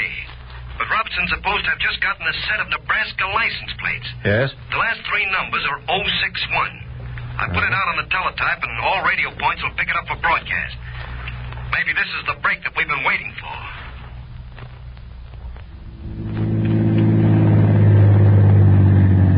Look, Robbie, I don't want to get mixed up in no killing. I got nothing against the guy. Yeah, Robbie, just tell me why. If you tell me why, it might be okay. It's okay because I say so. Drive, Cargill, that's all. Just drive. And you, Miller, keep your mouth shut.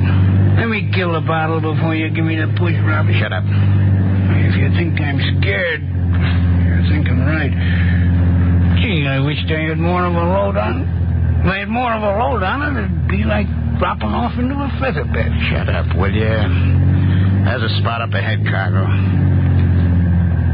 Look, Robbie, Okay, that's enough. Be just like you, more to come back and haunt me. You could count on it, Robbie. All right, where'd you rather have it? In the head or in the belly? Let me go. Let me go, Robbie. I'm doing you a favor, rum-dum. Make up your mind. Where? Robbie, it's cops. Hey, get moving. Get moving, Cargill. Don't worry. State Highway Patrol, Robbie. They must have made the license plate. Go on faster. I guess you get a reprieve, Moran. Oh, for once in my life, I wish the cops well. Go on. Down to the floor. We're pulling away from him. Cargill. Yeah? Douse the lights. Hey. There's a side road over the hill. Duck into it. We can't run on a side road. Maybe we'll lose them. If not, it's okay. There's enough of us. We'll fight it out and double back Chicago. What about him? He stays with us. For the time being. Go on, hit it, Cargill, hit it.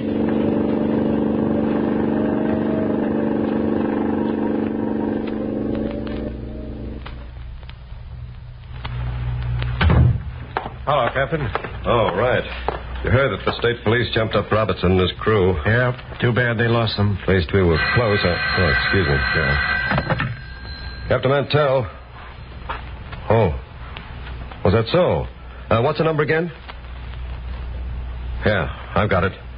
Okay, we'll be right out there. Patrolman located the car, parked in front of an apartment building on the south side.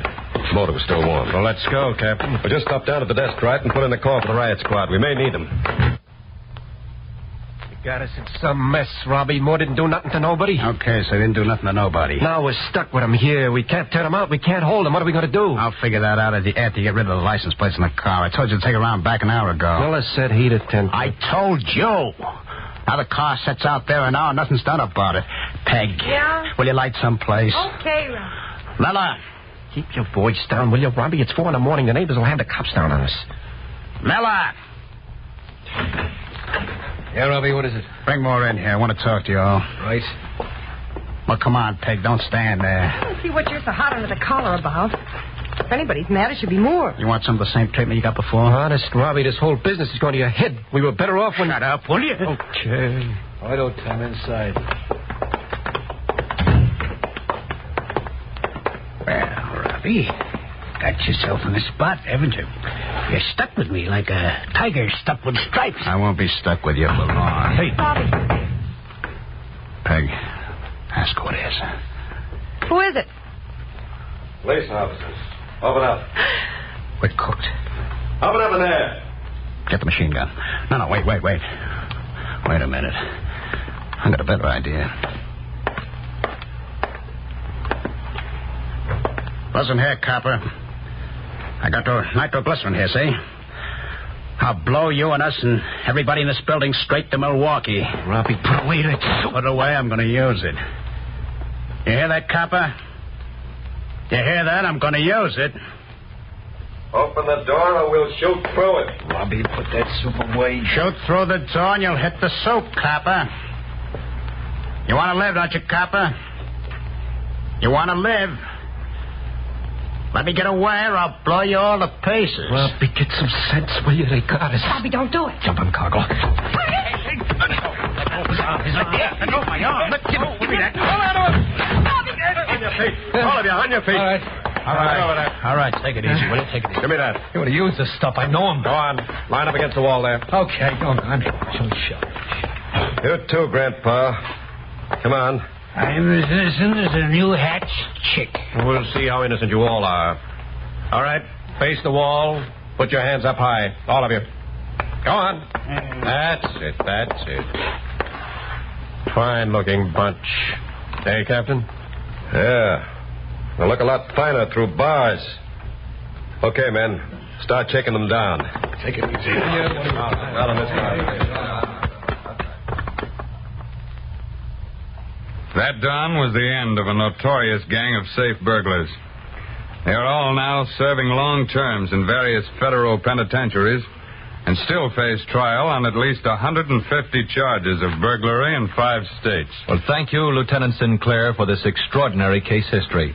And congratulations to the hundreds of police officers, federal and state, who participated in the investigation leading to the arrests and convictions.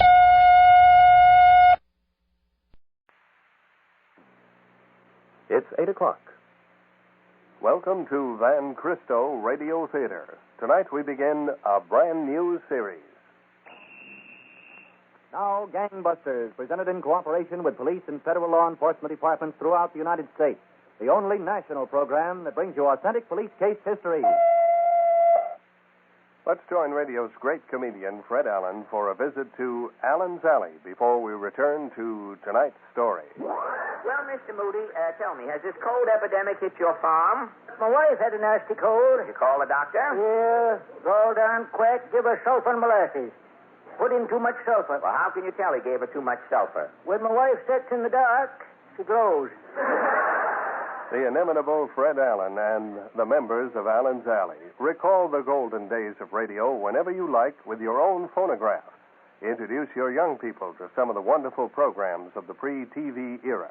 Van Cristo offers you great moments in radio, a chance to sample some of the best, the funniest, the most dramatic of radio's golden days. Jack Benny narrates nearly an hour of radio recollections and the actual voices and sounds from the great shows. Great Moments in Radio is yours for just $4.95 in check or money order to Great Moments in Radio, Van Cristo Radio Theater, 18 Newbury Street, Boston. Please yourself and help support the Van Cristo Radio Theater at the same time. Send your check or money order for $4.95 to Great Moments in Radio, Van Cristo Radio Theater, 18 Newbury Street, Boston. Now to the first episode of our new series on Van Cristo Radio Theater.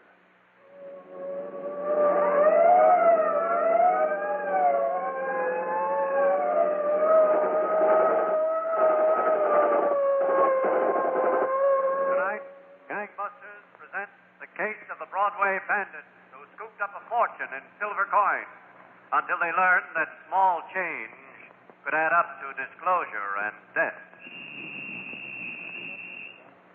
Gangbusters has asked the Honorable John J. Sullivan, former Chief of Detectives and Deputy Police Commissioner, New York City Police Department, to narrate by proxy tonight's case. Chief Sullivan, I understand you've brought one of the persons involved in tonight's case here to the studio with you. Yes, Don. But let's save our guest until later in the program. All right, Chief Sullivan. Now, you've told me that the most difficult task that faces investigating detectives is not locating a particular suspect, but rather learning who that suspect is. That's right, Don Gardner. As soon as the identity of a criminal becomes known, his arrest is inevitable. But until the police are able to make identification, their job is most difficult indeed. About a year ago, there was a series of holdups on the Upper West Side, New York City, in which detectives were unable to get any hint as to the identity of the two criminals. One night, Lieutenant Hanson, in charge of the investigation, was phoning his headquarters to learn if there were any developments in the case. Detective Division, Sergeant Ryan. Hello, Sergeant. Lieutenant Hanson. Oh, nothing doing so far tonight, Lieutenant. Good. It's early. I think we'll hear from those boys yet. Okay, Ryan, I'll be home if anything comes up. And, Ryan, Yes, sir? I've been sitting here all night trying to dope this thing out. They've been pulling a job a night for weeks. They've knocked over enough bars and liquor stores and motion picture houses. I want to grab these two men before we've got a killing on our hands. Yeah, who doesn't? Well, all right, you stop by my desk as soon as you check in tomorrow. I think we'll have to try something different in this case. Something very different if we're going to hook these fish.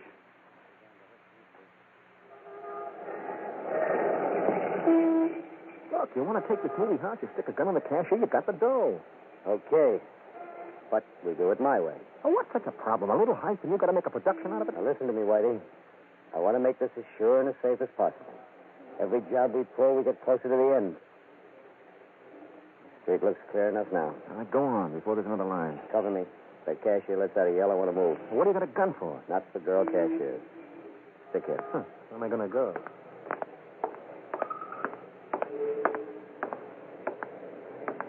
Good evening. Fine evening. How many, please? How about the main picture? What time does it go on? Last complete show begins at 9:22. Yes? What time is it out? 12:18. It's kind of late, isn't it? Well, there's nothing I can do about it. I'm only the cashier. If you like, I'll speak to the manager. Maybe he'll have him run the film faster. Okay. You don't have to get wise. I got a wise job, mister. People ask me wise questions for $8. I try to give them wise answers. Now, how many tickets do you want? One thing more. What do you do when you get through here? I pull a double feature over my head and go to sleep. I'll be waiting outside for you. This place has 18 exits. I wish you luck. I'm a long shot player from way back. There's a bar down the street. Mario's. I'll be there. 10:30. At 10:30. The name is Kay. Kay Lewis. Okay, Kay. Mario's. If you don't want a ticket, buddy, let somebody in there that does. Oh, sure. Help yourself. 10:30. Some people come to the picture show to talk, buddy. Well, what happened? I was ready. What happened? Go on back to the joint. I'll meet you there. Look, what's the matter? We were... Hey, what? You didn't go sour on this deal because of that cash. I went sour on it. That's reason enough. Now, look here. Go on, I'll meet you home. Got a date with us. You what? See you later. Enjoy yourself, Romeo. I intend to.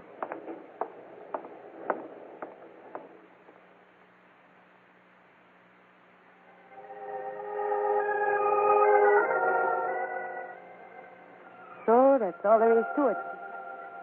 Dayton wasn't big enough for me. I had to have New York. You know when they say get lost? They're talking about me. New York big enough? My New York? My New York is a walk from the room, a sandwich at the drugstore, and $8 in a cashier's booth. Well, that covers me.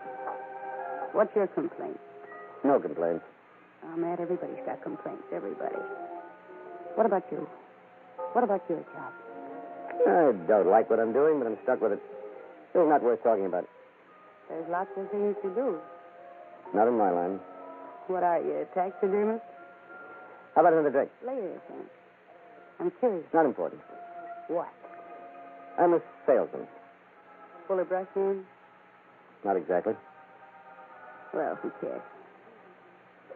Look, by way of information, I don't go out with everybody who buys a ticket from me. Oh, I didn't buy a ticket. You remember? I just wanted to get the record straight. Still trying to figure out why I said okay. I figured out why I asked you. Maybe it's the same reason you said okay. It is the same reason I left Dayton. Wish you were back there? I wish... What do you wish? What happens? Does some little guy pull a switch to turn it on? Is that what makes things start up inside of two people at the same time? As long as it happens, what difference does it make, how? I guess how it starts isn't as important as how it ends. That little guy who pulls the switch is a devil. He turns off one, leaves it on in the other. I know. He left the switch on in me once before. Oh, maybe the little guy can't help himself, Kay. Lots of things can happen. Let's try not to let anything happen. Nothing will, if I can help it. Look at us. One drink apiece and we're practically tied up in a knot. Not the drinking, you know it. Sure, no. Since it's the beginning of a beautiful friendship, Matt, I guess you'll know sooner or later. What? It's awful. I've got hay fever. Who cares? No, it sounds like nothing, but come August 15th, I get to look like a sight. Don't worry about it. You don't have any secrets? No. None that's important. Look, Matt? What? You're not married? No. Are you off at 10:30 every night? Yeah. How about tomorrow night at 10:30? Right here at Mario's? Sure. Why not? Okay. I'll be waiting for you.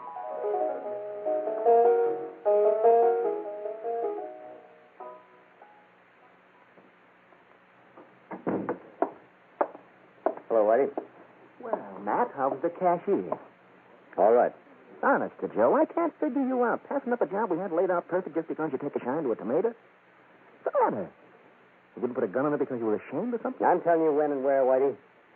Ice in that box office wasn't a good idea, believe me. Maybe for you it wasn't. For me, it was okay. Look, the end is coming, I know. I don't want to rush it, Eddie. Oh, what are you always thinking about the end for? We've been working for years if you stop pulling phony deals right with that dame tonight. That's enough about it. Yeah? What, are you in love or something? Okay. Pussy like this you can never tell about. Liable to get wise, jam us up good. That's my worry, Whitey. Oh, it's his worry.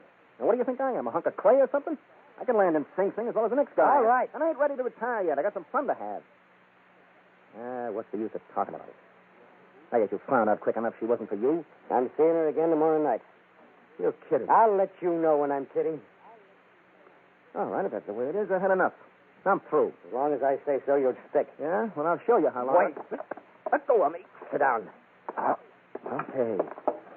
Now, take it easy.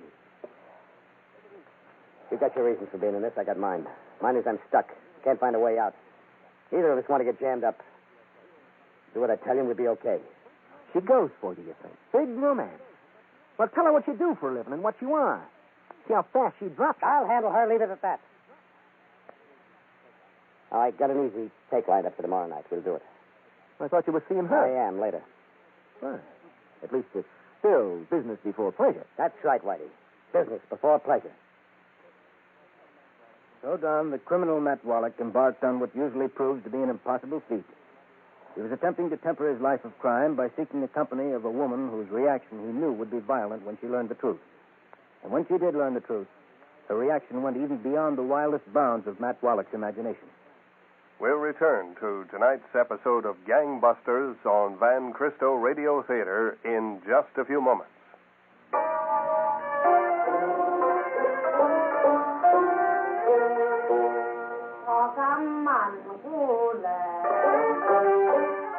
Der Zauberlehrling. Hat der alte Hexenmeister sich doch einmal wegbegeben. Und nun sollen seine Geister auch nach...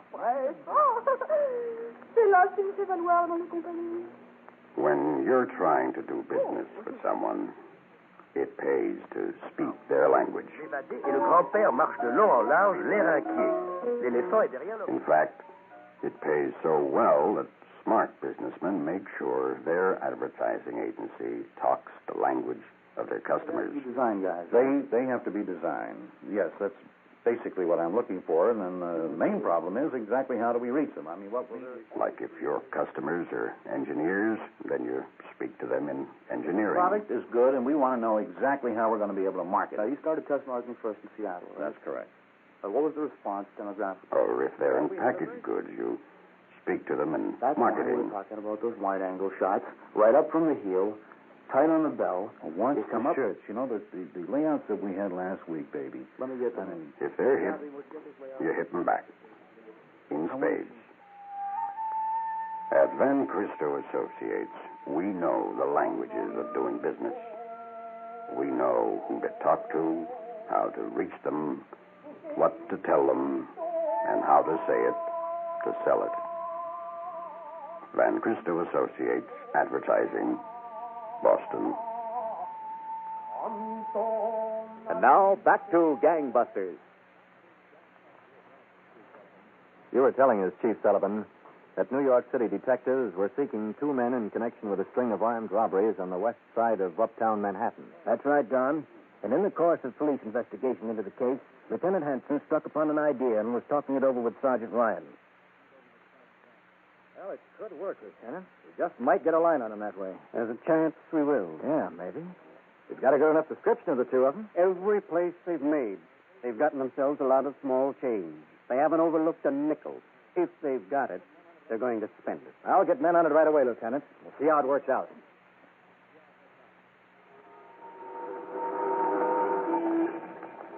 Ah, isn't this better, Matt?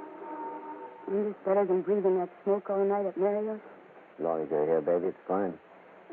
I just don't like park benches in general. They plagued me all my life. Got a battleship or a cruiser out there? What difference does it make? War's over. I was just wondering. You wonder about a lot of things, don't you? The wandering kid from Dayton, that's me. You still wondering about me? You're first on my list. After you come the battleships and the cruisers. Nothing to wonder about, Kay. Lots of things you haven't told me. You're holding out. Am I? You know you are. Oh, some things are trade secrets, baby. Some things you don't even tell your mother. You'd tell me. Okay, let's talk about something else. Yeah. I said let's talk about something else. The boats in the river are very pretty at night. I also like the way the lights from Palisades Park reflect on the water. Don't you like the way the lights from Palisades Park reflect on the water? Oh, I'm sorry, honey. Oh, bad. Yeah. I'm a little mixed up, baby. Forgive me, huh? Sure. I'll forgive you. Well, Matt, what are you doing here? Hello, Whitey. Honest to Joe, you run into people in the strangest places. I said to myself, Whitey, it's a nice night to take a walk along the river. And I run into you. How about that? How about it? Don't I get an introduction to the ladies? Kay Lewis, Whitey Brink. How do you do? Oh, I do fine. Fine. Matter of fact, Matt and I do fine together. We're partners, you know. Right, Matt? Well, it was nice seeing you, Whitey. Are you a salesman, too? Am I a salesman, too? Didn't I tell you we were partners? I'm the persuader, he's the convincer. We do great together, don't we? I can imagine. Car's over there, Whitey. Wait there for me. I'll drive you home. Hey, look, Matt, I like company the same as the next guy. I got a bottle on my hip. I said wait in the car. Huh? Okay, I'll wait in the car. So long. Nice to have met you. Yeah. Very nice. You're not such a bad guy. He just likes to talk. All salesmen do. With one exception. Whitey's not really a salesman. He's just handy to have around. He likes to talk big. Yeah, I understand. You don't understand a thing. Come on, let's get out of here. Why don't you take Whitey home? You told him you would. Well, what about you? I haven't made up my mind yet whether that's a cruiser or a battleship. I'd like to study it for a while. All right. Have it your way. Matt? Yes? Wait. What difference does it make? Battleship or cruiser? Would you like to drive me home? Sure I would. Then let's go.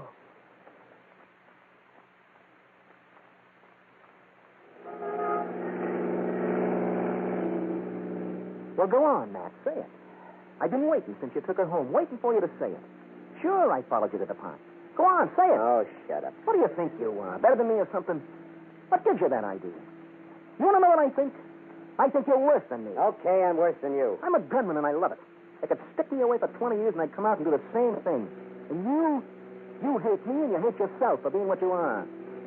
You can't change it, brother.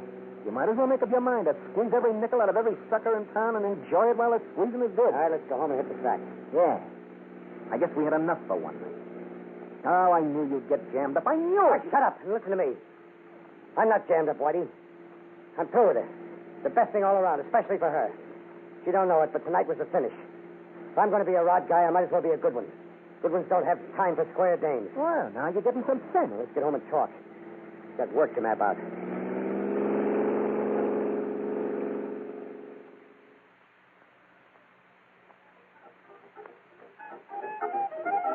Now, let me get this straight, Mr. Sergeant. You want me to watch out these two guys, what I wrote it down how they look, eh? That's right, Angelo. Hey, and if two guys looks like this come in here and start to buy drinks with nickels, dimes, quarters, and so forth, I'm going to call the station house. Is that right, Mr. Sergeant? That's about it. Good. One more thing, Sergeant. If these two guys should come into my place, excuse me, custom. Hey, gentlemen, what are we tonight? Well, I'll tell you, we'd like Okay, everybody, get him up. Hey. Get him up. Drop those guns. Come on, shoot, Whitey. Drop that gun, boy. Gun in your leg.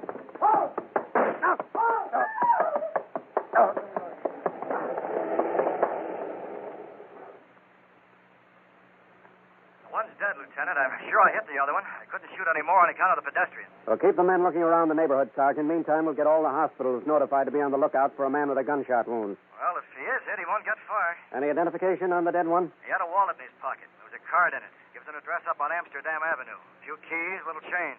Okay, we'll check on that Amsterdam Avenue address. The other one might be headed there.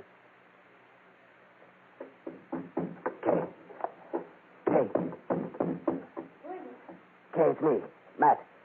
Open up, will you, Kay? Oh, no. I'm hurt, baby. Hurt bad. Let me help you inside. Yeah. Oh. Come on, Matt. You all right? What happened? What happened to you? I'm hurt bad. Easy, will you, baby? Easy. All right. On the couch. Yeah. Oh.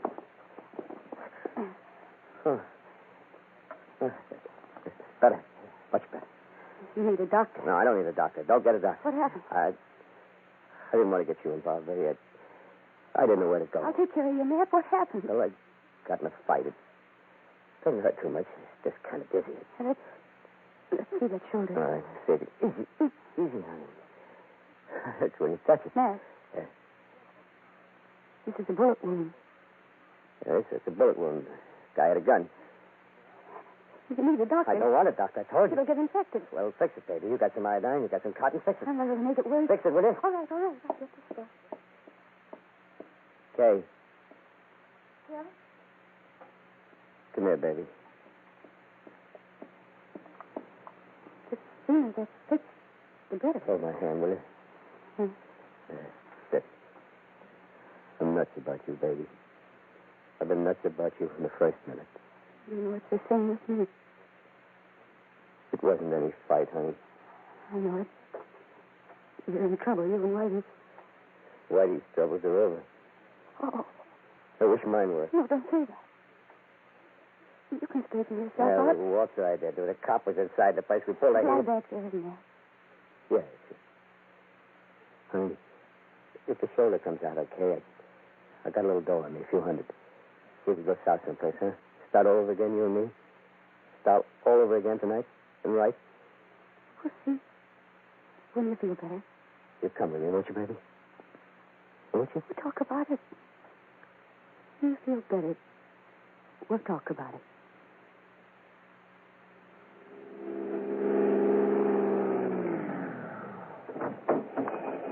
Hello, Lieutenant. Riot. I was just going to the call box to phone you. Well? They both with her, all right. The other one's name's Matt Wallach. He hasn't shown up yet. No, I suppose he knows we're waiting here. What'd you find out about him? The landlady couldn't tell me much. Confirmed the description, that's about all. Now, I sent her down to identify Whitey Brink's body. Anything else? Well, the fellow was the room next door. Said the two of them have been arguing quite a lot lately about a girl, Wallach's girl. That's interesting. Her first name's Kay. You heard her mention she's a cashier someplace. A movie house, he thinks. Well, I want a line on that girl by noon tomorrow. Come on. Let's have a look upstairs.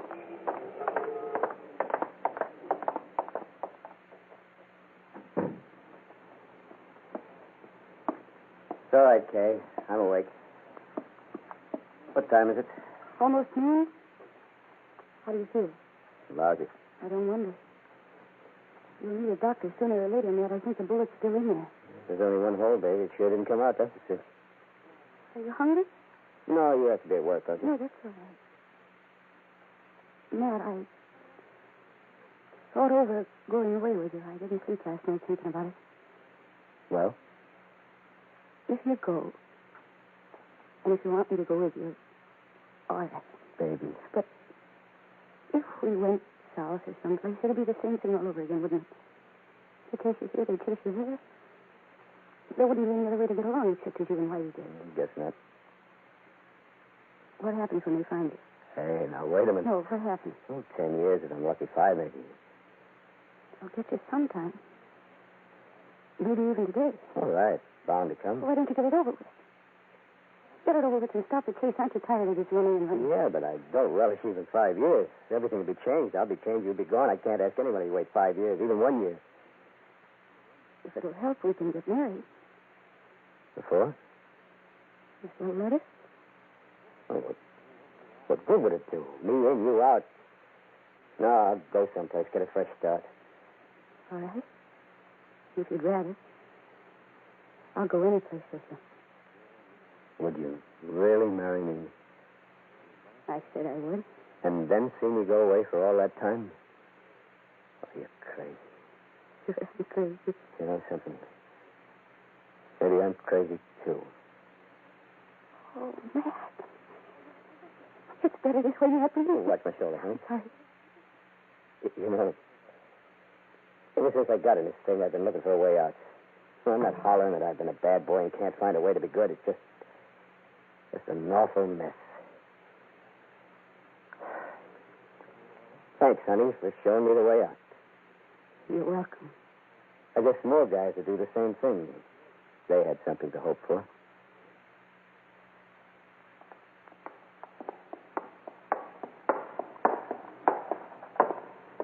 And this is Lieutenant Hanson, miss. What can I do for you? They said that you were the man I was to see. Your name is Kay Lewis? That's right. Kay Lewis. You came to tell us where Matt Wallach is. How? We just traced your name. As a matter of fact, I was just starting out to see you. He's at my place. He's hurt. He wants to turn himself in. He really does. He could have gone south. He could have gone anyplace. He wants to get straightened out. And you talked him into getting up? He made up his own mind. All right. Let's go see him. There's a couple of squads waiting, Lieutenant. If a man wants to give himself up, Sergeant, he doesn't need squads. Come on, Sophie. Yes, sir.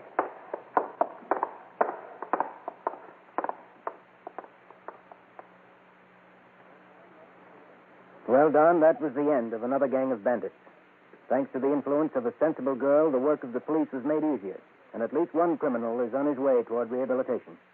Stay tuned when host Don Gardner and Chief Sullivan return with their special guest on Van Christo Radio Theater. Well, it's time now for our Radio Buff contest. Last week we asked you a question to which the answer was Don Amici, the famous announcer acting as a straight man for W.C. Fields. Don Amici, and our winner last week, Fred Wilkinson of Smith Avenue in Lexington, who will soon be receiving a copy of Orson Welles' famous production of H.G. Wells' The War of the Worlds. Now, for the possibility that you may win a copy of this production, here is our question on the Radio Buff contest for this week. The brief bit of introduction you will hear in a few moments was the start of a famous radio adventure series, followed by many. The series continues today as a newspaper comic strip. What is its name?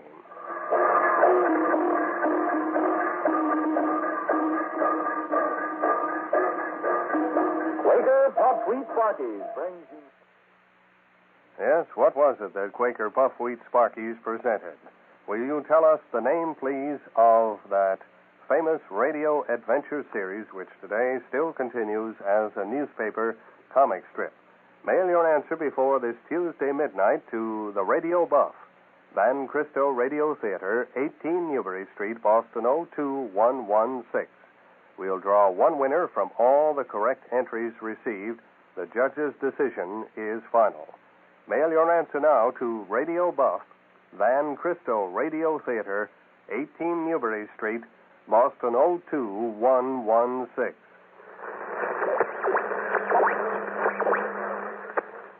Once again, here is your host, Don Gardner. Well, Chief Sullivan, you've brought a special guest to our Gangbuster studio tonight. She's right here, Don, and she came to the studio for a very good reason. But I'll let her tell you about that herself. The young lady of the script, Miss Kay Lewis. Meet Don Gardner, Kay. Hello, Mr. Gardner. Well, how do you do, Kay? I'd say, judging from what Chief Sullivan has just told me, you have something important to tell our Gangbusters listeners. So won't you go right ahead, please? All right, Mr. Gardner. You see, when I found out that Matt Wallet wasn't a salesman, as he said, I was completely confused. I couldn't understand why he had treated me so well when all the time he was just a gunman. I thought it over for a while. Then I realized he was more than just that. Matt was a human being like anybody else. If he gave himself up, I knew there was a good chance that someday he could start all over again. So I talked to him about it. Fortunately, he agreed with me. Now, I just wish there was some way I could speak to every person who's in the same position that Matt was. I'd like to make each one understand he's cheating himself out of those things which his unearned money was supposed to buy. He can never have any freedom or security. He'll never escape the torture of knowing that he'll be chased and hunted like an animal wherever he goes and for the rest of his life. Well, thank you, Miss Kay Lewis, for coming here tonight and bringing us this very important message. And thank you, Chief Sullivan, for a most exciting police case history. Our congratulations to all the police officers who helped bring this case to a conclusion. Gangbusters! Tonight's case was dramatized by Stanley Niss and directed by William Sweets, with Frank Reddick and Mercedes McCambridge in leading roles. Don Gardner speaking. Gangbusters is a Phillips H. Lord production.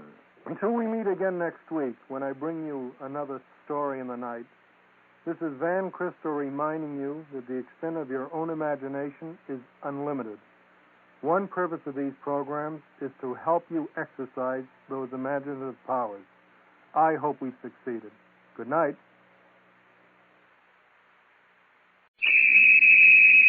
Now, Gangbusters, presented in cooperation with police and federal law enforcement departments throughout the United States. The only national program that brings you authentic police case history.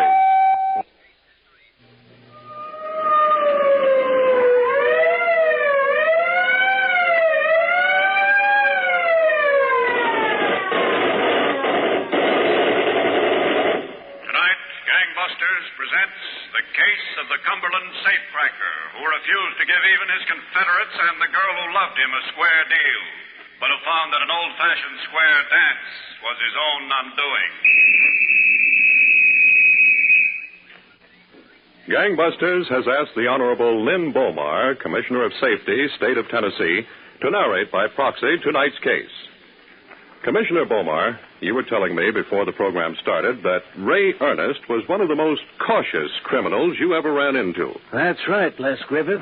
And in his caution, he appeared to be quiet and pleasant-mannered. For instance, in a small Tennessee town one night about 2 years ago, an old-fashioned square dance was being held in the volunteer firehouse to raise money for new uniforms for the school band. Nearly every citizen was there, and not a few strangers dropped in for the fun. Everyone was in the spirit of the thing. Even the night marshal, who comprised the entire police force after 9 o'clock, was no exception. He had for a partner the prettiest girl on the floor.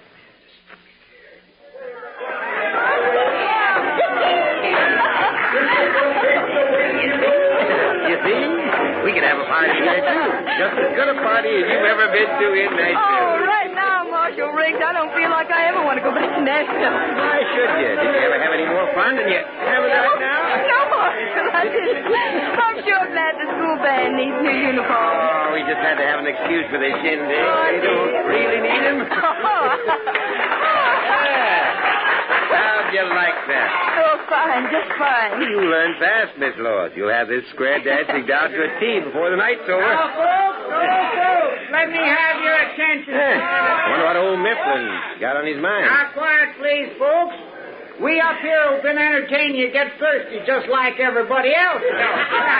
So we're going to take a little recess while we get back to the rear of the firehouse where refreshments is on sale. Now, in the meantime, you can do the other kind of dance. We're going to put on a fine dance record for you. Now, don't go away. We'll be back in 5 minutes for a good old Virginia reel. It doesn't seem right to play swing music here, does it, Marshal? No, it sure don't. Say, Miss Laws, you must be awful thirsty after all that workout. Oh, well, I... Suppose I go back and get you a Coke or sarsaparilla or something. Oh, well, I'd sure like one, but I hate to bother you, Marshal. Bother? No bother. Now, don't go away. I'll be right back. All right.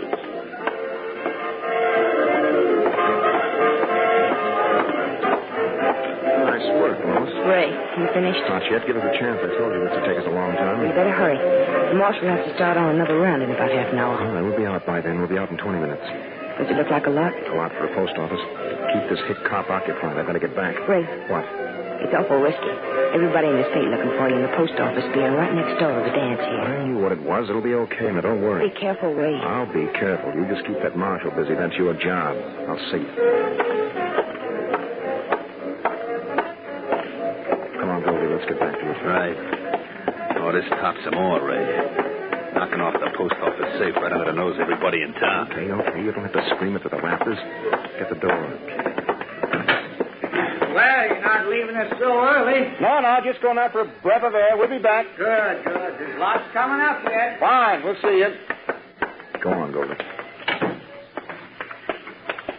I guess Mitch ought to have the safe about ready to place the suit now, huh, Ray? We ought to. We've got plenty of time. Oh, this should be a good one. It will be. And I sure wish I could stick around to see that Marshal's face when they open that post office tomorrow. He's square dancing himself right out of a job.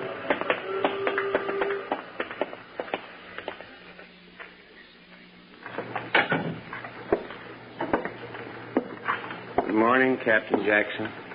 One of your state highway patrolmen said you were here. Yes, Riggs. We're taking over the investigation. Well, I would have been here to see you sooner, Captain, but I was writing out my resignation to the mayor. Well, don't be so hasty, Riggs. It wasn't your fault. Well, it wasn't anybody else's.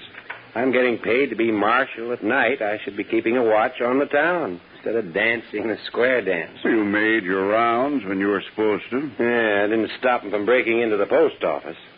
I spoke to Mayor Riggs. He understands the post office might have been burglarized even if there weren't a square dance at the firehouse. So just wait a couple of days with the resignation. Maybe we'll catch him. And maybe we won't. Oh, I swear, Captain, I'll never again be taken in by a pretty face. How was I to know she was one of the gang? Well, nobody could have known it. We think it was Ray Ernest again. Huh? He's pulled tricks like this all over the state. They've burglarized over 50 banks and post offices, so you're not the only victim. Oh, they sure are a slick bunch, Captain. Well, this Ray Ernest is. The rest of them we don't know too much about. Well, I'd sure like to get my hands on that fella. Just for 5 minutes, I'd like to get my hands on him. So would we. But so far, we're not very close to him. The best information we have says they make their headquarters in Nashville. Where in Nashville, well, that's anybody's guess. Captain, if I hold up on that resignation of mine, could I help out on the investigation? Well, you're entitled to, Riggs. There's been a burglary in your jurisdiction. You've got a right to participate. Well, I'm only a small-town marshal, Captain. I don't know too much, but I can work with you in the daytime and still do my job here in town at night. Well, that's a lot of time to put in. I reckon I owe the time. All right, Riggs. If you feel that way about it, I'll be glad to have your help. And I think we can find plenty for you to do.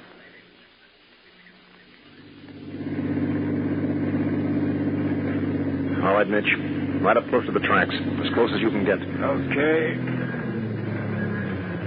That's good. Lights out. Free. There's Goldie. Yeah, I see him. Okay, Lois, get up front with Mitch. If you see anybody that looks like cops, start necking. It don't have to be no order. Doesn't it? As far as I'm concerned, it's got to be an order. Then it is. If I need you, I'll send Goldie back here. Go on, Lois, get in front.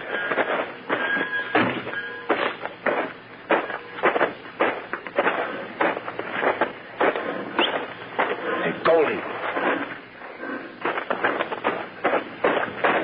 Where you been, Ray? Little bit's getting nervous. He wants to pull out. So he wants to pull out? Yeah. That's the shack you're in, Ray. Now, listen. This guy, Little Bit, knows what he's got.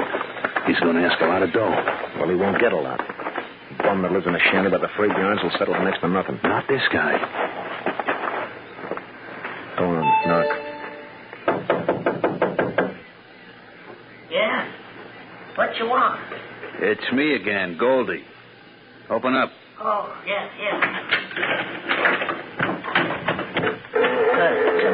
Come in. Boss, this is Little Bit. All right. Make yourselves to home. Get some light in here, will you? I ain't got much oil left. I was saving it. For what? Get that lantern lit. Give me a match, Goldie. You're crying out loud. You're too tight to use matches? I've run out. Here's a match. Now light the lantern. I don't see no good reason, but... That's better. You think so? I don't believe ever I had the pleasure. No, you didn't. And what's more, you're not going to get it. Come on, Little Bit. Show the boss the gimmick. It's going to cost you a pocketful. Let's see it. Okay. I got it here under my cot. It's a beaut, boss. Never thought we'd get our hands on one like it. Okay, quiet. Here she is. Complete. Regular, genuine, high-horsepower drill. The 6 diamond-tipped drill bits. Yeah. I like that, boss. What are you asking, a little bit? Well, seeing as I got an idea for what you're going to use it, I don't guess 500 be too much. 500? Never mind what we're going to use it for, a little bit. And 500 is out of the question. I know guys that'll pay it. Come on, Little Bit. You swiped it out of the roundhouse. Get reasonable, will you? Goldie. Yeah? Go on to the car. Tell Lois and Mitch to come in here. Hey, now, looky here. I can't go showing this thing to everybody as hot as a jailhouse in July. Now, you want it or don't you? Yeah, I want it. Go on, Goldie. Okay, I'll get it. A little bit. I'll give you $10. Cash. Oh, now, nothing doing. This drill's worth thousands to you. $10. Oh, go on. Get out of here. We can't do no business. You'll take $10 and be glad you got it. Let me loose. Turn me loose. I wanted to, I'd pick up that drill and walk out of here, and you wouldn't say a word to anybody. But I'm giving you a break. Yeah, but $10 ain't nothing for my trouble. And that drill can cut through anything you want it to, like churned butter. A little bit. I'm being generous. Oh, now, I went to a lot of bother for that bad drill. Almost got myself catched getting it. Ain't everybody can swipe something like that out of a roundhouse. Lois, stand over there. Quiet. Goldie, Mitch, come here. Come through. You're darn right it is. Okay. Here, a little bit. I'll be kind to you. Here's a fast 20 for you. Oh, that ain't enough. It's plenty. Goldie. Yeah? You think you can find a through freight south? Yeah, I think so. Okay, Little Bit's taking a vacation. Tie him up good and throw him in a boxcar. Hey, now, I don't want no... Grab him. Let go. Get him out of here. Hold him, Mitch. Come on. Come on. If he gets fresh, slug him over the head and take back the 20. Go on, now get out. Close the door, Lois. Yeah. Well, you certainly took care of him. The 3 of you. Forget it. I don't own Moran where he can answer questions if he's picked up. What can he tell him? If the cops know we got a drill like this, they've got an idea what we're after. You mean you can cut through those burglar-proof safes with this thing? You bet I can. And the first one's going to be the vault in that bank at College Grove. I've just been itching to get a look inside that box. And here's where that itch gets scratched. And so, Les, while the police were desperately trying to get on his trail, the Tennessee safecracker Ray Ernest acquired a power drill with diamond-tipped bits and planned to expand his operations to even larger and stronger safes. But he didn't realize that the steel nerves of a safecracker are often more brittle than the vaults on which he works.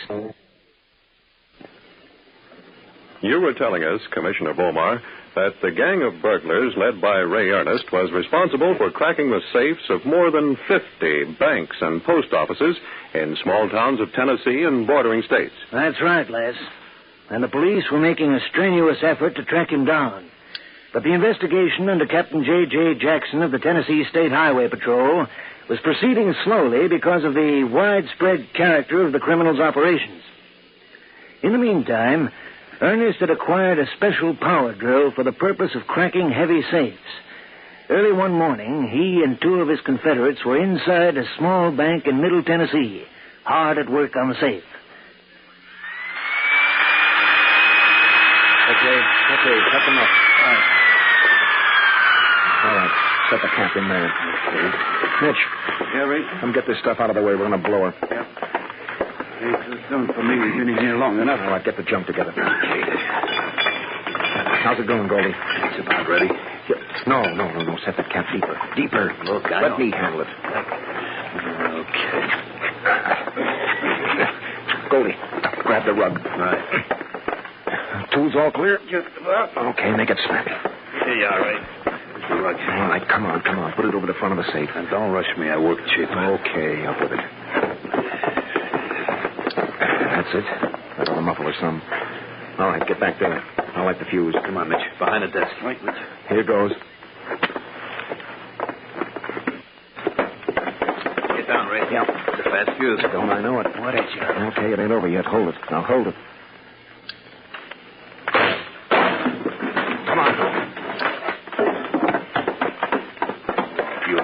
Beautiful. Let's get busy. That noise could have been heard for a mile. Yeah, right. Mitch, signal Lois we'll be out in 5 minutes. And keep a lookout at that door. And if anybody gets nosy, let them have it. Right.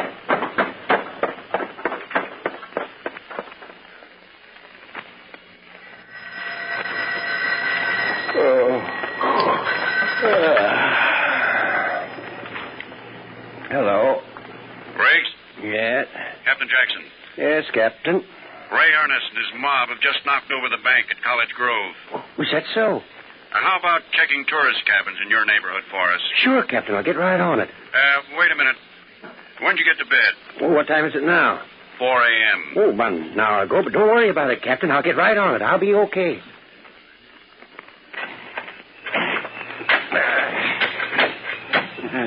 Dig. All night long we dig to get in the safe. Now we dig a hole in the ground. Go on, Mitch. That ain't there deep enough. Yeah, take the shovel. You try it a while. Thanks. Go on, dig. Ray sees you laying down on the job. He's liable to bury you in a hole. That ain't so funny. No. It ain't, is it? You know, there was nearly 30 grand in that safe. Split 4 ways, it don't come to so much. Yeah. I thought this was a screwy idea. Stop in the middle of getaway. Go over in the woods, he says. Dig a hole, bury the dough, bury the tools. You know, he and Lois could be out there in the car figuring out just how they're going to do the whole thing. We get the hole dug, Ray shoots the both of us, and we drop in the grave we dug. Yeah. What's this stall of his about the whale? There's nothing wrong with that whale. If you ask me, Ray just wanted a chance to work this out with Lois. I wouldn't put it past him. Look, Goldie. He makes a move. Why wait for him to make a move? You mean? Sure. I wouldn't mind getting rid of that rotten... Watch it. Here he comes. Go ahead and dig. Okay. That's it. That's about got it. How you boys doing? Okay. All right, that's deep enough. You think so, Ray? Plenty deep enough. Let's get busy. I want to be moving before it's late. Yeah, that's a good idea. Look, Ray. I don't want to hear any more about it. We bury the dough and the tools. When we need it, we come back. I'll get that stuff in there, Goldie. Wait a minute, Ray. Go on. Get it in there. Okay. Look over that steering wheel. It's okay now. Is it? I said it was. Look, I got an idea how to play this safe. The cops know me. They don't know either you or Lois too well. So? You take the car, ride back to Nashville. You won't be bothered. And what about you? I'll hitchhike. I'll get there the best I can. That's awful generous of you, Ray. It's playing it safe. What's Lois think about it? I didn't ask her. She's sleeping in the car. It's the best way for all of us. Now go on, finish burying that stuff, then I'll get started. You mean started walking? That's what I mean. What goes, Ray? This is a screwy deal. I told you I wanted to play it safe. Yeah. Safe enough to come back by yourself and dig up the dough? Oh. So that's what's on your mind. What else would be on our mind? You're nuts. Now put the dough in there and get it covered up. Not on your life, Ray. Something else goes in that hole. Hey. That's it. Don't move. Oh, pulling a gun on me, huh? What kind of a double cross is this? Same kind you were fixing to hand us. Don't move, Ray. Don't move or you get it sooner than you expected. Okay, if this is the way you want it. But you're nuts. How far do you think you'd get without me? We'd get 30 grand worth of far. Now, look. Be reasonable, will you? I want him dead.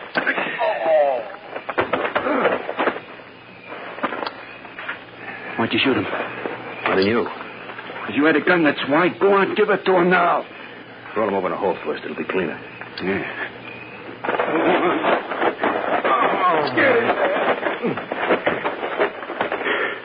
Okay. Yeah, look at him. The big boys. Got dirt in his face. Go on, give it to him. Well, what are you waiting for? Look. Come on, shoot. Mitch. What do we need a murder rap for? He was going to bury us. I don't know. The idea he had wasn't bad. Go on, will you? We'll have to kill Lois, too, you know. She's nuts about him. She'll run to the first cop she sees. This way, we could just kiss her goodbye in Nashville and have the whole 30 grand to ourselves. What about him? I'll fix him so he's good for a couple hours here. We'll take a long trip. He'll never find us. Why look for trouble with a murder rap when this is just as good? Okay, maybe you got something. Go on, get to work on him. Give me that show. Yeah, grab it. I've been wanting to do this for a long time. Cross me. Okay, cut it out or you will kill him. Come on, let's get moving. Yeah.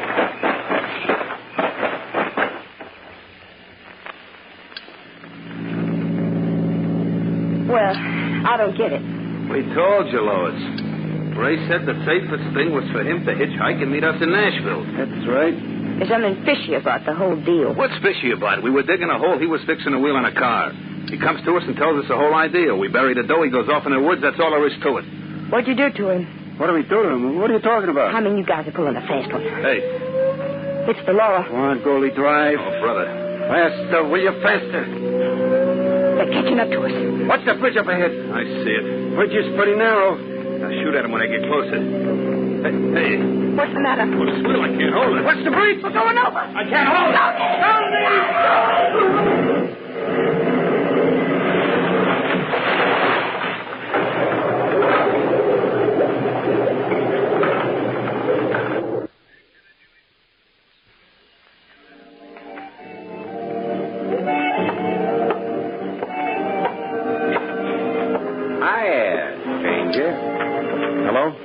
Waitress tells me your car broke down out of town a ways. Yeah, that's right. I had a little wreck. Oh. Well, not much damage, except I got quite a bump on the head and my clothes full of mud. Well, I'm working with the State Highway Patrol. Can I be helpful? No, I called the wrecker from Nashville. They're coming out after the car. Are you going to Nashville? Yeah, as soon as I finish my coffee. Well, I'm going there myself this morning. I'll give you a lift. I'm much obliged, but I guess I can manage. Well, you might have a little trouble, mister. There's quite a bit of excitement around.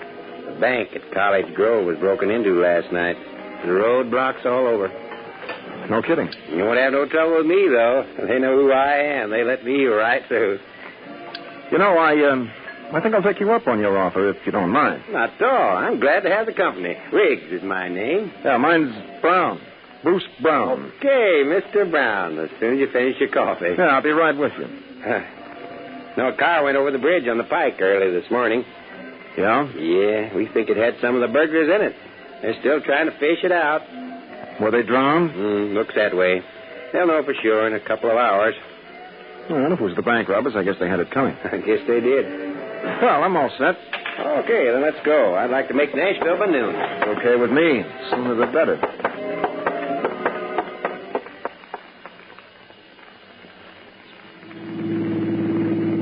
Yes, sir. We've been having quite a little trouble with them safecrackers. Busted into more than 50 safes. Most of them in small towns like mine. Is that so? Banks, post offices, warehouses, everything. But I reckon this is the end of them. Well, if they drowned, it must be. They even broke into the post office in my town. Same night we had the square dance at the firehouse. A lot of nerve those fellas had. Post office was right next door to where the dance was. No kidding. Yes, sir. We were having a great time in there. All the while they were breaking open the safe in the post office. No, I almost lost my job over it. That's too bad. The mayor says it wasn't my fault, though. So did my friend, Captain Jackson, of the State Highway Patrol. Well, you were... Hey, what's that up ahead there? Well, that's one of the roadblocks. We won't have no trouble, though. I thought you said those criminals were drowned. Well, we're not really sure yet. Can't take any chances. I guess you're right. I'll just slow down a little so they can see who I am. Yeah, that'll be a good idea. Howdy, Riggs. Hello there, Sergeant. Yeah, it's Sergeant Bailey of the State Highway Patrol. Mm-hmm. Did you have to stop? No, I didn't, but I'd just like to say hello to my friend, Captain Jackson. Oh. Just make yourself comfortable, Mr. Brown. I won't be a minute. Oh, take your time. How's it going, Rick? Fine, Sergeant, fine. Captain Jackson. Oh, hello, Riggs. Anything doing? Captain, you want Ray Ernest? What? Sitting in my car. What? You're joking. No, that's him, all right. Picked him up in a restaurant. Oh, come on. Okay, Ernest, don't move. Hey. Come on. Get out of there. Okay, I'm getting... No gun on him, Captain. He's lucky. Well, I guess this is it, huh? All except a few little details. You can tell us, for instance, why you tampered with the steering gear of your friend's car so they'd lose control. You'll have a hard time proving that. Maybe you wanted all that loot for yourself. That's how you figured to get it. Maybe. But you couldn't prove that either. We'll see. Well, Ernest, as far as I go, but if you want to go to Nashville, the captain will take you the rest of the way. You bet your life I will, Ernest. I want you in the strongest jail in the state. So, Les, that was the end of the criminal activities of Ray Ernest and his gang. Ernest, the sole survivor of the gang, is now serving a long term in the federal penitentiary at Atlanta, after which he'll have to account for similar sentences in the states of Tennessee, Kentucky, and Indiana. Well, thank you, Commissioner Bomar, and congratulations to all the officers, federal, state, and local, who participated in the investigation leading to the arrest and conviction of this troublesome criminal.